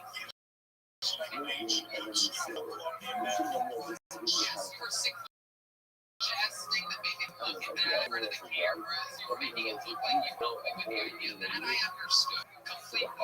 But you're taking an anti-malaria people that are already diagnosed with COVID. For the last week and a half. But it's only given to people that are seriously sick. Are there other reasons for growth figure on?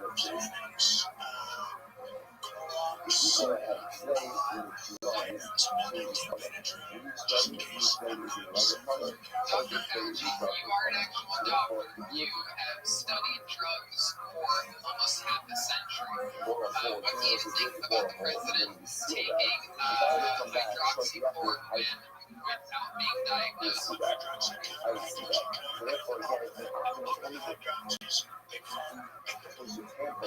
Don't try it. I tell them all the time. I say, don't honestly. My job, is that you want to show you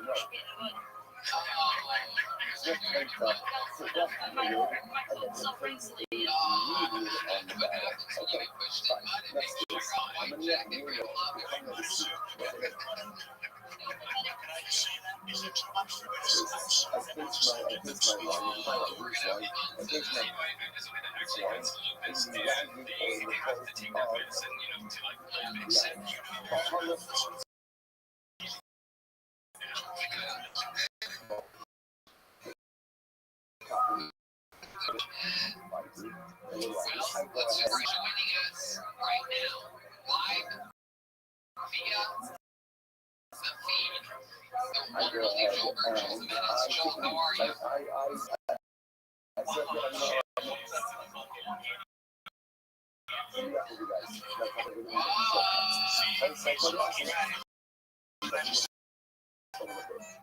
I'm good, dude.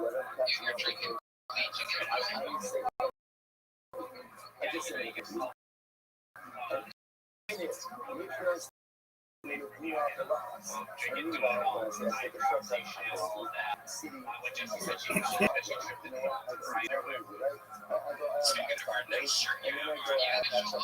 Actually, sponsored this episode. It's unbelievable. Dr. Fucker, I've never seen a virus as strong as what's in this virus. Jesus Joel, have you trained your sheep in order to give Mr. Goose goodbye?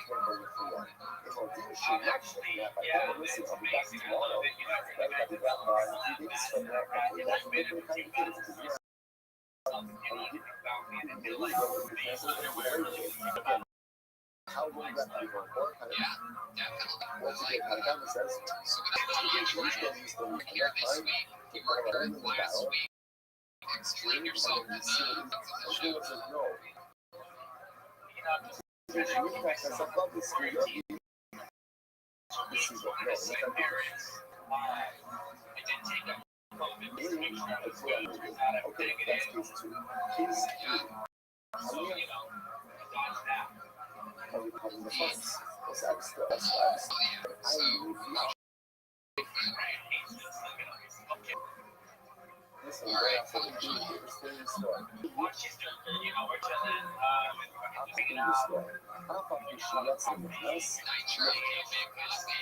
That's great.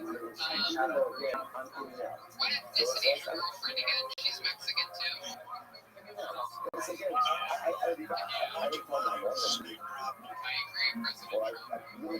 You guys have protected sex or unprotected sex? That's good.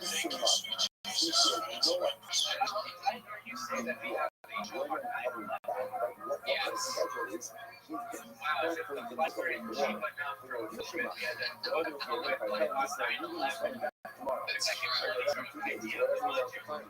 It's also become a perfect bringing everybody, bringing Gage, bringing Anthony. It's going to be great. By the way, Gage, Tiarina, and Anthony similarities in that personal street. In case underscore, without the first underscore, only the last underscore. Strange taste underscore. I saw Josh working for Vito's shirt. I didn't know he worked at Vito's and also Trader Joe's. So one less job for this week, but I Well, we're just getting started here. Don't count those dog warnings. Just here.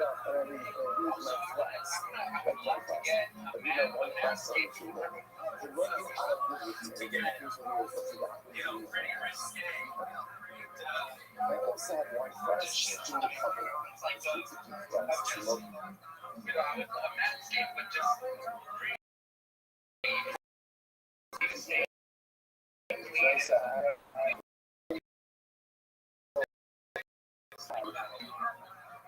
landscape cover. Full-size sheet bodysuit. Sheet bodysuit.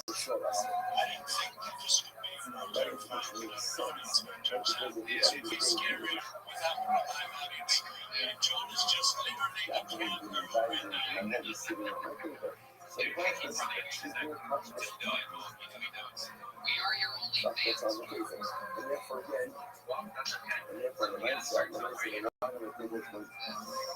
I love it. So, what are you gonna do if your girlfriend or roommate walks in right now?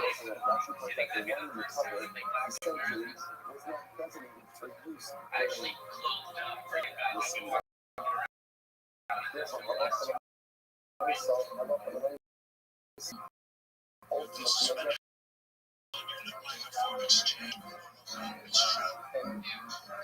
It looks like if Louis Gomez was paralyzed, he might have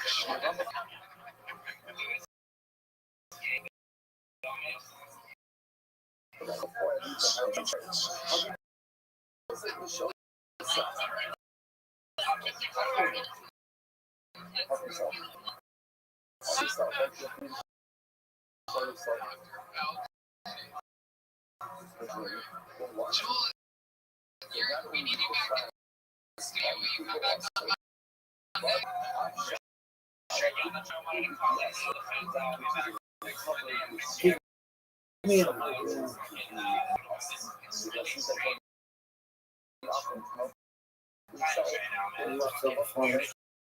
There you go, Joel, with the news from the weird street, right?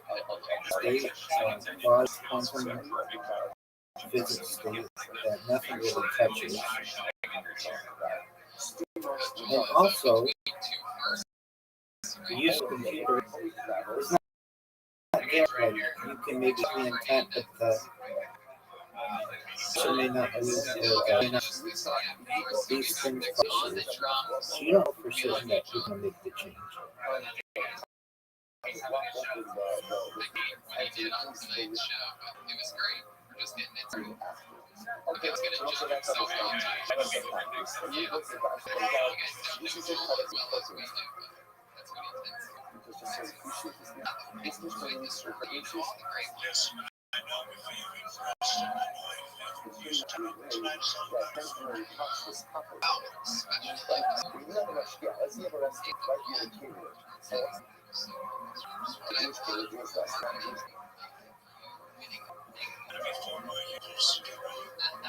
Let's keep it moving. We have our first stranger of the night, submission, watch a minute of supposed comedy as we send it.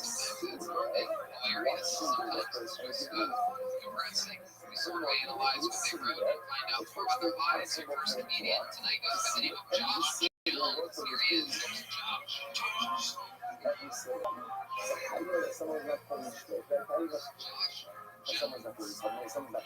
The answer is, let's see, what answer is that there's a near side?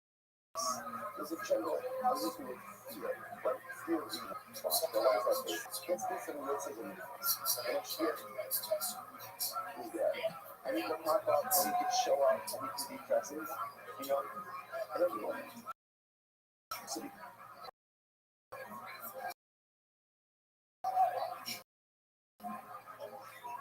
of that because that is coming in.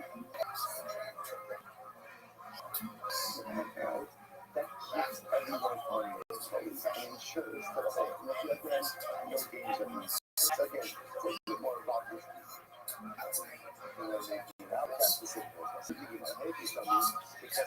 Wait, before you do that, let's talk about this stuff now. Maybe you may think that odds of this stuff fairly small, but in combination it is not. If you think about those packet locks, and you think on keys that like sometimes you have to re-click stuff, or even just the movement of a mouse on a cursor is not exact. You have to move it back around sometimes. Everything is not perfect.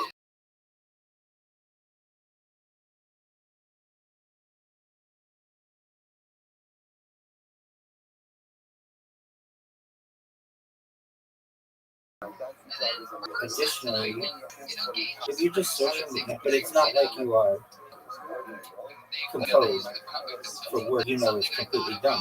Doing so a real intent.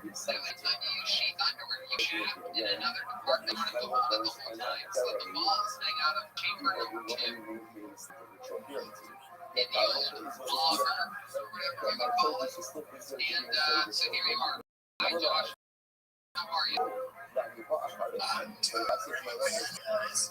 Great, dude. Where are you? And I'll catch up with you later. Oh shit, hell yeah. She's on my email man, I was as soon as I can no longer see the records. Ultimately, again, my pirates are now because I have to assume that something happened. Soon as it's okay. My experience will not translate. I don't know. There's usually two cases. Right? The case number one, case number one, ultimately, again, I'm not with my records. Get my pirates remain tall. The case number two, I'm not with my records, and the pirates are soon to become common. What's the distinction between the two? Some of these population will be pirate come I up like deserts and warm weather. ultimately the racial talking of visuals and words into this. And for my words to come to us as a fact. Well,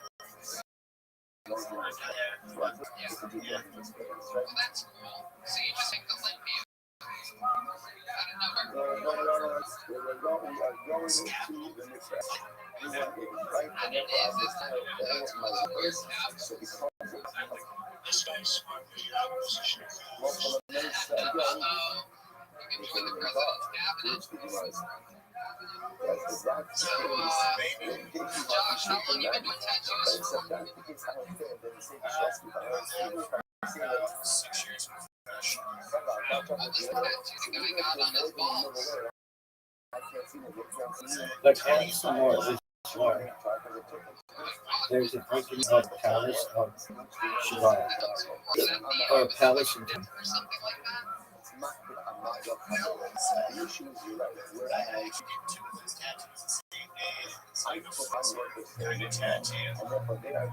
And make the argument that Shabbat is supposed to be a palace in time. And this could override the spirit of Shabbat. There's a direct conflict between the spirit of Shabbat and the palace in time. The palace in time.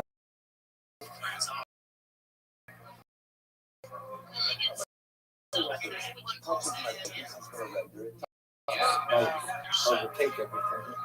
And you just say that you're still following the Malachi, at least borderline, and pushing the internet. And you don't have a direct end result, then there isn't really a full point. Like starting the fire on Shabbat, you get the wood, and you gotta light the match, and then you light the wood, and it's completely over when the fire is gone. That's functional. But with computer, there is it's almost limitless. There's no end result. Maybe you surf the internet but it's still incomplete. You didn't have every single conversation ever with that text message, or you play every single game in the world. There's still some incompleteness. Almost like an argument that you can't complete anything using the computer because there's so much to do. So every simple action of the computer is incomplete. I think this makes sense. Anybody trying to get black market tattoos? It did so you don't have to pay for a lace tattoo up here. You do so you have to pay for licensing like your start ever. Really busy without working. They didn't ship those to us, but can you tattoo this? I could pretty much again. Can I see some of your tattoos that you've done? Do you have any? Here we got warning, that The black bars of the test. I was reading all about Who is that? It's James Frank. That's computer without Yeah. warning. Right, that's Oh yeah, that does look like Chris Farley. I see it. Absolutely. somebody wants that. Like a bomb.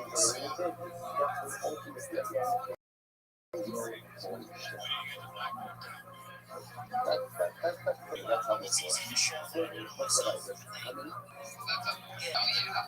absolutely. That's David Lucas's haircut. That's not black market. I love it. Josh, do you have any other hobbies or things that you like to do other than posting on Facebook and giving tattoos? Anything else interesting about you?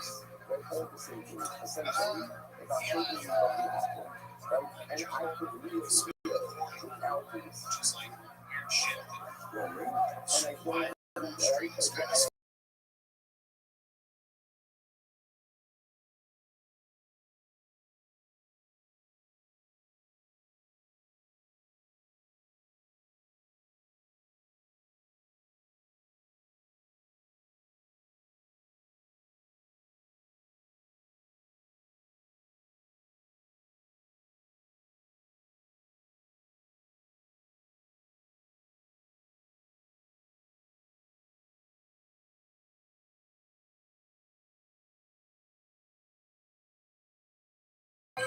Or whatever, they want to switch it, they should be able to do so. This isn't public. Even if they would live stream it, that's not public. That's different than going outside and live streaming. Even that, there's an argument for you to be able to do that. Because you're not working, you're not getting paid to do that.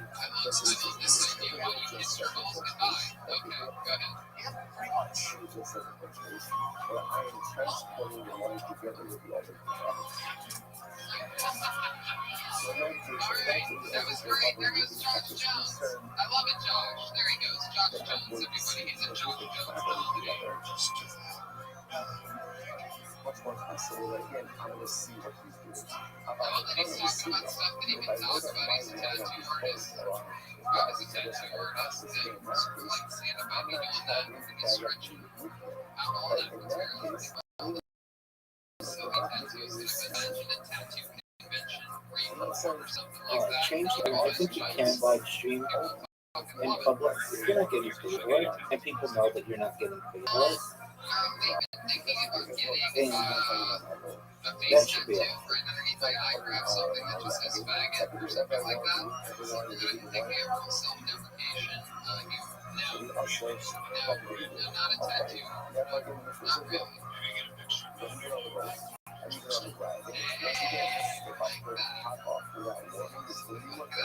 If I can, if I even know that that's what Keep up with you have tattoos, right?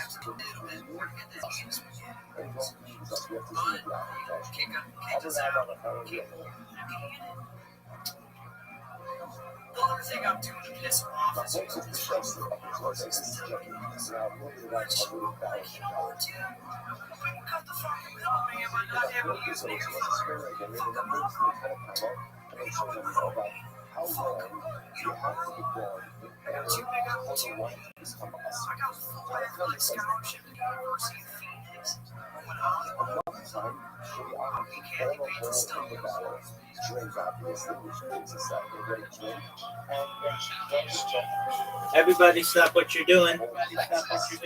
Zoot's here.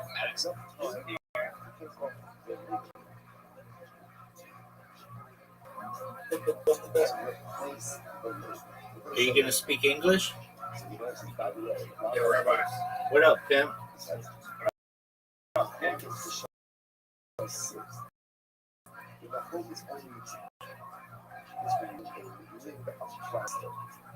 So you don't even know what you're going to say. You're just talking and then trying to hear. What do you want?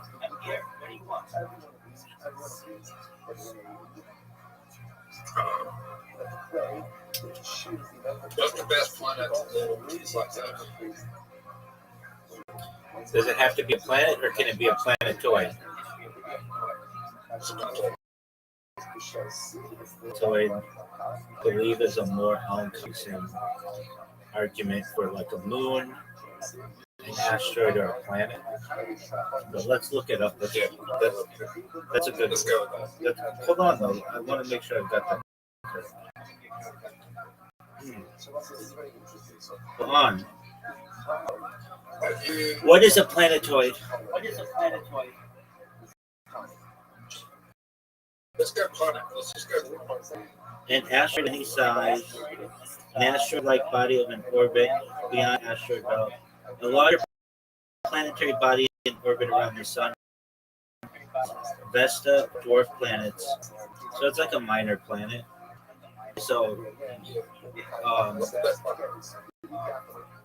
well,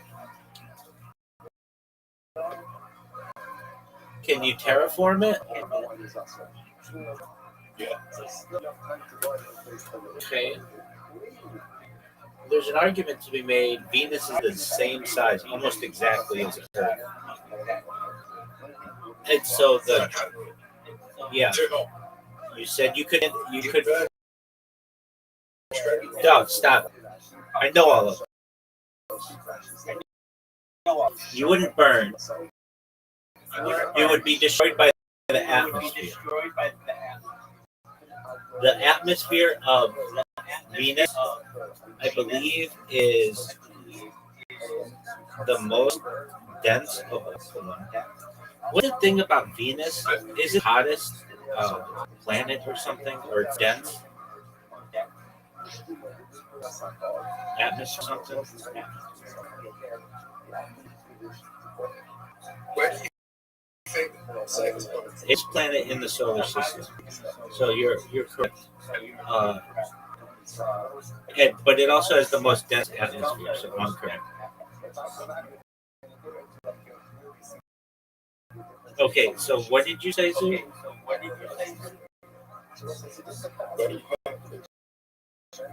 What do you guys think? Well, you said it could be a play toy. Perhaps Europa.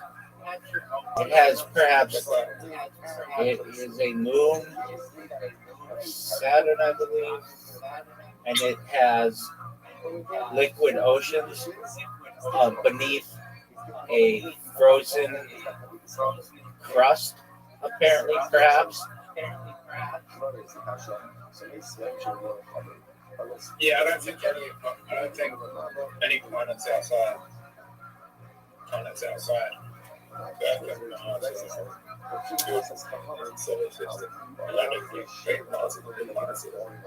Okay. And Mars would be a terrible planet. Okay. You would have to literally Mars and then after global warming, you would have to build no ice cap. Yeah. The planet outside the solar system. Look at planets outside the solar system.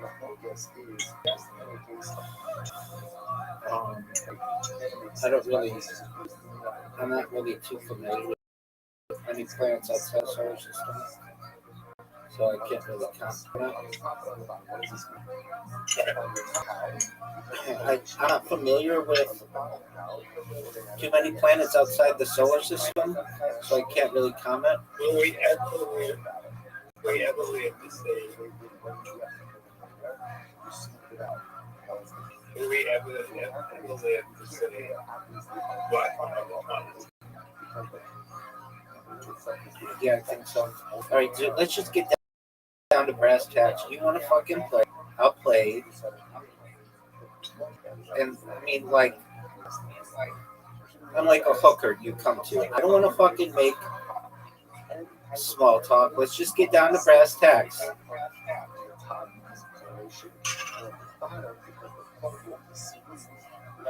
I'm going to tell you what I'm going to hold on. I'm going to tell you what we're going to do. I'm going to beat you in one game of carom. I'm going to beat you in 3 games of pool. I'm going to beat you in dice party, and then you're going to go about your day. Does that make sense? Okay.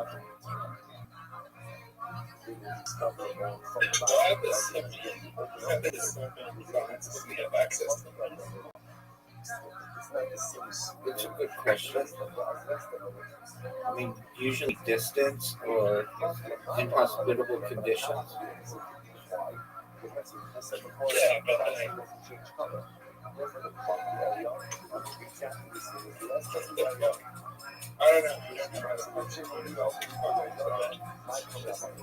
It's a shitty. Okay. I don't know what you want me to do about it.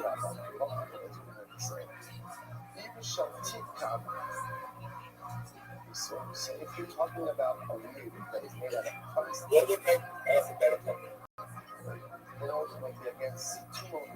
If you were happy on it.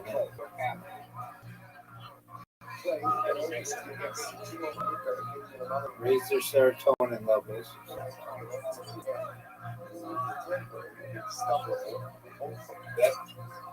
So just give everyone a man. May not be a bad idea.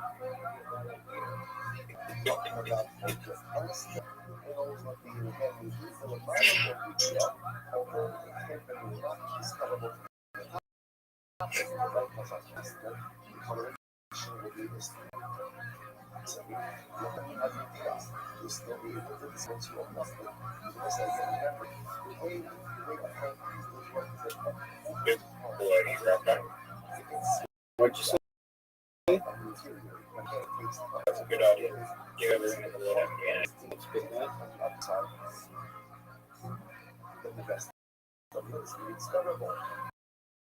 Dude, I see a really big one that you're missing.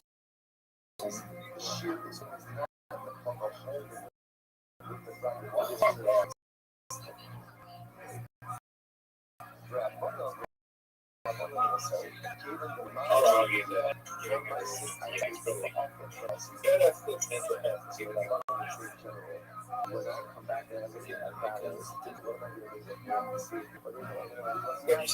Perhaps. Oh, they just got 2 in, too. You got a big man track. Dog, look at that shot. That was sick as fuck.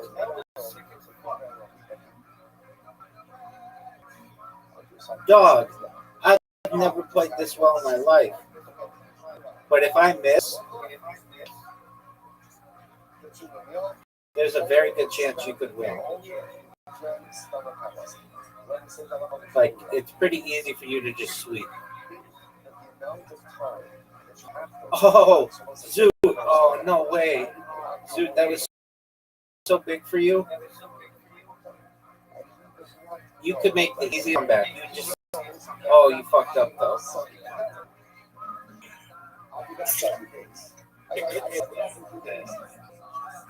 That is all.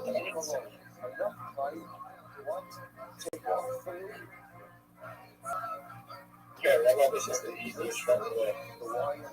You good? No.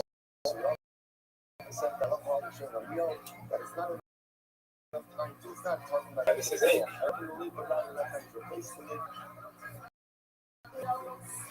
Break that shot. Break the shot. Okay. You just put mine in.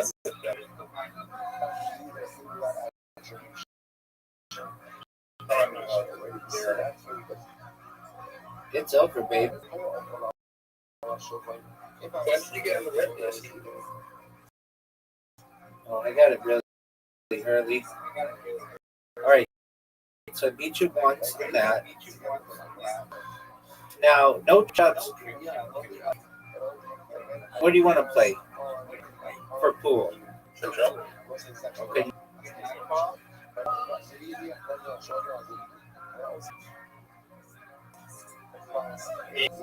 Yes, sir. I suck at this. This is going to be the first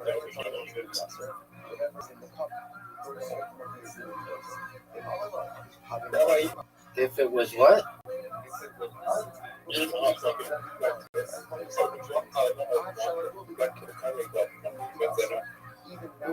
Went to the comedy club Wednesday night.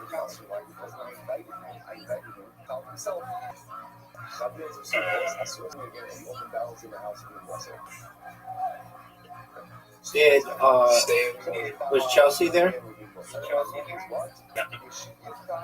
What's she doing? She going on a world tour? She'll be there in 2 weeks. All right.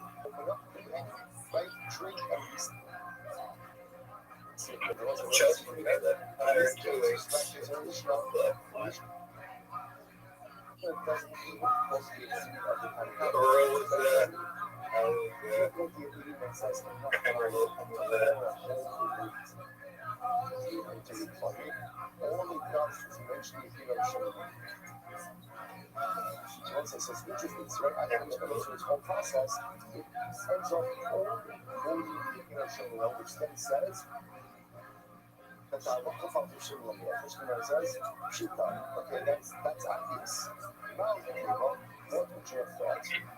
Are you proud of that shot?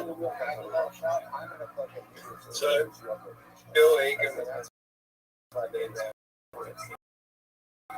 got banged with his jack, but so he had his paycheck and everything. Killed Bill spoke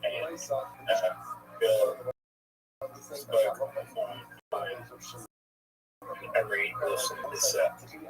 Dog, that was an amazing shot. Was it funny?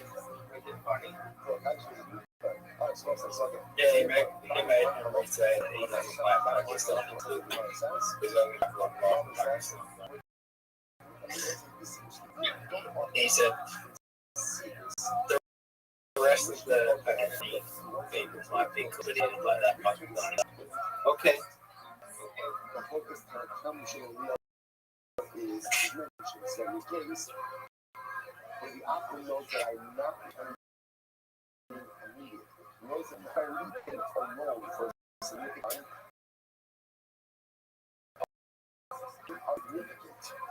Oh, what a shot. Dude, did you see that shot?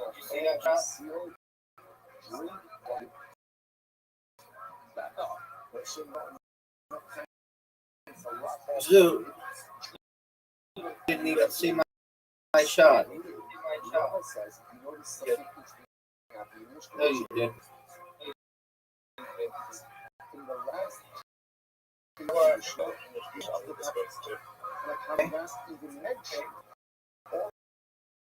Where did I?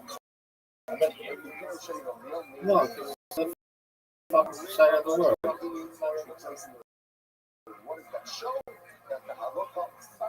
They're like, no, they're all living in a really big Australian city, Jews. Melbourne, we're there.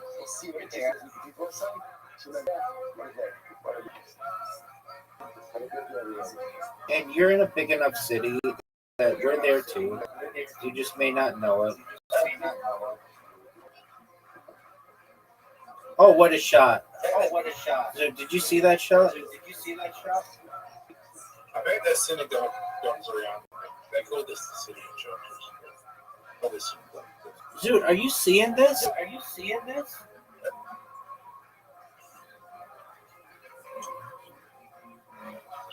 I met a few Scientologists there. Okay. But are you seeing this performance, dude? Do you think it's possible for you to win? Church of Scientology across the world. Tight. What's a lorry? A train?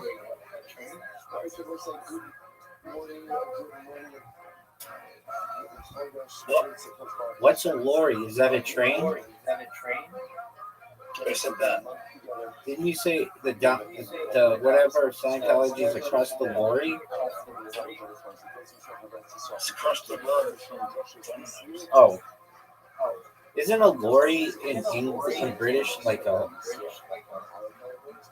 it's an elevator, right? I didn't say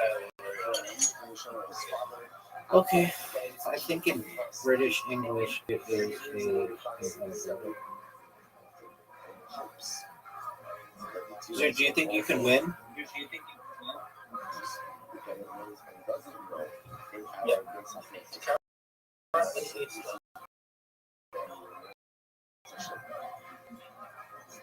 Give me this, dude.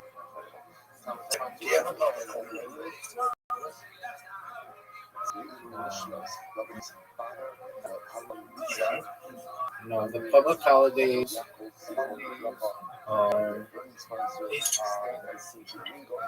because it's always on Sunday. So like people already have it off.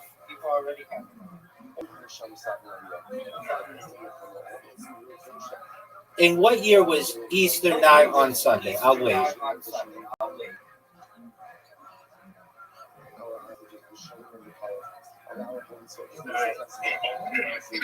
In Australia, we have a 4-day public holiday.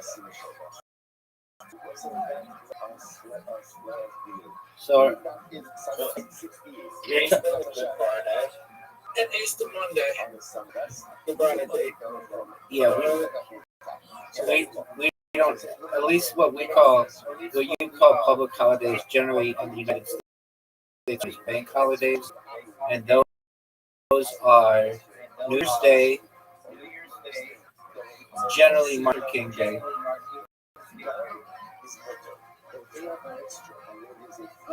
Memorial Day, President's Day, I should say,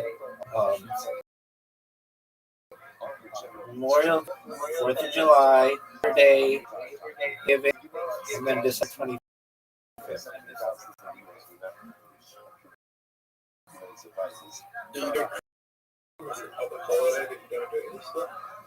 Bank holidays. Yeah. If you're talking federal holidays, but I mean, what do you want me to do about it? People already have Sunday.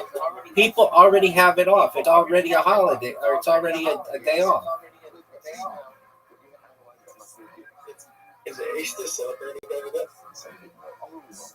By Christians, yeah, it's like super big. It's like their biggest, their second biggest holiday.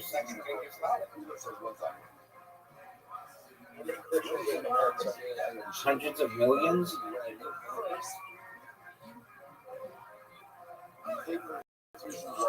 And then it subsequently became detrimental. Right? Once again, when Rothschild says this after this, vinegar in cold beans, the cold split lentils, cold greasy, that was subsequently to, right? Because again, Rabbi, do you want to, You want to? I want to make aliens to see if their religions make more sense than us.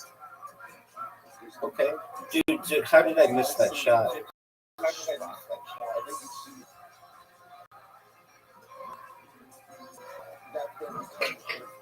I'd be very shocked if I met a Christian aliens that have the same, they told me the exact same stories. Okay.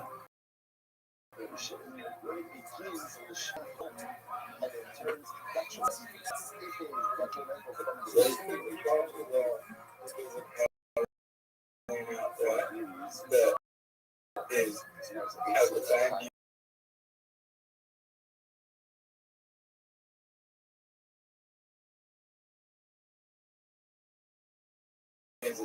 Jewish papers or went off the other With the whole universe, like 99.9%. Does that count as a break, a legal break? Oh no, it didn't. I don't know why it didn't count as a legal break. You're up, Zoot, and everybody's waiting on you. Zoot, go. That was amazing.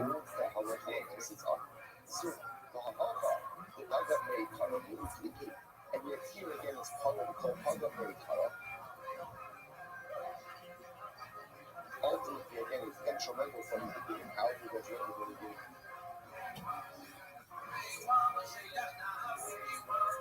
Because halakha is again. Because halakha is we are living in something. That we're doing something that reduces what happens. And yet the behavior is still saying that we do is hard.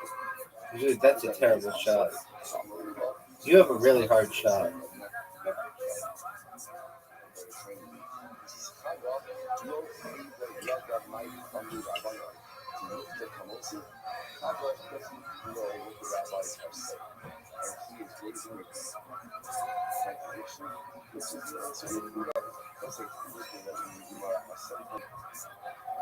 Did you get in a spaceship with that? Word, dog.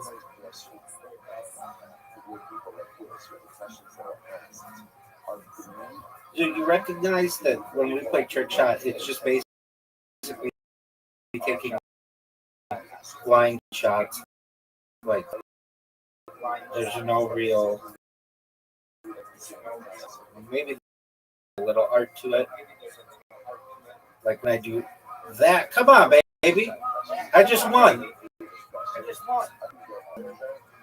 Dog. Best shot. Dog. I'm recording that. You know, sometimes I post these on YouTube. Thank you. I definitely post them on Rumble. So your name is all over Rumble. What up, pimp? Who's the cutest ever? I mean, I don't know any. Some of them are cute, though. From like, probably like from the species, the ones that I would like the most are called the Nordics. This is our last pool game, and then we play dice party, and then you do whatever you need to do. Zoot, are you going to accept my seconds? 9 seconds, 8 seconds, 7 seconds, 6 seconds, 5 seconds, 4 seconds, 3 seconds, 2 seconds. It's a ball, dog.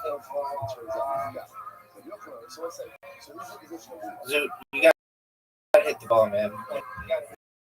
Nobody wants to play with anybody who takes forever. Oh, make that. I didn't realize it was short. All right. Well, what do you want me to do about it?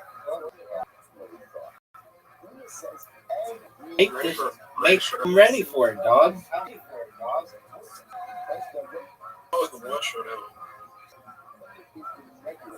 Are you ready for the best you've ever seen?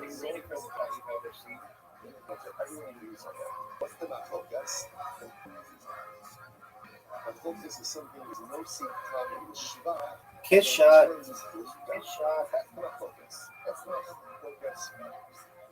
Now, this would be the best shot of my life. Ugh.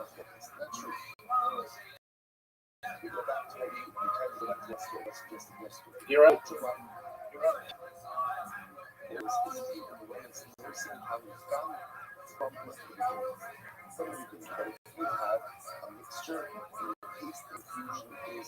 Zoot, are you going to go? Zoot, you just won. Right, dice party.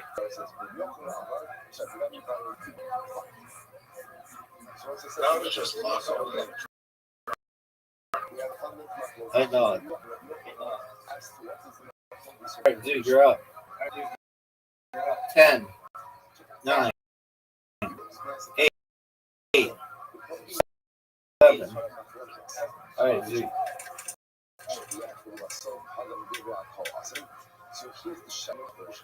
That is not good. It's fine. Beating you in so long. So, that's not good.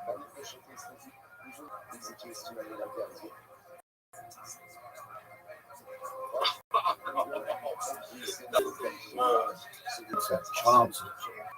Or do the two.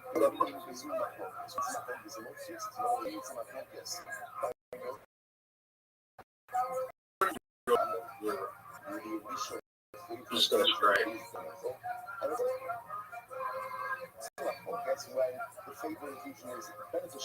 Right, my game.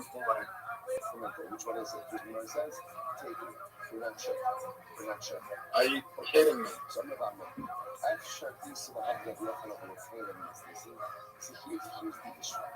Give me this. Give me this. Dog, that's garbage. Rabbi, if I get 6 sixes, 5 sixes, will you love me? I love you anyways, dude. 2, 3, 4, 5. 1 or 6.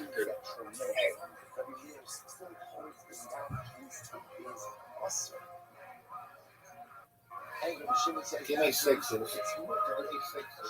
Give me sixes. That's really bad.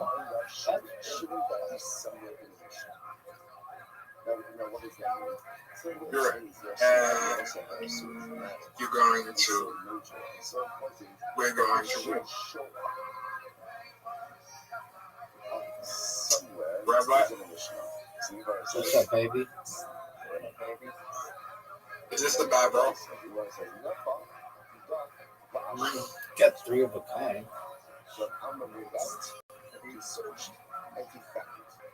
Oh, it gets a free coin.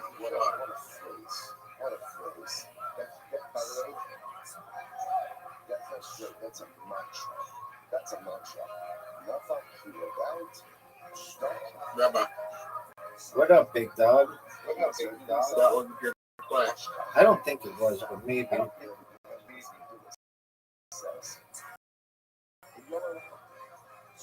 Yeah. F you, dog. Probably was fun getting 5 6s, but the 6 is the highest number, it just doesn't do anything. Now, when you get a 6 on the second one, Dog, I don't have a good roll here. If you're willing to put in the effort, you will see the results. that's Maybe not. not all of you desire. Yes, Better sir. run it by the Giants.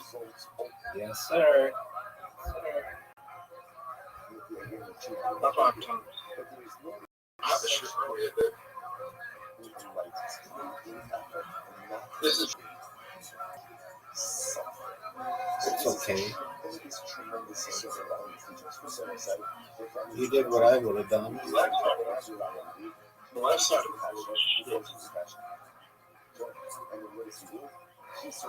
I don't know why you left him at once. I already played the 3. I didn't realize it.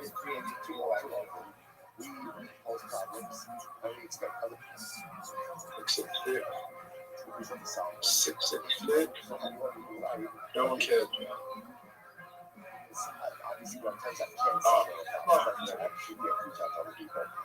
Rabbi, can I get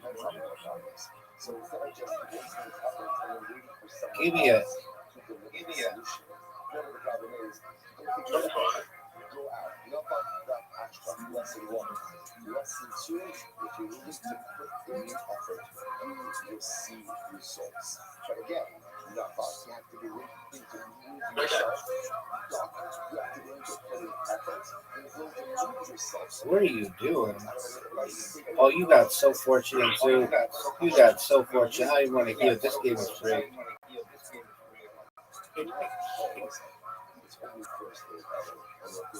I'm not really bad at this side. Got the game of the Rothschild.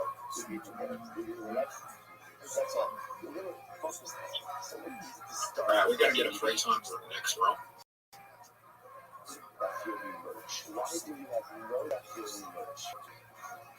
Free time for the next row. Rabbi, this is no good. Okay, Pip. Oh, yes. No way. I'm mad that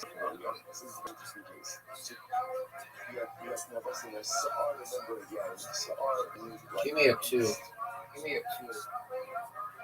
Like this 11 agent. So 11 agent of you.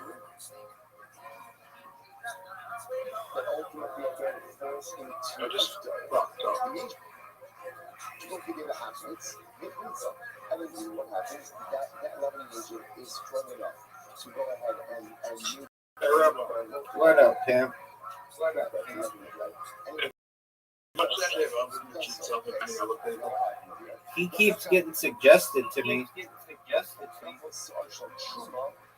You were Chelsea. Yeah, I think I did.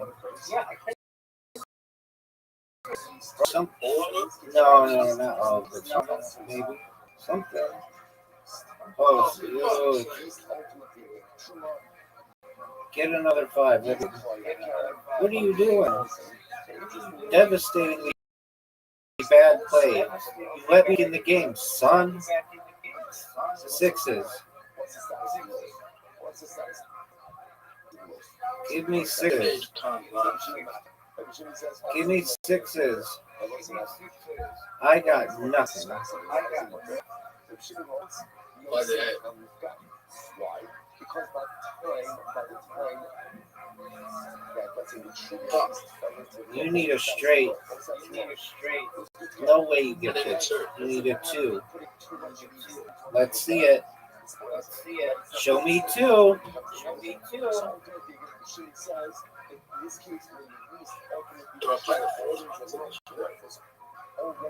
You play whatever you want, big dog. Look at this move. No 6s, Zoot. 2 6s, Zoot. Give me a 6. devastating. You're in the light. No, I'm not. What did you do to win? Four. Four straight.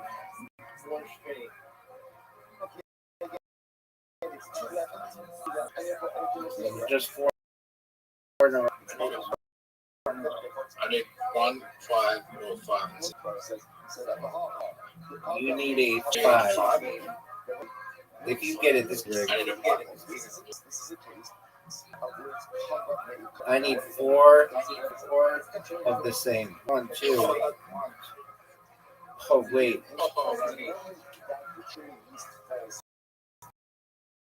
Oh, devastating. Dude. Great job. Did you know that I'm like in the like various mornings? It's like 50-50.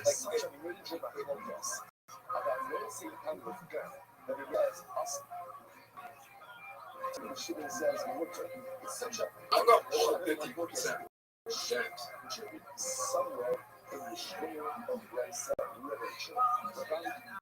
I've won 35 games, played 69.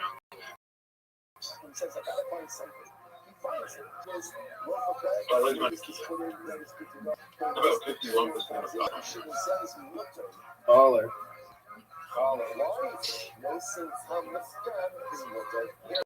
Pepe.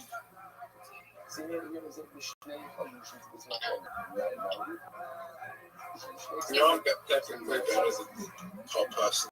I'm party, past party, because I got more my ratio is better. Okay.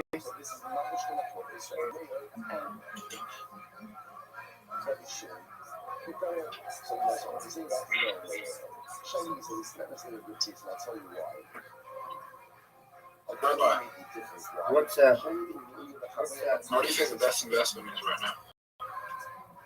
Crypto. I heard Obama's on a 10 since $80 million market cap. Sorry, $16 million market cap. Yeah, that's okay. Everything's down.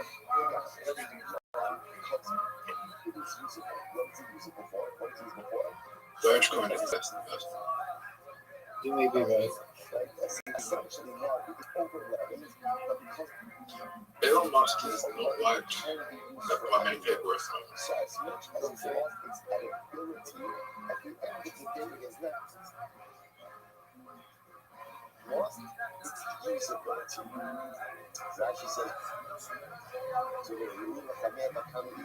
Do you like Elon Musk?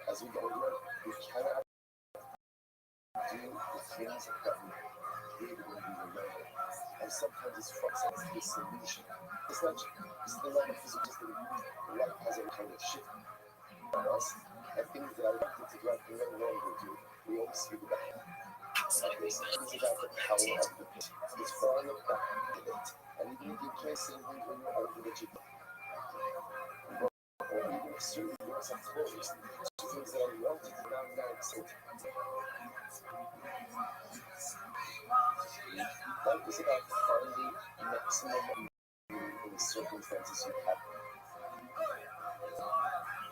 in front of you. So it's not for God, it's no longer edible. But just because they're not edible doesn't mean not usable. Usability is always there. It's just a function of figuring out the best way to maximize the concept of opportunities. So remember, like, touch my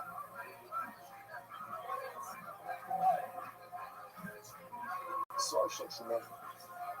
So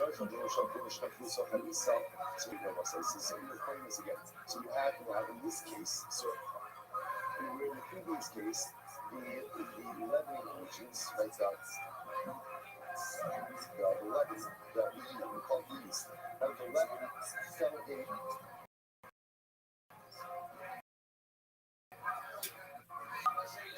But first you had Sarge fluid, making the bread edible, and then afterwards Sarge bread inedible.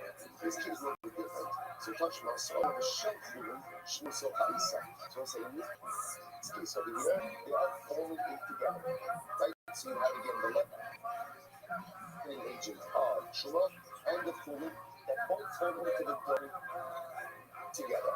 So what the first one I was saying about it, but second did a half minutes, because like the did a half minutes. Both of them are powerful enough to make the loaf hummus. So what's not the whole? So the first did a half minutes, also to ultimately again, by the camera, who again,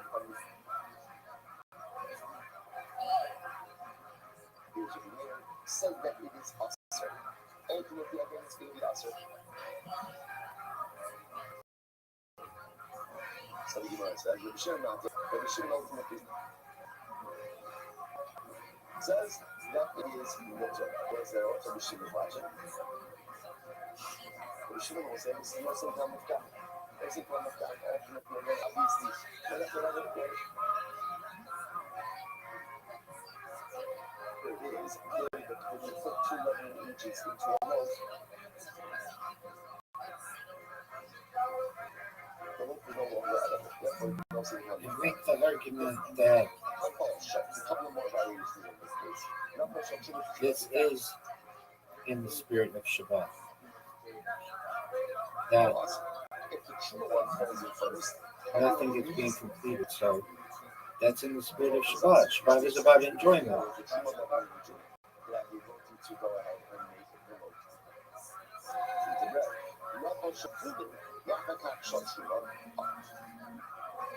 So this seems to go back to our previous case. What happens if the Tefillin one fell in first and the Truma one fell in second? By the way, it doesn't really matter what the second lip.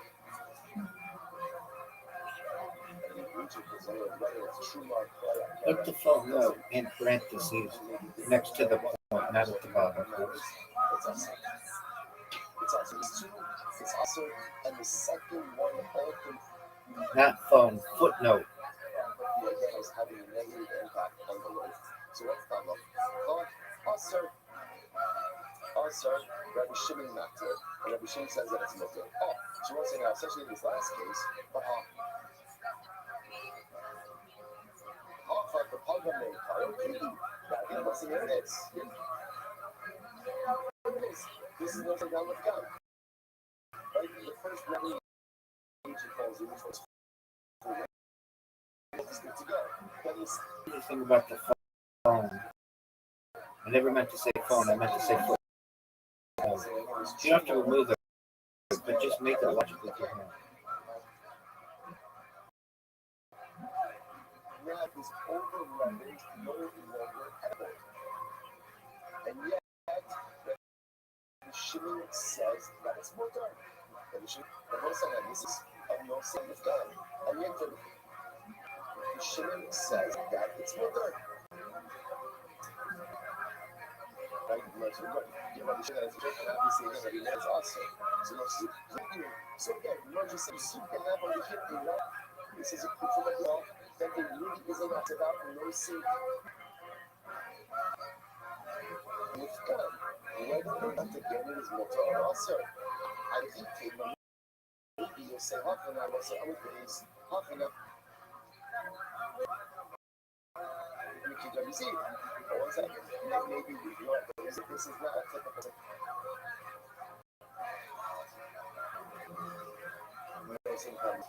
What did Rabbi say? He said that these cases, even though the law is medical, it's still usable. It's still usable. What is it usable for? As a startup, so maybe this is not a typical case. So most of the time, which we must be safer. We could give so there you go. Halayim should not follow some Hadashim. The Chomet should not follow so listen also. So look at the end of this. Always have you guys up. One Hadashim enforce. Or Chomet, so look at it. Falls into listen. You can get it from this case. And Chomet falls into the listen also. Ultimately, again, it is also. Rabbi Shimon says that it's more. Again, once again, on the other side, if you want to assume that what's the status of the greaser in this case, not making an assumption, and therefore, again, it's no saying how so we'll say once again, this was the case of those in one time, because everyone knows you're going to get the hat to be serious where it's being done, and yet you're still having enough money. It's right where it says, I saw. Shimon says, well, no. If he came up and I think he was showing me the Rabbi Chad, the Kishish Miracle, that's our problem. But maybe let's go back before. Let's easier. Maybe we're saying no. This was a case of where what?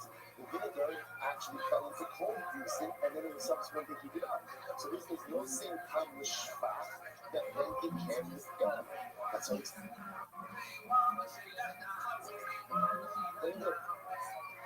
Kishish Miracle was a problem. We Kishish Miracle was a problem. There was anybody really arguing that. Somebody arguing the case of the would be again. First, the mixture was beneficial, became detrimental. But ultimately, again, it's going to be a source. Now, on that time, nothing should have to be it wasn't. We have this case. We have the bet with the true loving nature started. And then the cooling one fell in. Everyone agrees that the lens is awesome. What do you see from that? And then let's go back to yesterday's episode. Again, let's say about this. So let's say that what you establish, I'm not think I guess it straight. Remember the Chazal, when you establish it, at the moment. So therefore, again, if you have a mixture and it's beneficial, even subsequently it becomes detrimental, the mixture is still good. Right? So when we see this case over and over, so therefore, again, A is the starter. So starter is the case of what falls in. And then afterwards, the item food falls in. What it means that mixture is also, even though again it is pure, because it started to shut. And that's what we look at the moment the mixture was made. So therefore, everyone will know that if you have vinegar like a cold greasing and then the mixture is going to be awesome. Because it started out ultimately again awesome.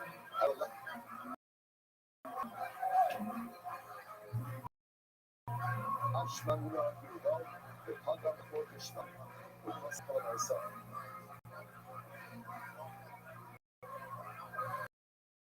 There's a new if we get conclusively looking out that this is really enough focus.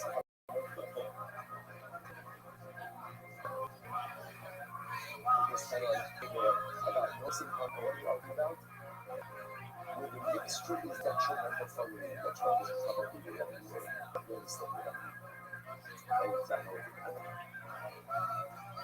Or the better opposite beneficial is the mixture. But ultimately, again, A distinct change in society from analog to digital. And this happened in like 2003, and cite the paper that it happened where there was more digital data in the world than analog, and see if this strengthens the argument at all. Strengthens. What does everyone agree on? What agree on? Let's go right now.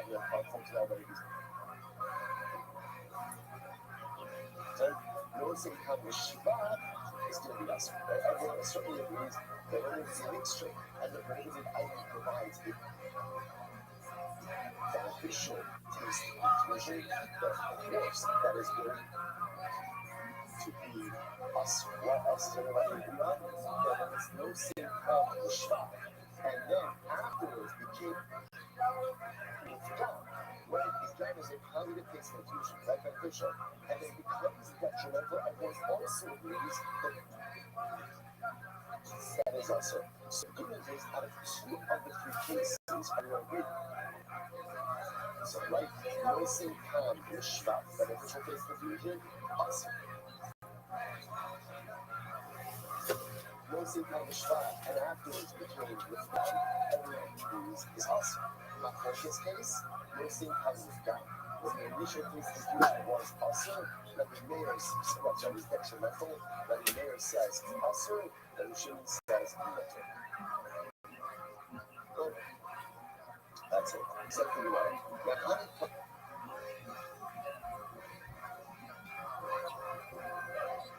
I see Bobby, you kind of on the so let's say that everyone just wonders why you right. So, right? The right side had a whole bunch of cases that seem to be saying the same thing. Why do I need all of these cases? I need parts that Bobby, you kind of know. So the right side, I look for something else. Actually, Rashi says, plus Bobby, 2 hands out to the top. Reisha, paper enough with the Akos, as we know, as we know again, Reisha was going to be the revenue just that went at the same time. That was case 1, right? So the Gemara says, I'm going to go through all of them. Actually,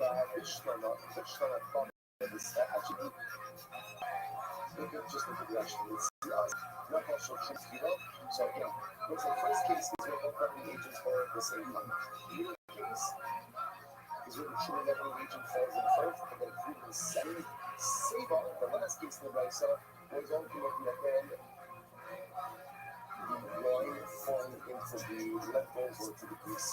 Or it's going to go into the grease. Like wine into lentils, it's going to go into grease. Too much time.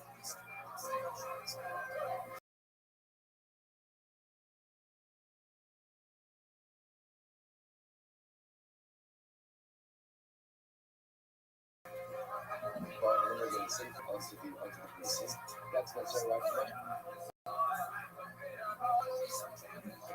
The program and made part of the progress. Ultimately, Egypt and ultimately progress. Let's see outside. One more case. Now you can speak to yourself. Do that. Oh, awesome. You have to teach us get one side, but it was nothing called the Shibah. And then ultimately again it becomes the Yama, just mentioned before, and it agrees awesome. Adoration level. Why don't we do the first case? Now, in the first case, we're both converting at the same time. Hashta, Uma Sefer, Kilo Kamash Bach.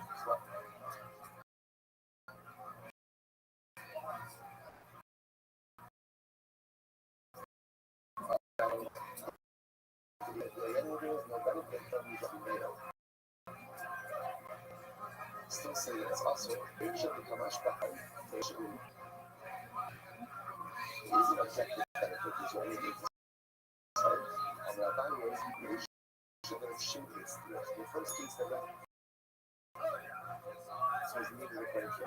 Why? Not to come in, so you are coming up on a shoe. Shows us this. To look at it as follows the shot. Remember, the Asia is really based on both local agents. children and food all at the same time. So this is beautifully enough that I wanted to find over shit. Since you is done, you're gonna have to use the straight shots. You need only be taking 2 hours to become hummus. Got shit, you have to show apples.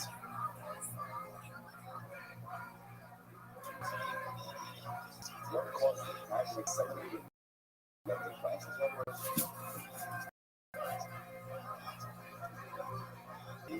is introduced to you to a level to date. The questions come down immediately. What's happening is it comes about the fact that some of the prison happens churches. So it's obviously accelerated the learning process. So what caused this going to run 11 to 12 to 11 to 1 hour? It's ultimately again is the prohibition. It's the prohibition. And therefore again, remember this is our balance is not real. Once it's a suggest, but therefore there is a benefit. There is a benefit involved with the video. And because the video is a benefit, therefore I want to should be awesome. It shouldn't be easily shitty. Now, I feel like I remember you've been on the show before, correct? But it should be said something like, it gives me something. Okay. Where do you live? But at the end of the day, the result of mixture is detriment. And just a Yeah, something like that. How did that happen? How Put did a footnote in parentheses next to the point, not below. You're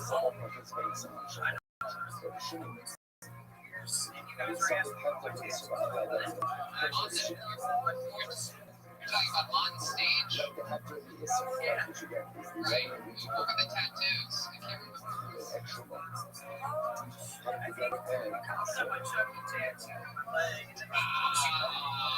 Now it's coming back to me. Yeah. I never forget a good joke. So now you live in Cleveland. You're originally from Akron. Have you done stand-up anywhere other than on Kill Tony before?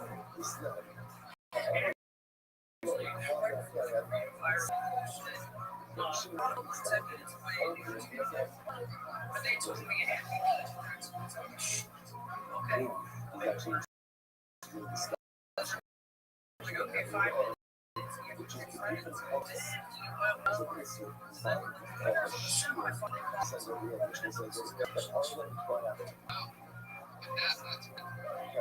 did you win semi-finals? I have no idea. That didn't happen because of Corona.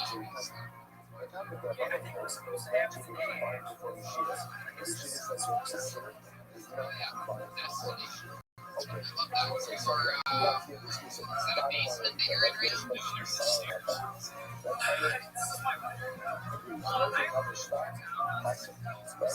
What up, Chase? Yo, what's up with you changing your name again?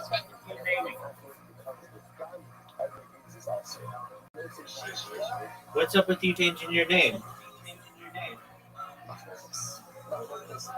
Okay. Well, I don't know if it's Trey or Trey's Way. Did you realize that Trey's Way sucks because it only results in losing the pool?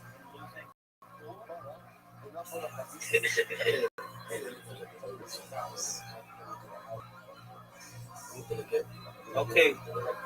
You let me know. You let me know when you're ready, okay?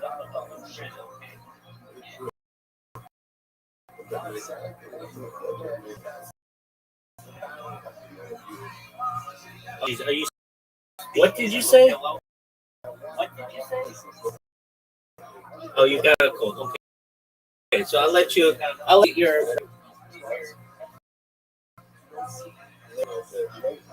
Oh, sounds good. It's just living it, baby. So definitely.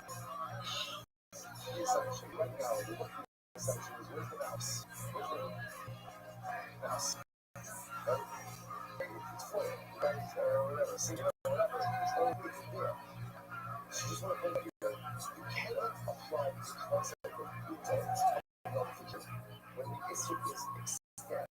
Imagine for a moment like you're on to making your influence. The recipe says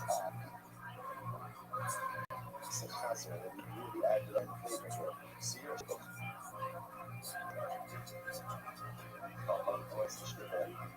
small strip of right?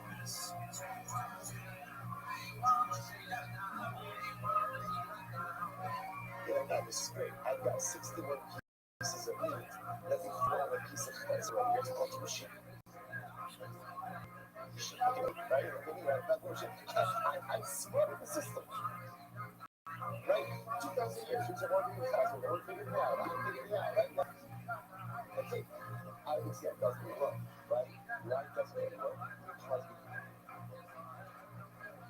it's edgy of your hair. Pizza, now, cook the country work, right? If you lose track of a piece of cardboard, or if you intentionally put it in there, it doesn't work. That was it. But in general, nickel doesn't work if the issue itself is actually it's sitting there. So therefore, again, we're worried about the kids. In this case, the assumption is the mouse falls in, and then what do I do? What do I do?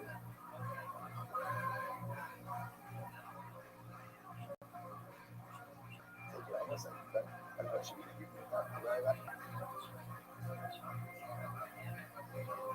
That's what it's going to take it out. The shade of that.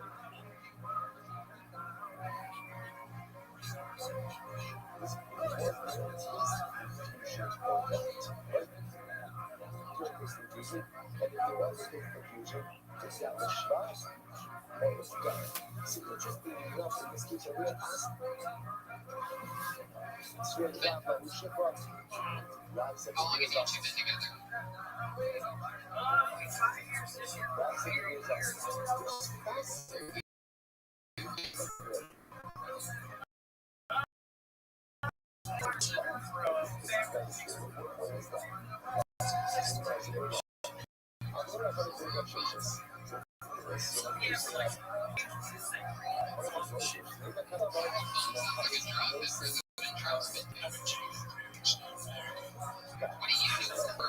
Alexis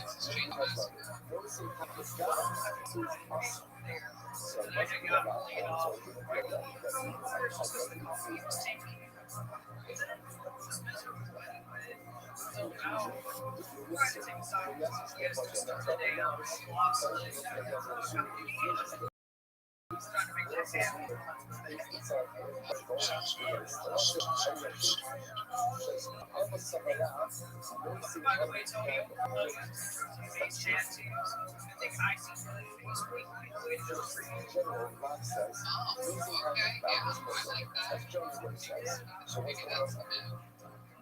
Drink Vega. I'll just shake it up. Tell us more about what you do for fun. You know what? Who did you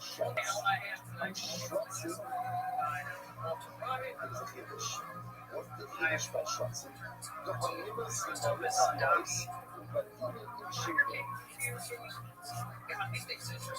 Wow.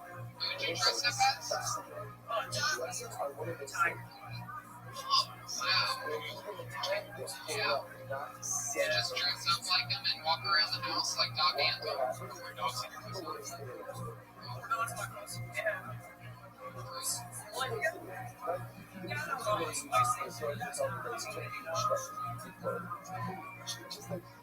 Yeah, absolutely.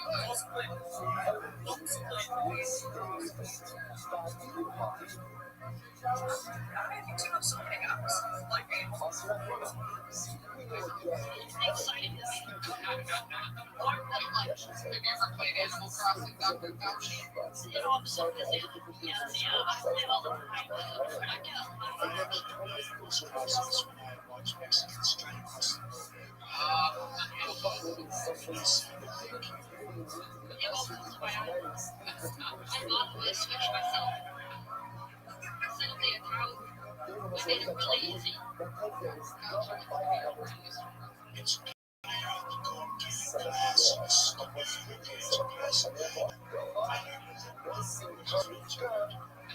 Also, fascinating. I love it, Alexis. Have you ever been arrested before? You have arrested energies. It seems like you've had some wild nights in your life. Started a cat fight with a little girl locked right in your weight class. Maybe you accidentally cracked your head open.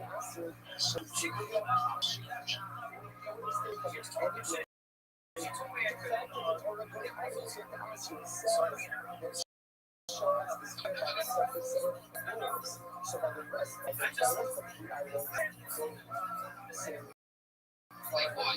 Give us a good example. Tell us about one of your misadventures.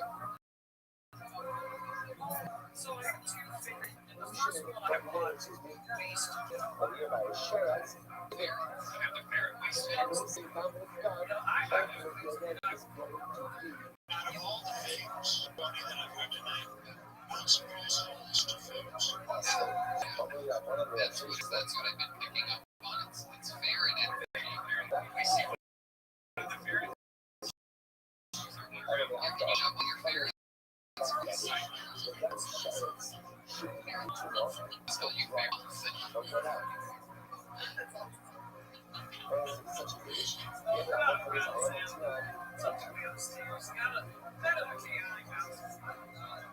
Yeah, what else is going on over there?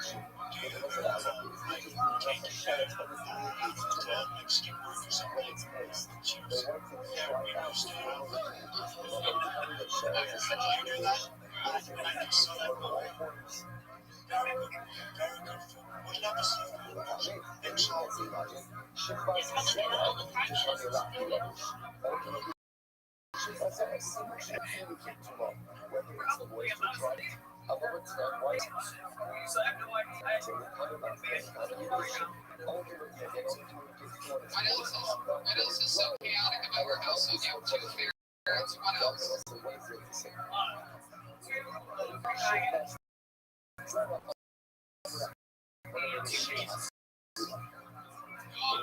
How do the pit bulls not attack the ferrets? You have to keep them separate like sheep underground.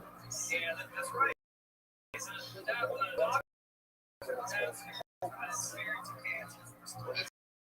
right. Kiss your bull.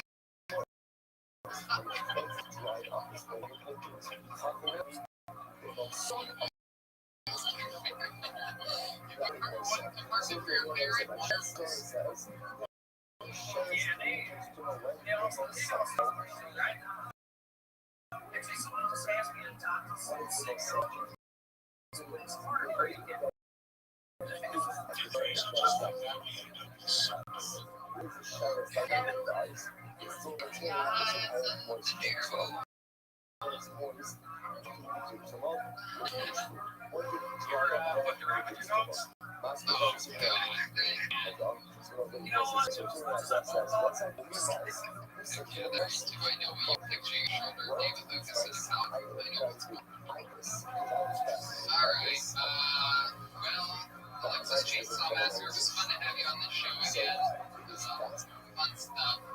You know, it's hard to judge or talk about anybody's jokes at this time. But, you know, I would just say always try to be as original as you possibly can be. You know, there's something about just, there's almost no University of Phoenix online joke that I would almost impossible. Right? The University of Phoenix online joke that I would like just because it's so sort of like this is a punchline that's sort of and like almost anything, you know, it's better to fail something that's never been talked about than it is to succeed with something that, you know, we have a couple old school comedians in the comedy school, for example, like really old school that have been doing it for 50 years, and they each have the University of Phoenix jokes. Maybe, I guess, people like me that are stand up a lot are sort of like ruined by that, sort of jaded by that. So, you know, I guess for the don't know a lot about stand up wouldn't mind it, but, you know, you can get these weird habits out of the way now and keep writing and, you know, always, like I said, just fail original rather than try to get a little taste in. For sure. Awesome. Alexis Chainsaw Massacre, everyone. She's So where Real comedy vlog of fun. Moving along. Thank you, Alexis. Beautiful news. Great runners. Most residents in the history of the United States of America.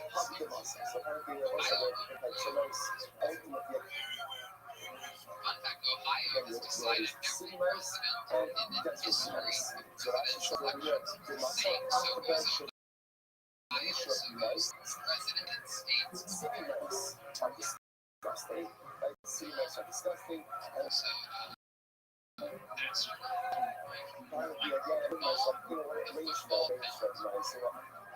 Oh my goodness, ladies and gentlemen, it is that time. Here he is, the king of eyebrows, William Montgomery is joining us. Brand new eyebrows. We're going to talk about that. William, go ahead. Tell us what your thoughts have been this week.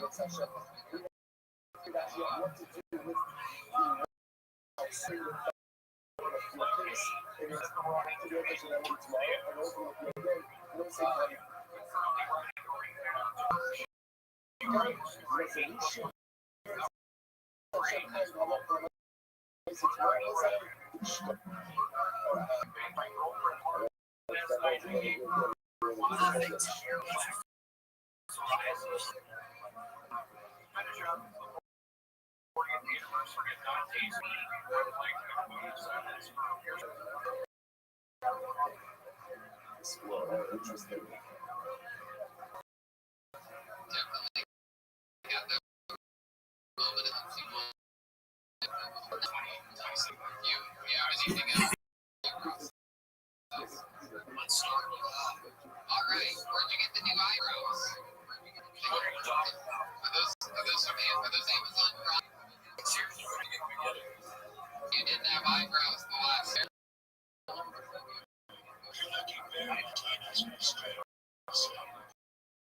Can you zoom in a little bit? Can you hold the phone closer to those eyebrows? Closer.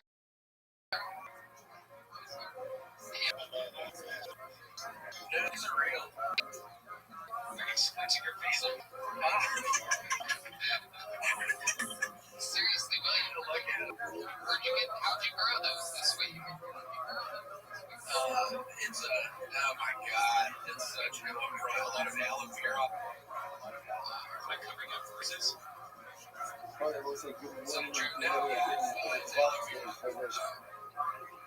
then on it, they're really coming in good. You like them? Yeah. No, it's great. I like your bandana too. What's going on up there? That's new. I can't figure out how to do this. You're doing a good job. Move the bandana back a little bit. Perfect. Now I can see you. This is great.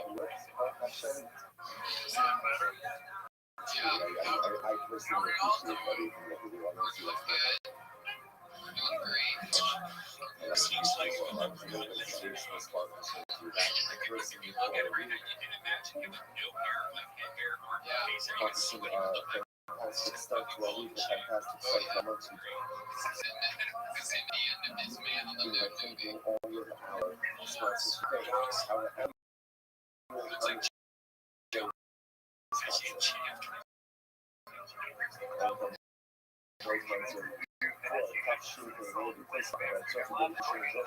think they see the joke anymore, the JFK, so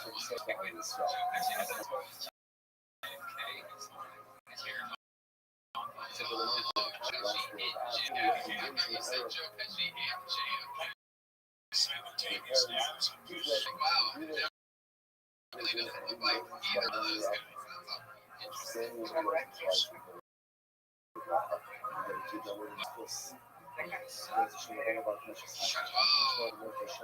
Real eyebrows. Cereal. You run one. See, Austria. You're rubbing it side to side.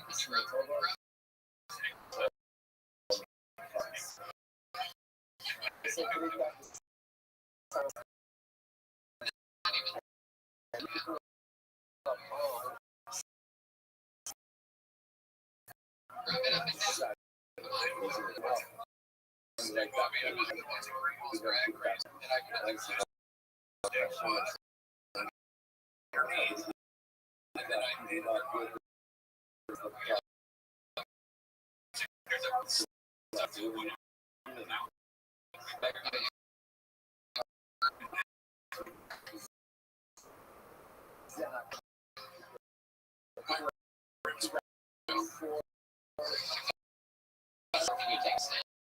Show us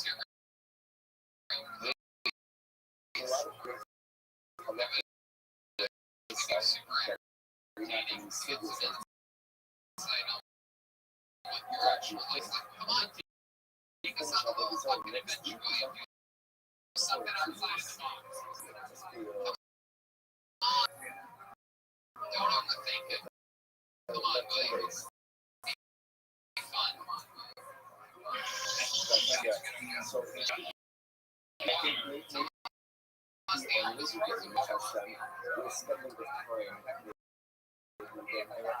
Why?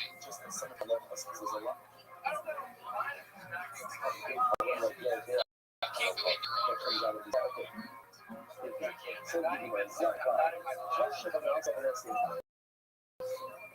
Yeah, you are. We can tell this is where you've been full on.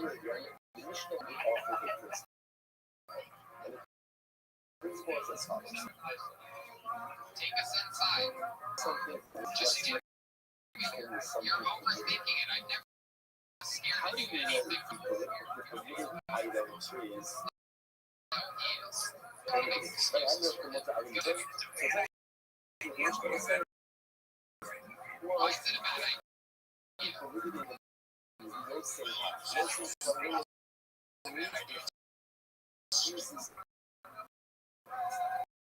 I think it's a good idea.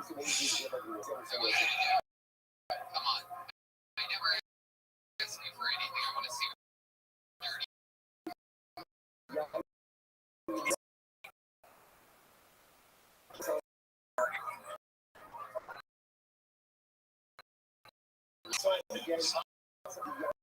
Oh, it's like those even real live girls. You said you had a dirty citrus. And it's not dirty. I do have one to go to your place right now. Find out his mistake.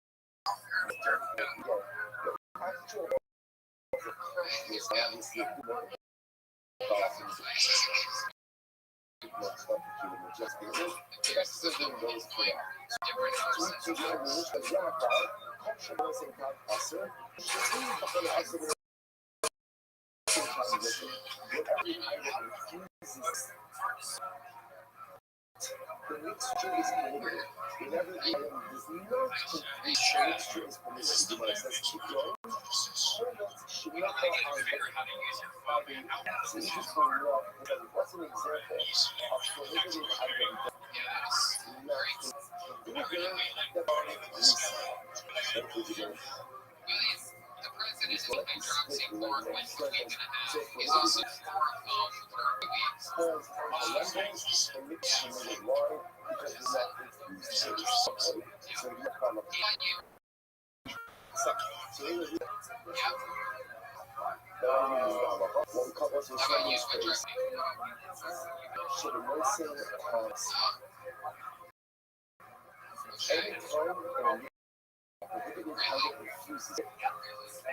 Seems like you've been getting a lot bigger.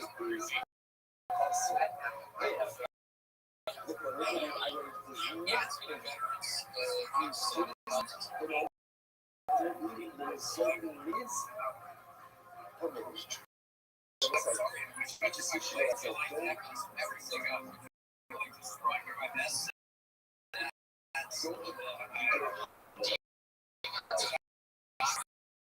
Anymore, you just stay with your girlfriend.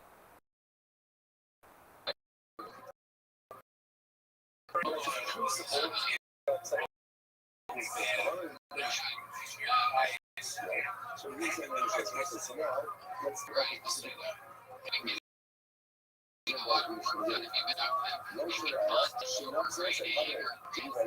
for example.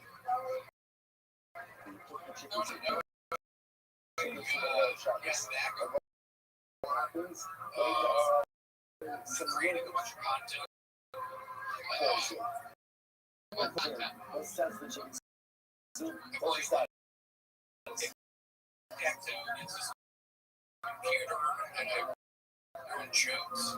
So the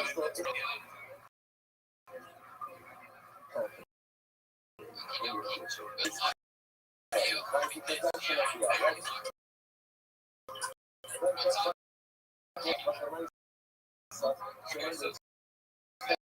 that's really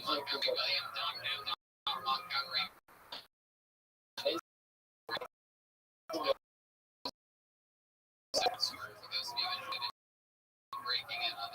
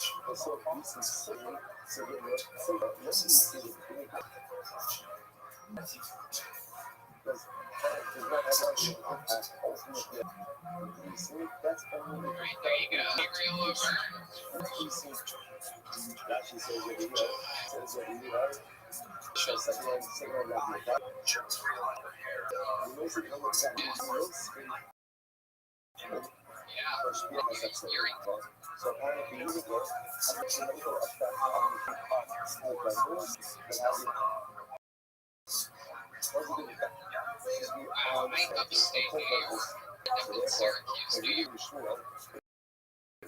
How did you end up there?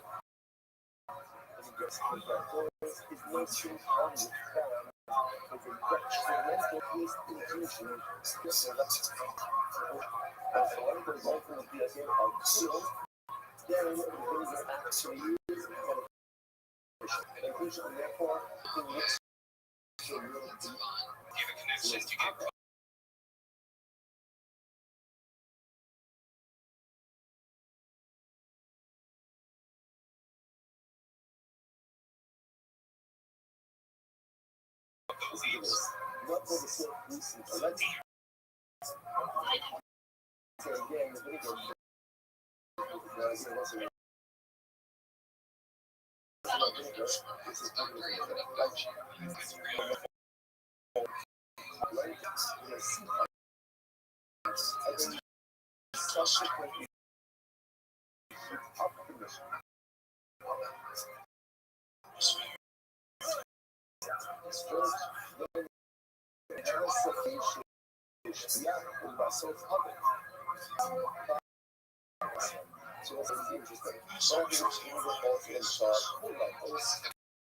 then hold like this, and then you shoot up the next one. Once you just put that space, what's the status? Posture, So right? much cocaine have you done in your life, Gabriel? Living in Colombia. Interesting thing about Hebrew and Ashkenazi and Sephardic English translations and transliterations and stuff in parentheses. So let's say it falls into the left as well. So I can again.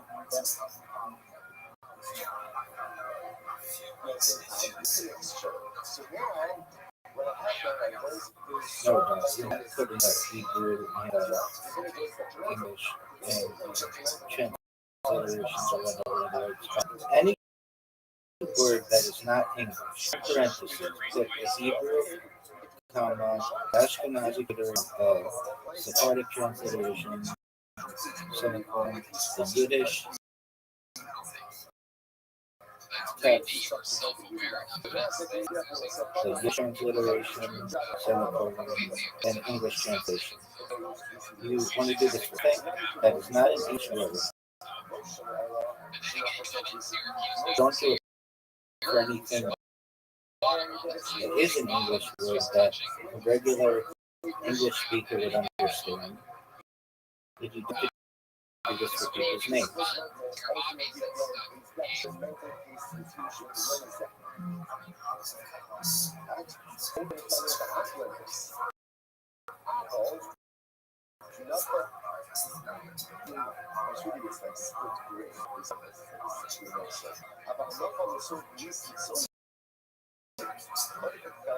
Yeah, that's fine. You can put Ashkenazi colon and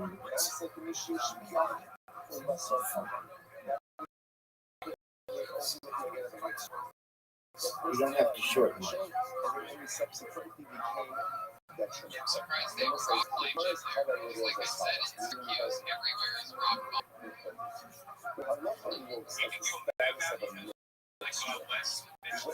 So you don't have to shorten Ashkenazi. You can put the whole word. For paper here. And you can put English and you can put English.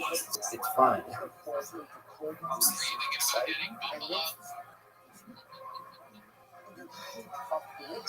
Upstate New York jokes, people. I don't even know anything Syracuse.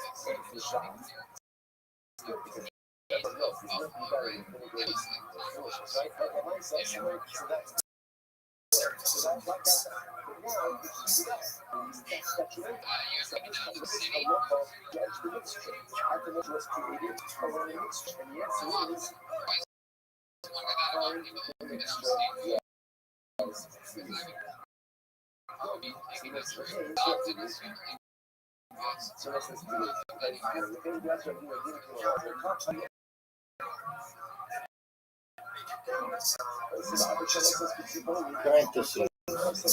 Hebrew, comma, Ashkenazi transliteration, Sephardic translation,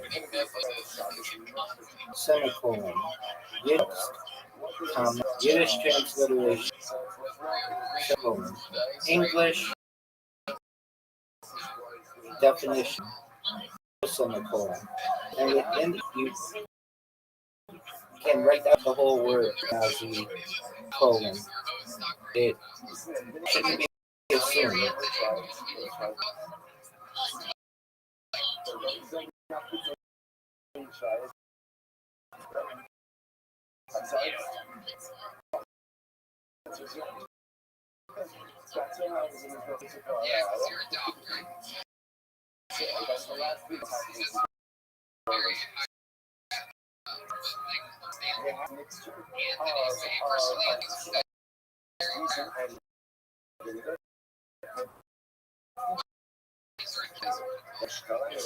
Pretend that someone who reads this has never had languages other than English. You have to Hebrew colon and then the Hebrew. Or else they won't know what that means.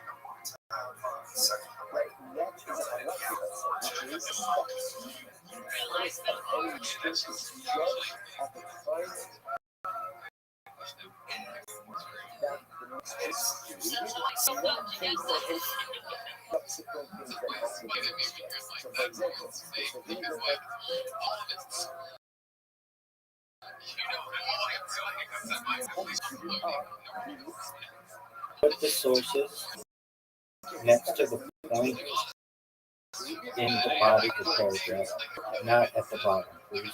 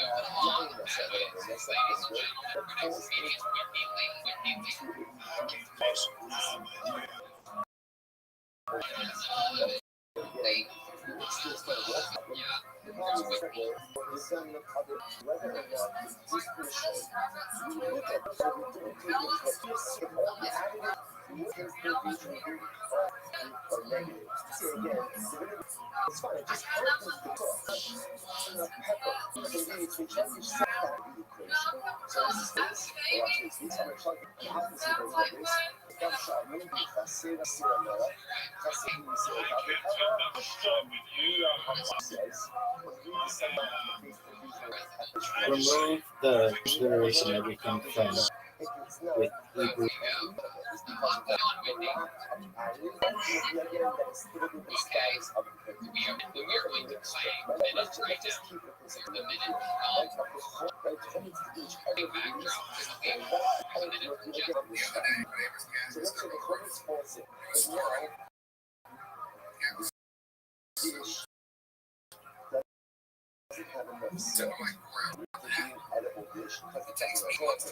For any person, the rabbi took the years approximately that they lived.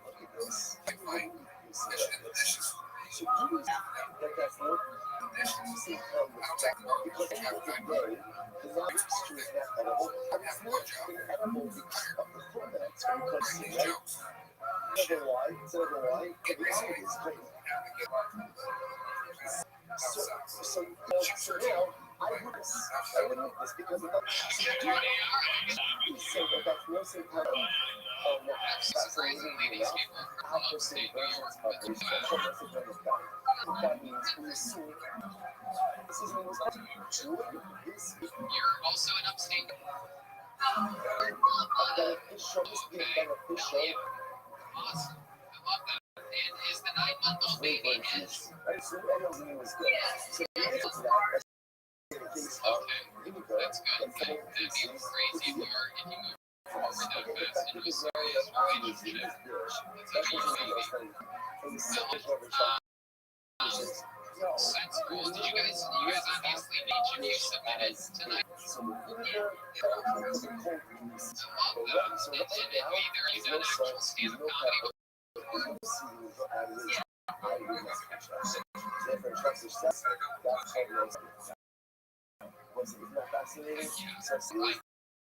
Mountain Dew Baja Blast. Hell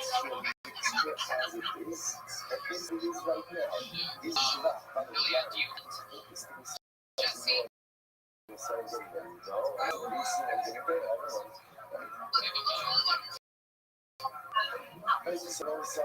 Yeah, the color's that. Oh, you have a bow and arrow for hunts and anything with your bow and arrow. You have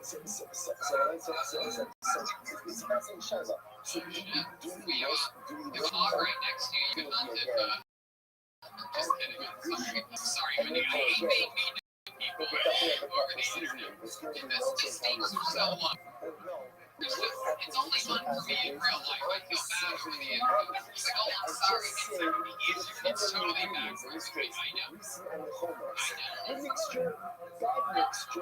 sorry, you're beautiful. You're beautiful.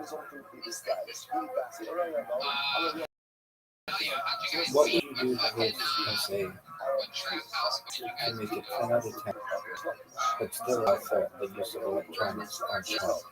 I understand that that's not mainstream, but how would you make this essay logically sound? Or is it already a 10 out of 10 under those terms? You guys get knocked out. You guys have clean up this fucking Rainbow energies over there. I got 1, 2, 3 times. Wow. 7 years. It's very impressive. Only one baby, 1 9-month-old. Yeah. It's electric. Did you know you could hear the baby on the recording? Itself is extinct. Like the prohibited item is still in existence. So, Zionist could get less fast. Sounds too bad. We just gotta keep moving on. I'm sorry, guys. But I love that you submitted your first humble submission to the history of the quarantine episodes of Futility. Adorable stuff. Hopefully we'll see you at Comedy Works in Denver real soon. There they go. Elaine, Jesse, Hendrick.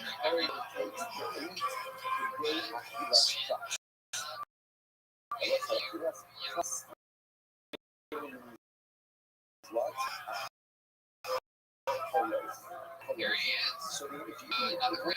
Wait on that. We're looking at this young lady. His wife has well, David Lucas, honey, and his wife also get bills. Oh my goodness. David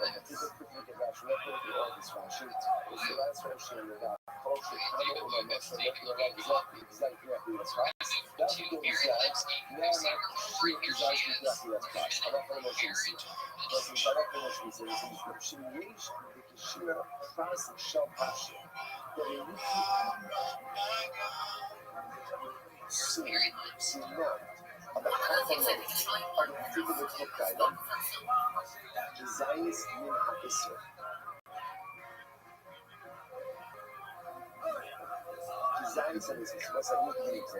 Let's say, for example,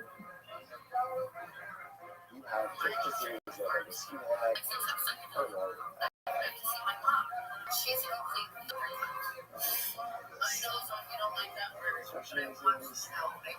so let's say you have shoot you are that gets mixed in with college. So what happens? So you have the prohibited item, the finger, that gets mixed in college. So now, the field itself, the fat itself, is actually in existence. And it's mixed in with the college. Then over the course of eating the volume of the alcohol of the college,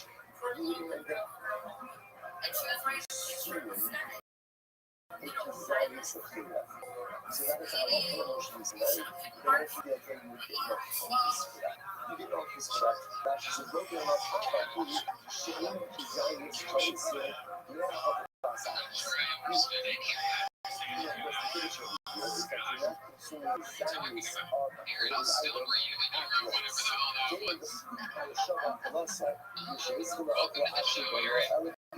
process.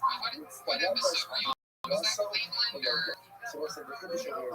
That's how it is. In general, Milwaukee? That's right. we assume that in order to And be one of high, our least favorite places upstate New York and Milwaukee. you have to be desires of certain life. It would be, that's where you live, right? If you get desires, even if the desires spans over a long Is that where you were born and raised? as long as it is not wrong, then what we call Do you know the the hotel that you off on? Have you ever been there? So if the desires of the living item over a span to block you the time that it takes to set this alone, ultimately, that act of living chain condenses, consolidates, forms a chain episode, That means there was something else going on in that city where there's like, I mean, if it was Milwaukee, then it was what's a certainly person trash. has desires of cosmic, right? So normally you get He's into party or something like that. Okay. Yes, that's right. The new kids on the roof performed across the street from us, and everybody's like, "It's the biggest thing that's happened in our city in a long time."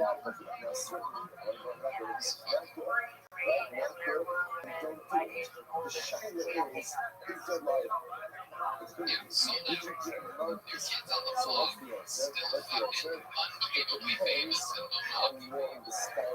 And maybe all the novels really just new kids on the block are still the new kids on the block. Like nothing just kind of stopped there. So you're in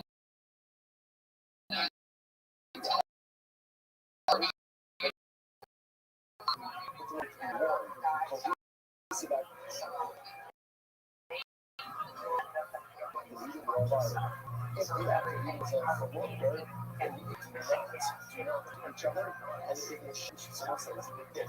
So by the way, what if you get voted this year for the passport this year?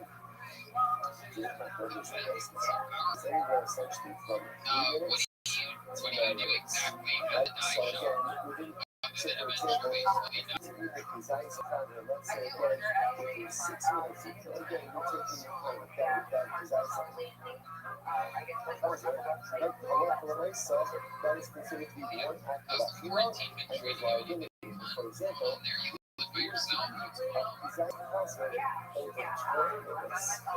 20 minutes, I don't really think it's possible. When I do it, but you will not get see that. Because why? Let's go out and find out. Because since you're spending over such a long amount of time,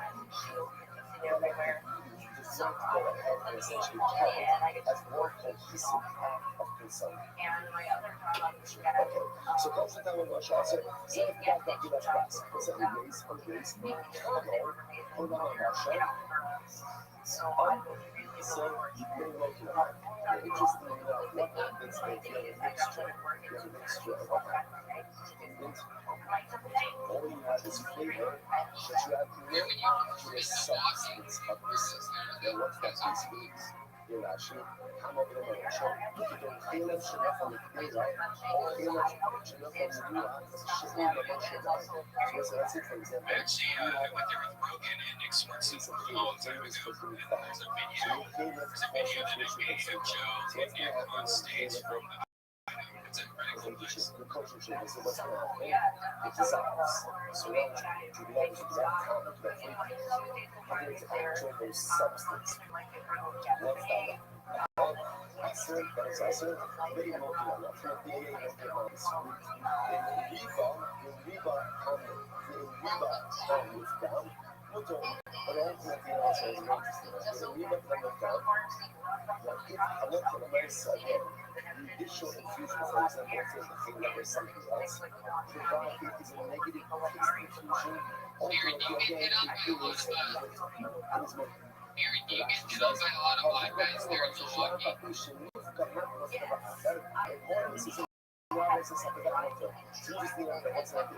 was very interesting. But if I said, yeah, the Hey, yo, what up, man? Get over and here. the I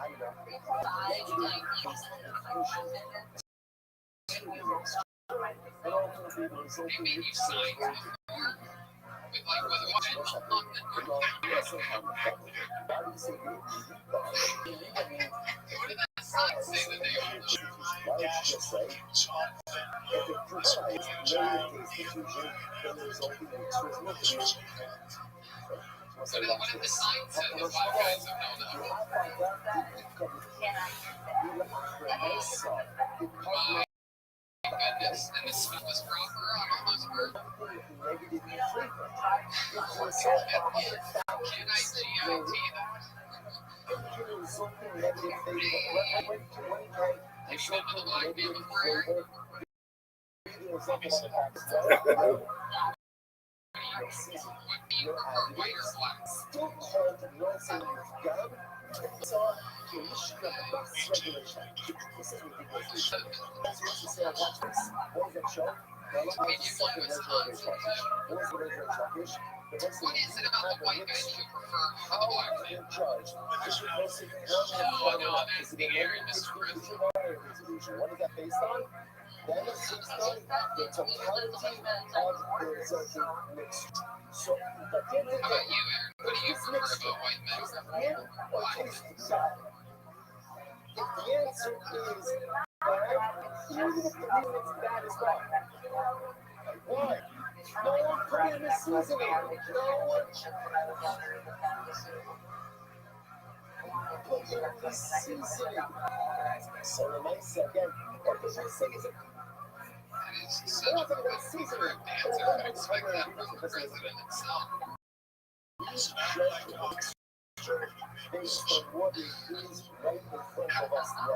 At the end of the day, the resulting mixture is not objectively good.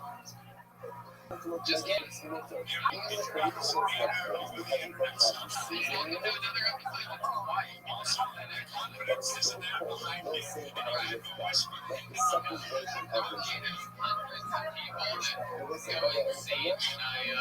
when I make jokes like that. And when there is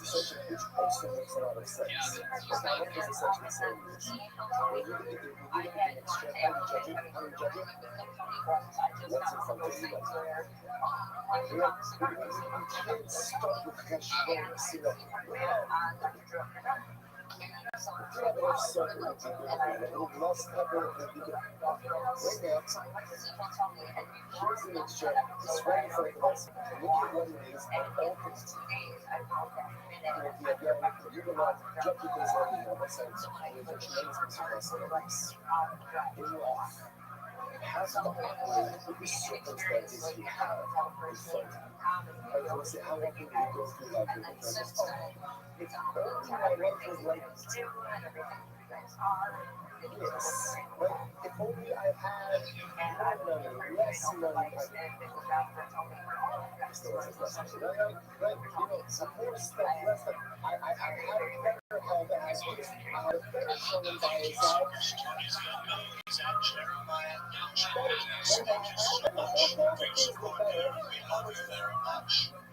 I love that. Keep writing and keep going to those open mics when everything opens back up again. And thanks for your submission, Erin Lipsky, everybody. She's with this Zero HNO.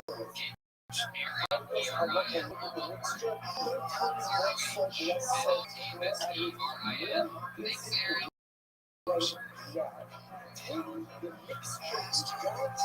Just keep rolling right along, ladies and gentlemen. Matt Scott is your next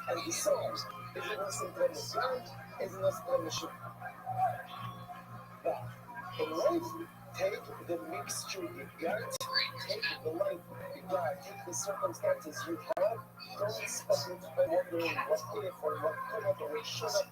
Take the mixture you have, and ultimately, that's it. Take the life mixture you have, and use it to accomplish great things. Incredible. That's what I think. Something that,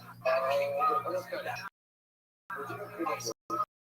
From all of our shows, once again, I say, I always have It's bottom line, but it seems to be everyone agrees with the principle that nobody becomes Muslim.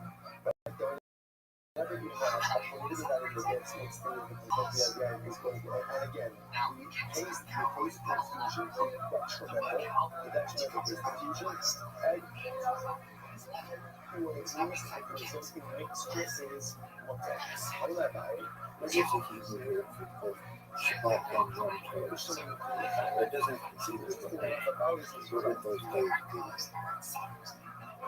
Meaning that I'm going to have a title of somehow. I want it to be Shabbat and Yom Tov, but that's a wrong phrase. So what is a word that's both?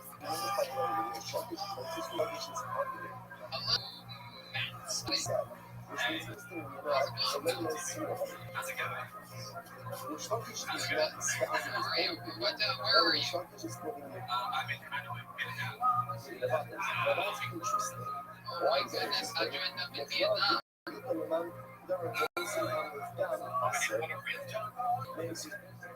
What do you do there?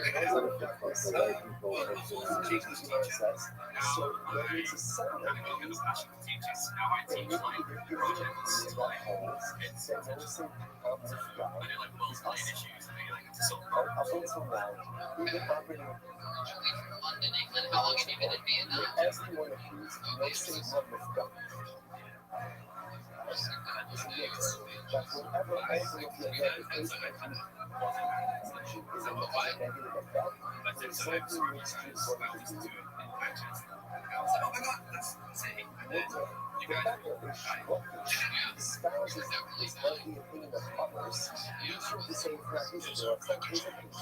It really was. I thought about that when I watched that last night. That was definitely looking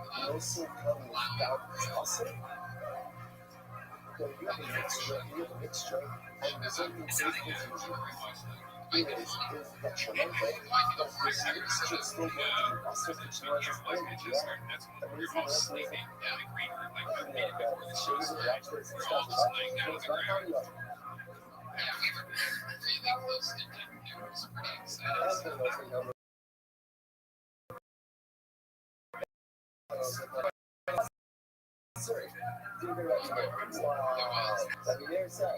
Fun. What do you do for fun there in Vietnam?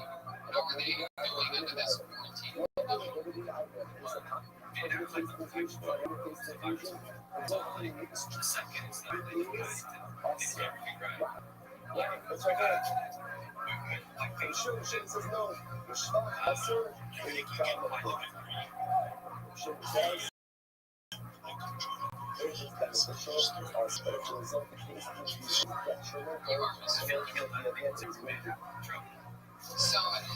So people there just really don't have it all, so there's no spread at all.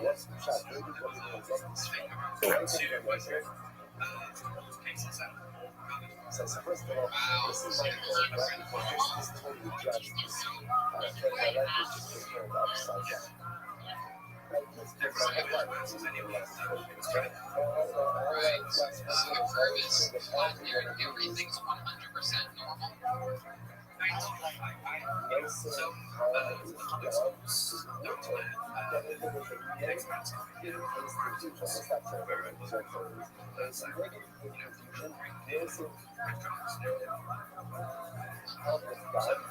The Vietnamese lady that you have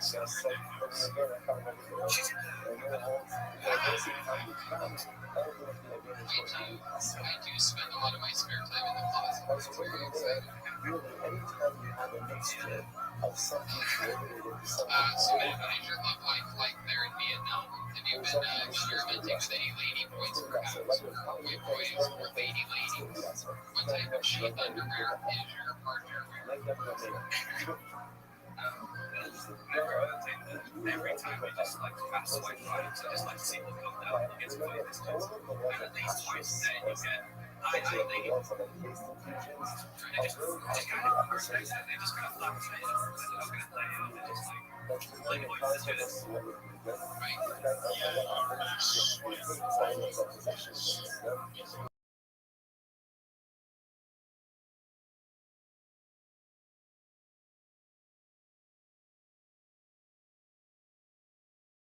So what's the wildest thing that you ended up with out there? Anyone that looks like you? I did things.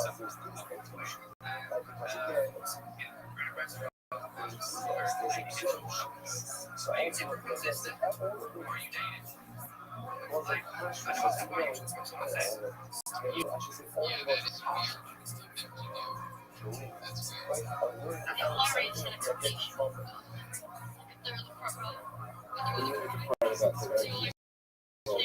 Just to find somebody.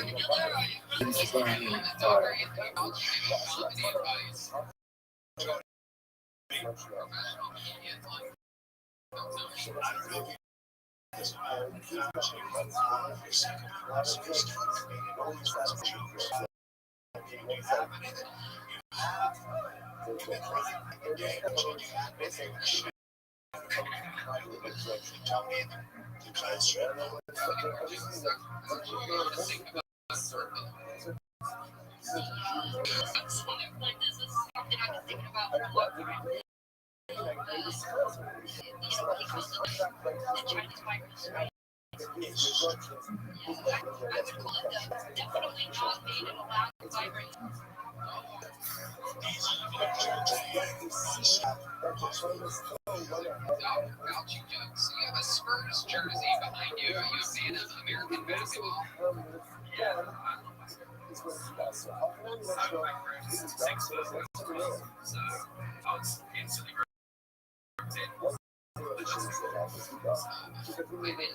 In 6 foot 13. That's crazy.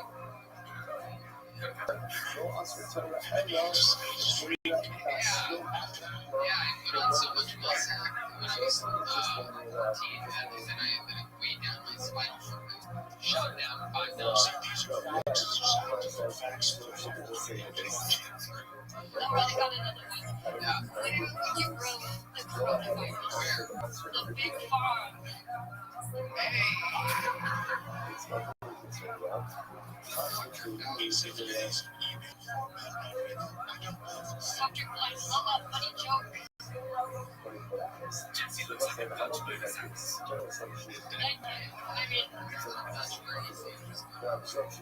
American Dr. Fauci. That's Dr. Fauci who looks like that.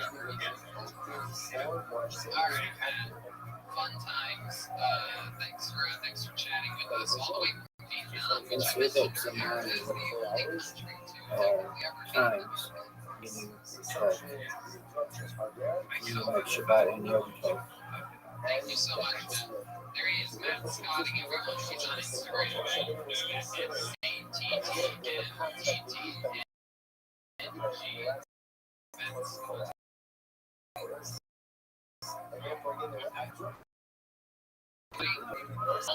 It's the GOAT, ladies and gentlemen.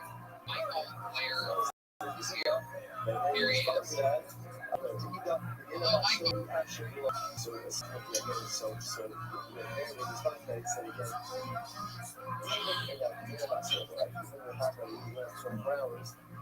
Gentlemen, welcome back to Word and White. I'm Chris Condren. Give it up for your host, Michael Blair.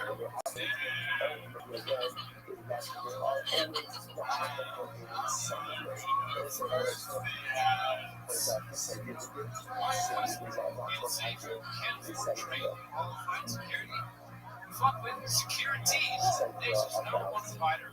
Wear t-shirts that say security. Our employees are the industry's best at one thing and one thing only. Staying in place for long periods of time. We provide people and t-shirts. Just tell us where to stay. Security. I don't mean it metaphorically for times of our time. I mean it for electrical current. Can it mean electrical current?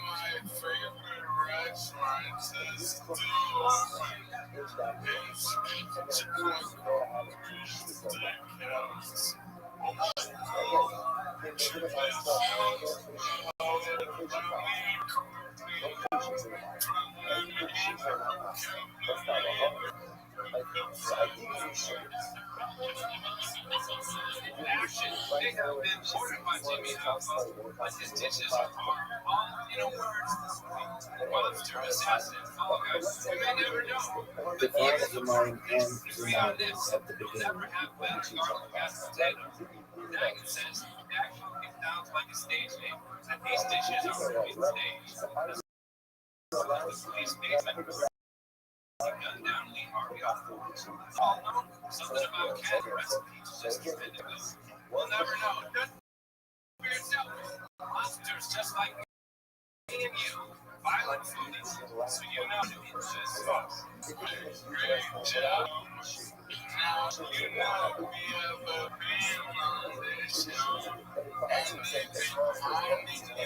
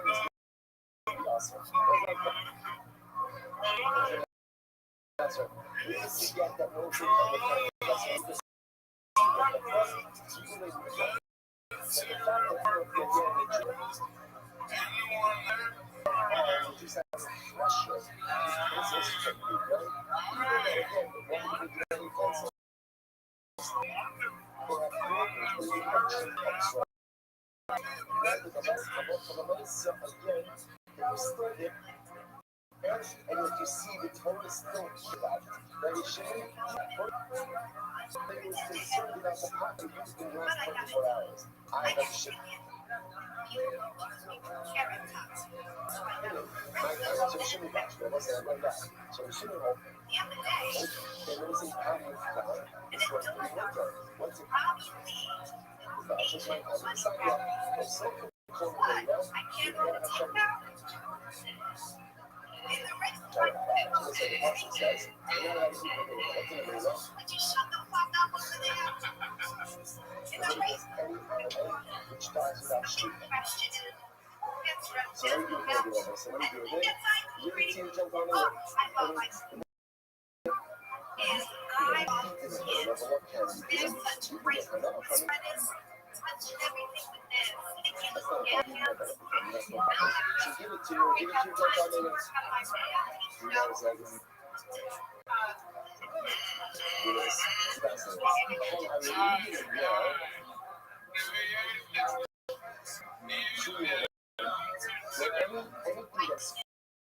For consumption by the Gentile is called Millennials of Science 68 shade.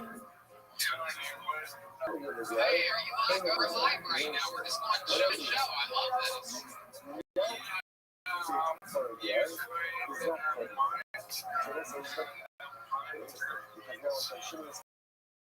love it. I love it. I like your version a lot more. I like your tablecloth more. The reverse shotgun to the sword. I like these tiny buckets.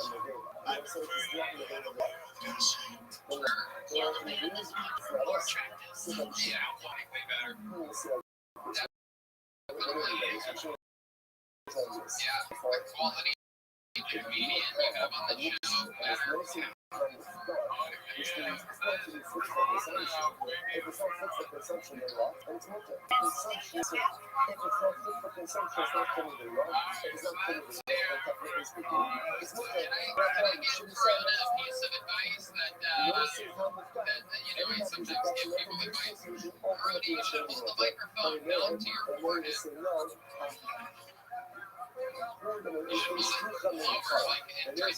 Closer to the open part where the sound comes out. That comes to know excludes something. that is already discussed at the very beginning. For example, as you said earlier, let's say you have an animal that is really a shit. That's why she says earlier, like animal is sick. It's going to be great. Corona has a tough sense of thick skin. This will wash right over. Yeah, it won't really hot for about 14 days. So covered with usually it's covered more than you wouldn't be able to touch it. So everything that the says We're strong here with the President of the United States, Donald Trump, and Dr. Anthony Fauci. Governments, health programs. But the sources in the body of the paragraph and at the bottom,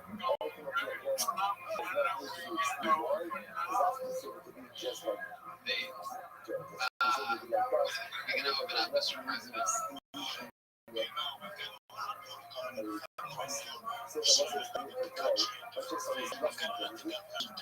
So again, we'll have to see how much more sound possible, but now we have statute trains that focus on it. So ultimately, I don't know what saying, but even no sin kindness is going to be awesome.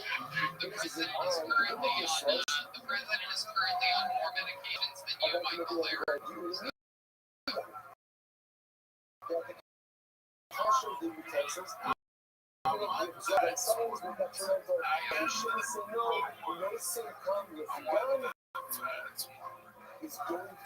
He might be taking some of them. Have you taken any medicines? don't put the actual website in there at the beginning of the website. That's, you could maybe put So let's talk about this witch of the West Coast. Chabad references if you wanted. But like exploring Judaism.org, no one knows what that website is. What's a server? Oh, yeah, well, I guess I do know what a server is.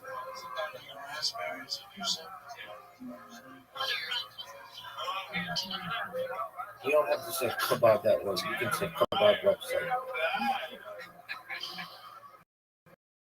And tell us, where'd you get this incredible podcast producer here there?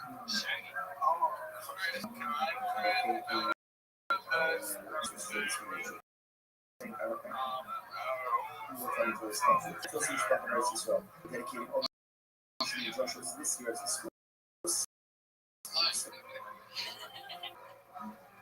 So what else is shaking, Mike? One last question. What is your band in their refrigerator?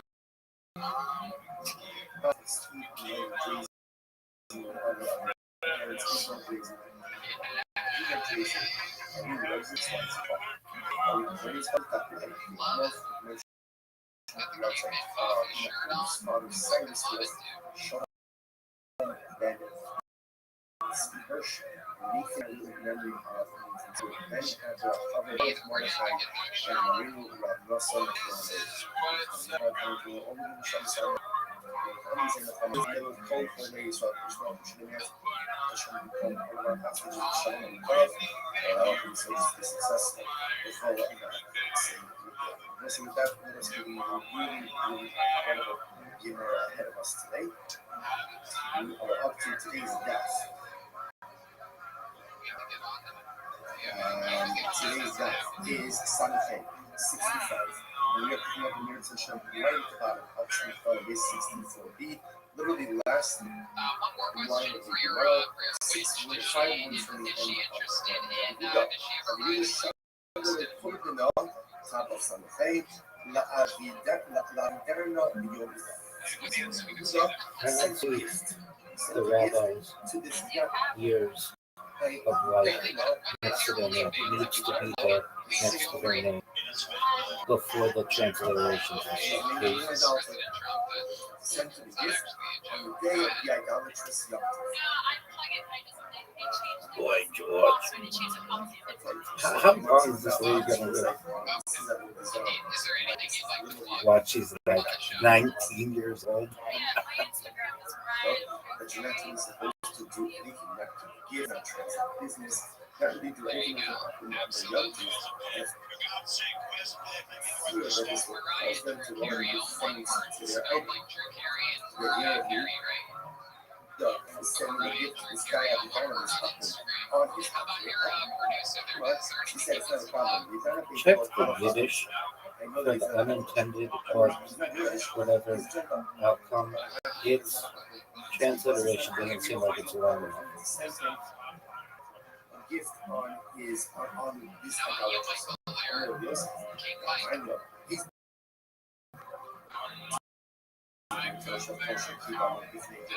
so loud on this. What's that?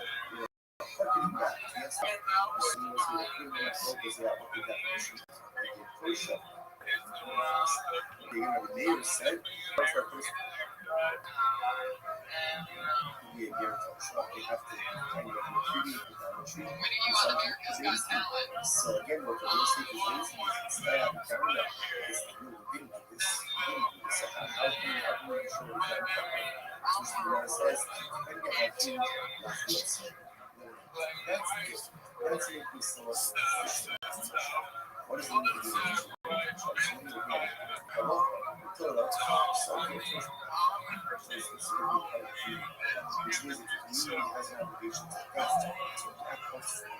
So when is someone considered to be categorically their person? I tell you this every week, and I'll say it again. I love you so much. We love you. We miss you. If we could have you in the studio, we That's wish you were here with us. And on this big feel, we wish we were actually there with you. Here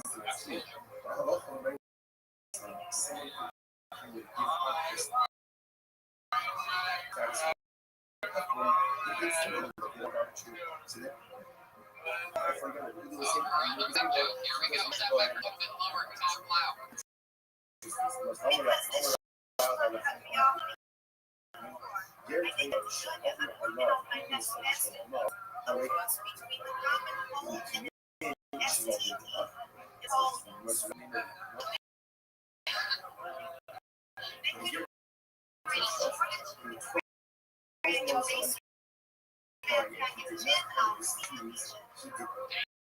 Thank you very much. Coronavirus on an episode of Murder Mike, everybody, with Blair, Brian, Tricky, great from Chicago, found them.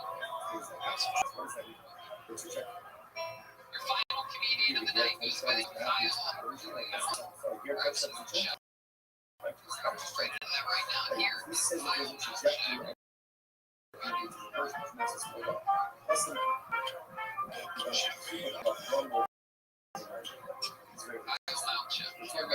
Kyle. Someone who was in worship, then he converts. Here, he's not doing the chances that he relapsed in his previous. So really, first of all, I need to find someone if you commit to do something and you don't do it, this happens, that's the problem. Right? Say I'm going to do something, I don't do it. Right? You come up with all the excuses of the world as to what part of the money doesn't get something that chances on.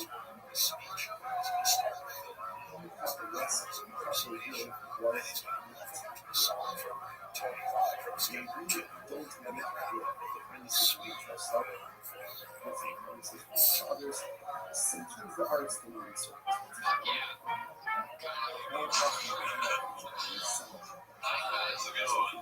How are you, dude?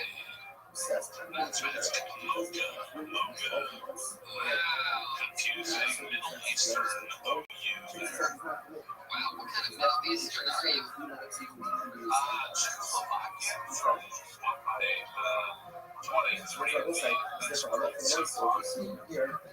So that's what your Facebook like the desk routine. Can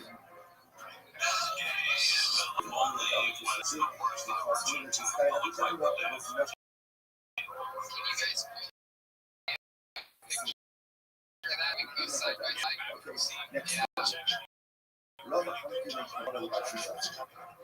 Yeah, very rarely do ones like that on here. In fact, we're releasing 25 one and two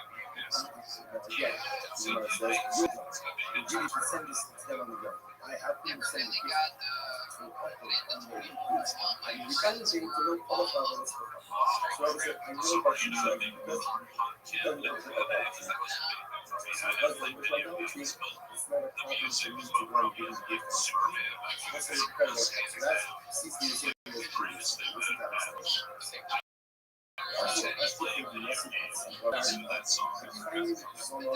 Team Wolf has now gone up on the screen next to you, and it is pretty mind-boggling. There was a before the backwards Dom I heard what you right now. It was incredible.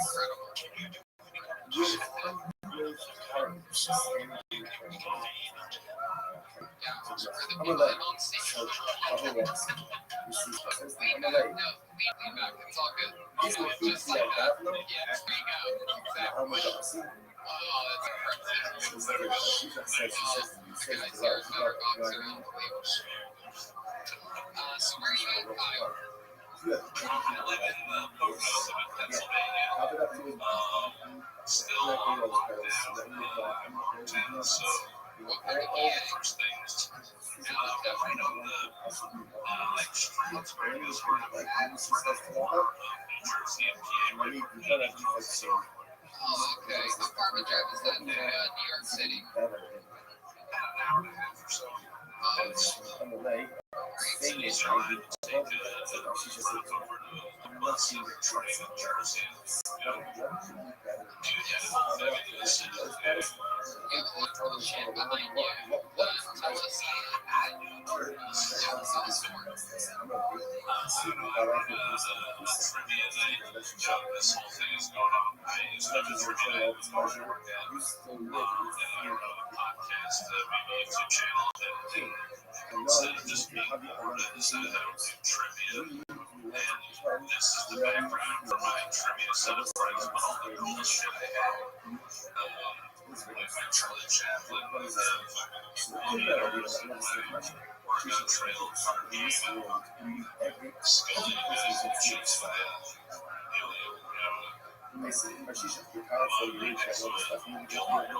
just a bunch of random shit.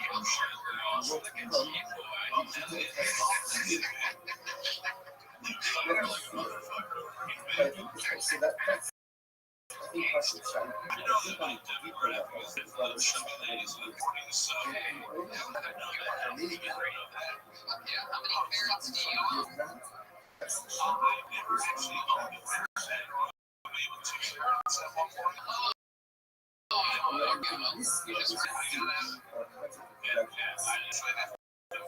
Myself to get that. Any animals there? It's got a cat. I used to have a bunch of animals trying to be bags and 9 animals. She was a suck that was just 10 of a dozen. That team on Facebook. And now I just have to my cat just way fucking better. Just way better. Absolutely. And how long did you break up? Are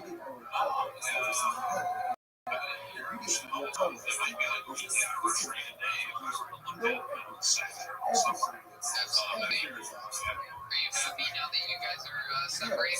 Oh, my God. Well, she is currently about to have a baby with the next guy. So, Yeah, Dodge right there for sure. absolutely. You don't have to worry about any babies breaking into your Terminator goals or anything like that. That's a hustle and a boss. President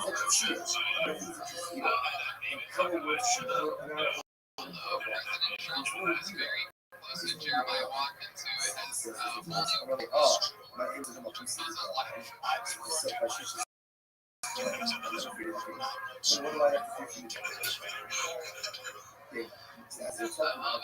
also, we've been dating. It's been a year since the big breakup. What are you doing for dating?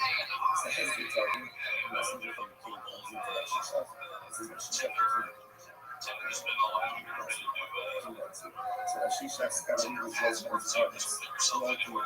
do so I figured out what I just put myself virtually. Wow.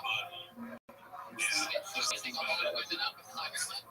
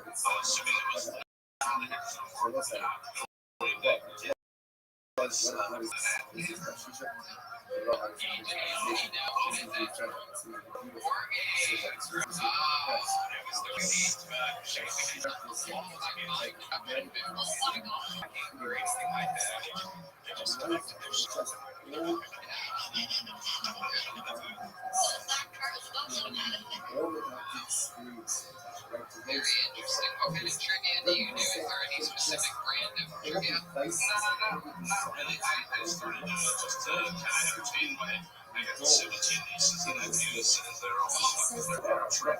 And the trunk that I do, I got 4 brothers, I also have 5 sisters. And all of them are named babies, and I put cherries and pepper from Jesus for their whole things. References as equipment is line in the body of the textbook. Yeah, it's always the cool uncle until always the cool uncle until you touch them inappropriately. Remember that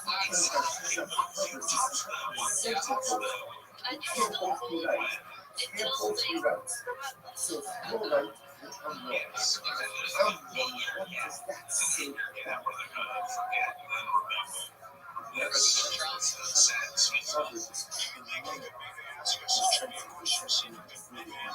ahead and message your question. Warming up of the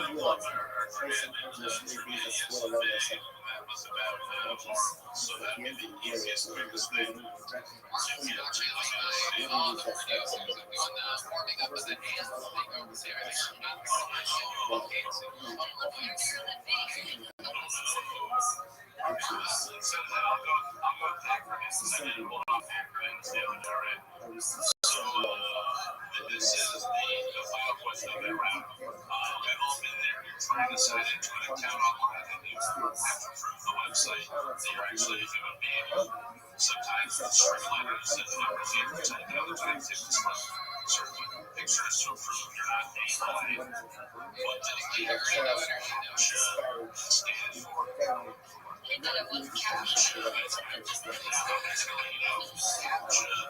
Has a lot more letters involved in the actual acronym, but captain is the short version. did you just give us a question and answer? I'm confused. So I have 2 multiple choice if you want them, if you need them.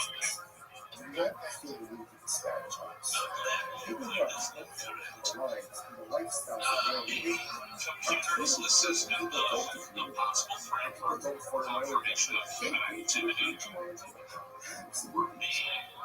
Completely automated Turing test to tell us what I am and because I'm perfect. That's the first one.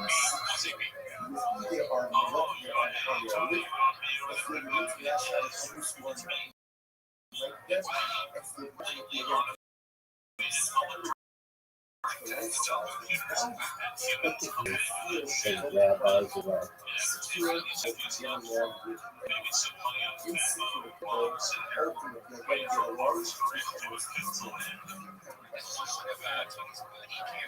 Yeah. Smells like Jonah's Andy boys. Should be a dreaming damn good that moved up. Yeah, guys, thank you so much. This was fun talking. we're messing up the dates. The primary date should be the Gregorian date. Hebrew dates are secondary. We evaluate other dates because while The show's called Available Show. And we're at TV podcast show. Spelled M-U-C-H-A. On Instagram at Kyle. And yet, this is the Talking Legion YouTube channel. Is almost there he is, Kyle. Look, thank you, Kyle. There's Kyle, everybody. Yeah, almost there. Before we hit art, look how sick got that art sent to us this week. Again, Batman season. I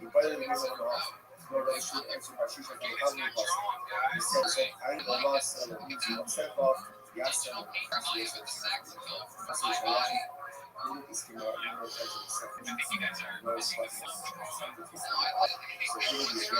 It's Photoshop, though. Is that Photoshop? Photoshop with the filters. That's it. They're saying they will draw. No, it's a filter.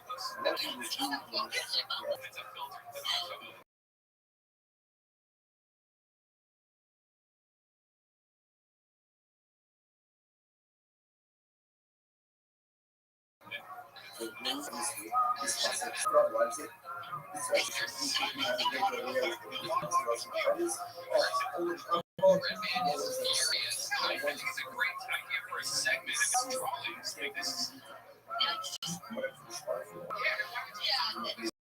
It's not typical. Keep doing it. Send in bad art of any bad art. And then put up with good art. Ryan G about the house artist. It's unbelievable what he does. In there. Look at that. Oh my goodness. Can you zoom even closer and sort of scan it? Is that a big more? Oh, this is great. You can actually sort of explain to us what you did. You have a microphone there. Tell us what this special. Michael Lair on the airplane.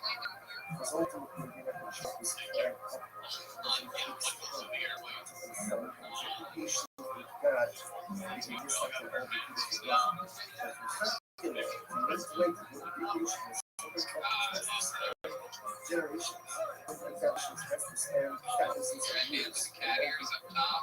In the middle there. Very good. All drawn during this episode of Kill Tony. While you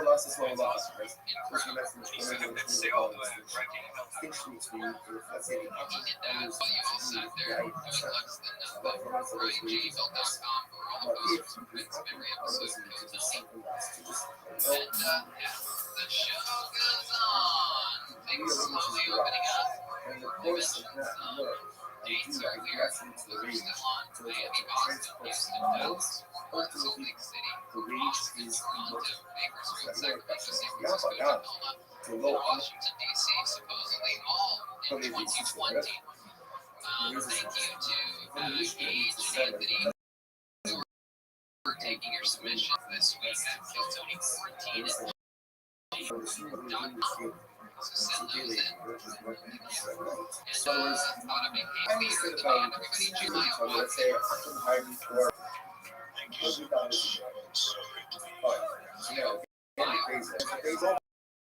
out. He's asking to move some because she's fucking deal why because I heard to my rage anguish. But question is from the shut up to us. I still got the body to use it as a I guess not in the welcome start with but also in this place.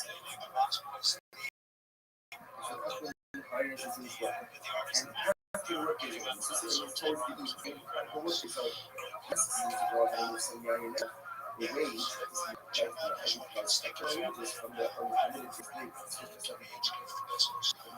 We love you, Mr. President. Perhaps one of the greatest presidents of all time. James Russell, and one of my favorite doctors ever, and fellow Tony, Dr. Anthony Fauci was here on my hand.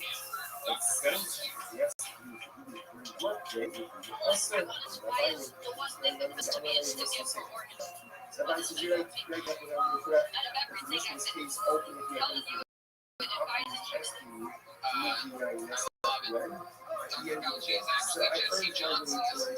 He's on social media at Jesse Johnson. I didn't even know he's reading my notes that he was even at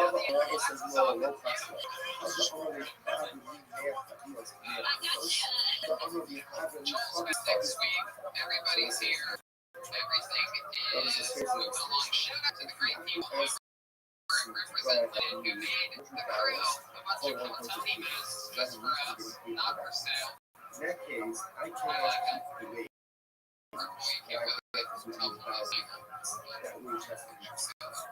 Gina, thank you so much for emailing Charlie Bruce Pizza. If you're ordering pizza in LA, try Albedo's. We're going to try it in the already, but I don't have to tell you again. You have to try it again. Try it. It falls off. White pizza's incredible. Everything's good there, though. Try it out. Albedo's Pizza. They have locations all across Angeles. And yes, don't forget, trigger fucking cheers 70 above them. Get 20% off of free shipping to coupons.manscaped.com. And try out Sheet Underwear. Again, we believe in these products. SheetUnderwear.com. Use the code Tony for 20% off your order. I guarantee you will love it. If you don't, you don't have to. You don't have to. Hey guys, check out my Victoria show, Virtual Redhead, on YouTube. And that was Garrison and Ted here with Steve recording those. You can find those at See you next week.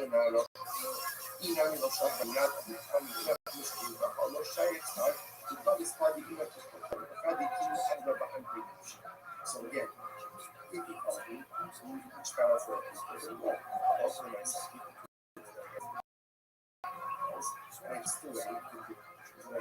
Nessa fera, vai ser difícil, como eu lembro disso, eu não posso, quando eu lembro, é os cabelos do curtidos. Eu falo do lado do tudo, não me apoio.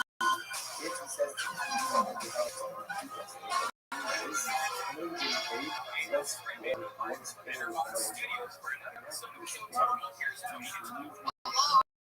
Everybody, we are back. Rock Studios for another episode of Phil Tony, my great fan. I'm good. Yeah. Next for the week after that is our 7-year anniversary of the show. Pizza Party Craft. Our good friends over at Dino's Pizza, the great Charlie, is here in studio. We had Force yesterday available everywhere in Southern California.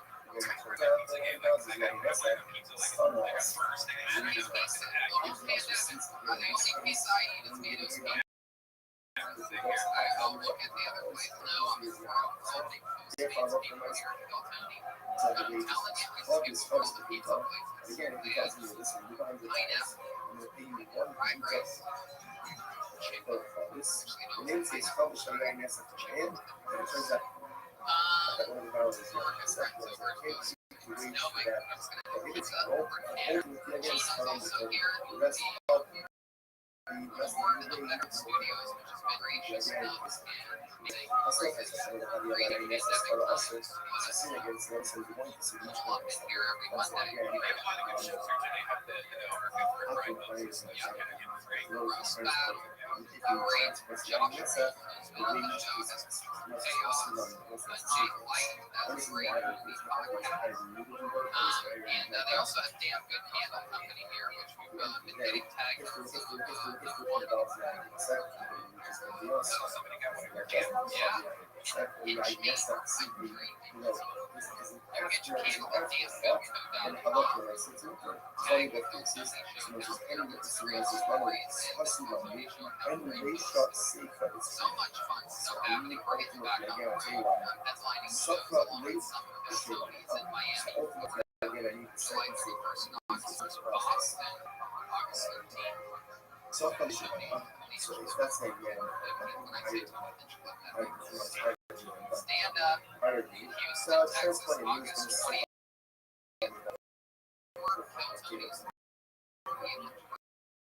Works back in Houston, big record, big city. August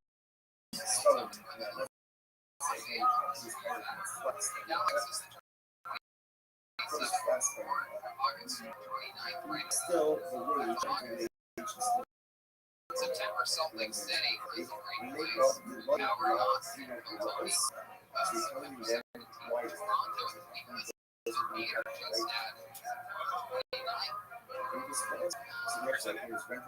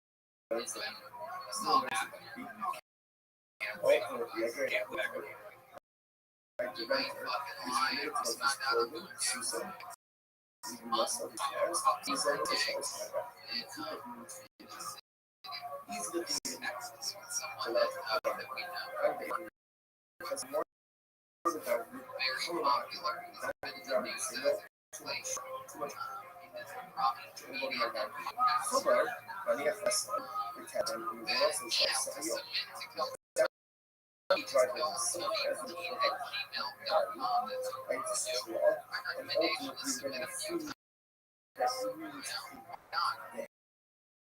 Make the videos fun to have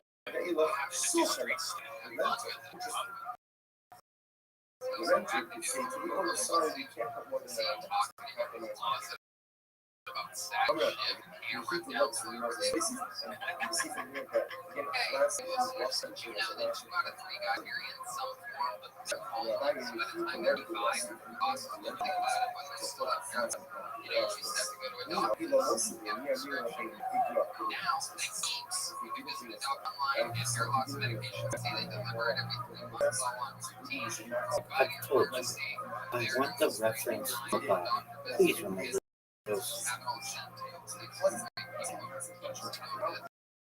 It's great actually. My dad owns this because he's an older guy. He lives here. He didn't on his cell phone. He did on his iPhone. And I had to take a couple questions. Should what kind of bonus do you have? Like, do you have like my kind of bonus or something like that? And he works and you just answer a couple questions and you talk to a real doctor online and get prescribed real medicine and to help prepare for getting the screen package so no one knows what you're getting. It's great. It's really fast. It's like that maybe 3-5 minutes to and it was prescribed for the next day. If you're ready to take action and prevent your hair loss, go to keeps.com/kill to receive your first month treatment for free. That's keeps.com/kill. One more time, that's keeps.com/kill.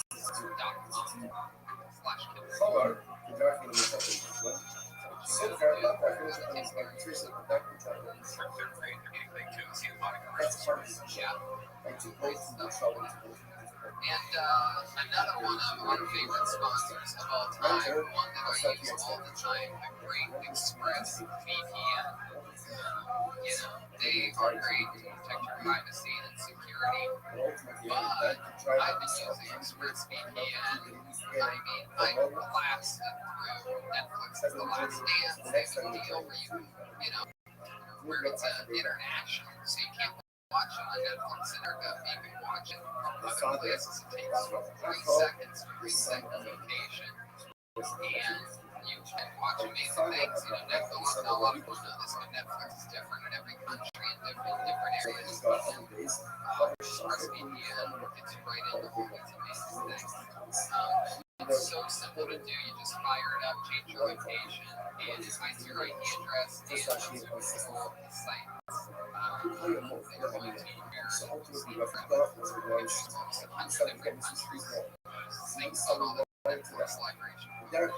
It's not just Netflix, like any streaming service like YouTube, name it. If you like anime, You're all confused. Go to the football website. Find the exact link and put it in the body.